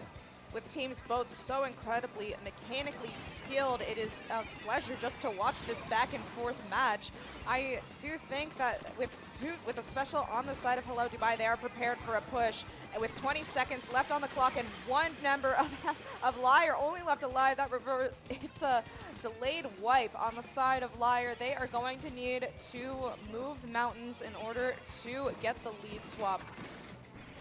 That they will, and there's only a few seconds left, less than 10 seconds. It's 5, it's 4, 3. The specials are coming out. The LYRE try to take up the Rainmaker. They barely get an inch of overtime before it goes down, and Hello Dubai evens up the set. Absolutely. I think that was very interesting to watch. I loved the patience on the side of LYRE. I loved watching as these players knew exactly, it almost is like they were reading their minds. They knew exactly what was going to happen. They know they've fallen for these tricks too many times, which is why they're here now. And so they know just to wait because these people are going to be coming to them.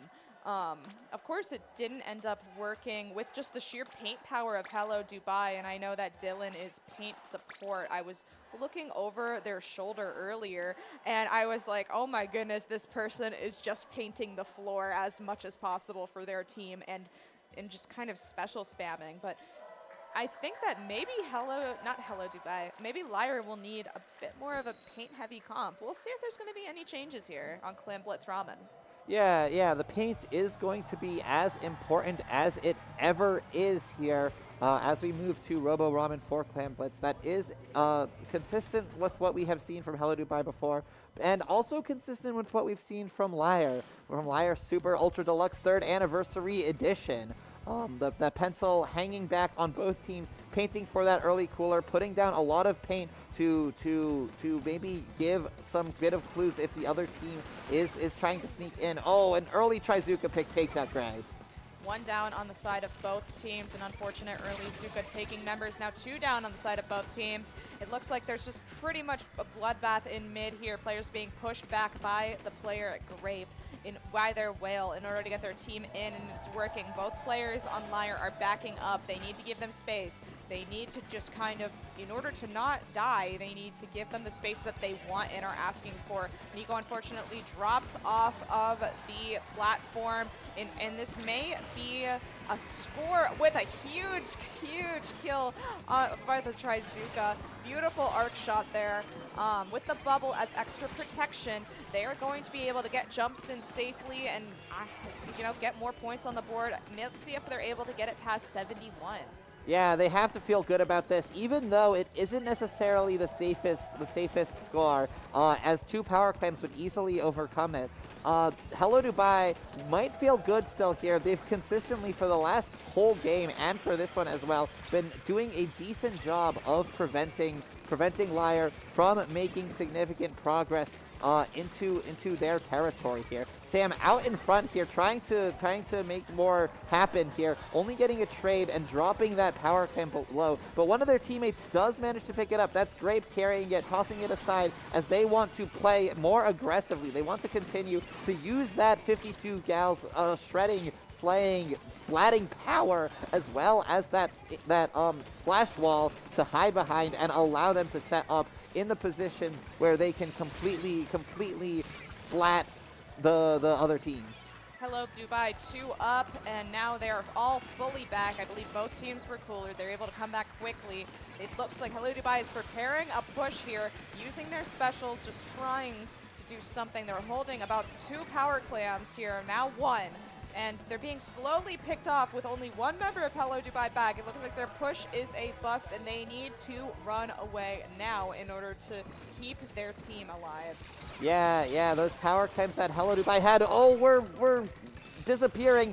Gray getting those splats, even though their teammate went down, even though Nico went down with those, after those 2 splats with the Gluga dualies. Gray was able to help out and get a 3rd one, allowing LYRE to take control of the mid area. And now they've evened up that clam economy, holding 9 clams, 10 clams to Hello Dubai's 3 at this point. But the players going down on both teams mean that is really still a neutral situation here. Both teams having a presence in mid and not really able to get past there, forcing the opponents to jump out, slowly gathering clams, some of them disappearing as they get dropped. Special still coming out on both sides. There's that Trizuka from Dylan Carew, but it's not able to find any splats just yet. And now putting down more paint to help the team get in. Gray is countering with that triple Ingzuka of their own, and the numbers are still even here. This is just a stalemate of a match here, Squidoku. I am just waiting for LYRE to make their push. It looks like they've been thinking about it. They only seem to have 3 clams in their economy right now. Hello Dubai is well more prepared for a push, as they are hoping to do so right now. They're pushing in. They're trying to make something happen. They have no specials on the other side. There's a Booyah Bomb on the side of the Glugas trying to make a defense happen. They have to use it in defense. They can't use it in offense. And so with a cooler out, there's only 2 up on the side of LYRE. It looks like they're being collapsed upon very fiercely with sick double on the side of LYRE. This is their opportunity to get some points on the board. They don't need that many points. They just need a good push under their belts. But let's see if Hello Dubai is going to allow them to do that. Yeah, Zach able to win that fight against Sam and staying alive a little bit longer, but the rest of the team was so much further back. They might have been a little bit out of position there, in fact. This might be the cracks starting to show in LYRE's gameplay. Grape underneath taking out Zach as well as Gray. That's 3 down. It's only Nico left alive here and completely out of position as the entire other team has gotten all the way past them. I don't know what Nico is doing all the way so far behind, maybe trying for a flank, but not able to get there in time. Hello Dubai has already gotten the score to 50 points. There's only a few seconds left. Hello Dubai have the lead here. And LYRE, they will want to bring that power clam they got all the way across to the map to get to score it and also score 31 more points, but it's going to be very difficult for them to do that. I'm not too sure that LYRE has the clam economy currently for this push to happen, but they're getting thrown anything. Let's see if they can score. They're just barely able to score. Oh, with that wipeout, they are not able to score. Thank you, timer. They tried. They weren't close enough when they threw the clam, I think. No, that's not it. They got splatted before the clam left their hand. And even as they got the wipeout, they weren't in position to pick up that clam and put it in the basket. You just hate to see it. That is crushing for LYRE, for sure. I do not have any bias, but as a commentator, I love to see overtimes. So that is just absolutely crushing on the side of LYRE, but I do believe that they're able to come back from this. But I think that their mental may be taking a little bit of a toll just after these 2 losses. Just knowing that with 1 more loss against Hello Dubai, they will be kicked out of this tournament. Yeah, they are now playing for their lives here. They are playing for any chance to continue the run that they are on through the losers bracket. And they really must have felt like they could have taken that last game. And like I said, the Cracks were beginning to show they had individual players out of position a little bit. Hello Dubai managing to find their weak points and press them to make sure that they aren't able to act with that incredible synergy that they were showing earlier. Yep, and with one perhaps final game in this set, let's see, this is match point for Riptide losers quarterfinals? I believe losers quarterfinals, yes. Losers quarterfinals, and we're not seeing any comp changes on either side. They're working with what works for them on Inkblot Rainmaker. Is it Rainmaker? It's tower control. Yeah, that's tower control. Okay, awesome. Rainmaker tower control. Yeah, very, very common map mode that we see in tournaments here. Inkblot Art Academy Tower Control. It's been around since Splatoon 2, and it has been popular all through the life of Splatoon 3. Both teams aiming to set up that presence in med early on. Sam still on that mint decavitator, gets taken out, but still forcing Pulp to jump out there, using that cooler buff to get the jump pretty quickly. Now 2 of the players on LYRE trying to get into that fight with Sam, who has gotten already back in here over on that side. Now Sam setting up underneath, but jumping out as soon as they come under pressure. This is still a very neutral early game. I don't think either team has even touched the tower once yet. Incredible control, incredible patience here from both teams, waiting for a better opportunity, but only now, almost as the first minute ends, is the tower touched for the first time. Absolutely, with one down on the side of Hello Dubai, this is LYRE's opportunity to get some points on the board after they avoid this Inkzuka. And it looks like, I think that LYRE needs a few more members in front of them in order to make this a healthy push. Otherwise, they're going to get steamrolled by Hello Dubai. And as you can see, specials are being popped with a sick double. Sick Inkzuka double. That's exactly what LYRE needed if they wanted to stay in the competition. Dylan getting some picks, trying to get control of their bats once more, and you know, just scrappy fights everywhere. But during these fights, they are able to break past the checkpoint. Yeah, they made it through the first checkpoint and the second checkpoint with that push, with that double splat from that Trizuka, as well as I believe it was Nico winning that fight against Sam that they were threatening. It might have been that Sam was distracted by the Zuka, but it still allowed them to get in. It still allowed LYRE to get that triple and to continue that push all the way to the 45-point remaining mark. But now Hello Dubai, they are taking the tower for their first real push of this game. They've got that killer whale coming out to try and get Nico here. Nico, who's hiding behind that splash wall and able to get in just the right position after that dodge roll to take out Dylan. Grape gets revenge, but also gets taken out. The fight goes in favor of LYRE as Zach is the one left alive. There's beautiful skirmishing going on both sides of the map. They were pretty much ignoring mid and ignoring tower for those fights, so I'm not too sure if it resulted in anything for either team. But currently, Hello Dubai is in control of the tower, trying to break through checkpoints, trying to get into their bats, and 2 down on LYRE. This is their opportunity to push forward, but not if they have anything to do about it. They're throwing their specials at the tower, trying to prevent this push from occurring, trying to just defend and let people come to them, while also respecting their space. Yeah, Zach on that slosher, able to get those tri-strikes out at the perfect time to stop that tower's momentum.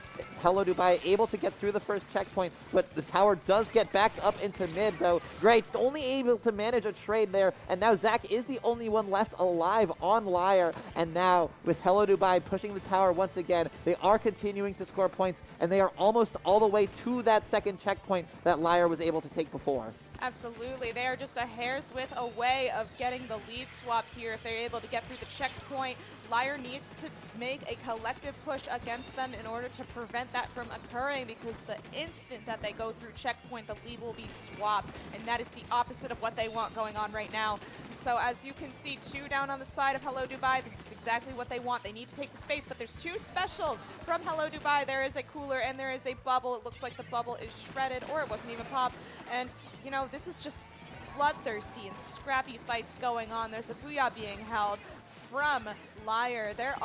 There's still just 2 down, and just 1 left on the side of LYRE. This is not what they need. Oh, that almost looked promising for LYRE there. Getting through that bubble, shredding it so fast it almost was as if it wasn't pumped. But now, in the final minute, Hello Dubai have the tower once again, surviving all of them, that Booyah Bomb, and riding the tower. They get the bubble on it, the big bubbler on the tower. They've got a few ticks, but no! Beautiful! They get wiped out with 30 seconds left. LYRE just needs to hold on a little bit more to force this to go to a game 5. This is exactly what LYRE needed in order to stay in the competition. They just needed to shred that bubble, the GG bubble with the GG strikes, and it looks like Hello Dubai is just kind of throwing themselves at them. They are not happy with what just happened, and they want their lead back. They want this to be a clean win for them, but it looks like LYRE is not letting them out without a fight, and I think what needs to happen is that LYRE needs to hold on to their specials, but with 2 down on that side, and it's going into overtime. Let's see if they're able to break the check,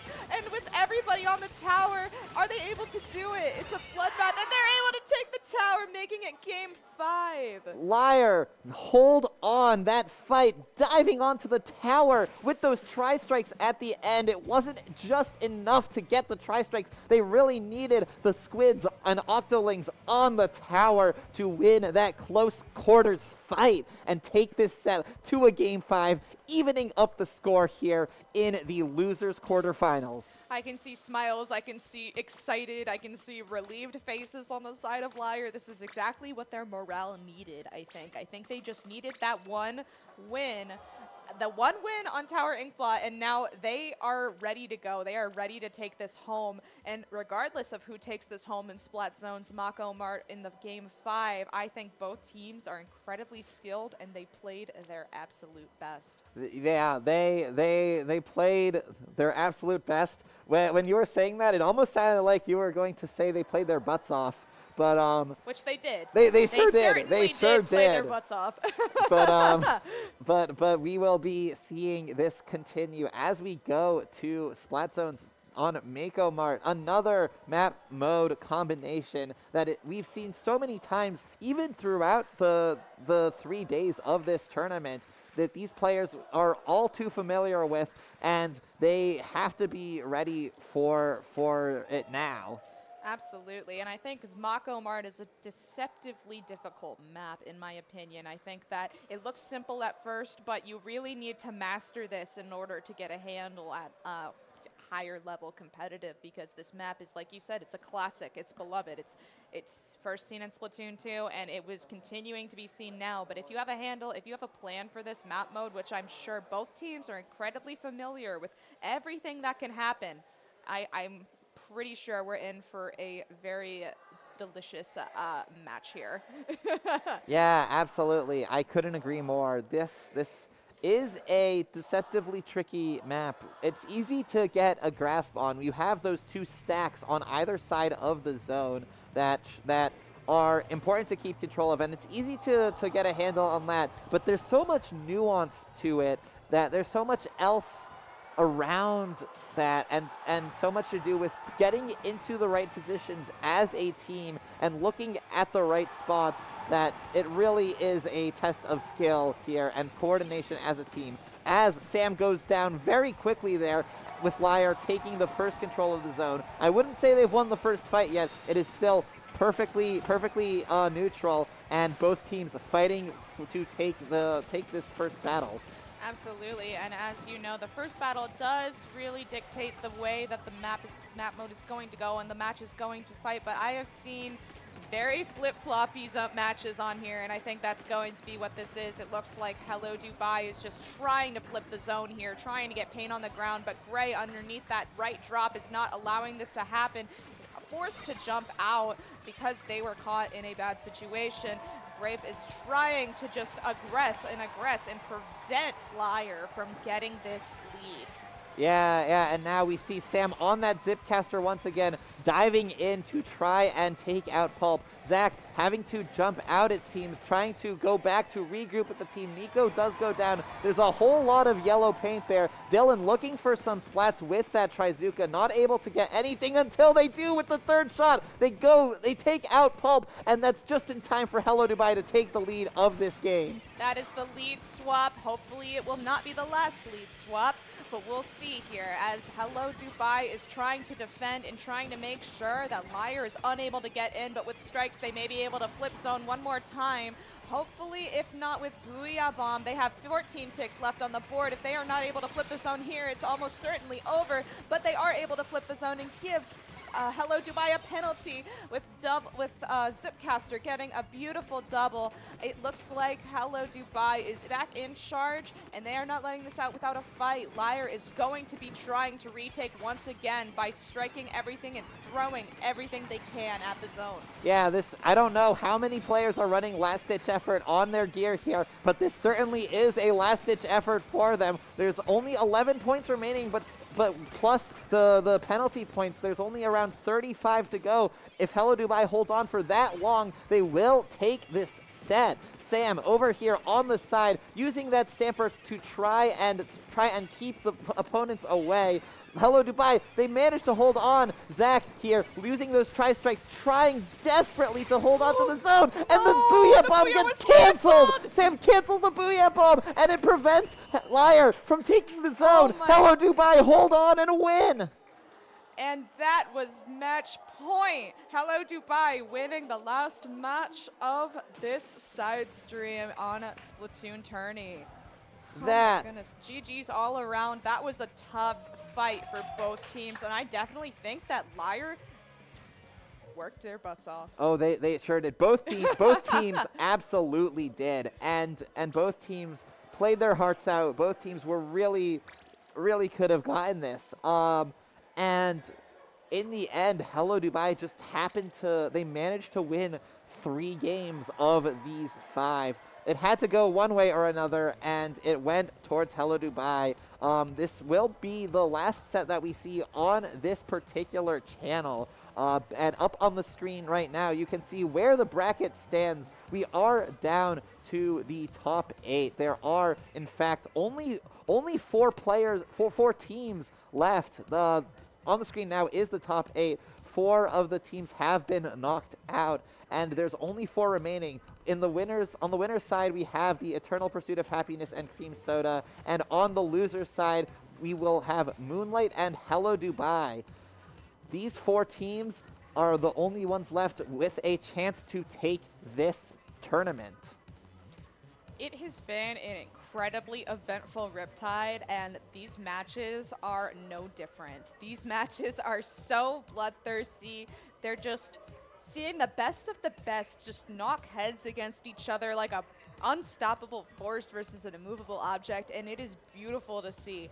It is just full of surprises, and it is amazing to watch, and you don't want to miss any of it, okay? Oh yeah, absolutely. And I don't think you are going to miss anything. I believe all of the remaining matches are going to be held on stream on the main stage and will be available to watch live on IPL Splatoon channel. Absolutely. Well, it was an amazing delight commentating with you, Squidoku, and I hope to be able to do it again soon, either whether it be online on a virtual tournament or at another land, maybe at next Riptide, who knows? Maybe. But yeah, it was crazy. Everybody was getting Zuga kills, everybody was getting just like crazy clips, probably, I'm sure. Oh, I hope they were clipping some of those plays. I hope Sam got the clip of that Booyah cancel. I was so upset when we both screamed, the Booyah was canceled. Absolutely ruthless out there, just preventing any more paint going onto the zone. But that was what needed to be done for Hello Dubai to take that set and cement their place in the top 4 out of the 107 teams that signed up for this tournament.